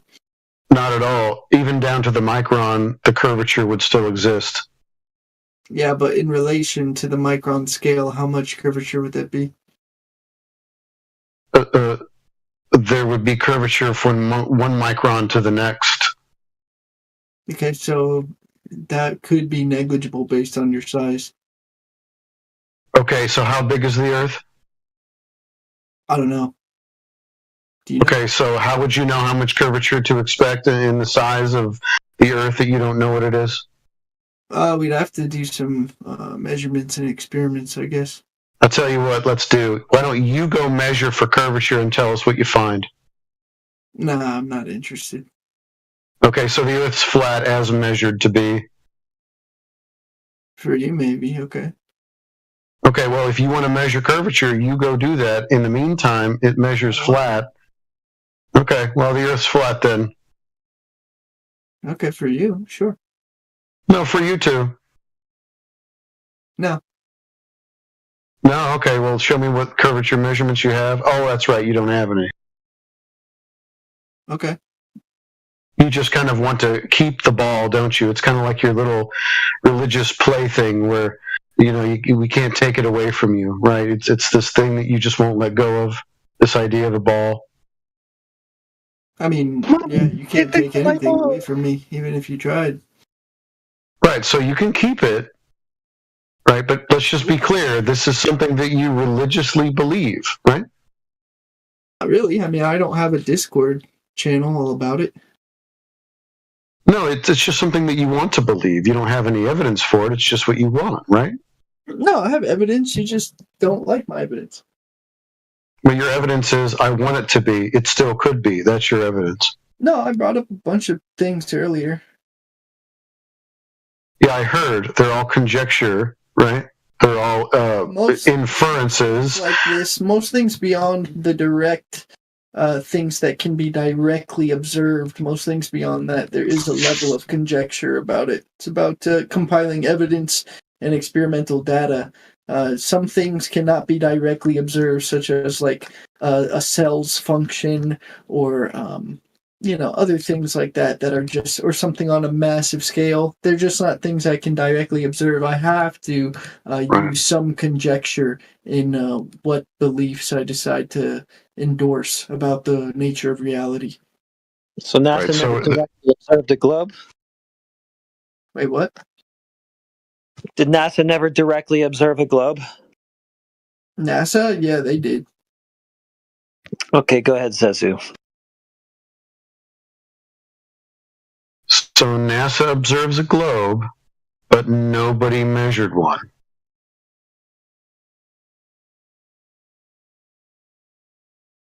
Is that a question? Well, not really. I'm just making a statement. Oh, okay. Yeah, it sounded like a statement. I wasn't sure you like paused afterward. So you say that NASA observes a globe, but nobody measured one. I didn't say that. You didn't say that NASA observes a globe? You said two things there. Well, you said that'd be all inference, guesswork, conjecture, that it couldn't be directly verified. So, with that being said, it must be the case that NASA never directly observed any globe. But then you went, "Oh yeah, they did." Yeah, they did. I didn't. Well, They brought how me. do you even know that? They brought me. They put videos online or things like that. They brought me secondhand evidence that I can review, and I can determine if I decide, okay, I believe this to be true, or I can say, you know what, I think that these people, concocted this picture as some kind of like lie to deceive me. It all depends. I can make that choice. I can make that distinction. People bring evidence for all sorts of claims, and you have to use your own discernment to be able to determine if you want to believe it or not. Well, I don't know if it's really evident, since it seems like it's just down to faith whether or not you want to accept it. I wouldn't say it's down to faith. I mean, you just told me you can pick and choose. So do I take this on board? Do I take this on board or not? I'll just decide, is what you just told us. No. I mean, you should still use your critical thinking to observe the evidence on both sides. You shouldn't just believe it just because you feel like it. Critical thinking did you apply to NASA photos? Not a lot of critical thinking to that. Mostly to the other things, like how we observe the tides, how we observe the moon cycles, how we observe the sun doing different things in different parts of the world.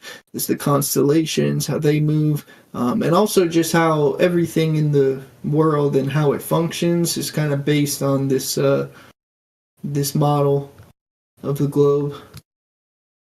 Right, but with any scrutiny, once those stories about those things are tested, you find that they're not correlating or connected at all. Like, there's places on the Earth where there are no tides. So what does that have to do with the moon? It would. I would need to hear more about what places you're citing. What places don't have any tide? Well, there's actually you said it the wrong way. Arizona has no tide. Just search tidal nodes for yourself, and you'll see that there's a map with many places. Yeah, but what about all the places that do get a tide? Hey, bro, I just want to point out, you said it the wrong way around too, bro. You said it the wrong way around. You said that about everything matching the model, like the model matches everything in reality. You said the model, that reality is based on the model, when the model should be centered around what happens in reality. I just thought it was unusual that you said it that way. Maybe I misspoke there. You might have misspoke, yeah. Well, no, you didn't. I mean, that's the truth. They're just reverse engineering the model to fit what they see in reality.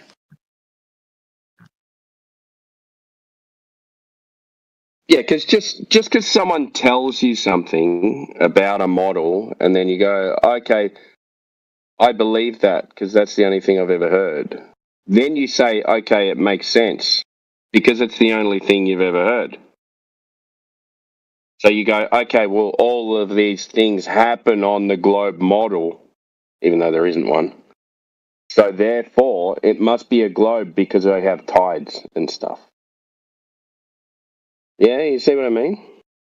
I mean, I can see that that's what you believe, yeah. It's not what I believe. I mean, you're kind of giving your opinion. You're just giving like an opinion piece.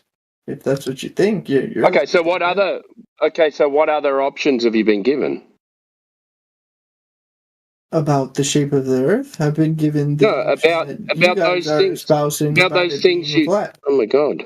About the things that you mentioned before, you said everything works on a globe based on the globe model. What other options have you been given? Not many. I mean, maybe you can give me one. Not many. Tides or why there are can you cycles or stuff. Can you give me a second option on why there's tides? A second option? Yes. You said there's not many options, so that means theory? There must be some. Yeah. So it's making my whole point. There's all sorts of superstitions and folklore based around those things and why they do what they do. No, but I specifically said to you, you've only been given one option. No, that's not true. There are plenty of supernatural options that people ascribe to what they see in the world. The Egyptians used to believe that the sun and the moon were two different gods that would fight to the death every day and every dawn. Yeah, I know, right? That's not waffling. This is very direct. You asked me what other alternatives have I been given. There's plenty. So what other option have you been given that makes sense to you? No, not many. Not many that make sense to me. Okay, what other option have you been given that makes sense to you? No, probably just the globe model. That's it, right? So that's the only one that really makes sense to me. Yeah. Yeah. So because you've been told that this is a scientific model, then this is the only one that makes sense because this is the only so-called scientific model that I've been given. Would that be right or wrong? No, that's just you kind of projecting, I think. Okay, what other model have you been given then? I already told you there's a bunch of supernatural explanations for the reality. They're not models. No models. This takes us back to where we were, Simple Jack, when you're talking about the sun, the moon, and the stars, and how you believe in some way that they show the Earth to be a globe. Now, other than the fact that you've been told that it works that way on the globe, there is no other evidence from you looking at it to show that we are on a globe. So Timbo's 100% correct. You've been presented with a model, not multiple. You've been shown how it works. So when you're asked for the evidence, you refer back to that model that you believe works of the sun and the moon and the stars, of gravity, etc. Do you understand? Yeah, I understand your opinion. You made it clear. Yeah. You're allowed to think. It's not an opinion, dude. Before to the other guy, you guys can have your own thoughts and opinions. But it's not an opinion. That's not an opinion. Well, I mean, you're not going to sit here and tell me why I think what I think. You're just going to be wrong about that. If that's what this room is about, then you're just then it sounds like you're just trying to enforce your own beliefs. Okay, why do you think the moon causes the tides? Because of gravity. The effects of gravity. And how and what made you come to that opinion? The explanations made sense to me. They made sense that someone told you. Yes, someone told you. They told you an explanation, and you went, "Okay, that's it." And they showed it to me. Yeah, they showed it to me how it works. So that's not my. They showed it to me how it's been tested over and over. That's a lie. My opinion. That's not my opinion. Build a whole world of technology based upon. Okay, so it's not my opinion then. You're sidestepping what I'm getting at. So it's not my opinion then.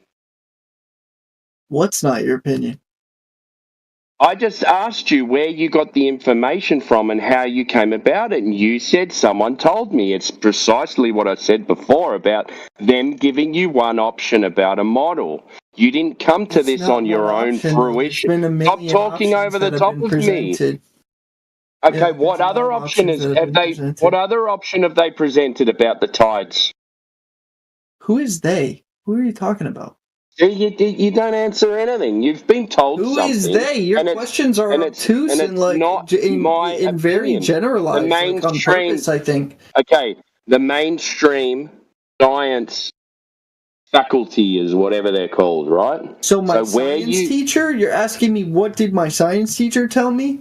Okay, the mainstream science view of how you get tides.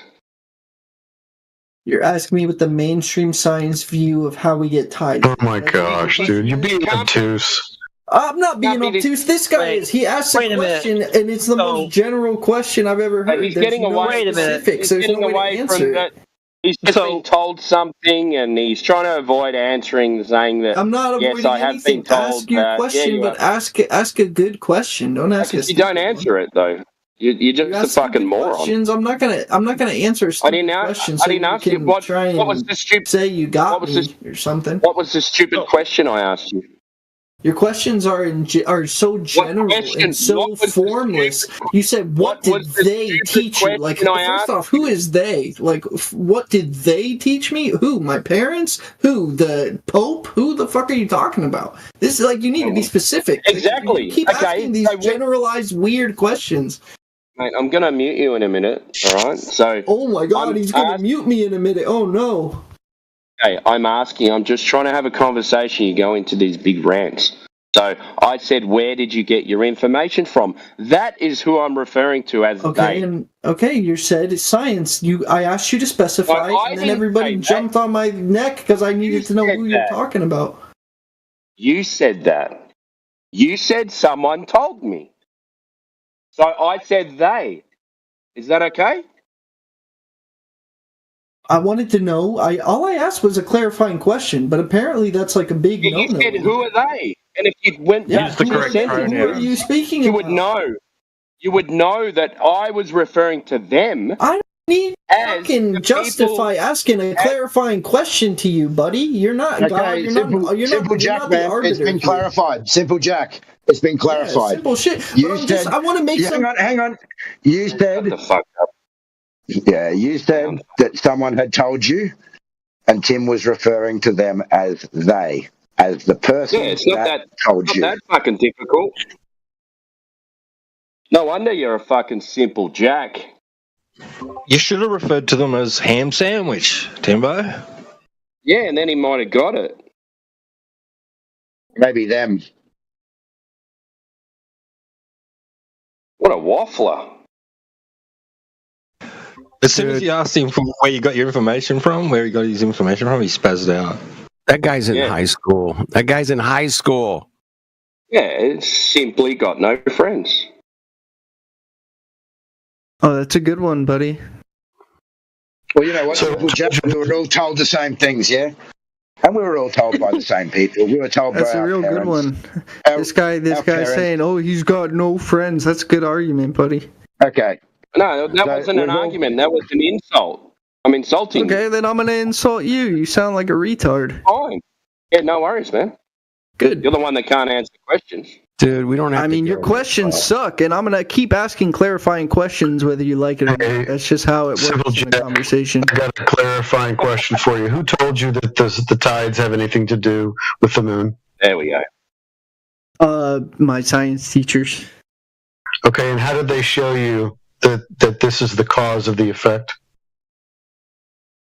How did they show me? They showed how it's linked to the movements of the moon and the phases. How did they do that? They showed how they could predict the movements of the tide based on the position of the moon. And how did they do that? Who are they? They made we're talking about my science teacher right now. My science teachers. Oh, okay. I was just asking a clarifying question. That's fine, and I answered it without giving you a hard time. Interesting how that works. How did they do that? You haven't told me how they did it. Well, I got sidetracked here by this guy trying to make it. No worries. I hope you guys just aren't assuming pronouns here. How do you know he's? I don't know. So how did they do it? Simple Jack. They demonstrated how you can predict the tides and how they are linked to the movements of the moon. How? They accurately predicted the tides. Yeah. But what was the causal mechanism again?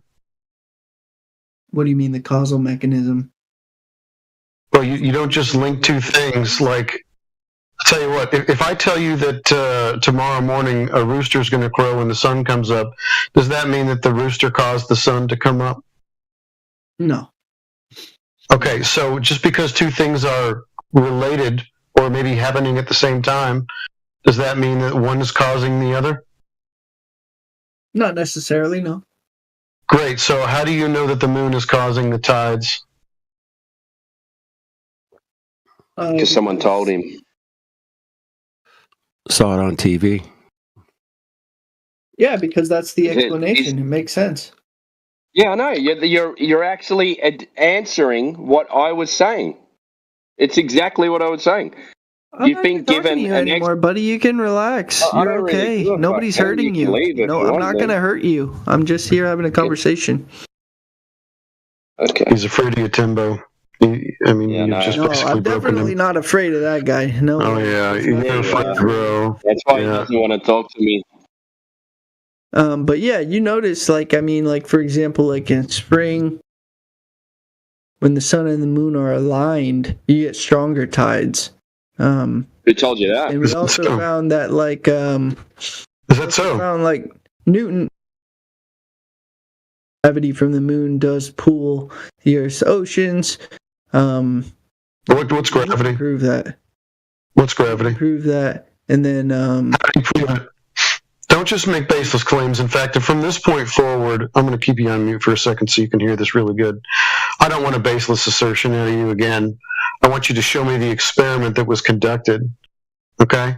So you brought up Newton. He proved something. What did he prove? What's the experiment? Who do you think you're talking to, you little bitch? Okay, see? That's the end. Yeah. It's the end.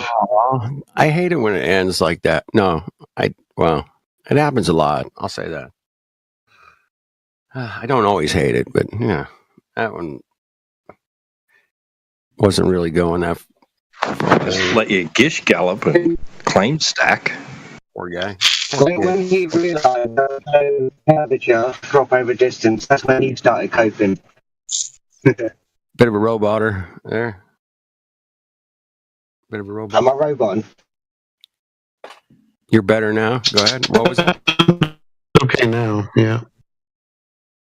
Yeah, I was just saying that once he realised there was no drop over distance and he wanted a bigger ball, that's when he was coping. Yeah. Yeah, he was falling from there. You're still roboting. Who the fuck is that guy? I was trying to keep it polite and on track. I don't think he sounded like a bad young dude, yeah? He seems like not a bad young fella. You had to, except for when he got caught with his back against the wall. Yeah, I sort of expect that though. I barely jumped in. I'm thinking, who the fuck is that fucktard? Like Jiminy Christmas. What the fuck? Hey, relax. I've seen 1,000 of them, man. That is shit. They're in here all the time, but that one took the cake. Nah. That one. I've seen worse, but that was bad. It's definitely in the ultimate spiral, obviously, because he knows there is no experiment that's been done to show the causation between the moon and the tides, and I mean that's the end of it there. And I suppose, what do you do at that point? Apart, if you want to win the argument, it's resorts to insults, doesn't it? Well, it's exactly what I said. He's been told something, and he listened to that, and because it's the only thing he's been told, then it makes sense because you hear it over and over again. And when he realised that, he was very upset. Yeah. Anyway, always a pleasure to listen to those kind of conversations. I think it helps the people listening realize that I don't want to be that guy. I don't want to be that guy. You speaking to him for a while, AJ, yeah? Yeah, I was, yeah. And it seemed to be going all right. I had him stumped on a lot of things, like when I was sort of trying to keep it all calm and just asking him the questions. He would just go quiet for a bit, but then he just got stuck on that, must be a bigger ball then. He sort of resorted back to that at the end of that conversation. And then I heard that. jumped When in. you get to that point, the conversation's over anyway. Yeah, when you get to that spiraling point, it's over anyway. Yep. That's why I'm still here, man. I used to do live streams in Hollywood, flat Earth, and telling people about flat Earth, and I would get those spirals coming in, going, "Well, what about gravity? What about that?" It's been going on for 10 years now, over and over and over. They don't know the first thing about the globe, but they want to defend it, and it's kind of funny to watch them because they don't know nothing about the globe. It's like it's their idea. They came up with it or something. Exactly, but they don't know nothing about it. At least in the mainstream numbers, whatever NASA numbers. Yeah, they don't know nothing. They don't know the first number, much less how far the moon is or whatever. It's sad, man. I think there should be classes in schools, man, that teach you about the globe. In my opinion. I mean, here's what the globe's doing. It'll be a short class, man. Maybe like 2 days, 2-day class. I'll give you full credit for a semester, but you got to learn the globe. Sure, it'll be. Well, we think this, but we don't actually know. No, you got to learn all What we those. need to do is ask him to bring his science teacher in next time. Maybe they can drop Discord on in the science class for the day, and the science teacher can explain it to us. We had that happen before. I thought somebody brought their teacher in here back at the other server. I think it was. Anyway, yeah. No, I thought a couple months ago they were in here. Well, maybe not a couple months ago. It's been a minute, but I could have sworn Jenna had me come on, and she was like, "No, Mom, you got to listen. And I was dying listening to this teacher get ready. You guys were just smoking him. Teacher got wrecked, bro. Isn't that great? I love it. Wait, what the heck? Is that Jenna's mom? Jenna's mom, baby. Jenna's mom has got it going on. Bro, you sound just like her. That's crazy. You sound just like her. Oh shit! Everybody says that. Everybody says that. You sound like older Jenna. What's up, CB? Yeah. All right down there and fucking. I'm the original. She's the copy. Yeah. You're robot and CB. Damn it. Fucking. You got to get rid of that beater, man. You got to get a convertible or something, man. That's because you're on a ley line. Hell no, I'm not even in the beamer yet. Yeah. Those ley lines, mate. Wait, so can you guys hear me? Yeah, we got you. We got you, bro. Can you hear me now? No. Okay. I can hear you now. Cool. Yeah. He said no. Wait, so did you guys listen to that conversation with Jack? Did he leave? Did Jack bounce? Yeah. Yeah, I think he spiraled, yeah. Okay, what did you guys think of that? What did you guys think of our conversation? I didn't hear it. So. Were we cooking? Were we not cooking? Well, I understood it. I don't think that he understood. But the only issue was it just wasn't really moving along. Like it just sort of got stuck at the point. Yeah. Do you know what I mean? Yeah. It sounded like it turned into like a personality thing for him. He's like, "Oh, well, I just don't like this personality," which is fine. That happens every now and again. But they don't realize what they're saying in chat. Yeah. He didn't like me either, CB, so don't worry about it. Oh, really? Yeah, man. They get all butthurt about personalities and stuff, but, it is what it is. Leave your personality at the door and just discuss the topics at hand. That's it. That's all you got to do. That would be too easy, and it's not culturally acceptable now. You just come in and call everybody retards when you walk into your science your culture. You just come in and, hey, teacher, you're a retard. You're teaching me some shit. Hey, you're a retard. You're a retard. Yeah. Jen and I have a saying. Jen and I have a saying, fuck your feelings. Oh, yeah. You wouldn't walk into your friggin' science teacher's class and go, you're a retard, man. Shut up. Dude, I've done it. I did it in high school. You did? I did. I said, listen, it's my opinion that you're a fucking retard. Red flag. Where's my Yeah, soundboard? but hey, Timbo, they don't realize what they're saying, bro. That's something I just like. It was so perfect that random guy jumped in. He's like, yeah, there's two forces and they cancel each other out. Like, yeah, perfect. Thank you. That's what the other guy's trying to say, but he doesn't even realize what he's saying, bro. That's what's so crazy. Like, I'm not a red flag. Dude, you I'm think things will more of a float? pink No, I don't think that.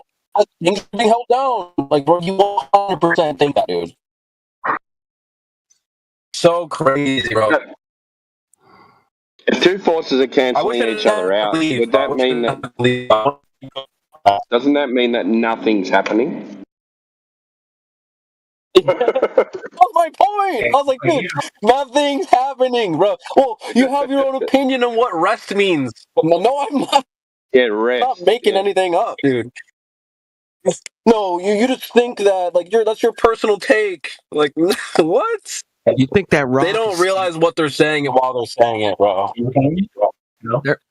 It's because they're not thinking, man. They're so confused with so many different directions of, from, paying the rent to fucking space. They're so confused, man. That's how the propaganda works, man. He got mad because I told him that.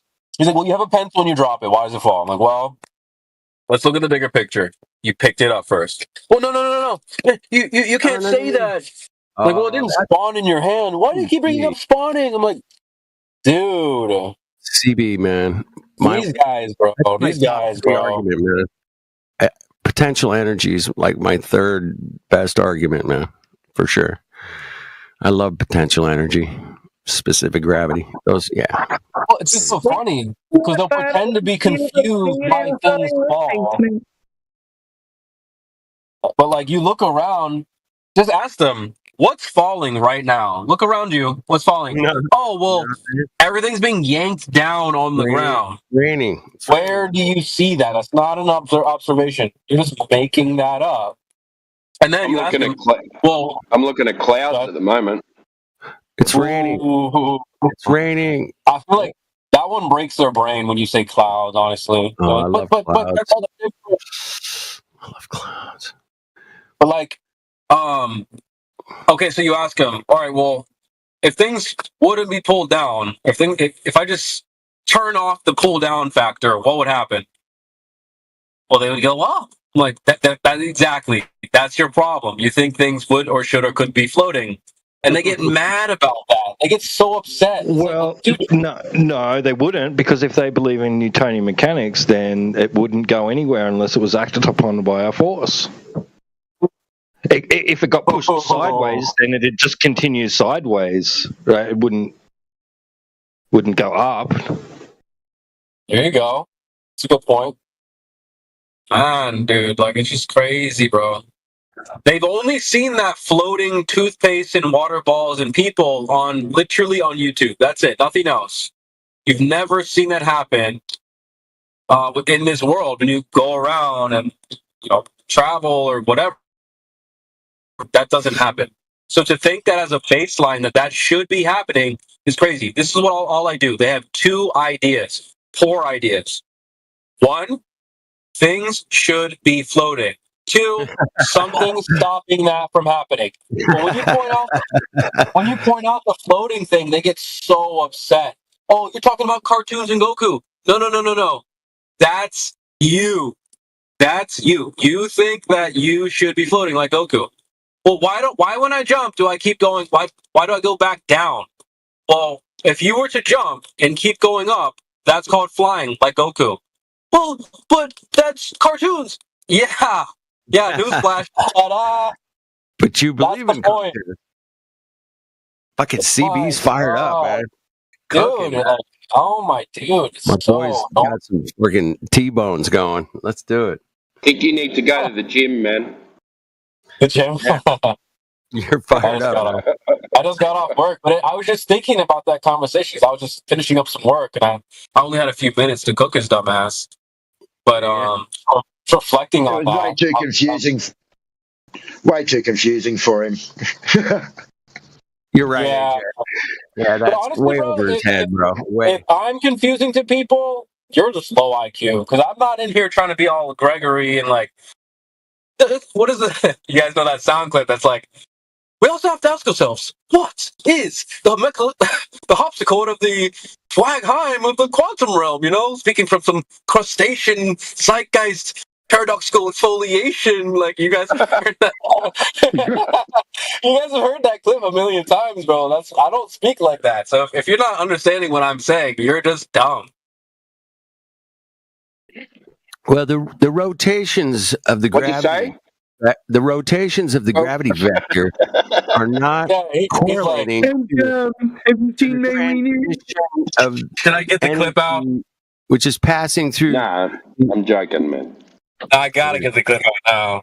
We're missing, bro. But DB, how is he going to understand what you're saying? What? Sorry, go ahead. How's he going to? Sorry, I spoke over that. How's he going to understand what you're saying when he doesn't understand what he's saying? Oh my god. Yes, dude, that's a good point. He didn't even understand what he was saying, bro. That is crazy, dude. Yep, that's a good No, point. he's just regurgitating talking points that he was taught. Yep, that's exactly my point. Yeah, probably, yeah. Maybe I should just start speaking all big word, $10 words and stuff. The gluteus maximus of the equation. Dude, that's one of the best sound clips ever. Just because it highlights that nature of these guys. They come in here.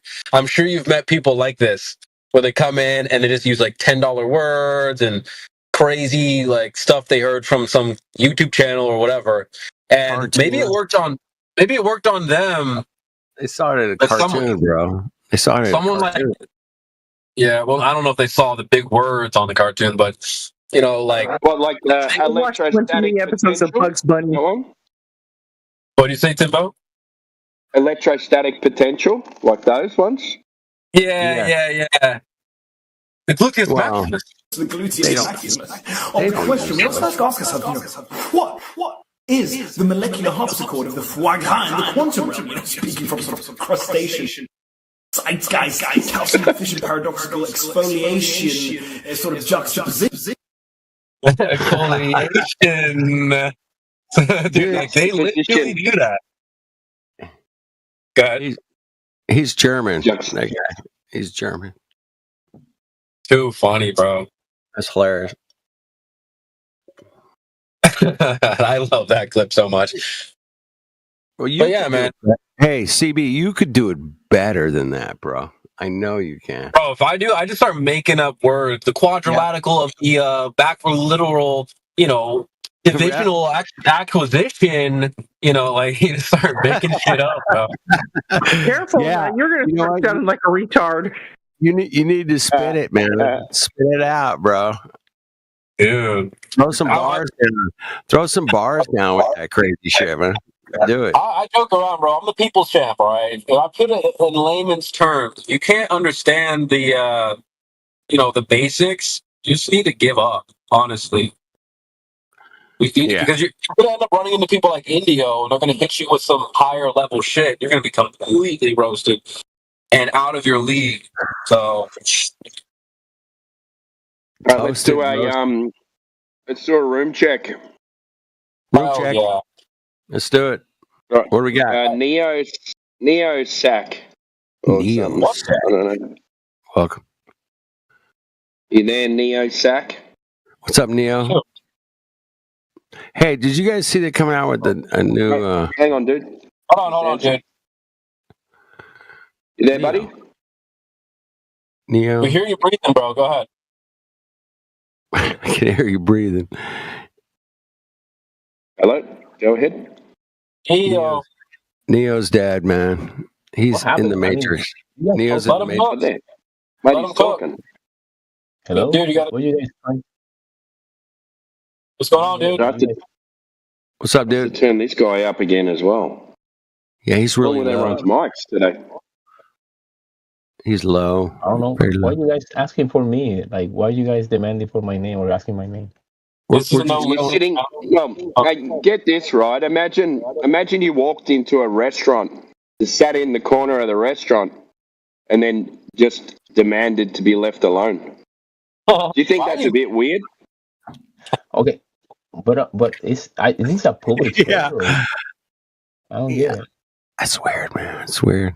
It's I weird. thought I was just in a public server, just listening to people talking about politics. That's Okay. Would you like a glass of water, or would you want to buy some chips or something? Or? That's pretty funny. I appreciate it. I mean, Maybe a better mic. Yeah, my boy's low, man. You know, got studio monitors here. He's pretty low.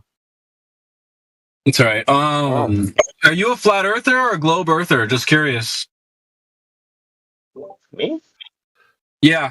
I really don't know yet. I believe it's probably just rounded. Like it's very called rounded. Round. Hold on. Like the moon, like everything in nature is usually like circle, you know. Nature? Really? Like what? Like what? Like nuts. Nuts. What? Wait a minute. That's not So, right. like, they're not round like a ball. Like, but you know what I mean? Like everything is more like a circle and everything. So that's why I believe it's probably like, that's not true. well, but then maybe I'm What about a Got a hot dog shaped one here. What about a rock? Yeah, I was thinking rocks. Tons of No, rocks. I didn't say everything, but a bunch of stuff in nature comes like circle, and that's it. That's my point. That's it. So I can maybe give you I might be fruit wrong. and nuts. What else? What about a banana? Oh, like banana. There's like some fruits and some nuts. Anything else? Seeds, eyeballs, cells. Eyeballs aren't spheres. Whatever, but you know what I mean, bro. He said whatever. I would say most things let me just point this out to you, brother. Most things in nature are very irregular. They're weird. Look at like a tree, a rock, a lake, your hair, your body. They're all super irregular. I don't think most things in nature are like round. But also, if you're going to say the moon, which I think you mentioned, could you name a resemblance between the Earth and the moon? When you go outside, you see lots of trees and water and stuff.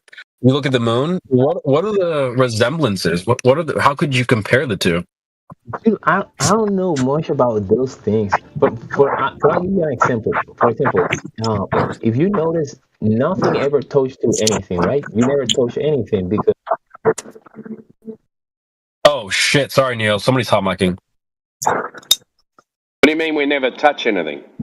What are you talking about? I mean, for example, like atoms are just like magnetic electric electrons, and they will repel each other, and that's what you feel. It feels like a touch, but it actually just repelling each other, and it feels like. Okay. I dare you to go out and jump in front of a car. I know what you. Yeah, you're gonna get destroyed, but I mean, in actual particle size, you never touch anything. You know, when you go to particle level, and that's it. Prove it. I mean, just watch any video about it, and that's it, or make a research on. You'll see it. Yeah, but no one's ever done any experiments showing that. That's all theoretical. Well, it seems like it's proved, like it's how it works. That's it. Atoms, electrons, and neutrons. And that's it. Okay, when you come in and you use the word seems, you're in dangerous territory there, honey. Okay, my apologies for that. Be very careful with the language you're using here, because we're here to give you evidence to show you flat Earth. I mean, I have a huge equation that gives you the 3959 radius that the quote-unquote scientists have used to do their globe math stuff, and it's been debunked pretty effectively. All right. I mean, you make your research. That's cool. I'm not against it. The irony of it is that Google, of all things, who is known to suppress information, will tell you that they'll give you the globe calculations. But if you do an experiment depending on where you're at. Personally, Jen and I are from California. We grew up on Long Beach, California, in Long Beach, California. So we're like, wait a second, we can see Catalina Island. So I went ahead and I'm like, well, I asked Google, well, how far is Long Beach, California from Catalina Island? Well, it's about 29.3 miles, right? And I've put this in the chat before, and I've argued this in the Discord before. So, the question becomes, at a distance of 29.3 miles, how much curvature over the horizon is there using the 8 inches per mile squared calculation? It works out to be something like 6,866 some odd feet, and you multiply that by 12 and you get a distance, and this is literally like sitting on the beach and looking across. So this is at a distance of 0, or a height of 0, and you're getting somewhere about 570 feet. So in other words, I should not be able to see about 570 so feet of Catalina Island. Well, that's not true, because I can actually see the entire island, harbor and all. If I have my telescope out and I'm looking at the harbor, I can see the boats, the lights, all of it. And the tallest point, if you ask it what the tallest point on Catalina Island is, it's 2,057 feet. And so you take away 570 feet of that, well, that's, going by the globe math, I should only be able to see about 1,400 or 1,500 feet of the island, and that's just not the case. Noise. So if you actually cared, and this is just critical thinking, you know what I mean? This is just employing critical thinking skills, rather than just coming into a chat like this and just arguing and bickering back and forth and, doing stupid semantics. If you actually sit down and you ask the questions, doing some critical analytical thinking, you'll get the answer. Yeah, I believe that if you make research deep on a topic, you'll find a lot of answers and stuff to get your point. I agree with that. I understand that. Yeah, I don't disagree. But I had never made deep studies about flat Earth. I just have made surface research and stuff, and that's it. And just using my own logical common sense and coming to my own conclusions, and that's it. I have never. I'm not the guy to debate. That's what I mean. Yeah, What's common sense about the globe? What senses do you use? I was just going to ask that. I was going to say, yeah, I get that, but what is common sense about the globe? I think where we get that quote unquote well, hold on. I think where we get that quote unquote common sense is that we are taught scholastically. We are taught this. We are presented images. And we unfortunately we believe what our eyes see. That's folly and misnomer. It's awful that it happens. So unfortunately we cannot trust our eyes. We actually have to do the research and trust what goes into our brains. And so, using the basic math calculations, I'll go ahead and I'll post it again in the chat for you. So you can take a quick look at it. Wait, so what should we trust if not our eyes? Sorry, say again? What should we trust if not our eyes? That's a very, very good question. It's, our eyes can in fact deceive us. So when I say we have been shown images, let's put it that way. We have been shown images and we've been told that this is fact, right? Okay, so what can we trust then? That's a very good question. You've got to go and do the research. You've got to go do the research for yourself. But I have to see the research with my eyes, right? But I can't trust my eyes. No. Listen to what I'm saying. You do the calculations. But I have to see the calculations, but I can't trust my eyes. When you're given images, that's different than working out a problem. But if I do calculations, I have to look at the calculations as I'm doing the calculations, but I can't trust my eyes, so I can't trust my eyes. Okay, retard, you don't need to take it literally. She's using the we can't trust our eyes. If you let me finish, I'll explain it to you, right? No, because wait, I need to explain where so you want to interrupt me then? Yeah. Okay, so if you want to listen... Okay, these are those semantics that I was talking about, people arguing. They want to jump in this Discord, and they just want to argue these crazy semantics. So, I mean, if you want to do that, that's fine, but I promise you the rest of the guys are going to come. That's like the Globy, like, kind of playbook, so I'm like, I mean... It is the Globy playbook. They want to argue semantics, and I'm not here for that. I'm simply saying that there are mathematical calculations that can provide evidence to the contrary of the globe theory. Yeah, but my problem is I'm not pro flat and I'm not even pro globe. Like, I'm genuinely like radical skepticism. Like, I don't even know if I could even trust like mathematical calculations. Like, that doesn't make sense to me. It doesn't. Does 2 times 2 equal 4? I mean, see what I'm saying? How can I even trust you though? Like, how do I even know you're like telling me the truth? Wow. You're a waste of time, man. We'll get back to your ways. Yeah, that's just ridiculous. You're just being ridiculous. Like, this is now. insane. Like, you guys are insane. Like this. You're like, insane.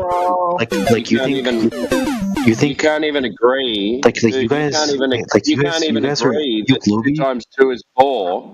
And you say, how can I even trust that you can tell me that 2 times 2 is 4? You believe in the globe. You're saying you can't trust your calculations? I mean, what kind of person? Why should I trust you? What makes you? Oh, wow. What makes you think that we believe in a globe? Believe in the globe. Why should I trust you? What makes you think that? Because you're the one who's saying you should trust Wait. What was your question again? What you so are you coming here to find? One sec. Okay. I just want to clear this up. So why did you come in here thinking that we all believe in the globe? Because you're the one spouting like, oh, trust the math, trust the science. That's literally the what a but can you? Weasel. But you can do a mathematical equation and use it, can't you? Yeah, but he's insinuating that the math tells us it's a globe. Wait, guys, hold on. Give me a second, please. Give me the mic for a second. Give me the mic for a second. Nobody said trust the science. I said a mathematical equation, not science. That's science. I don't care. That's science. Hold on. What the fuck, man? Good God. Get him, T-Dub, bro. Math is finite. Math explains the universe. Math explains that. And so you're just coming in here to be contrary and to be argumentative, and you're not opening your mind. You're not accepting the information. So I'll let the guys deal with you. I'm going to mute my mic. Get them, boys. Yeah, so I want to know why you think I believe in the globe.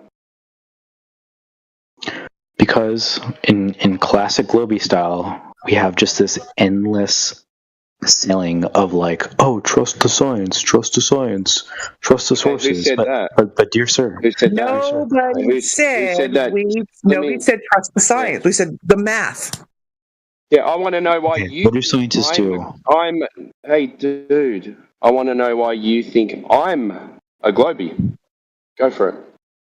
Isn't that what this room is for? For you guys to get in your soapbox about how... Okay, I saw you jump in. Who the fuck are you? We didn't say anything about believe the science, believe the math. We didn't say any of that.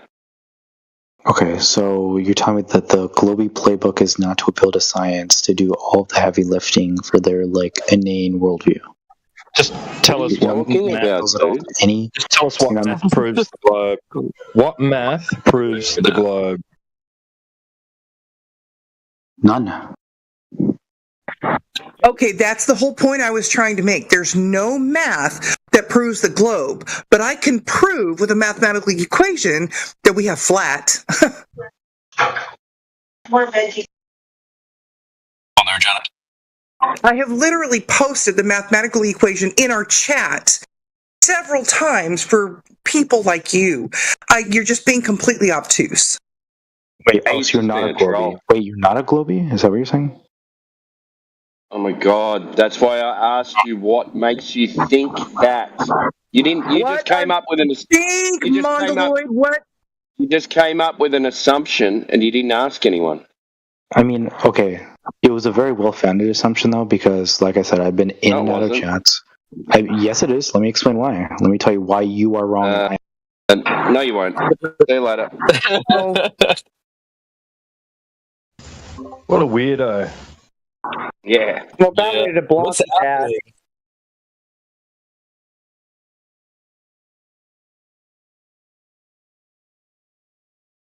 What's all this Wii stuff anyway? Who is this rando? I think he's just laughing, man. Don't nobody know who you are, bro? Just a lapper. Globie playbook.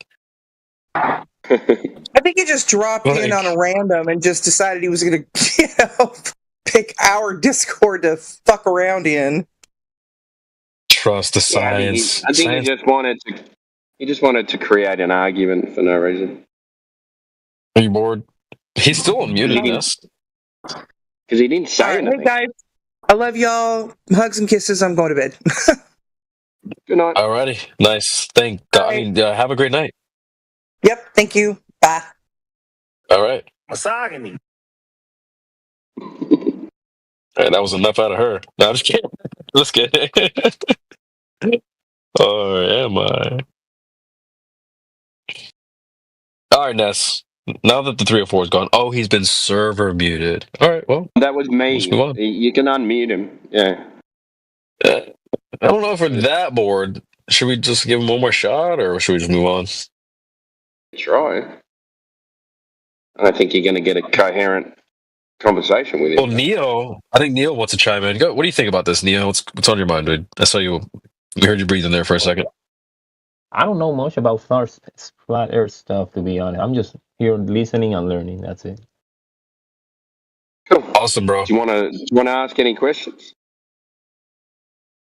For now, I'm trying to chill a little bit, listening to you guys in the background, and then going to bed soon. That's it.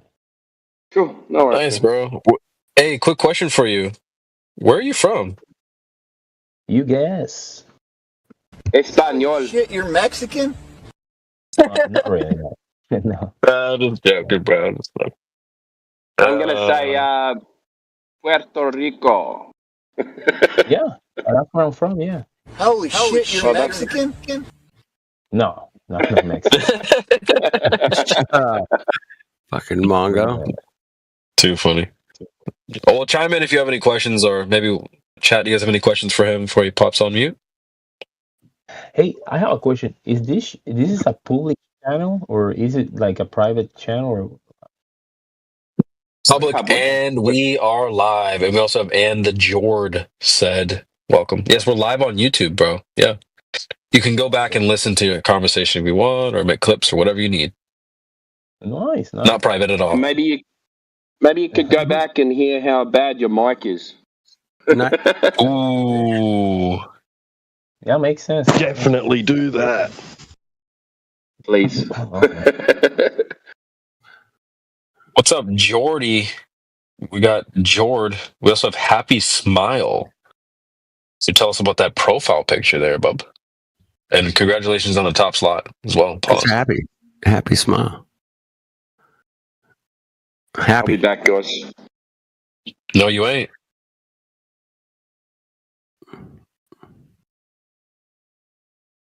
All right, what's next, chat?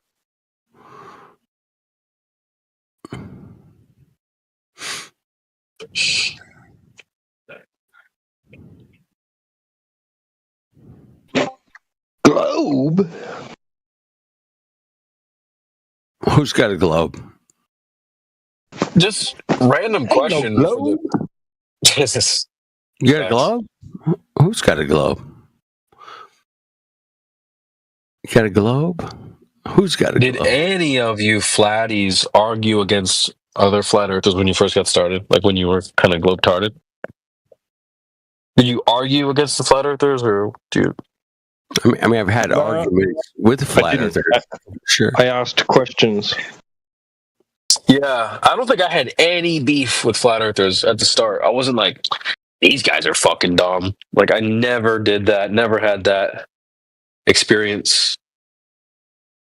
I think it's smart to just shut your damn mouth and listen and maybe like absorb information before you go and start yapping. I asked questions on both sides. That's what I did. Yeah, I just sat in the back of the classroom like, all right, well, let me just take some notes here. And I went out and paid attention to reality. I was like, oh, shit. Yeah. That seems kind of smart. I think it's really dumb when people come in, they're like, oh, you flat earthers are dumb, blah, blah, blah. Well, you're only thinking that because some other YouTube channel or somebody else gassed you up. They put a battery in your back and told you, you got it. You got this, champ. You're better than them. They don't have any information on hand. And you can tell because they come in here and you ask them stuff and they'll be like, hold on, let me Google it real fast. Like, bro, you've got it all backwards. You're supposed to Google first and then speak on it. You'll speak on things and then go and try to find out whether it's true after you said it. You're setting yourself up for failure. That's dumb. And I think that's actually one of the flat earthers' strengths is we speak on things we know. Why do you think I can yap so much? I don't speak on things that I don't know what I'm talking about. So if you hear me speaking, I don't. Full on yappuccino. What's Lassie, bro? I'll take a sandwich now. Let me get my turkey and Swiss. Yeah, hold on a second. How you doing tonight? You just get here, girl? No, I've been here listening to the lack of synergy. Synergy. It's a little off. I agree. It's a little off.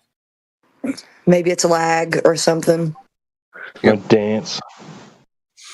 The dance is not flowing. The band sucks, man. The band, that fucking Globe, they're called the Globers. They're playing tonight. They suck, man. The Globers suck. I put your sandwich in the chat. Thanks, Flatsy. I'm literally going to get me a sandwich. So I have a question, right? Could you explain to me why you guys don't believe the Earth is round? Because it doesn't measure that way. It measures flat. There's no reason to think that it is a globe. It's a pretty wild claim to say that the Earth is a globe in a vacuum. Yeah, we checked that out, and it doesn't check out. Could you provide me scientific reasoning as to why? It's not a scientific question. It is a scientific geometry. There's scientific documentation that supports the reason why the Earth is a sphere, not flat. Flatsy, ask her a question. Hey, 304 BBL. Is science a buzzword, or do you actually know what science means? Science is science. Science is proof. Okay, so what it sounds like is you're using a word with the word. Hold on, BBL. It sounds like you're using it as a buzzword. It sounds I'm like not using a buzzword. Okay, why don't you we tell live us around science, what so science how does means? science operate?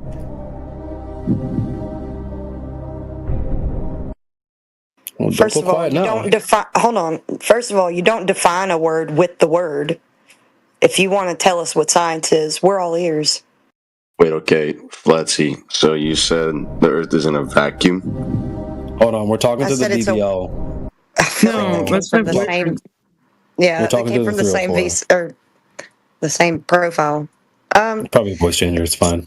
Yeah. So the surface orientation of the Earth has nothing to do with science. It's geometry.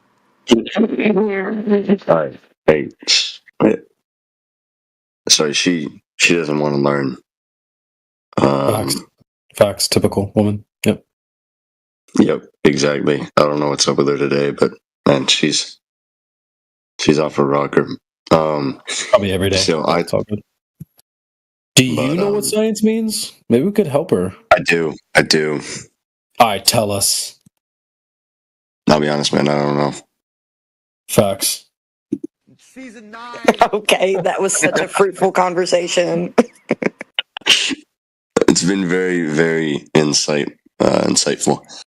I appreciate Chat, you guys. just so you know, this is a buzzword earther. People just throw around words like science, gravity. They have no freaking clue what these words mean. You know it's a red flag when somebody defines a word with the word. She said we live around science. I don't know if you guys caught that, dude. What the? We do live around science. Science lives around us. What does that even mean? Is science in the room with you right now? Yes. Dude, we actually have a dog named Science. Science lives within me. When science was resurrected after 3 days, it came to live with me. What, Science? Science.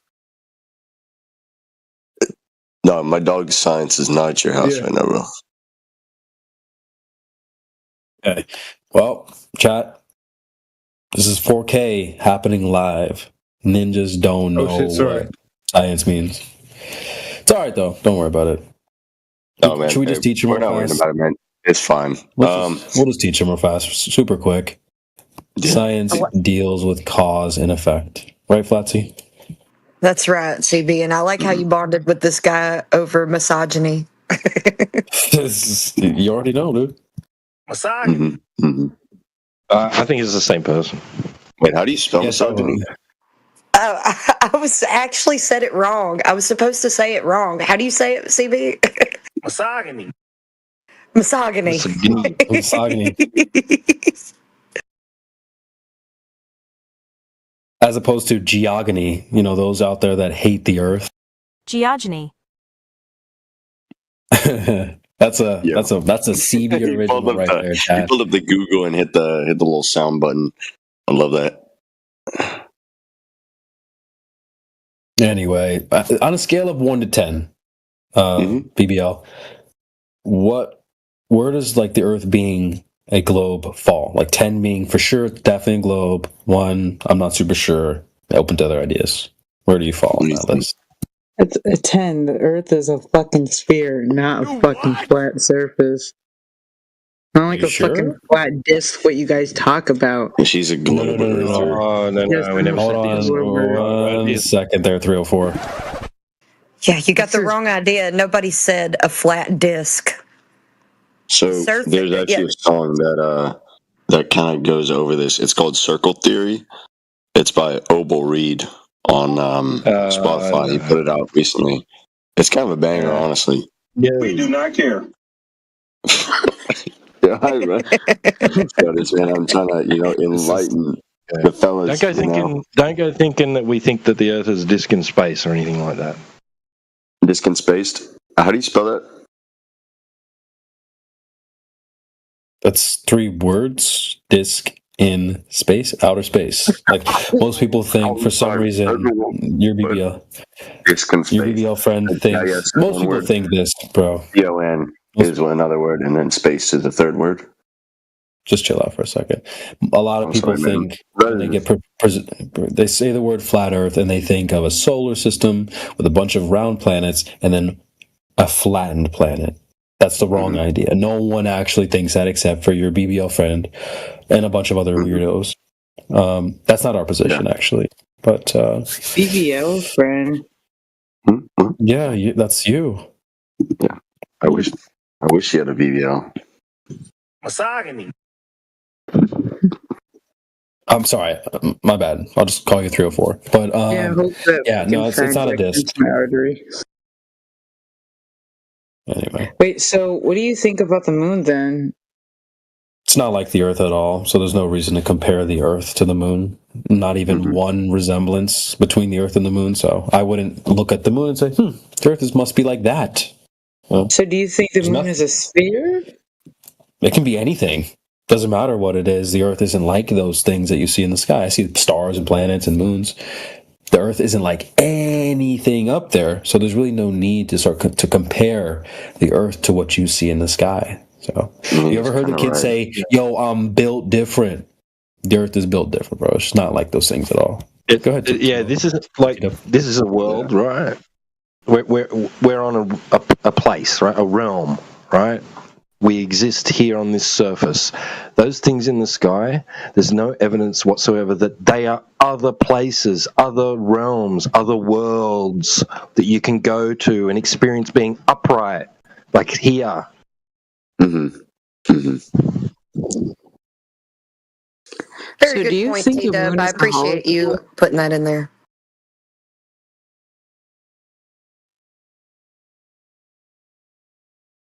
Go ahead, 304. What was that?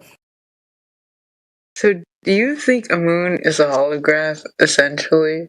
Bruh. No. Who said Nobody that? said that. I know, I'm just asking because that's like one of the myths what flat earthers believe. No, it's not. No, they don't. That's what But someone you made guys up. said the moon can be anything. You just need to know the difference between terrestrial and celestial.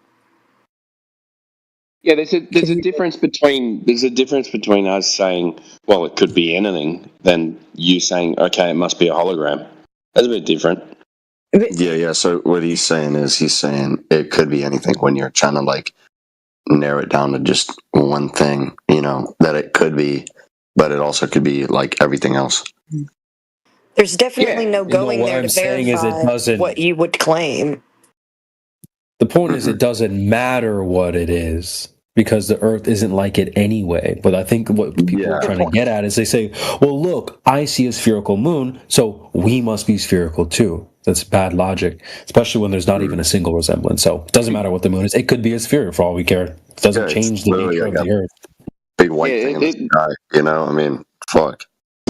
Yeah, this is what people get wrong about flat Earth, right? We make a claim. We make one claim, right? The Earth is flat, right? the surface that we live on is flat, right? Anything we know, been to, traveled to, the horizontal reference plane is a flat, measurable thing. That's the only claim we make. We don't make any claims to what's on the outside. Someone says, "Oh, what shape is it?" People come in and say, "Well, if it's flat, there must be an edge," because they have that. They have that in their mind that they're just swapping the Earth, that ball in space, with a flat disk in space. So it must have an edge because it's somewhere. That somewhere is space. Like what? No one's ever proved that space exists anyway. So, if space doesn't exist, it doesn't have to be somewhere. What if Earth is the somewhere? You know what I mean? Like that Red Hot Chili Pepper song, the moon made in a Hollywood basement, Right. Yeah. Well, that's yeah.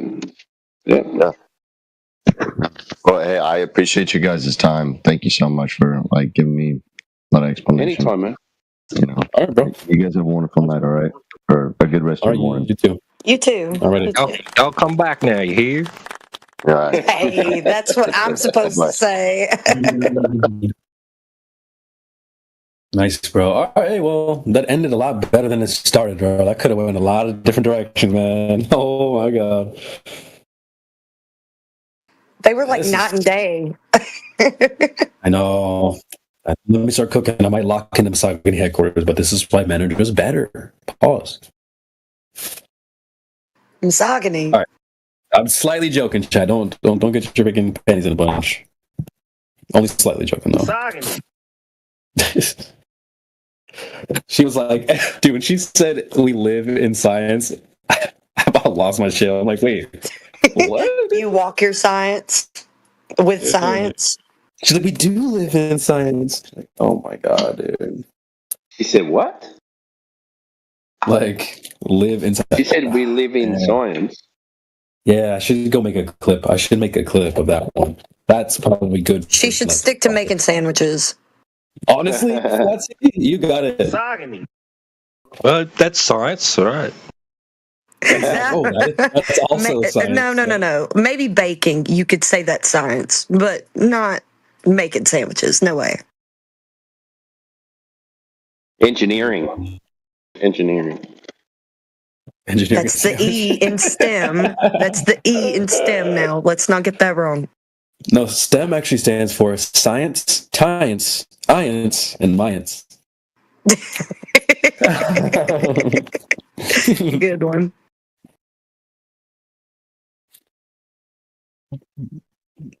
All right, someone else chimed in there. Novitiate? Going deafin though. We also have Master Artichoke. Come on down, buddy. Still here? What'd you say? You're about to choke. Yeah, I know. Is he choking on an artichoke? Because we can hear you eating. I'm literally eating a sandwich. Isn't that crazy? I'm literally eating a sandwich. I'll take a picture. I bet you made it yourself, too. No female made it for you. What the hell is going on in here? I know goddamn well the flat earth has not become all of a sudden this popular. So what the hell is going on in this channel? It's popular because of people like you. What? Dude, it's hot right now, bro. What kind of people are people like me? What kind of people are people like me? Your content, bro. Consumers. You know what I think about this channel? No, I don't. Channel? Would you like to know? Yes. No. I think it's a repository for people who don't know what to think. Okay. I think you are drunk and fell into this room. I think I've been aware of what you believe for a very long time. And the fact that I'm drunk may happen to be the reason why I'm willing to be in this ridiculous room. But I did You don't even know anything about it. So why are you making judgments beforehand? I came here intentionally to give you a chance. And because also there's a million people in here, and I was wondering why. I'm going to take that chance. Do you have any proof that you live on a globe? Yes. Go ahead. Well, I owe my entire existence to Jesus Christ, the Word of God. Do you or no? Do you have any evidence that you live on a globe? Well, I was prefacing this with my reasoning. Yeah, you don't need to, though. You don't need to preface anything. Yeah, we're just talking about. Am I permitted to ask you if you also believe Jesus Christ created you? It's irrelevant. Am I permitted to ask regardless? Nope. Yeah, I just told you it's irrelevant, so that's your answer. Would you answer the question whether it's relevant or not? Just answer it and then say it's irrelevant. Nope. Okay, do you have any evidence that you live on a spinning space ball? Well, I'll tell you. It's because the book of Proverbs says that the wind blows to the north and comes back around from the south, and it doesn't turn to the east or the west, and that is required to be a globe. Yes, the Bible says it's a globe. That's why I believe it's a globe. Does it say word for word? It says the wind blows to the north and comes back around from the south, and no one knows from where it came. So it's describing the actual direction and how people understand it. And so what if that means describing an understanding of the wind, it would certainly say that the wind must turn to the east before it becomes northern again. Why wouldn't but it doesn't? It says it goes from northern to southern, and that can only happen on a sphere. The wind can only turn from northern directly to southern on a sphere, and the Bible says it does. So what if it just goes from the north and then goes down to the south and comes back up? That's how it works. It's a sphere. It can only do that on a sphere. If you're not on a sphere, it has to turn east or west first. That's your It would have to go up to the north, hit the the ice boundary, turn east, go all the way back around to the south, and then become north. But the Bible says it turns from north to south directly. What if I showed you? No one knows, and no one knows where from whence it came. That's what the Bible says. No one knows where from whence it came. Hey, dude, if you keep doing that, man, you're not going to last long. All right. Well, just stating. What if I showed you? What if I showed you a weather pattern where the air comes from the north and then does this little loop down the bottom in the south, just below Australia, and then starts heading north again in the same area. It has. What if I showed you that? It has to turn east or west before it could go north without crossing a pole. If there's no pole, it would have to turn east. It just does this little loop. First. I'll show you this weather pattern. It just does this little loop from north to south. Okay, we're gonna shut you up. All right. You're a belligerent fool. Yo, I have a question about flat Earth. And we hope you're better than live. I hope you're better than the last guy. Yeah, so basically, I don't understand, dude. Like when I look outside, right? There's a lot of curvature going on. Like, what do I do? How can I know? Where? Well, usually, like when my dick's hard, so I'd probably say like there's about 2 to 3 inches of curvature. It's usually bro, what the fuck? Yeah. Bro, come on, dude. I'm just saying that's curvature, no? No, you're not just saying. You're not gonna just say that. So fix it. Well, I am saying. Okay, let me see. Then go back. Yeah. Shut the fuck up. The fuck, dude. This is the best they have to offer, chat. I think they let the asylum out this time of night. Bro. They're on on excursion. Have a couple of days break. What the hell, bro? The Globe Asylum. It's really bad. And also the Victor guy left too. When they leave quickly after a mute, it's like they never really had anything in the first place. Wow. Master Artichoke. Still here? What's up, dude?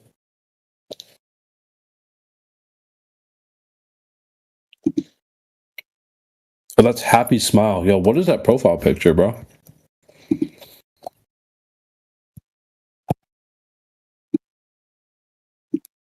Sorry, I'm getting my Quetzalcoatl on right now. I'm eating on the mic. Oh, that hot sauce was... Oh, I was too, but that hot sauce was hot. Bro, Quetz is always eating on the mic. It's so funny. It's like a thing now. Yeah. It's so funny. He's always munching on the mic, bro. It's so funny. I reckon it's pistachios too. That's good. It's funny. I love it. Let's do a scan. Scan time. Quick scan. Let's go.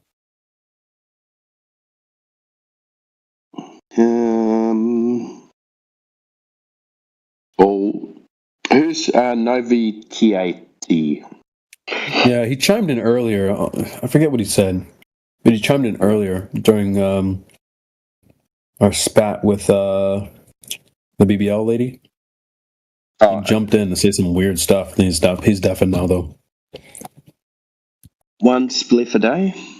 One spliff a day. Who's that? That's Sub Dude? Name. Sub Dude. That's why. What about Knuckles? I don't know, but I'm interested in that. That is a weird looking profile picture, bro. What is that?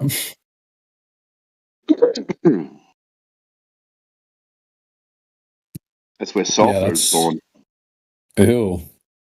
That's funny. That's probably a legit picture from like James Webb or something. I would not be surprised. No way. That's a piss take. There's no way. T-Dub, you're hilarious, bro. Dude, T-Dub is one of the funniest flat earthers right now. I think T-Dub's the funniest flat earther. I'm just gonna say it. He's hilarious, bro.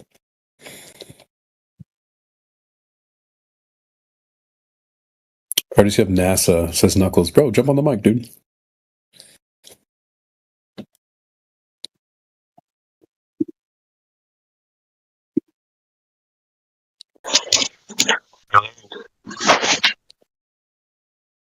Are you a flat earther? Yeah. Definitely. Definitely not. Got no mic. No, definitely. Can you hear me? Oh, that's better. It's way better. All right, guys. It's high noon. It's high noon. Yeah, that picture you can get. I can't remember. I looked it up. It's on NASA's website. It was recorded a couple of months ago or something. Okay, mate. So, hey, fellow Aussie. There's a few in here. Where's that Matrix at? He's got the best Aussie accent I've ever heard.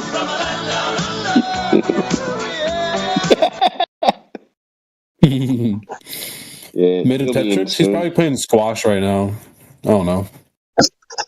Probably, yes. How long you been in the topic, Knuckles? 5 years or so, I guess. And how'd you find us here? It was pretty buried. You start in the usual places, I guess, and then if you got a brain, you can sift out the crap. Get through all the shills and basically get to here, which is buried deep underneath the ground. But once you're here, you don't leave. Are you on our other server? Which one's that? 24/7 Flat Earth Discord. Yeah, that's what I'm on now. No, you ain't. The original one, not the politics one. Oh, no, I'm not on that one. Oh, okay. Can someone send him a link? Yeah, send me a link. That'd be good. Yeah.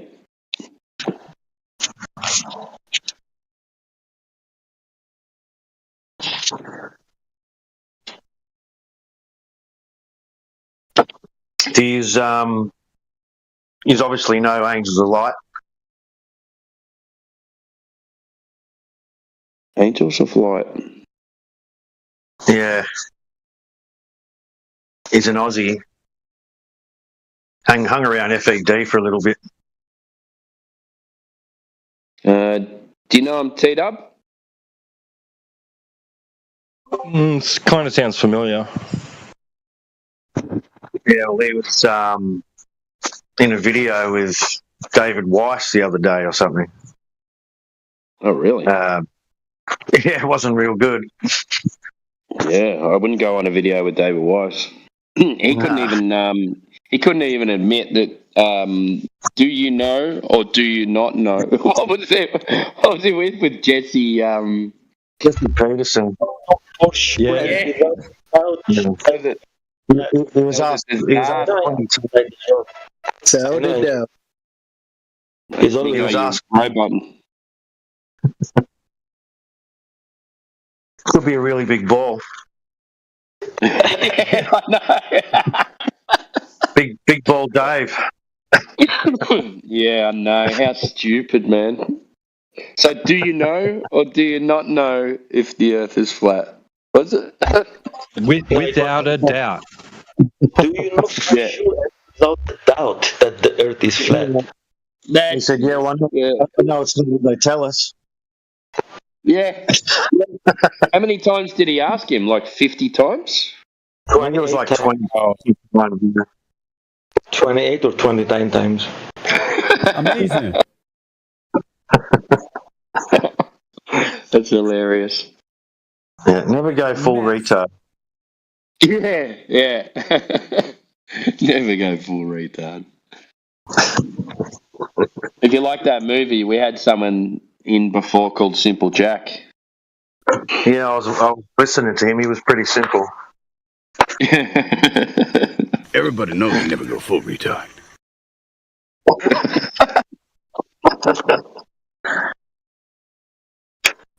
They generally, though, you know. Yeah. Welcome, Knuckles. It's very, yeah, thanks. I was just going to say, it's very rare you come across someone who thinks they're on a ball that's not retarded. Yeah, facts. Oh my god, yeah. In some way, yeah. Spatially retarded, horizontally retarded. Yeah, I just can't understand like I was saying before, having a brain and being able to navigate your way to more like-minded people. I just can't understand how a simple fact like, like I drive a Hilux, right? I got a white Hilux, but they'll tell you it's a unicorn, or they'll tell you it's a Ferrari. Now it looks like a Hilux. I treat it like a Hilux, but it's actually a Ferrari. yeah. Like exactly. It blows my mind. It blows my mind every time. Yeah, and I think it was the other day they were trying to explain, but I need to explain to you why you shouldn't feel the Earth moving. Okay, so you don't feel it moving. You can't measure it moving. You can't do anything. Yeah, but I need to explain to you why that is. It's like them saying, prove I can't turn into a chicken. I hate when they do that. I hate when they do that. Yeah, me too, man. I just say, no, don't want to hear your excuses. Yeah. We also have Catboy that's joined as well. Welcome, Catboy. How's it going? Yo, what's up? A lot of people here. What brings you here? I don't know. I think I was just moved here. You were moved here? Oh, okay. Damn, you joined a crazy panel.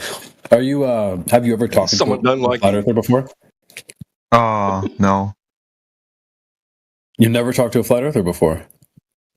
No, because that's not a thing in Russia, bro. It's not a thing in Russia. I bet you it is. All right, well, we got enemy UAVs coming over your territory right now, so... Hey, Catboy, what'd you do? Like, trip over and press a button or something? No, somebody moved me here. Okay. Dude, we need those perms. We need to get crit those perms or something like that. Go ahead. Yeah, we can't get them, I was moved, I don't know why. Yeah. So. Now that you're here, have you got any evidence that Earth is a ball? I've got you in my do I really have to? Yes. No, you don't have to. Yes, you do. Do whatever you want, man. Because, we're the first country to ever, fucking launch a satellite, bro. Bruh. Yeah, but what does that mean, though? I mean, it's a little bit silly. Satellites launch you. It's a little bit silly, don't you think? What's silly?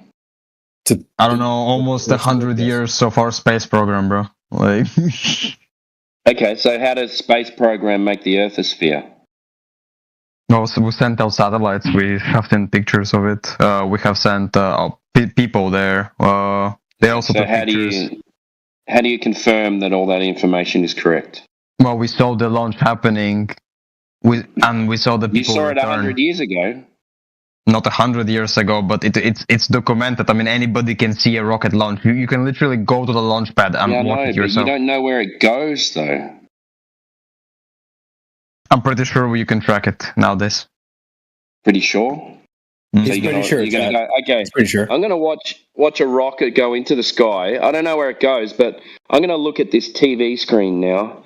And because this TV screen says that it's going to space, then it must be going to space. Okay, so we spent trillions of dollars on nothing, and it's just fake. It doesn't matter about. It's not about money, dude. Like people who make the money spend the money. Like it's not even anything to them. It doesn't matter. Okay, so then tell me how does satellite television work? I don't need to tell you anything. It's your claim, dude. You're the one that says. Okay, so we have a magic box. Hang on. That just works. You're the one. Just because you call it satellite TV, it doesn't mean it's satellites in space, right? You can have communications. Just hang on, dude. Chill out, man. I know you're getting excited. You think I'm, putting your country down because you've had a space program and this and that. I'm just saying, you can have communications in the sky without them being in the vacuum of space and falling around the Earth at 17,000 miles per hour. Can't you? And they're just standing still there. Nothing. I don't even know what you just said, man.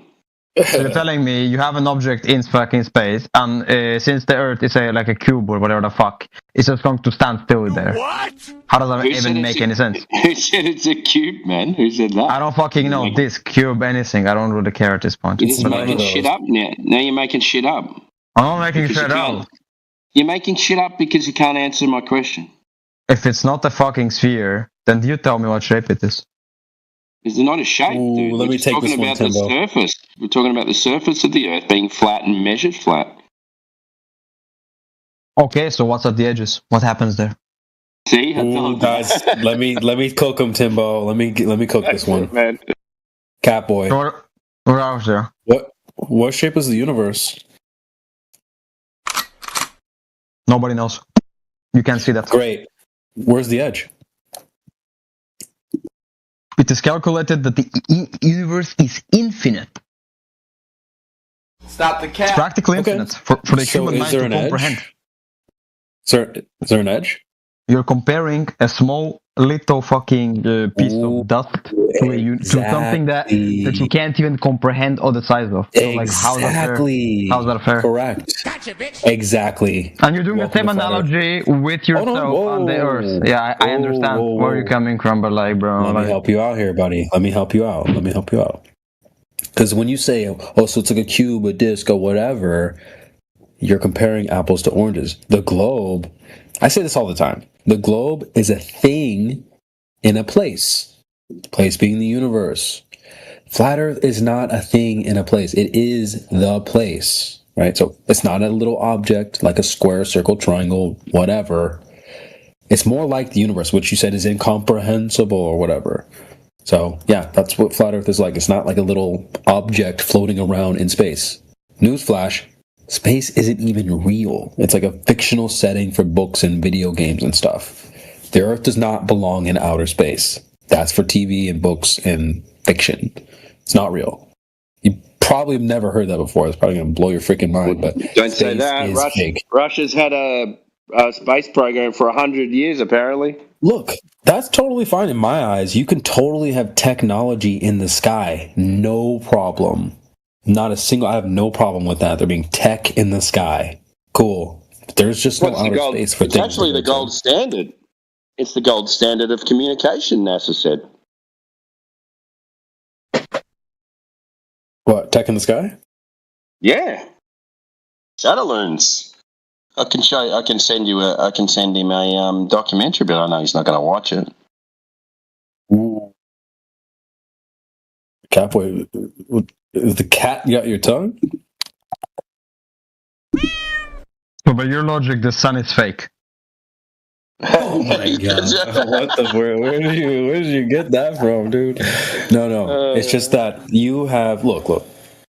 You have everyone sees the sun, everyone sees the moon, the stars, right?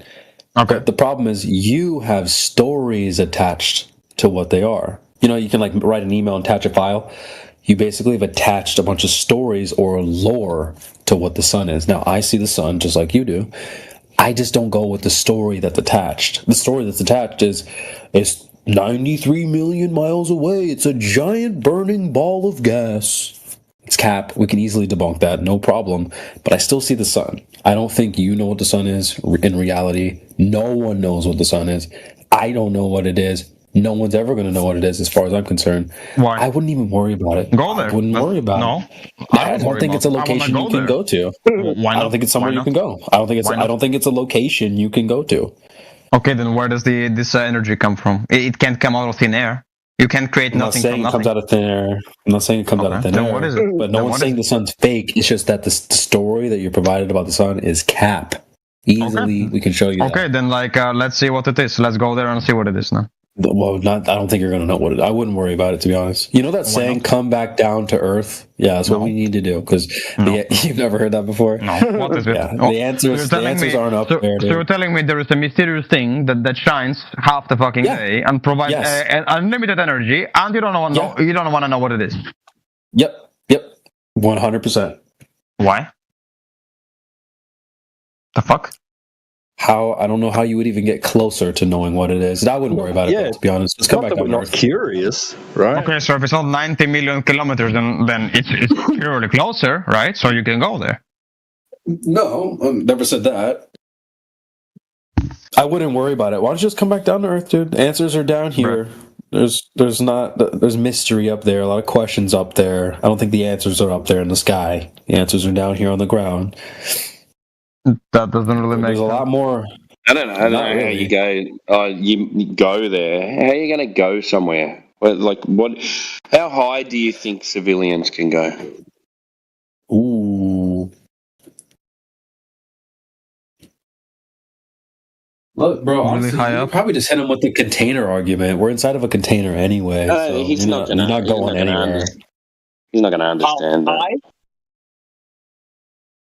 I mean, we could go into the lore for sure, but just rip the Band-Aid off. You're inside of a container, bro. You're not going anywhere. There's no outer space to go to. You're inside of a container. That's gonna sound crazy, but it is what it is. Just like, should we just hit it? Should we hit it real fast? Honestly, we'll just do it quickly. Just do it, man. We might as well just rip the Band-Aid off. Just like you need a tire for, the air inside of your bike or your car. Wait, this is how we know space is fake. Yeah. Sorry. Correct. Yeah, no, that's a good point to add there. But just like you need the tire to hold the air in your car, whatever, that same principle applies to the Earth as well. You can't have air without a container. You can't have gas pressure without a container. There's a bunch of examples, right? If you have a bottle of sparkling water, right, bubbly water, there's a bunch of gas in there. Okay, and then you have the container that contains that gas. As soon as you open it, let's say you just leave it out for a while, you're gonna lose the gas. That's the container that holds the gas in. So that's two examples right there. A balloon, for example, right? You have the balloon that holds in the helium or whatever, right? So you need a container to have the gas. So that applies to the Earth as well. There's a container containing the gas here. So you ain't leaving the container. You're not going anywhere. Even if the sun was in or out or whatever, doesn't matter. You're not leaving this place. You're stuck here. Sorry. Okay, let's break the container then. Break it. Let's break it. Break the container, chat. Let's just break the container, chat. Break and go where? Go where? I don't care. I want to see what happens. Okay, break it. Do you think that the flat Earth is encased in a dome? I don't care what it is. If it's something limiting me, I will break it. I don't know how you would do that, but... Okay, where's the container? Where is it? Up in the sky. Okay, let's go there and break it. Okay, let's go. I'll make sure that it can't be broken. Good. Okay. I'll meet you there, man. Alright, good. If there's a fucking physical barrier, right? You need to break, let's break it. What makes you think it can be broken? Why not? So... Can you, if you don't think there's a container, then can you show me gas pressure without any containers? Ooh.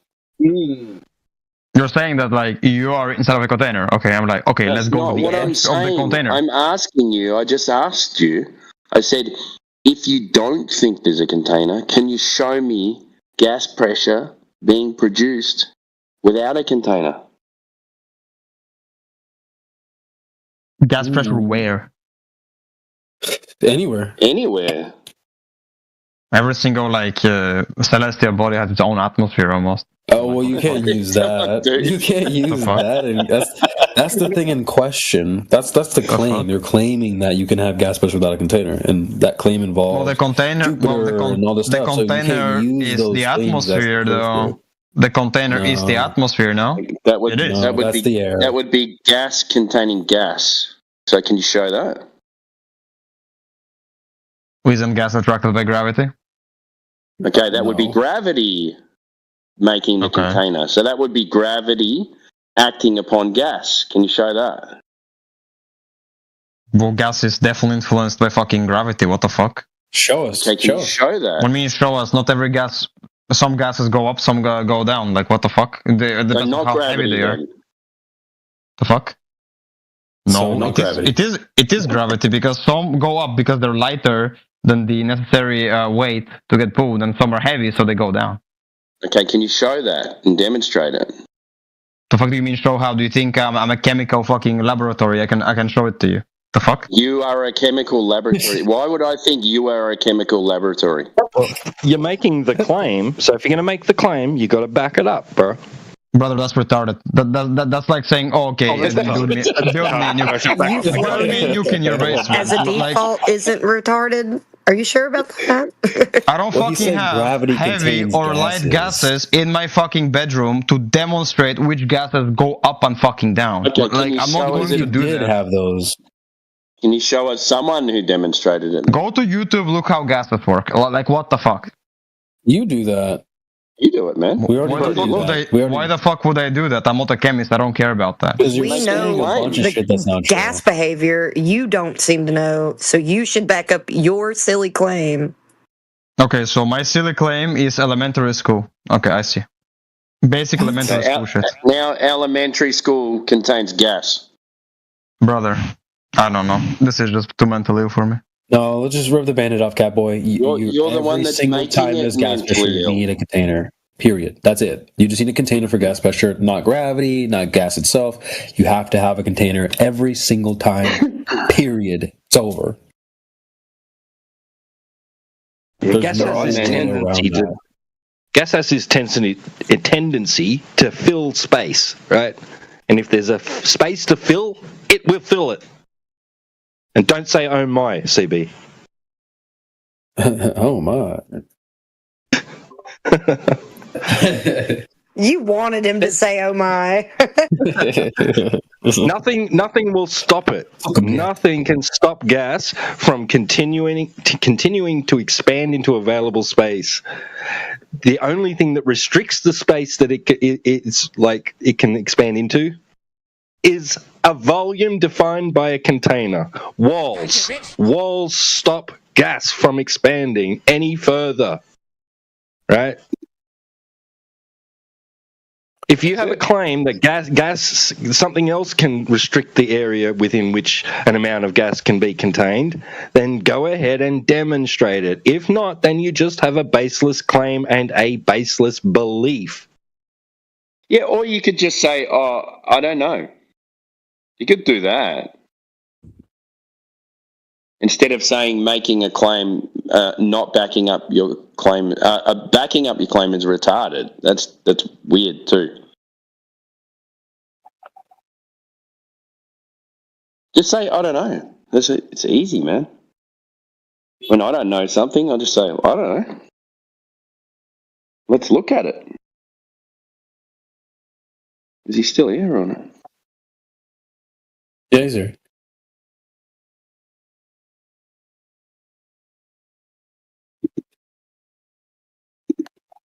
We're putting Putin memes in the chat. Got something to say, Catboy? That's the Putin, I don't know if you guys know what that is, but that's the Putin walking meme. That's the sound from the meme. Moscow.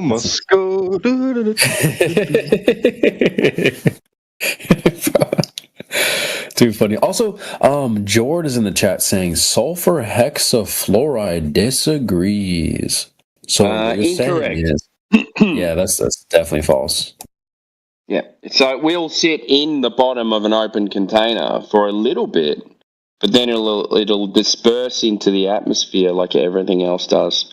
So that would be gravity not holding it down, because going out of the fish tank would be going up. Gotcha, bitch. Well, think about it though, Jordan. Primarily man-made, anyways. It only happens man-made. naturally in extreme conditions. But think about what you're thinking of, Jordy, right? You got one container with your sulfur-hexafluoride. Then you're going to pour that into another container. You're going to use those two containers to say, look, you don't need a container. It's people arguing from exceptions. Like, it's ridiculous. That's a ridiculous approach to a topic, to argue from the exceptions. Well, and now he's saying when dispersed, sure. Also man-made or not, it's affected by gravity. Well, obviously not, because it disperses into the atmosphere. Right, because I wonder if you had like a container of sulfur hexafluoride, right, placed it inside another bigger chamber, right, but it's sealed from the other container. Then you put a lid on that the bigger container, suck all the air out of that, so you've got a vacuum surrounding your box of sulfur hexafluoride, and then exposed the sulfur hexafluoride container to the vacuum surrounding it. Would the sulfur hexafluoride just sit there inside its original container? No. It would equalize into the lower pressure in all directions. Right. No gravity.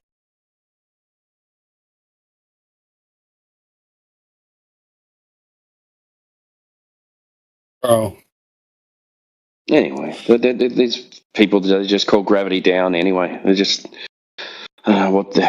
Keep using 2015 arguments. Yeah, exactly. Oh, I drop a pen. You go, yeah, and what? So what? You're calling the direction of down gravity, and because you think you live on a ball, you think it's going into the center of a ball. If you've got a flat surface and you drop something down, it's just because it goes vertically, because vertically is opposite of horizontal. Fucking who cares?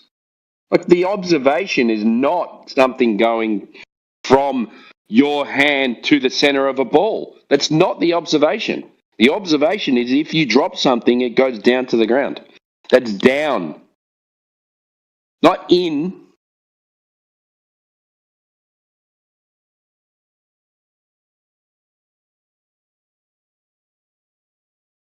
Also, Jordy, get your mic.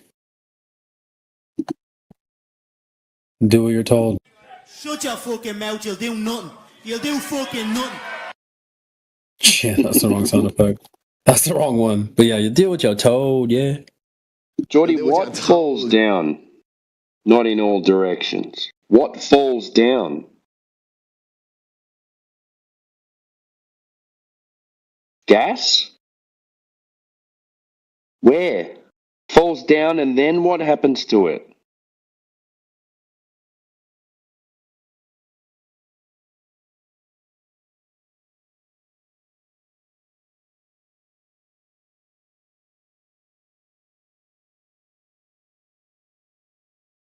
Okay, it's an interesting question, right? What's the heaviest gas on Earth?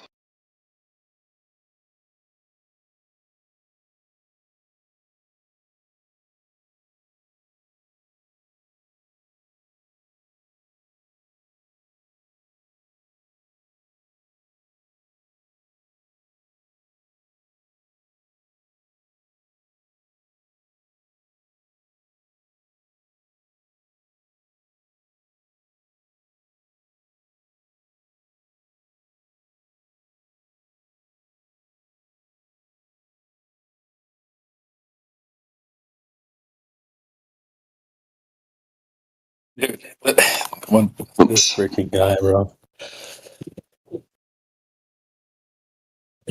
By saying it disperses, cooks yourself. That's a self-cook. Because the first guy said gravity contains it. So you're over here saying it's dispersing. You need to rethink the game plan. Go back to the drawing board. Right, so radon, I was right? So the heaviest naturally occurring gas in the atmosphere is radon. Right. So why is the surface level of Earth not radon? Because gas disperses in all directions. Yes, I think.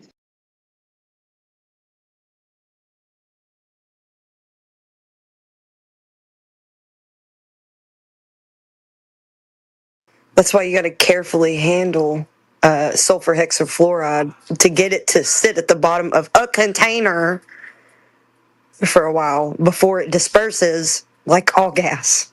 Stupid.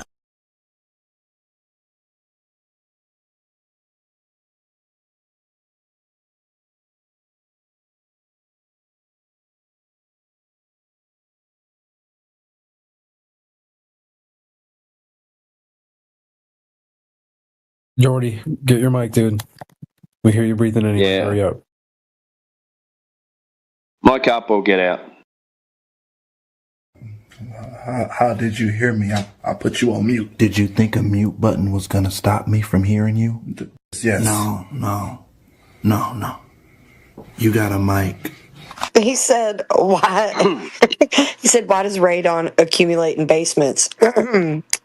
Because it's contained.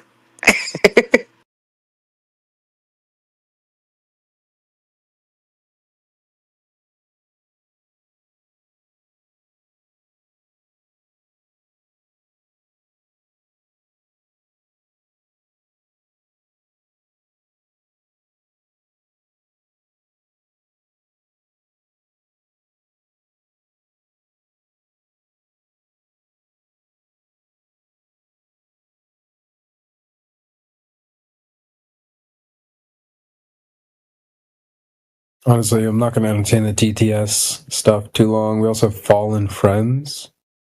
Have you guys talked to Fallen Friends before? I think he's a yeah, I mean, Heyoka. Elderbear. I mean, yeah, Fallen Friends, yeah. Oh, it's all of them, is it? Probably. I've got you in my sights. Damn, bro, he's got you called out there. Fallen Friends. I mean, Heyoka. I mean, Elderbear. I mean, Fallen Friends. Isn't that a Bevite? Yeah. That's definitely a Bevtard. I think I've talked to Elderbear, cooked him so bad.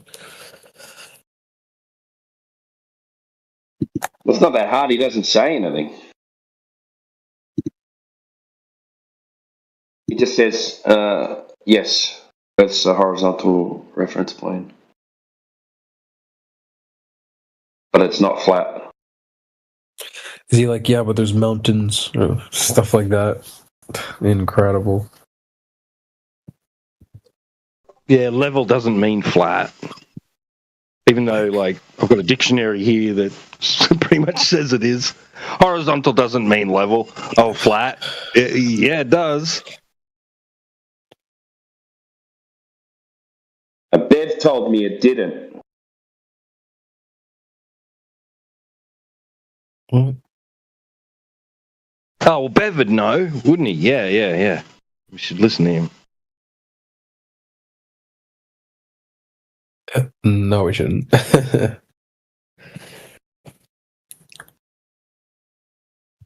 I wonder what was the catalyst for all that. It seemed like they were on the right track, and then they just broke. You know, how do you become a Bevite? That's so who. There's got to be stuck on pedantics. Really? Golly. It's such an L. You were on the right track, and then you just got cracked. But I mean, how do you fall for that? Yeah. I don't know. I mean, even the people that come in that think disc in space obviously realise that there's topography, that we're not talking about a perfectly smooth 2D sort of representation, right? Yeah. Yeah, it's pretty scary when people actually do things. They're like, well, so you think it's like smooth? Why? What? The fact that you think we're just like closing our eyes and ignoring the earth that's outside and going, No, it's got to be this way in my head. Like, why would you ever do that? That's why I always say, nope, it's just the Earth outside, as is currently. That's it. No, but like I need like an idea. Like, how do you see it? Like, you just look at it. What else is there to do? But there's mountains. Yeah, I'm literally looking at mountains right now. I'm still a flat earther. But do you think we just like try to rationalize that? Oh, we'll just ignore the mountains. Like, bro, that's what the Globers do. They're presented with a worldview, and they're like, well, I know it seems this way, but it's not like that at all. We're not like that. We don't sit and observe the Earth and go, well, I know we should see to China, but the reason why we don't is because blah, blah, blah. Like, we just see the Earth as is. That's the flat Earth. Easy.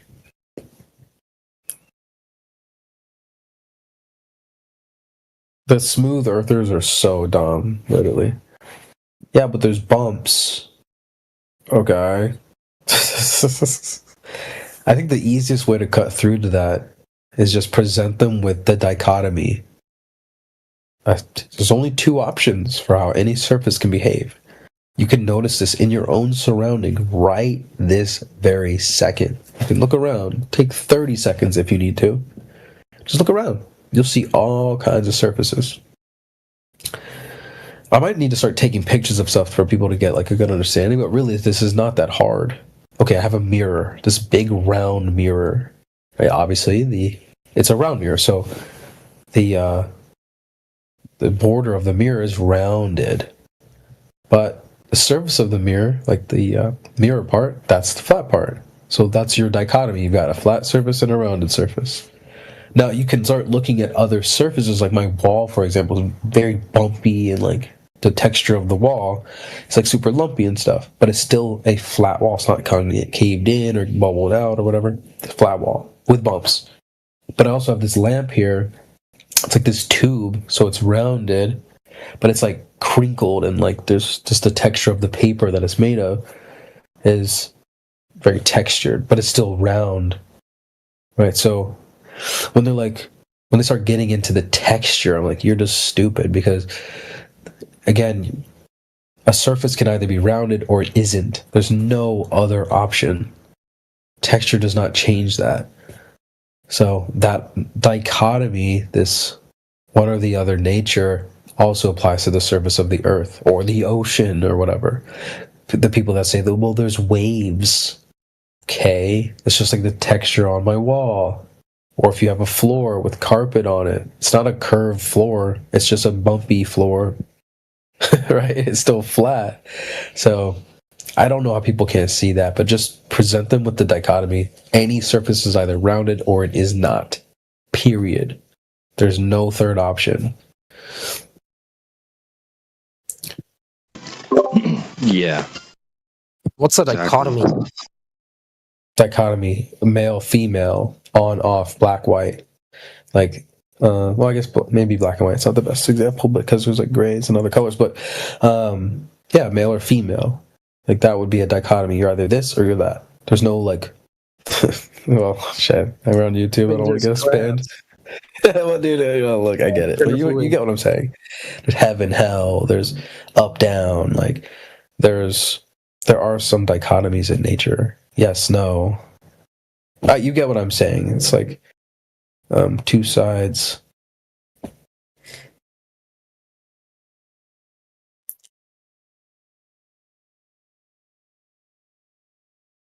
Really, Lucid? Is this the first time you've heard that word before, or what?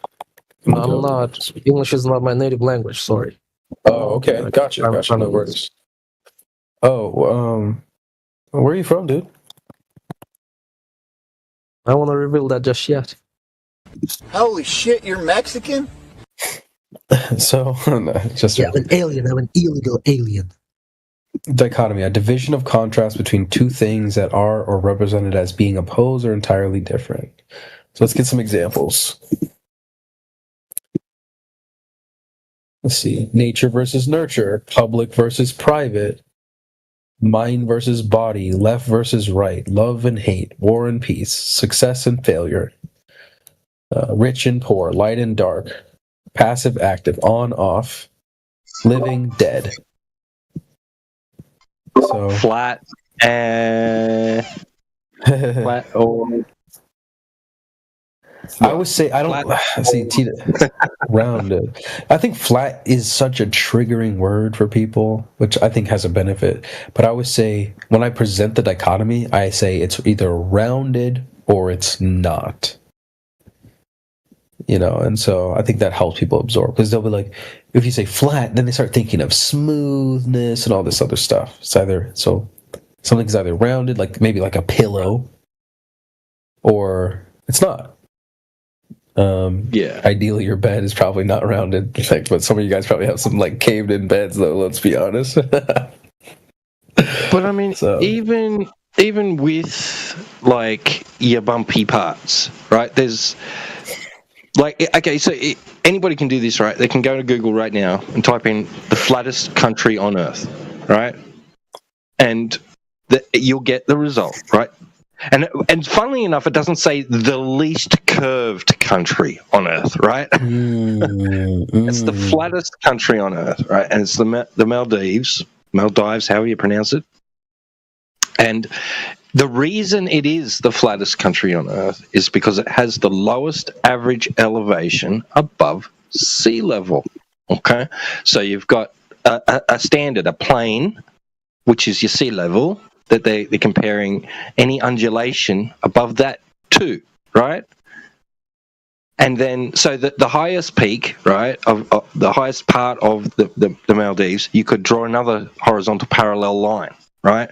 So the thickness of that, right, is going to determine the flatness, how they want to look at how flat that area is, right? So because another country, that the distance between the two parallel planes is going to be greater, thicker, right? So that'll be less flat.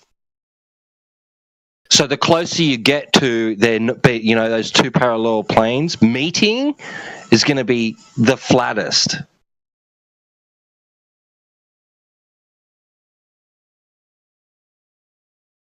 W.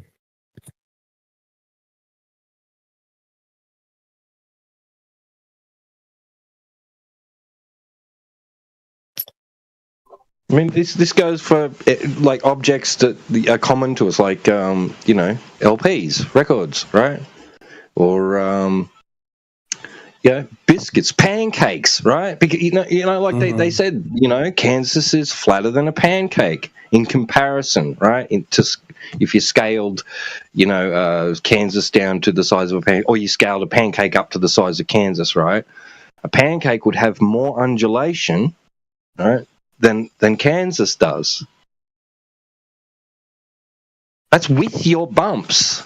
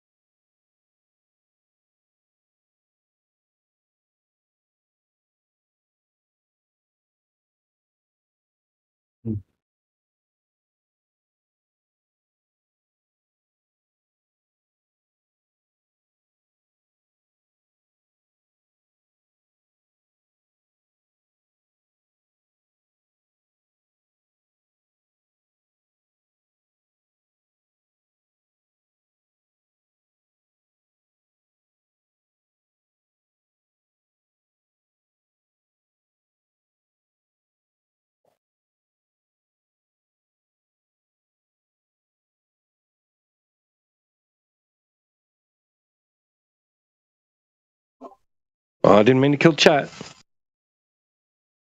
Sorry, chat. I'm so sleepy.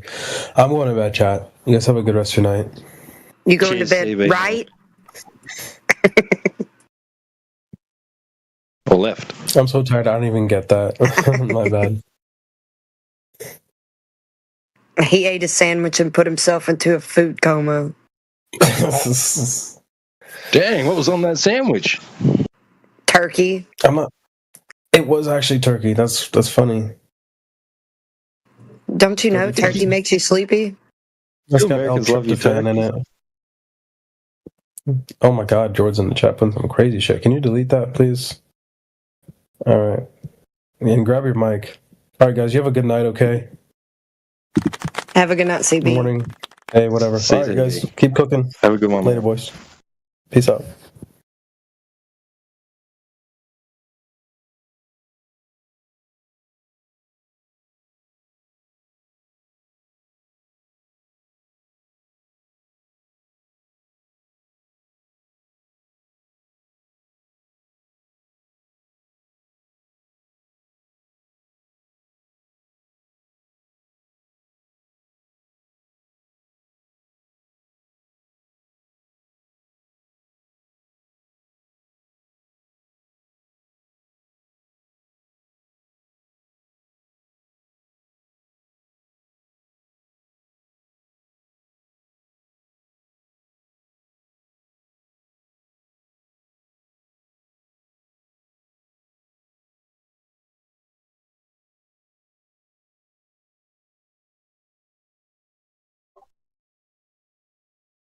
Damn, what is going on? What the heck?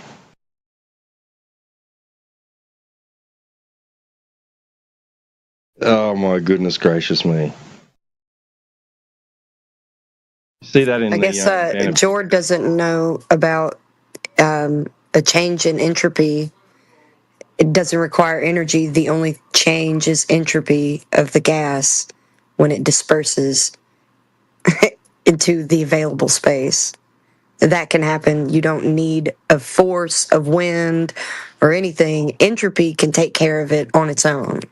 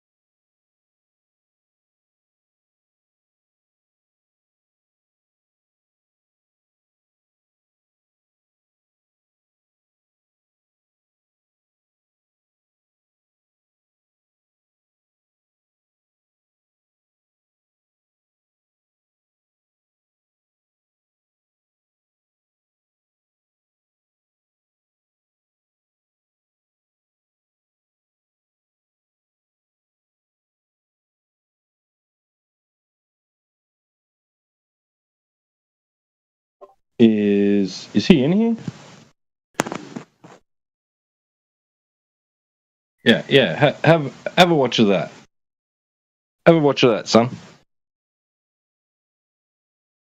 Yeah, the clip. Thank you, right T-Dub. above what you last posted.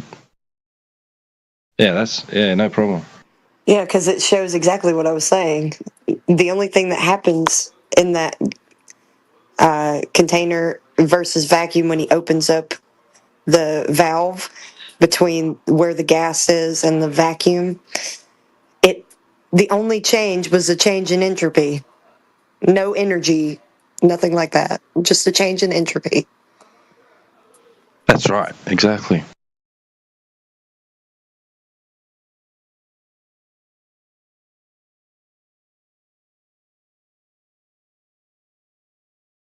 You know what you did that he didn't do?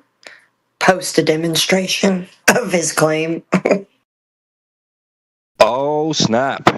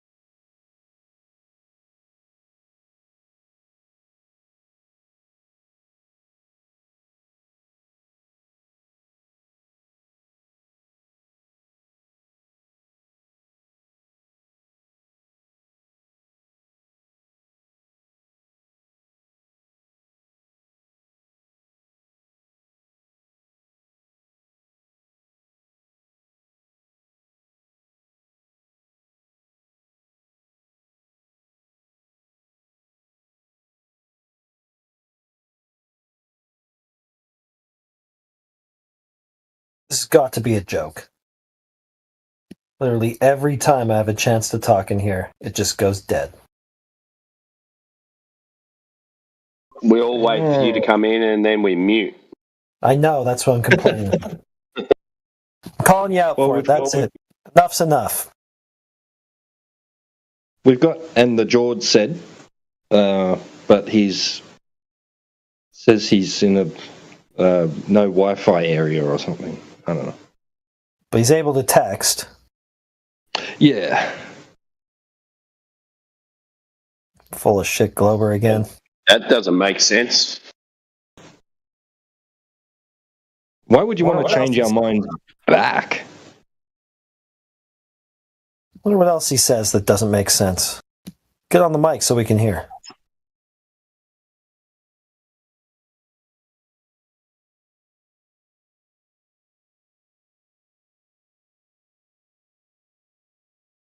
I'm not changing your minds. Our minds were already changed, dude. That guy's a stone cold idiot. I mean, he is one active Glober in the chat, though. Well, you have to be in order to defend the globe like these guys do. It's the only way to do it. Gotta have zero critical thinking skills. What you got for us, Jord?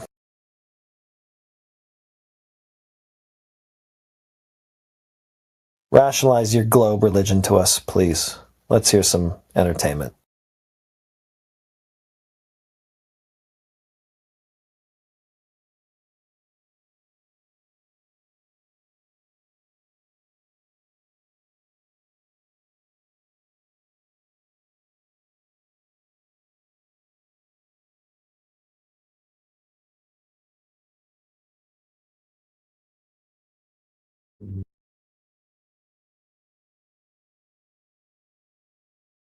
Oh.